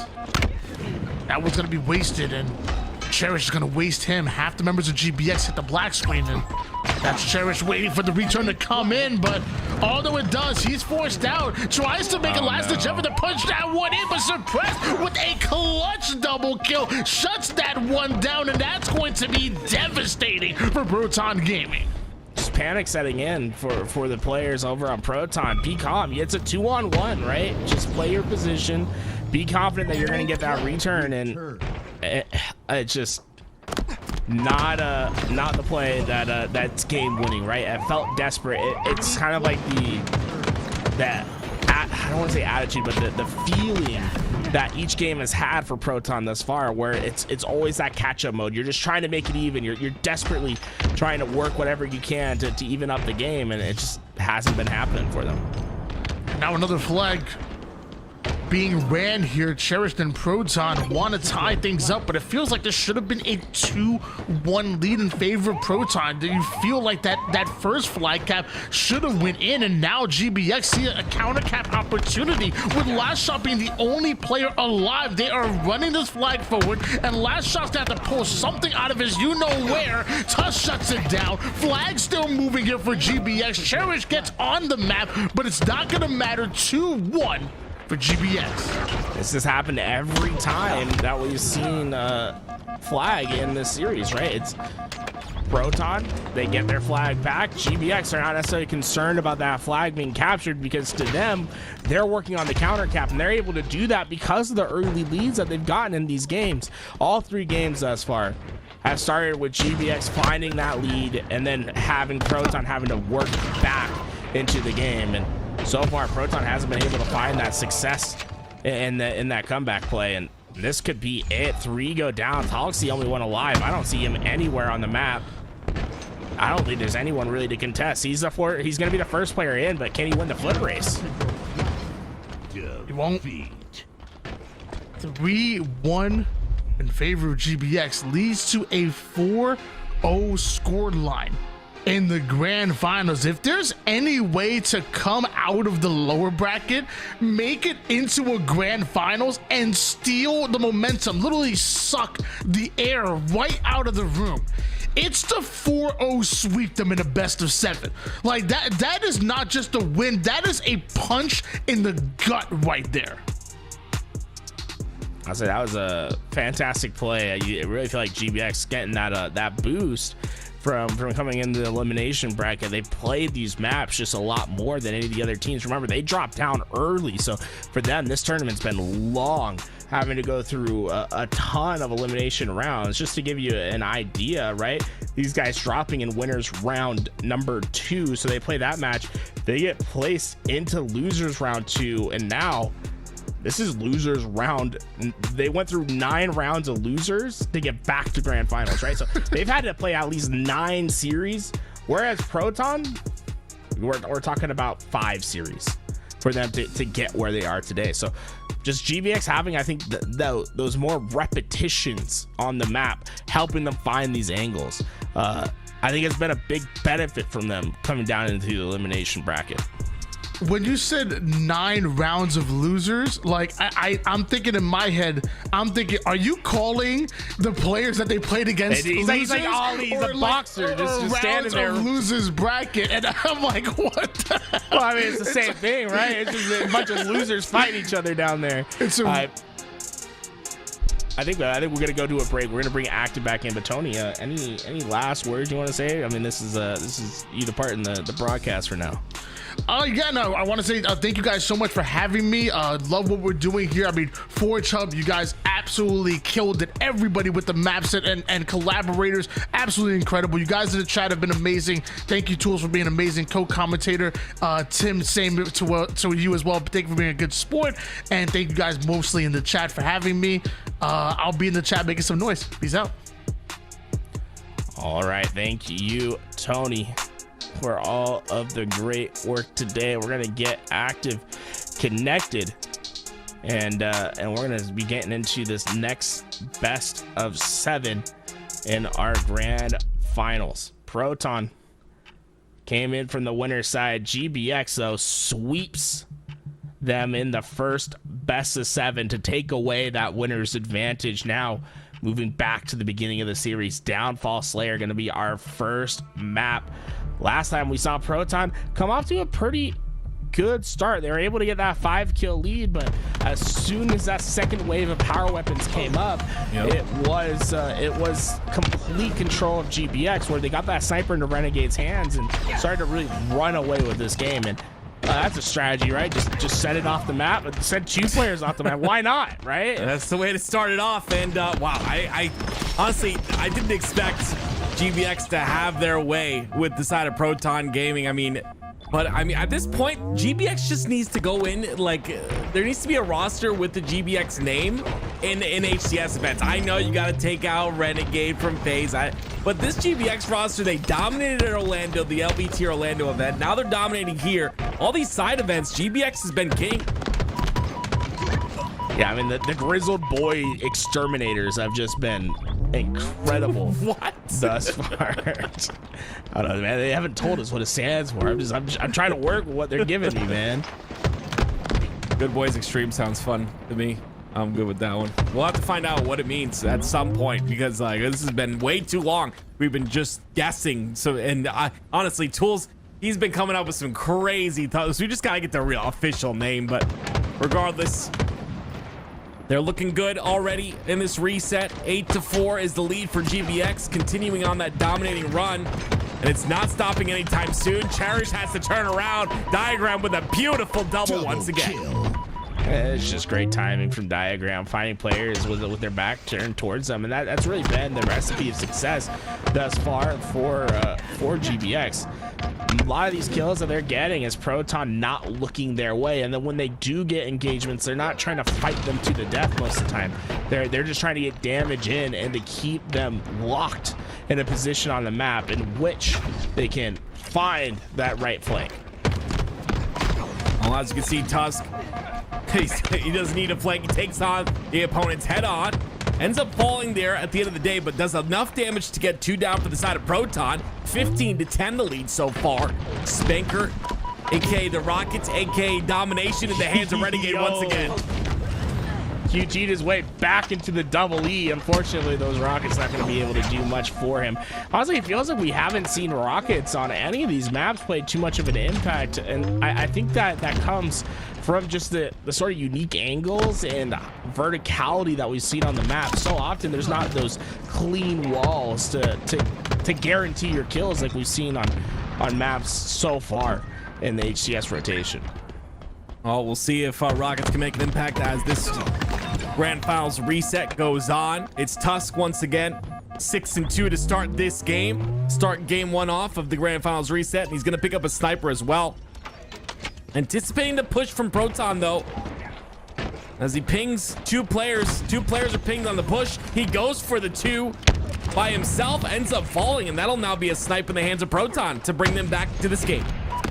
Well, I like the solution so far that Proton's come up with, right? It took a series for them to figure out how to handle this pressure that GBX has been providing, but when something's not safe, what do? You take a friend, right? You start to double up on the map, try to ensure that you have someone there to finish off your damage, especially with the game that GBX has been playing where they pop in that damage and just try to wait and stall. When you have two players together, what that does is it allows you to melt more often, and that's what we've needed, right? You're starting to see Proton really start to play close together. As long as you can trade out, keep this game close, you're going to have an opportunity on the back end of the game. Yeah, I think this is going to be a very interesting Grand Finals reset. When you're Proton Gaming and you have that reset as like a buffer, sometimes, I'm not saying they didn't give their 100%, but sometimes you play as if you have another chance, right? Well, now you have no more chances, and you start to see Proton playing a little bit better on the map, playing a little bit better around each other. But as I say that, Renegade going to grab the overshield for himself. It's a double on push towards Tusk. He's the first one to fall. The Pulse Carbine comes out. Haven't seen that in a while. That's gonna be another kill for Renegade. And now, when I said that Proton had a chance to bring this back, it's GBX who take massive amounts of kills, and now 29-24 is our score. GBX lead. That engagement felt very season 1 HCS, right? A lot of utility on the map being used in that situation, and you see how powerful that that rifle can be, right? That plasma rifle just shredding the shields of those players and allowing Renegade to find that double kill, right? Really neutralizing that hand holding that Proton's been able to do, has been doing throughout this game. And so far, Proton's done a great job at keeping up, but they haven't really tightened this game up at all. It's always been that 2 to 3 kill deficit that they haven't been able to overcome. Yeah, it's still a 2 kill deficit, like you said. So we'll see if Proton can swing things into their favor. Last shot and cherished, as we say that, both go down. Talik gonna go down as well. Not aware of the push from Tusk. That's now a 4 kill lead for the side of GBX, and with 6 minutes and 35 seconds remaining, Proton have to come up with some sort of solution, and they have to do it now. Number one, don't let Tusk get that kill. Number one, step one complete. These next rotation of power weapons are definitely, they definitely start to feel as if they're game determinative at this point, and you start to see a lot of tension building up where these pads are. And Cherish has a big opportunity here. He needs to find a couple picks, ease up the burden for the rest of his team, but Tusk shuts it down. A resilient Sentinel at the back behind Renegade is going to be able to find some massive kills for his team. And Last Shot jumps off the platform as Overshield is coming up. There's no one to directly follow up on this play. This is risky maneuvers from him, but Druck eventually comes to save the day. Overshield for Proton, a 4 kill deficit to overcome. Is this enough? Yeah, Cherish had a really big play there, but stutter step just a bit too much. Got the attention of GBX. Tusk cleans him up, so it'll be once again GBX who still maintain that lead. It's still a lead by 2. Renegade getting pushed by 2 different players. They finally take him out. Now only a 1 kill game. It's Proton Gaming getting back into this. Try to get a couple shots before that player falls off. I have to say, so many times I've fallen off that map whenever I was running around on that whole deceptive one. As GBX, man, the lead finally cut down. This is all the work Proton's been doing up to this point, is to get into this position. Now you have to prove that you're just the icier team and that you can finish off these close games. Yeah, it doesn't look like that's happening just yet. Diagram finds a way through the back end. Is able to clean up a couple players there, suppress the first one to fall. 2 kill lead now for the side of GBX. Diagram looking for some sort of opening here on the flank side. It's going to be a bit too aggressive though, but suppressed cleans up one of the kills at least. That'll bring them within 3 of winning this game. That is GBX. Make that 2 with a snipe in the face of Druck. Suppressed misses and misses jump. He said, hey, I'll find some other solution. Last time GBX was on this map and it was close, as a 50-49 finish. Could be looking the same. Proton, no more lives. Wow. You know Renegade's calling to play this slow so we can get this this overshield. It's a long ways away though. 5 seconds is eternity. And as you can see, it's still GBX who close it out, and a 3 kill gap, just like the entirety of the game. They end out 50-47. They'll take game 1 of the Grand Finals reset. Yeah, they're never quite able to just get past that hump, right? We saw them even up the game at 42 apiece. But right away, the lead opened right back up for GBX and Proton Gaming. Once again, it's the same struggle, right? They're having to try to come back into the game rather than controlling the pace. I don't think we've seen them really lead a game since the beginning of that first best of 7, where they had that 5-kill lead in the first half of the Slayer. So we're talking 5 games in a row now where they've been playing on their back foot. Diagram led that game as well at 4,500 damage. Was able to put out 18 kills. This kid's just so impressive. What it really is that I think differentiates him from many players in the HCS is just his ability to sniff out the fight, right? He is what I like to call a damage dealer. You got a few of them in the game where they just have that natural tendency to gravitate towards fights. You think of players like Formal, Royal 2, and even like if you're thinking about players that are on that up and coming on those up and coming amateur teams, players like Monster, they're gonna have high engagements, right? High kills, high assists, high deaths. But what they're doing for their team is they're creating a lot of space for their superstars to have more freedom to maneuver on the map. So when you have a player like Diagram that's constantly like, he's like the Hulk, right? He's just barreling towards you. He's going to do a lot of damage.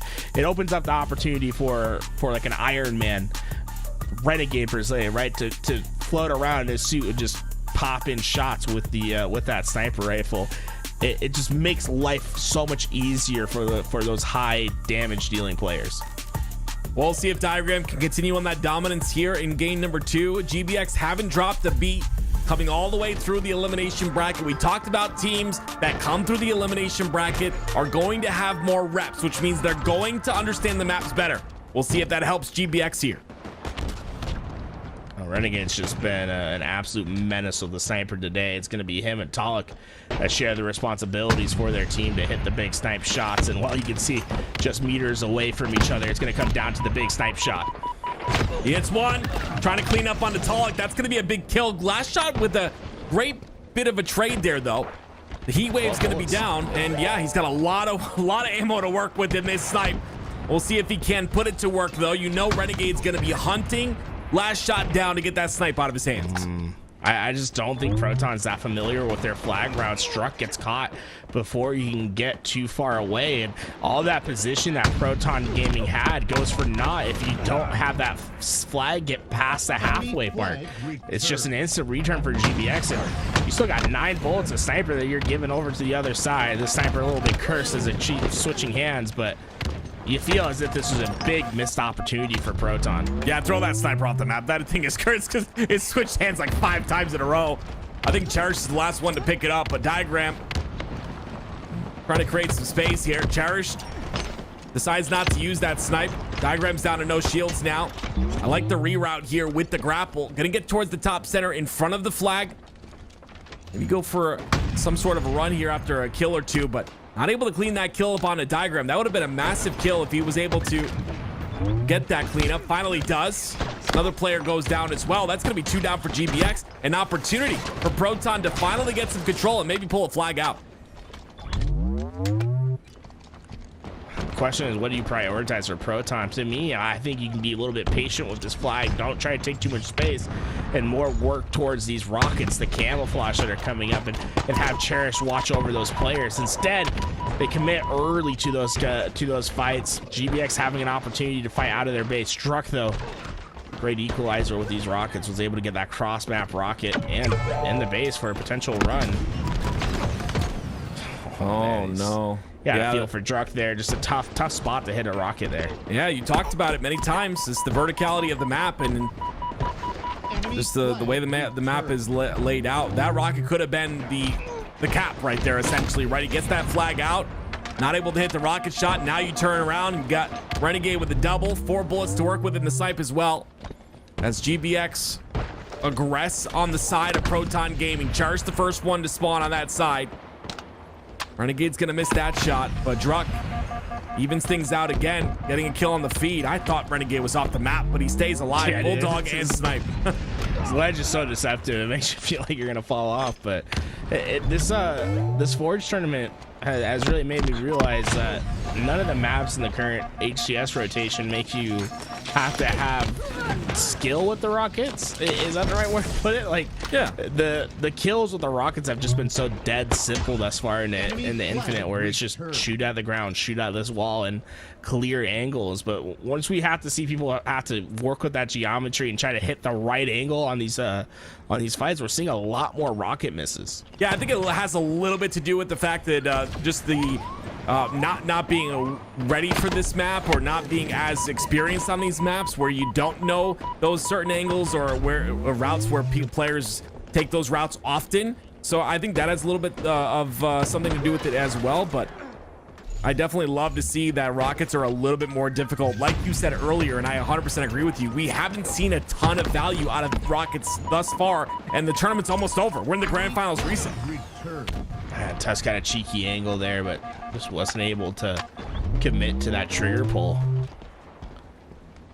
It's gonna be even footing once again. Rockets did just come up. I'm not sure where we saw them get away to, but either way, this is just prime pickings for Tusk. But man, they've done a great job at trying to isolate him. It took 4 players to try to take him down, but a big shot hit.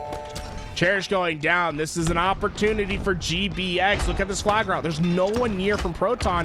Cherish fell off the map as well. This is devastating. Wow, this is gonna be it's all up to Talk here. Yeah, they acted really quick on that flagpole too. They did it off of 1 kill, but wait a minute, Proton answer back. They get 1 kill on the side of GBX. That player does spawn up, so Cherish is the only one down on in the entire game at the moment. Proton do have GBX's flag out right now. And Drunk, if he can get 1 snipe here, this could be good for the side of Proton, but no, 3 go down for Proton, and a return comes out for GBX. Well, you've seen an effort from GBX to always run flag up this high side. We've seen a lot of patrolling with the sniper over here as well. The problem, I think, is they just need to have someone there. They finally done. Renegade starts looking for the overextension on the low side. He takes down that first overextension player, and finally that's enough to get that flag in. It was a hard-fought battle from both these sides on trying to get a flag home, but the story remains the same from the last series. GBX strikes first. Yeah, Proton has to take some notes on that flag route, though. That flag route's worked really well for GBX multiple times in a row. And they're really able to force those spawns on the back of base as well, so far away from that flagpole. See if Proton can adapt to that here. Campbell's coming up in about 4 seconds. Very important camo situation, as well as 2 snipers on the map too. So lots of power to play with here for both sides, and it's GBX who go 2 down. This is where the game could be won for either side. Renegade's been so deadly with the sniper. I don't think we've seen him lose a sniper duel yet. Oh my gosh. Not able to stay alive though. He tried to clamber there. It didn't work. He could have ghost jumped if he was just... I think if he had more hours on the map, he would have been fine. He would have ghost jumped his way. Oh, man, do you even go into the training grounds and practice your rocket shots? We're about to send everyone back into the training mode. Yeah, that was camo and rockets too, so it's rough for last shot to not clean up on that kill. Now comes off a spawn. Tusk doing a ton of damage here. Again, one of the big differences between top players and maybe even top amateur players is just their ability to stay alive. You're seeing it out of Tusk here. And you got to be aggressive sometimes, because then Cherish doesn't expect it. You change up the game. You see how different he played in both those scenarios. But GBX find themselves 2 down. I love this bait from Diagram, right? And it's not necessarily about him getting that kill, right? He's there to get damage and allow his team to maneuver up that map. Talik went down, and here comes the flag run. I'd like to see Renegade follow up closely with Diagram. You have that grapple. You can try to use a chain. You can try to chain a slide into some progress on that flag. Instead, he moves into the back, looking at the overextension. And I think Renegade's help dearly missed over on that backside. That was, I mean, really good by Diagram to get into that base, get that flagpole. It'll be Druck now. He's the biggest player on the map at the moment. He has to stay alive in this scenario. He does not. Oh my word. You can't just keep letting him get away with this, man. He just somehow always finds the kill when he should not. A lot of players. Oh no, that was huge. Wow, that is insane. A lot of players, a lot of top players, you'll see them spouting out about the fact that he's got this amazing connection, et cetera, but he does the same stuff on land. So it's just insane. You know, again, winning those low percentage fights. It's going to be Renegade who shifts the momentum in the favor of GBX. Now you see the pressure coming through to the Proton Gaming base. They'll clean up a kill here. That's going to be a killing spree for the side of Renegade. I think he just stuck his teammate. No, he did not. Diagram stays alive. Tusk pulls the flag. But look at these spawns from Proton, right? They get a heavy overextended spawn, so they're gonna have a chance. But I love this from Renegade. Use this grapple to increase your timing, work on this flank quickly, and just don't let Druck do anything in your base. Clean adaptation from Renegade. And that all comes from the utility on the map, forcing Proton to have to give up on the flag. And once again, it's the game lead for GBX, where Proton Gaming are gonna have to play on their back foot. And these games seem close, but just not close. Or these flag caps seem close, but not close enough. GBX have taken the lead. It's that clean route. Again, the awareness of the spawns, like you saw that from Renegade. Now you got suppressed with a snipe. 9-16. Probably I mean, he's not even playing bad, but probably one of the worst games we've seen out of him thus far in this tournament. And it's still a really solid game out of him. And now he's continuing to try and prove me wrong here as he gets another kill. That's his 10th. 10-16 thus far. GBX are still playing really phenomenally here. And 2-1 still the score. 2 down for GBX now, though. Proton Gaming potentially pushing up on the map to get into the side of GBX's base. One stat I want added to Halo Infinite is time past the 50-yard line. Right? I want to see how often a player is playing in the opponent's base versus their own. And that's where I think Renegade would excel in the stat sheet throughout this game. Every time we seem to have gone to him, he's either making an impact play on his side to move up on the map, or he's just been that last player alive that Proton Gaming has had to deal with as he comes off a spawn trying to win some big fights for his team. But Proton need to shut him down before he can get past that half mark. If they're able to do that, then I think they have a chance to start having some more success on these flag runs. But just over 60 seconds in this game for Proton to find their solution with 3 going down. This could be it, but there's no time to fault on your way back. Renegade already traversing. He's in that back base. It's going to be Proton versus Renegade to determine whether this thing goes to OT. No, Renegade does fall. It's going to be 2 down for GBX. This could potentially be a flag cap. Get Druck. Druck's well positioned. He could potentially go back to back here. He might just do that. Yeah, he gets the pull. Renegade does kill him though. Well, we talked about this before. This could come back to bite them. There's still 40 seconds left. He gets 2 down, and now he's got the flag pull as well for the other side. He goes for the lower route here. Obviously being he's not walking. He's walking. They don't know where he's at. Walking. I thought he was sprinting. No, he's walking. They have no idea where he's at. He's gonna walk out to the left. If there's no one in a high position to look for him, they catch him.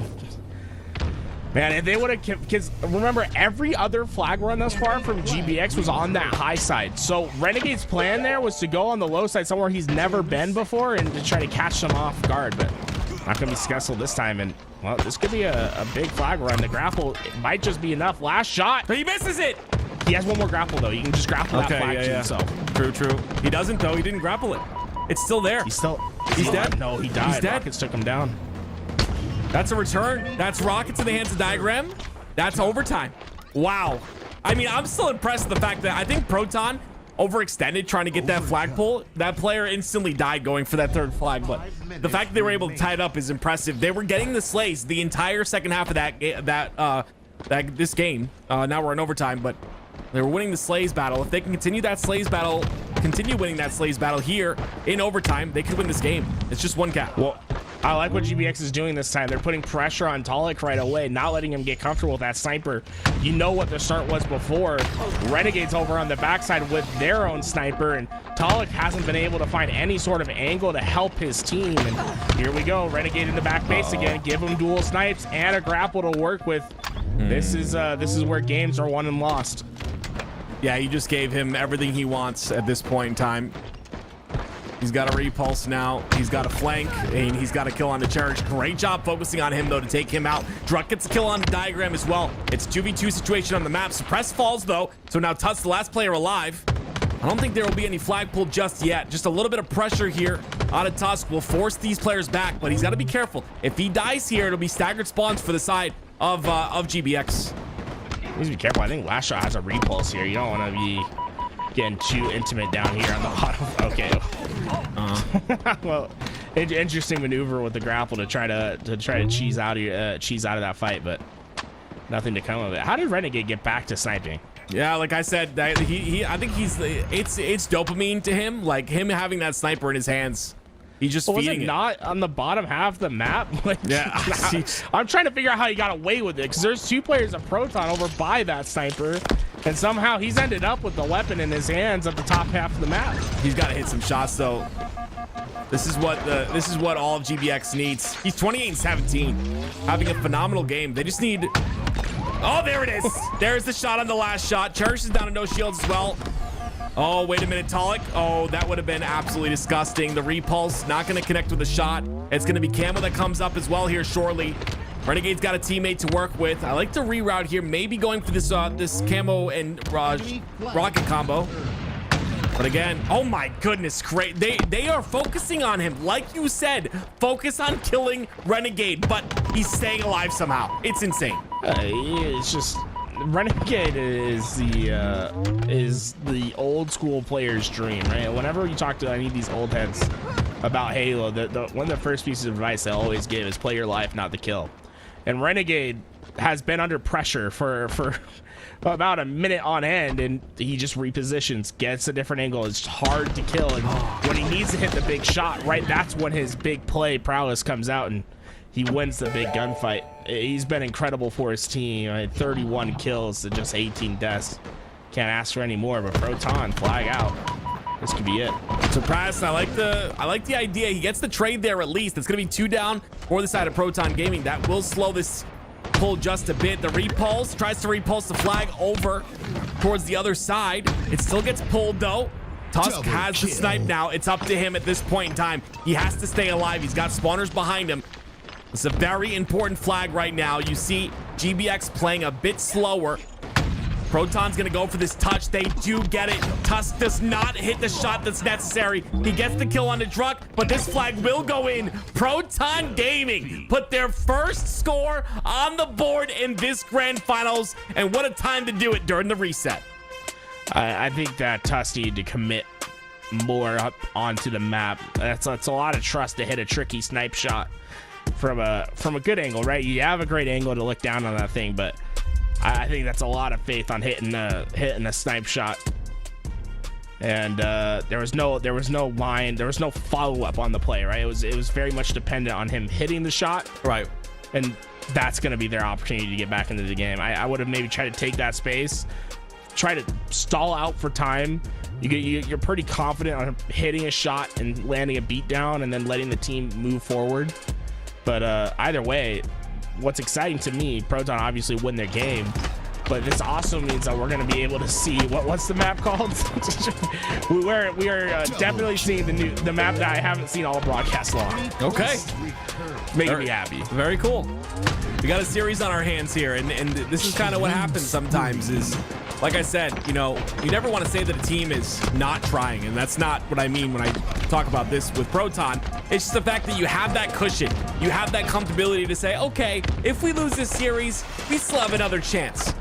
Obviously any team wants to close it out in that first one, but now they're stepping up. It's do or die here right now for both of these rosters, and Proton playing like we know Proton can. And they put the first series score on the board, tied up at 1.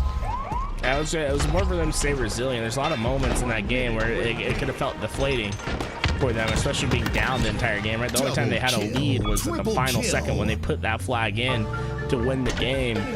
And Renegade, right, his performance over the top half of the map, 31 kills.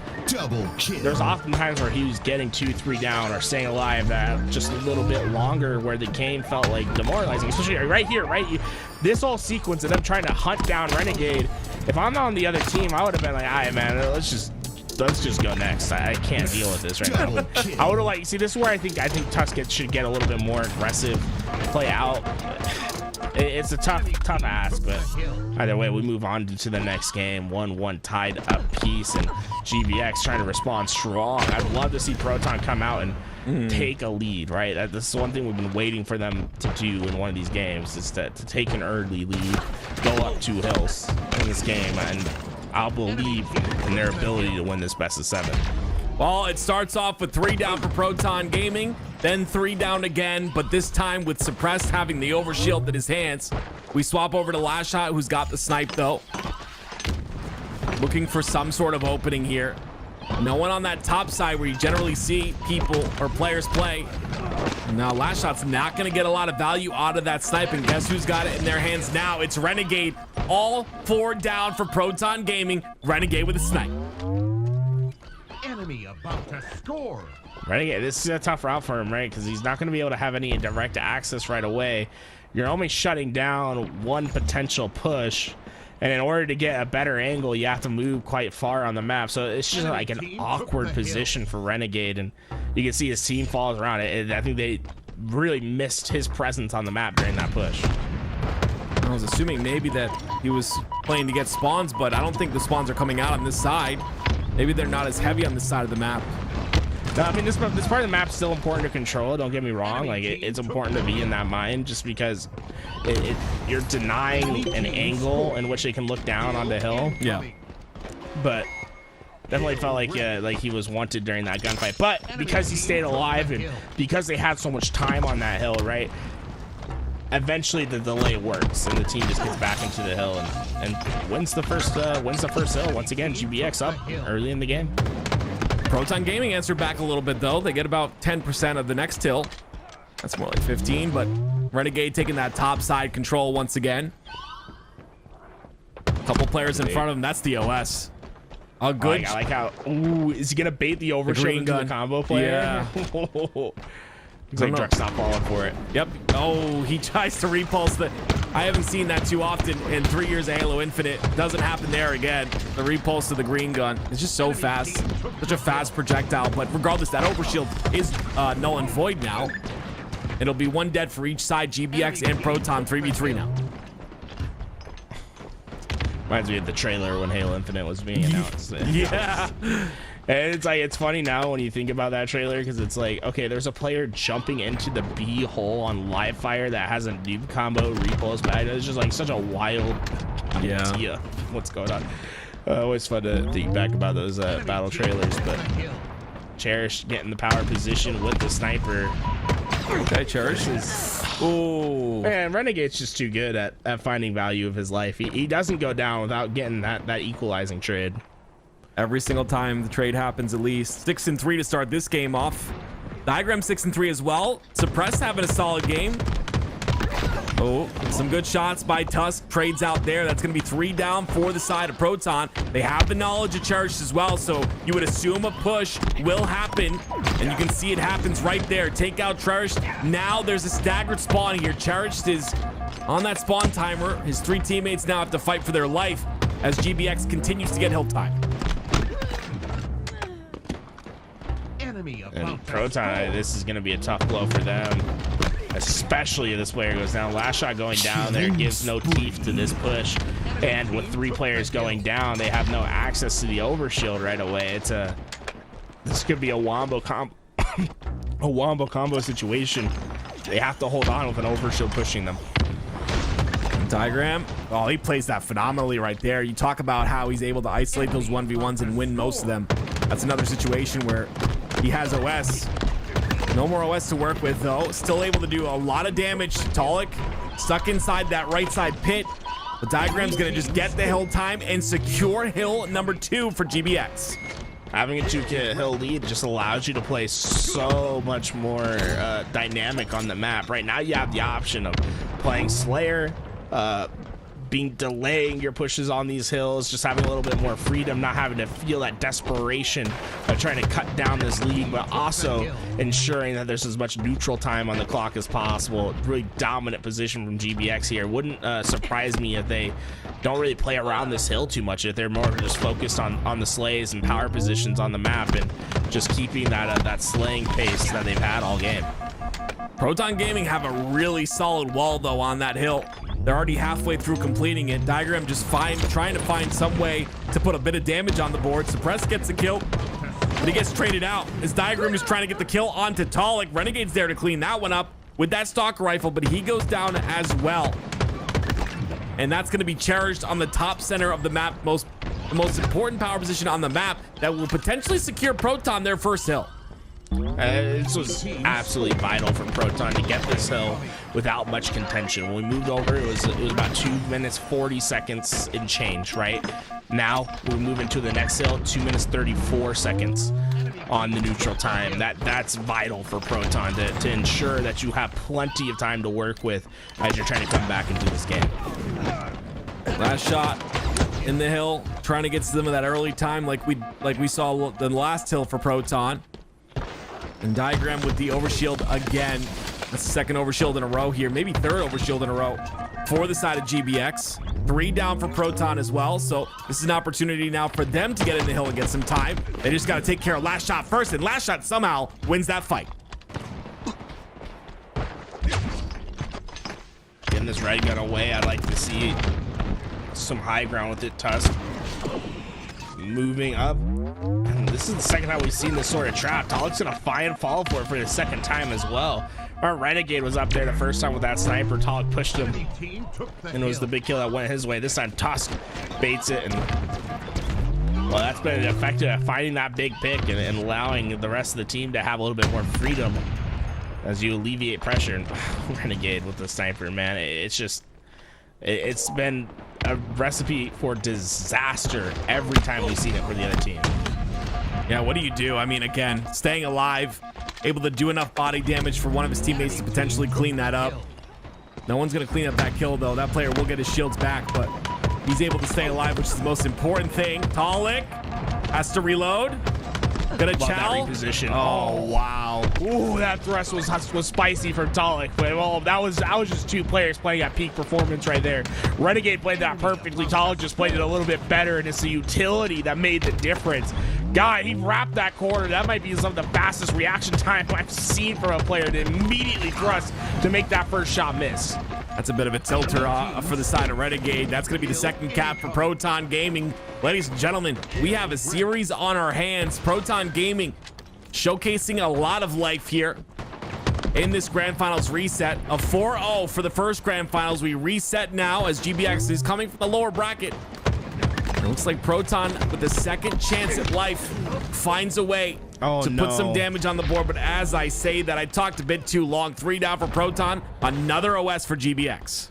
That's devastating. Proton sent another player in Talik to basically safeguard that overshield, to overcommit to it. And both players went down. Overshield goes into the hands of Renegade, and Druk does a fantastic job with that heat wave to neutralize the damage that can be done, but that was a lot of commitment on the side of Proton to get away with that power up that just never went their way. So many power weapons on the map. Suppress picking up 2 of them, and the stalker rifle and the heat wave. I just want to point out with this, these are the 2 hardest weapons saved in the game. Point period blank, right? The heat wave and the stalker rifle. The way that Suppress hit that one tap into a headshot with the stalker rifle, he just made it look really easy. Which this is the thing that always makes me jealous of these pro players, is the shot that they have on them, right? It's about making the best play, but also having that ability to hit the shot that magnifies how good pro players are. 100% agree. Really interesting to see the fight to get that sniper. Renegade feeling good. Tries to pick it up. Gets it first. Proton in that hill as well. An opening to get a kill here. That's going to be 3 down for the side of Proton. Struck the last player alive, and obviously time will not play a factor. I believe the next hill will win. Enemy team took the hill. Oh, look at that. You got to find a little thrust to work with as well. This is dangerous. Yeah, hit something though. Team took the hill. I think it's more he just needs to stay alive. His teammates are already doing all the work on the hill. He just needs to be a nuisance for Proton aiming to deal with. And you know, can you shoot through the hole? He's thinking about. I don't think he knows. It's a problem. He's like, can I shoot through this? You gotta test your limits. There's another kill on the Cherished. OS again for the side of GBX. Okay, there it is. OS now in the hands of GBX, and pretty much close to getting this hill.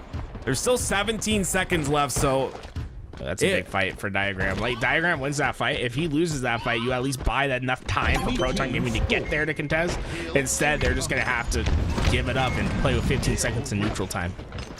15 seconds of neutral time to get an entire hill to tie it up here for the side of Proton Gaming, and a Renegade jumping on your head from the top rope. Oh, Druck. Druck ends up cleaning him up. That's a big kill for Druck. It'll award him a sniper. Doesn't go for it, though. Doesn't really want to get himself out of the hill, but that'll cost him a regardless. 3 down for Proton. This could be it. I don't think there's anyone there that can even step in the hill in time. GBX take a series lead once again, 2-1, and felt like it was the play of Renegade once again that made the difference. Signs of life. Yeah. I'll say a lot better of a game this time. Last time we saw them on this map, Proton seemed a little bit dead in the water. Signs of life are important. You see that out of Proton. 2-1 now, the series lead. Best of 7, of course. If you're just joining us, this is the Grand Finals reset. In the first Grand Finals that we had, GBX versus Proton Gaming, it was GBX taking this series 4-0. Obviously, with them coming out of that lower bracket, they need to win 2 best of 7s.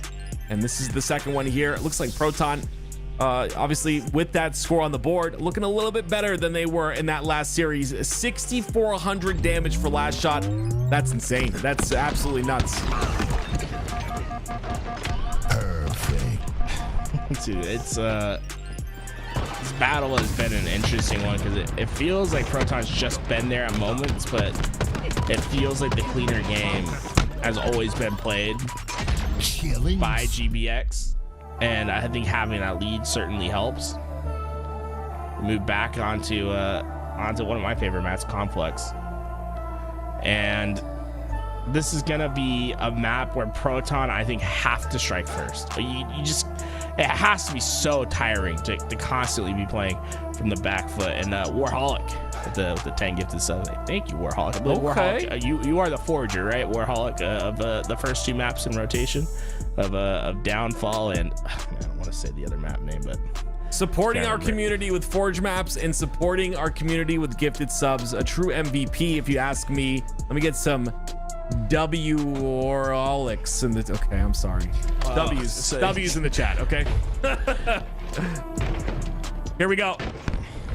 Game number 4. GBX up 2-1 so far. And I would say this is one of my favorite maps as well, Tools. Talik has been real aggressive off the rip, and you would have thought that Renegade would have gone for that similar flank that he made in the first time they played this. This time he sits back, and Talik's just, I think they've given Challenge way too much freedom. He's about to overheat. He's about to heat up, and the only thing that's going to stop him is if he overheats. And you see it time and time again, but it's looking like that's not happening here. It's not happening. Almost another shot onto Suppressed. Suppressed cleans him up, though, and that's the kind of kill that you don't really expect to be a big kill out of Suppressed, but it is, right? You shut down the momentum of Talik. You slow him down just a bit, give him 10 seconds to think about what he's done, and now he'll come off the spawn and try to go for a run again. Yeah. Talik's coming back for his goodies. Unfortunately, there's no ammo left, and he's gonna be a little frustrated about that. But all these kills for Proton, not a flag pulled for GBX. Instead, it has to be a little bit of a frustrating position as you're just wanting to take space on the map, but gotta be aware of what's going on behind you. Well, Druck gonna repulse up here. Wants to get the kill on the Diagram. It's gonna be 2 down for the side of Proton. It's up to Druck to even up the odds just a bit, but he's going to get taken out, so that'll be 3 dead now. I don't think there's an opportunity for this flag to be pulled. It is out, but I'm not sure if there's anyone in position. I think both teams have been getting a little too ahead of themselves so far in this game. There's been a lot of aggressive play towards the opposing base. Whereas before in this tournament, it felt a little bit more methodical in how they've approached these bases. I think whatever team can get that clean 3-4 down and not try to take a step too far is going to be the team that's successful first. But Renegade could change it all, right? You see Overshield going on to Tusk at the same time. He plays a risky game by getting into that base early, but all of the goodies going towards his team. It's going to be one rocket left that could potentially stop it. No, hey. Count me wrong. Renegade, he just keeps going for it. That's the exact way he tried to make off the start of this game, Tim, where he went to the base and tried to pull a flag. It was shut down the first time. He went right back to the well and pulled out an early lead for his team. Sometimes people aren't or players and teams aren't ready for those scrappy pulls, and it worked out for him that second time. We'll see if he continues to do so. Last shot trying to pull a little bit of a scrappy pull, but not so scrappy because there were 3 down for GBX. This flag will be pulled. Renegade pulling his own once again. Gonna try and play his life as well. Tusk gets skill onto Cherish. That opens things up just a bit, but Diagram has to find this kill on the last shot. This is a big kill for Diagram here, and he gets the back smack in the killing spree. Last shot, I don't think he's expecting that aggressive move play from Diagram. Diagram wasn't having it at all. And man, if he get around, I would have liked to see him just not even try to go for that flag, get around that corner, stay alive with that sniper, and buy time for the team. Instead, we're seeing a little bit more of a scrappy play. Here we go. Suppress around the corner. Nades don't hit him. This is looking like a successful run as long as they can take down Talik in the back base. Talik does fall. Suppressed. Trying to get this flag through. He does know that his flag is out, so he reroutes towards the back, gets that anchor spawn for his teammates, reroutes towards this top center side, and gonna trade with last shot, which I don't really like because there's another player of Proton there that can pick up that snipe, but now it's all about who gets that return, and it looks like all of GBX pushing aggressively to try and get that. Talik never found the snipe. It's still down. Gotta use that scan. OS and 3 as well. There's the 2 players down, and there Druck's the only one to stop him. Tusk gets another overshield for GBX. This is the third second OS in a row for this squad. And it seems like this has continued through the last game as well. Lots of overshields in the hands of GBX, and this overshield is going to potentially secure this flag, but there's just aggression. It's an endless line of assholes. it's an endless Congo line of assholes that keep touching the flag. I mean, Tusk is trying to do his best. He's like, what can I do? They keep touching the flag. Not enough slays going out. Not enough pressure on this side, but finally it will be returned. Although Proton Gaming's flag is about to get returned neutrally as well. Can they get a touch on it, Tusk? There it is. Oh, I mean, Tusk was the play right there. He did so much work in that entire play to secure that second cap for GBX. It's just that's always a frustrating moment. Everyone's always felt that when you're trying to return a flag and just player after player keeps coming in. The problem is you give up your life for a flag touch, and when a player's right there, it's usually never gonna work out for your team. But desperate times, desperate measures. 2-0 lead and Proton, right when we thought we were seeing the good in their gameplay, it's been a deficit once again. That's a big miss shot there from Renegade. That's going to give Cherish that sniper now, and it looks like Proton will be pulling this flag a little bit forward on the map. Druck's there to assist. Cherish going to miss a couple shots. Tusk has a play to make, but this is going to be a tough one. Can he hit the shot? No. The slide goes in. Proton put one down on the score. That's a good answer back, right? You still got plenty of time in this game to work with just over 6 minutes. Certainly not out of reach for Proton Gaming. A lot more missed snipes than we're used to seeing in this game. A lot of people are playing, like you said, playing a lot more aggressive. Talik's gonna get a rocket kill though. We haven't seen many of those today. This has felt real scrappy compared to the other games that we've seen. Maybe getting tired, maybe. This is brutal. this isn't fair. Proton has to be so frustrated with what just happened. It felt like they had great kills. They're in position. Fantastic kill by last shot, but Tusk is about to try to follow up, dude. I was like, Tusk might be able to just run the flag in and get away with it. Last shot's done a fantastic job of staying alive, and he gets the help on another. That's all last shot on that flag return. Give his thanks over for Proton. Tolic has to double back for the flag though, and because of that, he takes a body shot. That'll make things interesting on that flag pull. Tolic's still not down though. Last shot once again pushes on through aggressively. Gets the flag tossed to the top. Cherish catches it, and that's flag number 2 for Proton. I think that's the first time I see someone actually successfully throw that flag up. Risky play, but works out. Even game. All the momentum back on Proton's side. I'm gonna say he got Cypher as well, but Tusk immediately shuts that one down. Hey, Proton are not done just yet. It's gonna be Tusk with the heat wave. Sniper there too. Unfair. Tusk. Oh no. Renegade was pulling flag while Tusk is distracting 3 players, and that's gonna be enough, I believe, for Renegade just to pop this thing in. There's no one to contest. Oh my, that's a flag capture for Renegade. That's a flag win for Tusk. I mean, what a play from him with that heat wave, distracting 3 players. Heads up by Renegade to understand what was happening on the map and to pull the flag. For the first time in the tournament that at least I've been watching, we're gonna be able to watch some oh my god, Tim. Sepulcher. I think. There's no way that's right. It's either Sepulcher or Sepulcher. It's one of the two. I think Sepulcher sounds more right? I'm not sure. If Squally the Beans is here. Yeah, thank you, Pharaoh, for telling me how it's pronounced. That helps a lot, man.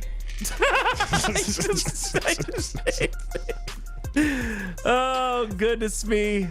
Sepulcher. I was Sepulcher. right. Yeah, you're right. That's perfect. Sepulcher. I said them both, and that's what you gotta do sometimes. Right off the tongue, guys. Rolls right off the tongue. What do you think that means? I have no idea.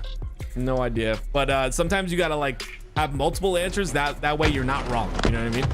That was one of those cases. It works out. I'm gonna be honest though, that was a close one. Proton are putting up a fight. I just like time and time again, it's like you said, plays from Tusk, plays from Renegade. I think the big thing was, as close as that game was, it was GBX who got every single overshield in that game, every single one. And in the previous game, they got every single OS in that game too. So it's just kind of crazy that even without overshields, it's Proton who are keeping it pretty close. 5 minutes. Oh, here we go. Look at our stats before we move into this next game. Tusk has been having some great games. High damage output from him thus far. Obviously, we've seen Suppress and Diagram sort of take turns at that top damage dealing position that Renegade's just been the power weapon specialist, it seems, throughout all these games. There were some last moment heroics from last shot. You know, remember him getting that return on that flag, but just like I said, I just think they need to take an early lead. For the first time, though, Sepulcher, I'll say definition, a small room or monument cut into a rock or built of stone in which a dead person is laid or buried. You know what? I kind of get that vibe. Which team will die and be buried here today? This is one of your old burial grounds. Oh man, I miss Burial Grounds. That was such a good map, dude. Oh gosh, Halo 2 was the best game ever. Anyway, here we go. Sepulcher by Squally the Beans. We'll see what team is able to take this one. I'm gonna be honest, Proton, if they step it up one more notch, I think they take this. I think they make it interesting, but GBX is one game away from winning this entire tournament. What a tournament it's been. But I mean, I think Proton can bring this back, man. They just gotta recollect, reset, just flow like water, man, you know? Here we go. Strongholds. A lot of tight maneuvering on this map. One thing I will say is sometimes you think you have an easy route to a place and it is blocked off. Whoever I think is more aware of their routes on this map are going to have a bit more success in this game. Renegade's just having a blast today. He just picks up the sniper. The sniper's on every single map. He just keeps picking them up. I love that there's a sniper on every map. It's awesome. And Rockets. Here we go. Yeah. Rockets. Make Tom Taylor proud. He's just happy right now. He gets to pick up the power weapons and just get kills, man. Shroud screen in his hands as well. There'll be 2 caps here for the side of Proton Gaming if they can convert A, but a lot of pressure coming in from GBX to not allow that to happen. Last shot's gonna fall.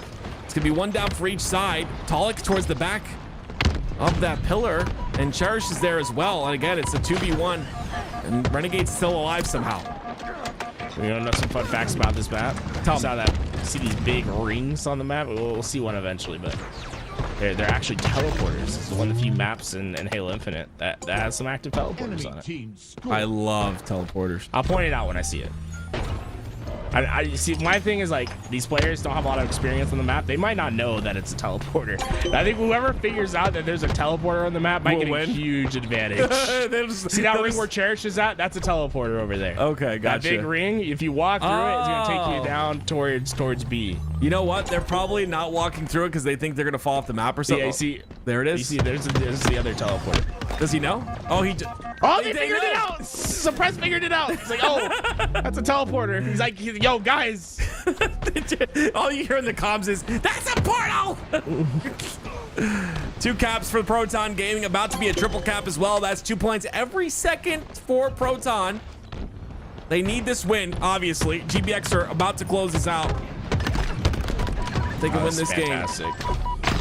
Yeah, this triple cap's locked. I think they just weren't aware of Tusk. If Talik just stayed ready for that gunfight, they could have melted it out, got that trip cap right in right away, and instead GBX have an opportunity here.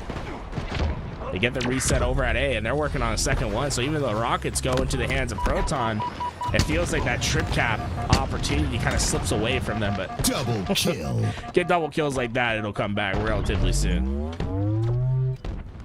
Well, it's gonna be C taken by GBX. They were 3 down momentarily though, so that area, that top area up there where Diagram is, seems extremely powerful for this hill at least, or this A side. Yeah.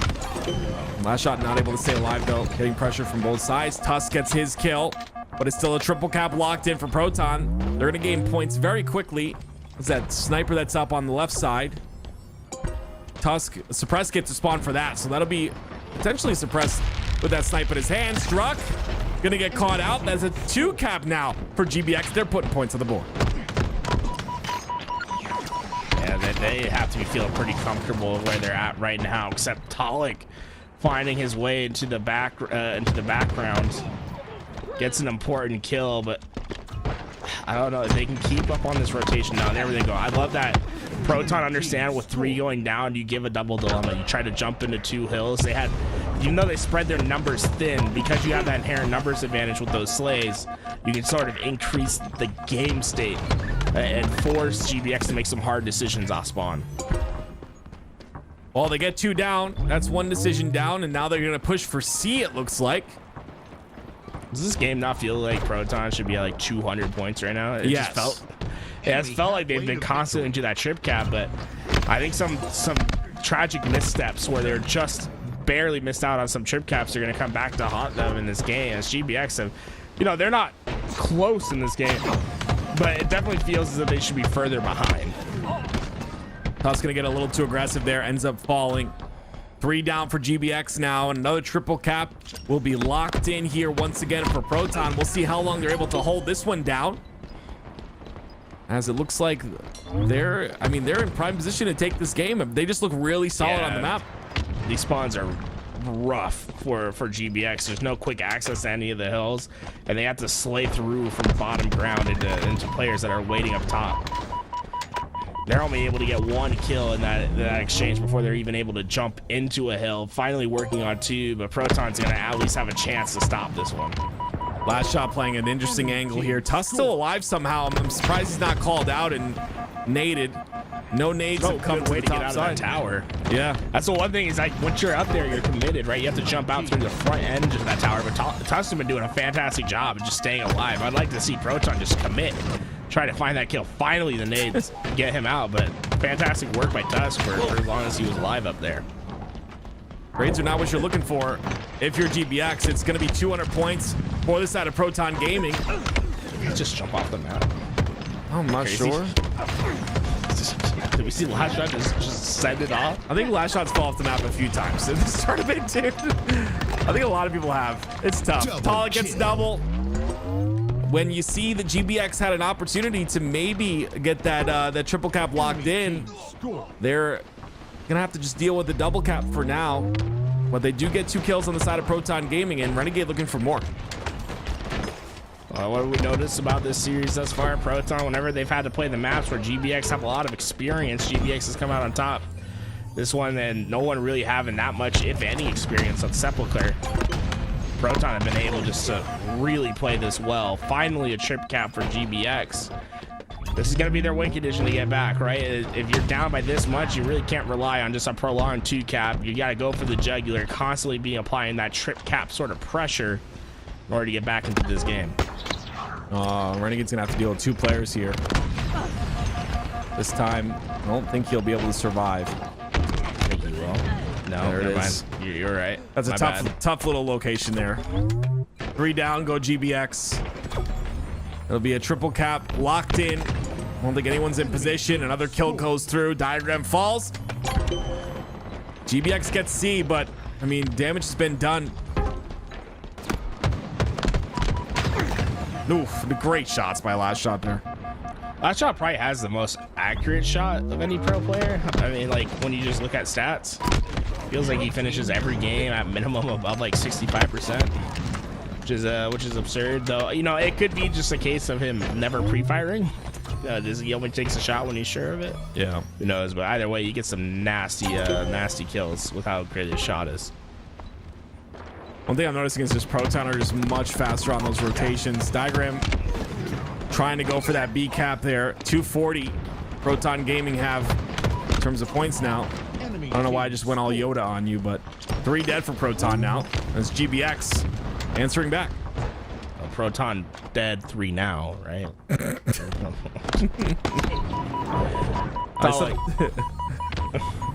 This just feels like a victory lap of this one for Proton. There hasn't been that many kills from GBX to try to pressure into that trip cap once again. Feels more of a desperation play at the moment, and it's just a matter of time before Proton find the important kills to finish off this game. Well, they do get A. Oh, A gets reset, so they're getting B now, though.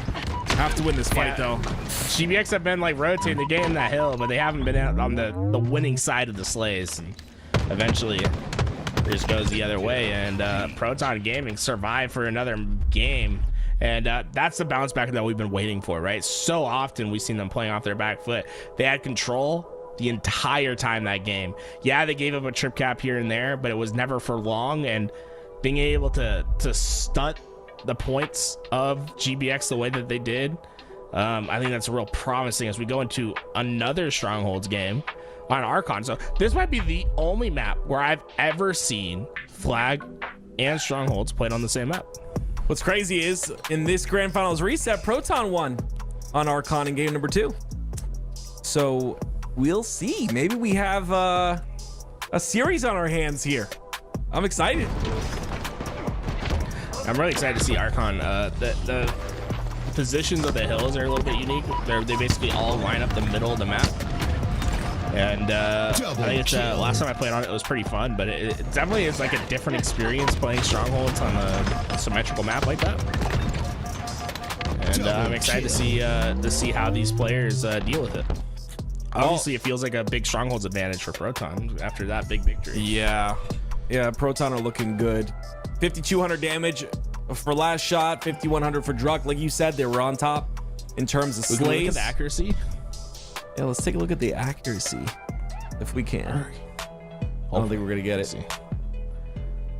Accuracy is a weird one for me. Like you said, yeah, it's Last Shot 64%. Yeah, as you said though, it's like that pre-firing and then heat wave, and then you have all like the Sentinel beam. If they're using Sentinel beam, it's just impossible to get that high accuracy number. But regardless, I just, you can tell. I like to look at the damage number. You can always tell by the damage number, like if a player is like, if the player's shooting their gun.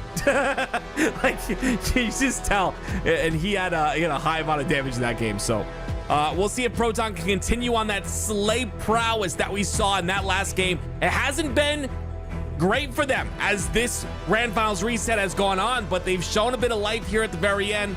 They won this map in game number 2. We'll see if they can do it again here in this game. We've seen this once in the series already, a flag map that was played. A lot of verticality on this map. Now we'll have the opportunity to see strongholds. Like I said, have you ever seen a map that has had strongholds and flag on the same map? No, never. Right? Unique. There's a real unique situation.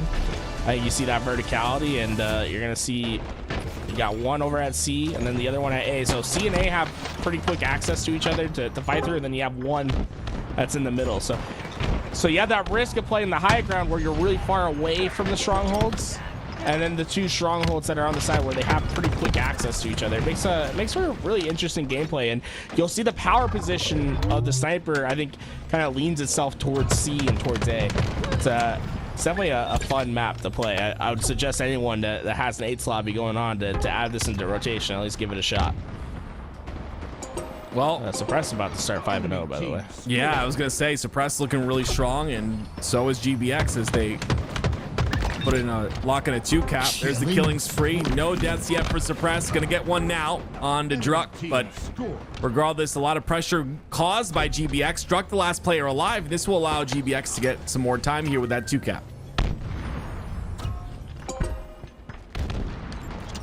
I want to see teams get out of you gotta be able to stop the rotational halo, like where you're just like trying to out-rotate on the hills, find the early kills, and then secure your G-cap, right? So we're a minute into this game, but we're not seeing any scores because of how often each team has been pushing themselves into this hill, right? We're 8-5, and we're in a minute 30 into this game. It's just how scrappy it's been with players getting to the hill and basically stopping that scoring time. Yeah, I'm curious if you get the triple cap where the spawns end up.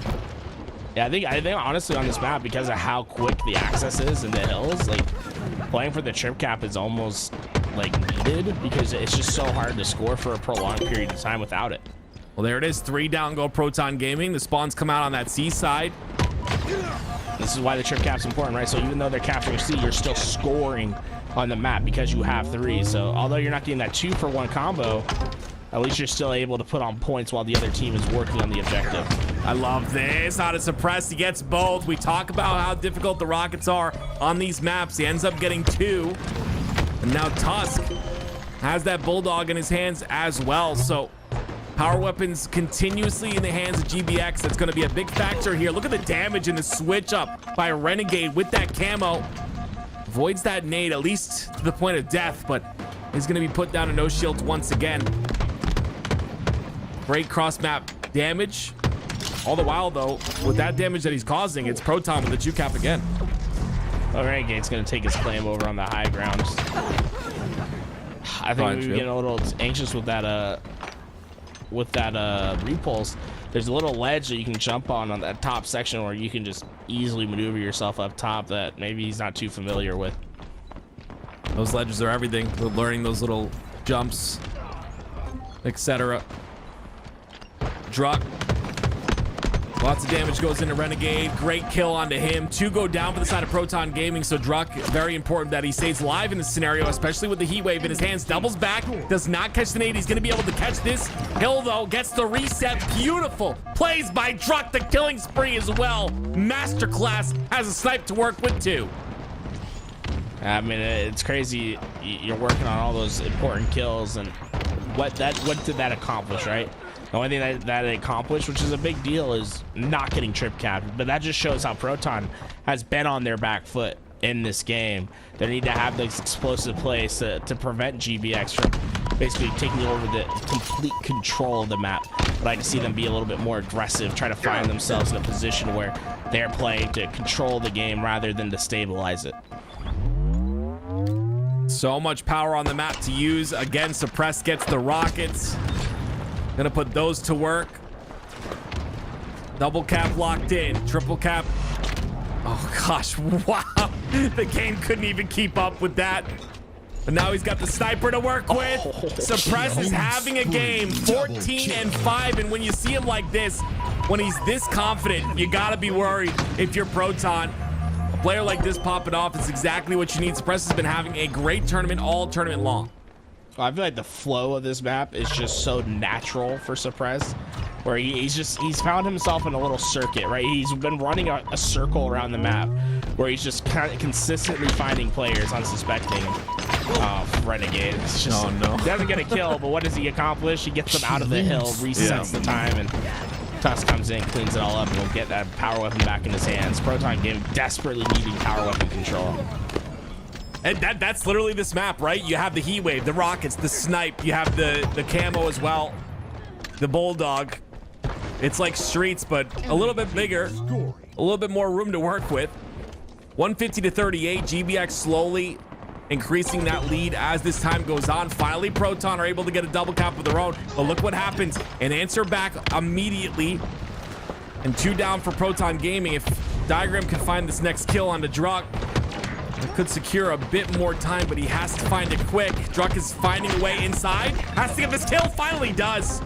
But the reset still comes out for Proton. Yeah, GBX tried to instantly get into those hills, trying to neutralize what that trip cap could mean, but it really just fed into the players of Proton that were waiting on the outskirts. And now, for the first time, we're starting to see Proton have a little bit more control of the power weapons on the map. These rockets, camos, and snipers coming up could be the difference maker. Proton needs to prioritize getting away with these. Having 3 hills while they come up, always a natural benefit, as we see one aspect of the game go their way.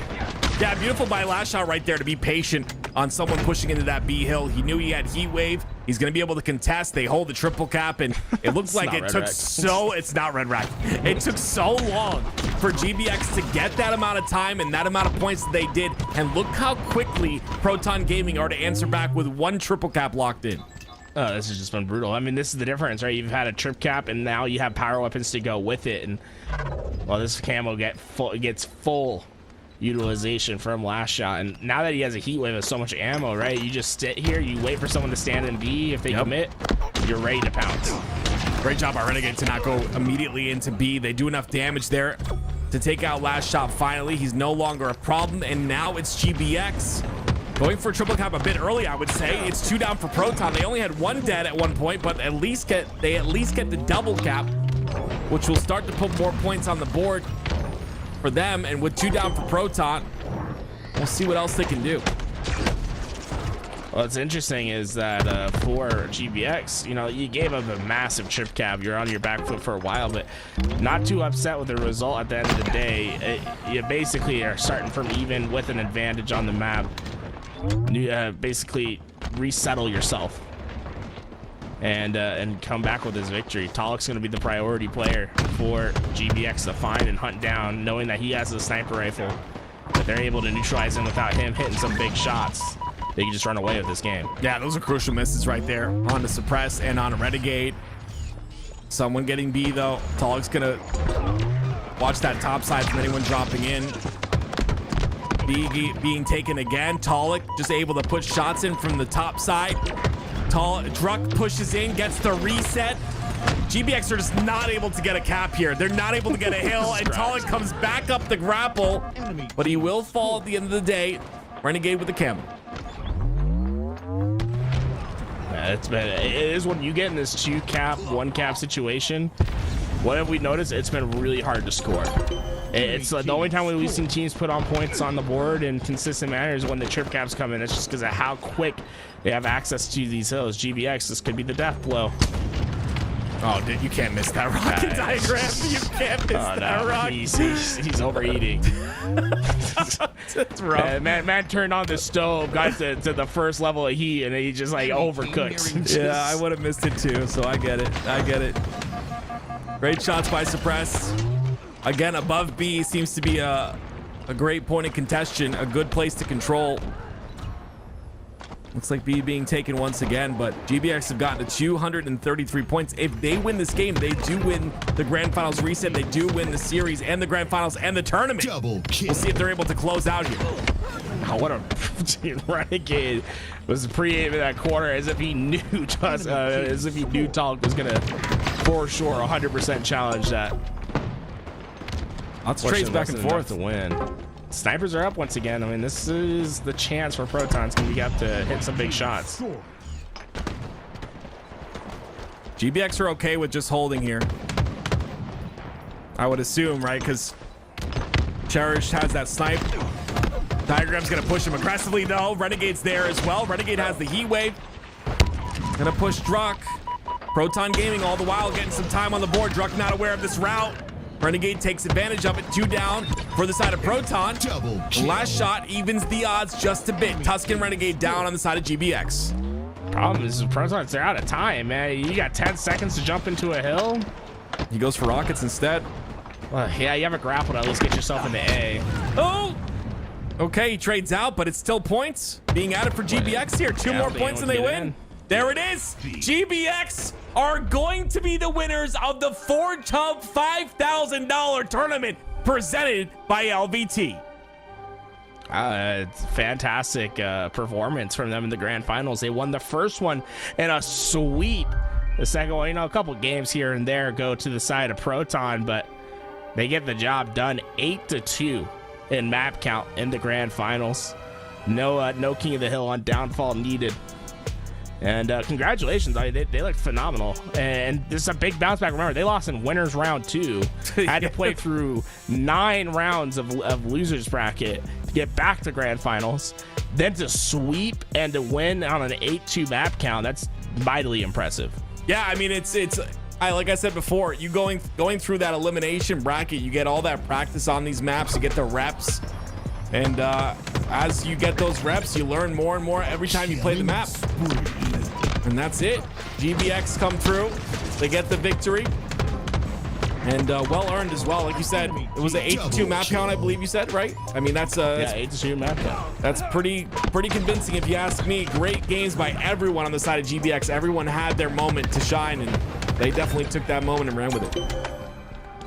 Well, thank you so much to ForgeHub providing a $5,000 prize pool for today's tournament. The lion's share going to be taken home by GBX. Shout out to Halo Hub for helping organize the tournament. ForgeHub, 2 different organizations, right? ForgeHub helping with the prize pool and getting these maps. Halo Hub helping run the tournament itself. And I feel like this was a great tournament for showcasing the potential of some Forge maps and what to add. You know, not everything is like HCS ready to go, but I think that there is certainly a place in matchmaking for every single map that we've seen today. Gorgeous map designs from what we've seen, and I'd love to encourage more people in chat, in the competitive community, to start working with forgers to play their maps, right? Like get them feedback that's needed. Play some, you know, when you're playing 8s every once in a while, like throw on something new, try something else out, and try to keep the game a little bit more fresh for everyone competing in the Halo world, right? It was a lot of fun here today, Tim.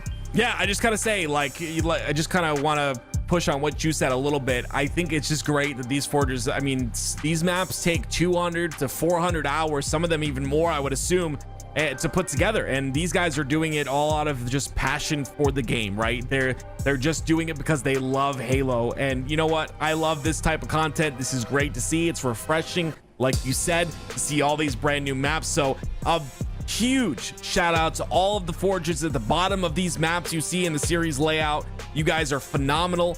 Keep being there for Halo, keep loving our game, and keep supporting our game. We appreciate you as a Halo community. We appreciate everything you do. Thank you, folks.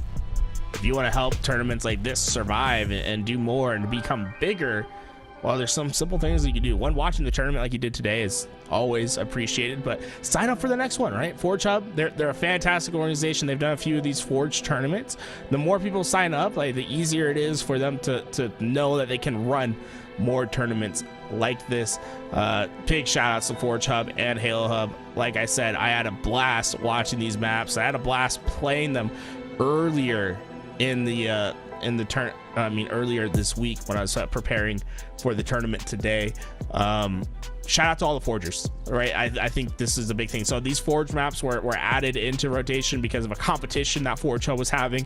They have a lot of these competitions. If you're someone that likes to mess around in Forge and make creations, so whether they're your own or remakes, get involved with that community, man. You have an opportunity to actually come out and make some decent money. I mean, we've seen some big prize pools from ForgeHub. $5,000 for this tournament. They've had like $5,000 Forge creations, right? Where it's not necessarily about playing the tournament, but rather creating maps for tournaments. Wow. that that you can come home and make some money with. So go look at ForgeHub, get a part of that production, and thank you to White's Edge 5 gifted subs to the channel. Tim, any last things you want to say about today's tournament and the maps that we've seen?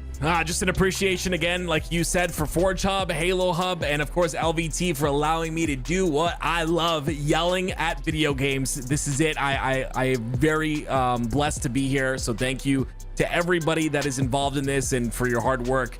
And yeah, let's continue to hold Halo up until it gets to the point where it can hold itself up. All right, folks, $5,000 is on the line. GBX take home the lion's share. Congratulations to Renegade, Diagram, Suppressed, and man, this might have the best grand finals win percentage of anyone I've ever seen. Tusk with another grand finals championship underneath his belt. Congratulations to our second and third place finishers, Proton Gaming and Quadrant, taking home that second and third. They'll get their share of the prize pool as well. That does it here today for us over at LVT Halo.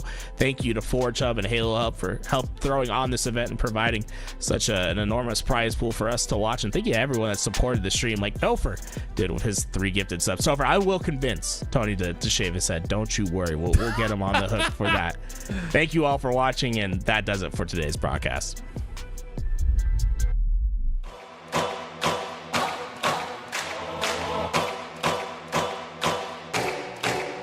This is my time. I'm on the rise. Can't hold me down. I'm too fly. This is my time.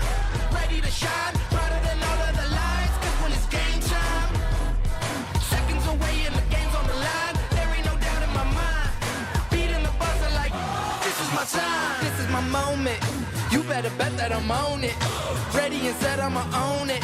Blast it to 10, then keep going. There ain't no coasting. I never settle, don't play. Putting the kettle to flame. I go 100 all day. Foot on the pedal, no brakes. 10, 9, paid on my dues, waited in line. 8, 7, now it's about time that I take mine. 6, 5, king of the jungle, heart of a lion. 4, 3, 2, 1, watch out, here I come. This is my time.